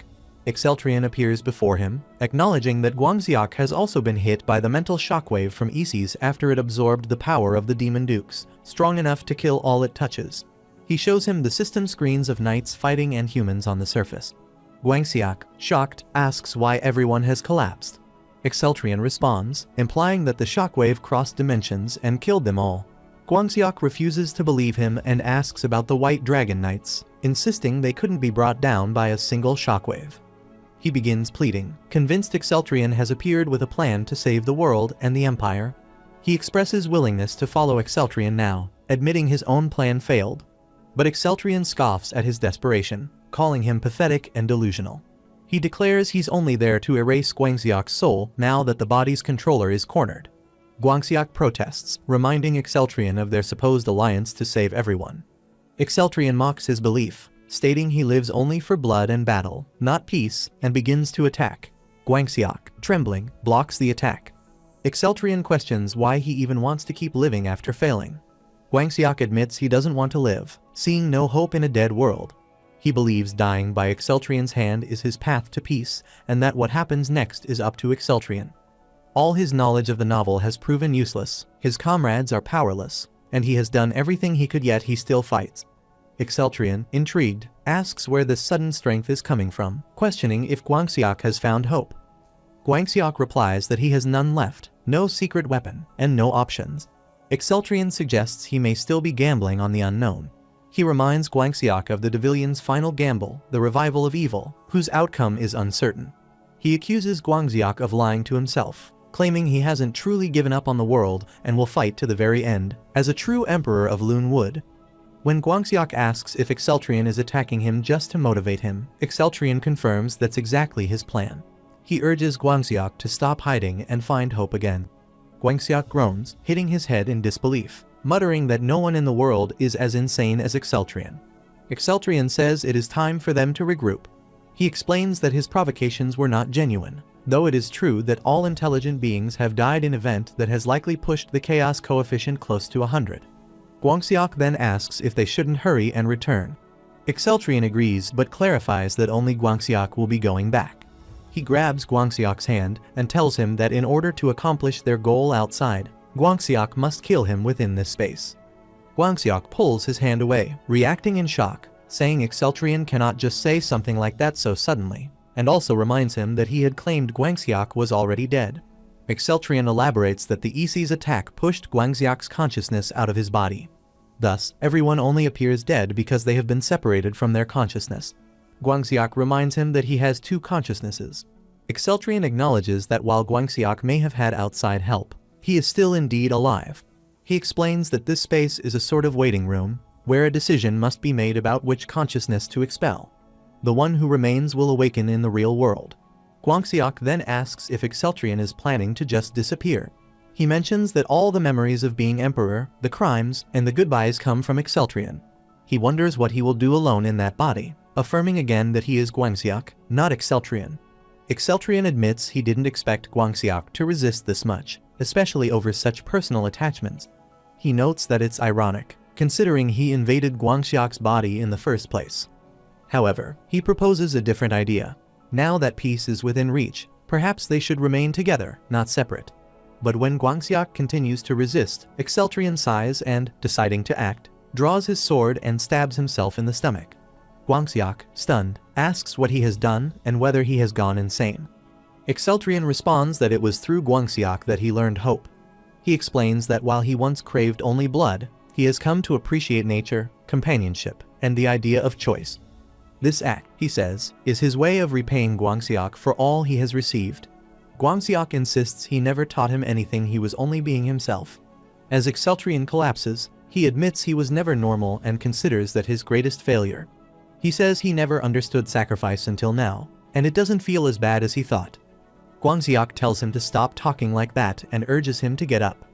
But Exceltrian calmly continues, saying that just as his father crowned him emperor, he now relinquishes that position to Guangxiok. He reflects on their shared battles and loyal comrades and says that Guangxiok is the only one he trusts with this role. He declares that while his true self may vanish, Guangxiok's spirit will carry on in his body. He tells him he will only truly die if Guangxiok forgets him, so he must remember him for the rest of his life. Guangxiok quietly responds that people would think they were really close if they heard such words. Still, he promises to remember him until his own dying day, remembering him as the mad emperor who once lived within him. Shuzi states that the phasing dimension is collapsing due to an unknown error and that they are returning to the original dimension. She tells Exceltrian that he is finally awake and that he was unconscious for a full 5 minutes. During that time, she had done her best to revive him with the elixir. Exceltrian, surprised, asks if it was really only 5 minutes. Shuzi explains that this wasn't just fainting, his consciousness had entirely left his body. Normally, a human would die after just 1 minute in that state. When she detected lost signals from all nearby beings, she had acted quickly, force-activating phasing to save him. Though she's still unsure what the error was, it seems his consciousness had traveled to another dimension. She admits that she thought she had lost him and had been deeply shocked. Exceltrian begins to understand, realizing that Shuxi's must have been the outside help Guangxiok referred to. He tells her that a strange dimension had formed between reality and the mental wave from Isis. That dimensional anomaly had allowed him to speak with Guangxiok one last time. Turning to her, he recalls how she had once said she didn't know if she could help but reassures her now that she does. Still confused, Shuxi says she thought she only made things worse. Exceltrian insists she helped a lot. He then asks for the current chaos coefficient. Shuxi's checks and reports that it has reached 99.8, right on the verge of 100. Without hesitation, Exceltrian tells her not to be alarmed, but he's going to push it up to 100. Alarmed, she asks if he plans to summon evil himself. Exceltrian questions her in return, reminding her that she admitted not knowing what it actually is. They are all merely staring at an unopened box. Shuxi concedes that he might be right. With the coefficient nearly maxed out and all his comrades gone, Exceltrian says there's only one thing left to do. They must discover whether the unopened box contains a gift or a curse. And to do that, the tower must fall. He begins hurling his wing blades at the tower, again and again, stabbing his sword deep into its structure. Cracks form across the building. He concentrates his blood aura into a single, focused point to pierce the tower's core, declaring that it will travel all the way to the top. Shuxi warns him that further compression is no longer possible. His blood aura is completely depleted. If he continues, he won't be able to use it again for a long time, which could be disastrous if an emergency occurs. But Exceltrian, determined, responds that he doesn't care. He is the Emperor of Lune. As he pushes harder, compressing with everything he has left, the chaos coefficient finally reaches 100. Exceltrian says that the chaos meter has now reached 100. He wonders aloud what will happen next.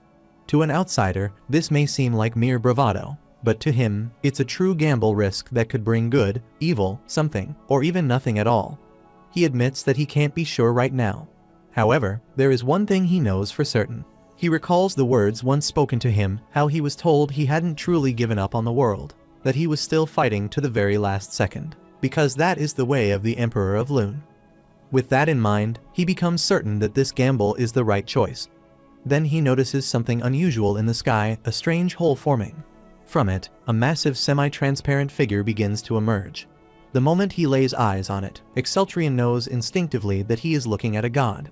He remembers hearing that when one meets a supreme being, the pressure is so intense that it becomes impossible to even move a finger. Now, for the first time, he understands exactly what that feels like. Despite this, he clenches his fists and tells himself that he cannot allow fear to overtake him, not after coming this far. The god addresses him, referring to him as an unknown great being, and questions whether he is evil incarnate. The god continues, asking if he should be called chaos, destruction, or annihilation. When the god learns that he is perceived as evil in this world, he assumes that a certain thing must be approaching to destroy him, the so-called evil. Suddenly, a massive weapon appears. Shuxi identifies it as the Devilian's final strike, the ultimate weapon they had developed to eradicate evil. A huge explosion follows, but Exceltrian remains unharmed. Debris begins raining down toward him, yet a mysterious force field protects not only him but everyone on the ground as well. He is bewildered by its power. The god then speaks again, stating that he is the one who spreads the providence of the stars and cosmos. He declares himself a messenger invincible, untouchable, and beyond surpassing, and commands those present to accept this truth. He begins to share his message.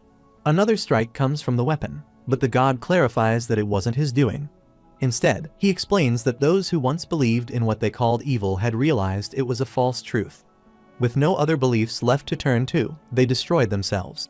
They had been avoiding the truth by averting their eyes, but when they saw the god with their own eyes, their denial crumbled.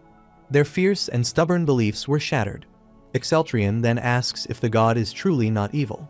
The god replies that he is nothing, not evil, not good, simply a messenger. Exceltrian seeks clarification and asks if he is a messenger of the cosmos and providence. The god confirms it and elaborates that he is assigned to deliver providence to those who succeed in raising the chaos coefficient to its maximum. He explains that the chaos coefficient is a form of energy necessary for the universe. This energy gives birth to new dimensions across the cosmos. He then reveals a surprising truth. The very dimension Exceltrian now stands in was born from the chaos coefficient of another dimension. Exceltrion is stunned and asks if the chaos coefficient doesn't destroy dimensions, but rather gives birth to them. The god affirms it, stating that the death and suffering which accompany it make it easy to misinterpret as something negative. Such a misunderstanding is natural in worlds facing annihilation. He says they offer thanks for each new dimension's birth and, in return, listen to the wishes of the one who has completed the coefficient. Exceltrion then asks about the kinds of wishes the god has granted in the past. The god lists his deeds: ending wars, eradicating diseases, granting longer lifespans, providing a universal language, and fulfilling other such common desires. He explains that he grants what intelligent beings unknowingly desire as a whole. But since Exceltrion is the lone survivor of this dimension, there is no unified desire to fulfill, only his individual wish remains. This time, the god says he will grant Exceltrion's personal wish. Exceltrion is shocked and asks if the god is serious. The god assures him that he may wish for anything. He then asks Exceltrion if he wishes to return to the world he originally came from. Exceltrion twitches slightly, surprised that the god can even send him back. He realizes that returning home was his original goal. He's uncertain whether the ancient return spell will work, and now sees this as the safest and most reliable path. He acknowledges to himself that he doesn't belong in this world anyway. Then, a memory surfaces. He recalls Exceltrion's final words: "Do not forget him. Remember him for the rest of his life." With a clear mind, Exceltrion tells the god that he has decided on his wish. The god prompts him to speak it, and Exceltrion does. Once he does, the god confirms his wish has been granted. Meanwhile, Guangxiak wakes up with a sudden jolt. As he sits in his office, he stretches his arm and wonders how long he has been asleep. He notices that all the lights are off and assumes he must have dozed off while reading. When he checks his phone, he sees a message saying that the novel he searched for cannot be found. He wonders if it's just an error page, but brushes it off, thinking it doesn't matter. He tells himself he should tidy up and head out, deciding that the rest of the work can wait until tomorrow. After packing his bag, he leaves the office, thinking that maybe he'll grab a beer on his way home. Meanwhile, Exceltrion, sitting in his palace, wonders whether his original self is still living an ordinary life. Swords of Light confirms it, stating that this is the truth he has gleaned from the past life spell. He explains that after that day, he delved deep into the remaining Devillian research on the Great Circuit to understand how the spell actually functions. It turns out that the spell does not transfer consciousness, it only copies it and attaches it to a new body. In that sense, he says, Exceltrion's original body continues on, completely unaware of what has occurred. Exceltrion finds comfort in that thought, remarking that it's good to know since his sudden disappearance might have caused chaos. Reflecting on the wish he made to the god, he recalls wishing that no one had died from the mental wave attack and deciding to remain in this world permanently. As he had wished, all those who had collapsed began to stir and wake up, including demons affected by the attack. Only the demon dukes, being essentially a part of Isis, do not return. But this makes managing the surviving demons easier, as they are left without leaders or adversaries and naturally submit to the strongest before them. Exceltrion grants the demons a new home, the demon realm, and orders the closure of all gates leading there. In this way, humans and demons are now able to live separately. Although some protest, claiming the demons will one day rise against the humans, those objections quickly fade. From then on, Exceltrion continues to wield his sword freely, silver streaks flashing through the air. People begin calling him the ineffable Emperor of the Age and Agent of Divine Will. He thinks the title is quite grand, but it's certainly better than being known as the Mad Emperor, as he once was. Just then, Yuli interrupts his thoughts, calling him over with excitement. As he turns, she greets him and presents armor she has crafted for Scripps, who now stands wearing it. Yuli asks if Scripps doesn't look stunning, explaining that she made the armor during her free time. Scripps turns to Yuli and asks whether the armor has any special properties. Yuli replies that it doesn't, it's simply meant to make her look beautiful. After all, she reminds her, Scripps will become the Empress of Lune next year, and she will need to look the part. Scripps expresses doubt, pointing out that the top part of the armor seems rather revealing. Exceltrion reassures her, telling her that she looks beautiful no matter what she wears, and there's no need to impress anyone. Yuli teases him for the compliment, playfully remarking that she didn't know he could be so romantic. Just then, Carls arrives and questions why everyone is being so loud. Scripps notices him and comments that he's finally grown into his new clothes. He explains that his old ones had become too tight and turns to Exceltrion, asking what he thinks and whether he's grown taller. Exceltrion replies that a mature body means nothing without a mature mind. Carls grumbles that it wouldn't hurt to hear something nice for once, then boldly declares that he'll soon be taller than Exceltrion. Exceltrion quietly admits to himself that he thought Carl's condition would keep him from growing, but he reminds himself that nothing is truly certain in this world. Patting Carl's head, he tells him that he hopes he does grow taller than him since he is human after all. Carl's beams and announces that he's going to show off to Goth. Yuli expresses interest in seeing Goth too, but before she can go, Scripps stops her, reminding her that Yuli promised to help her remove the armor. She then says she's coming along as well. Meanwhile, Lena, Goth, Nili, and everyone else are living peacefully in the palace. Watching them, Exceltrion remarks that everything feels so peaceful, far more than he ever imagined. He believes that this is likely what the original Exceltrion wished for as well. Swords of Light then brings up a thought, addressing the Emperor with curiosity. He says he has been wondering about something, acknowledging that it might not matter much anymore.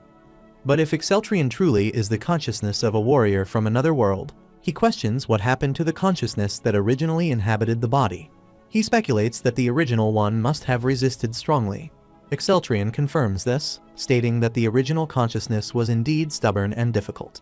It had taken a considerable effort to gain control.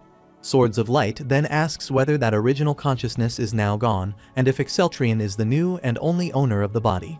Exceltrion explains that the original one is not gone. That part of him remains within this body and within his memories. However, he says, claiming that the original is still present feels a bit strange now. He no longer sees a need to separate himself from that former self. In this world, he declares, he is Emperor Exceltrion of the Lune Empire, and he asks if that is understood.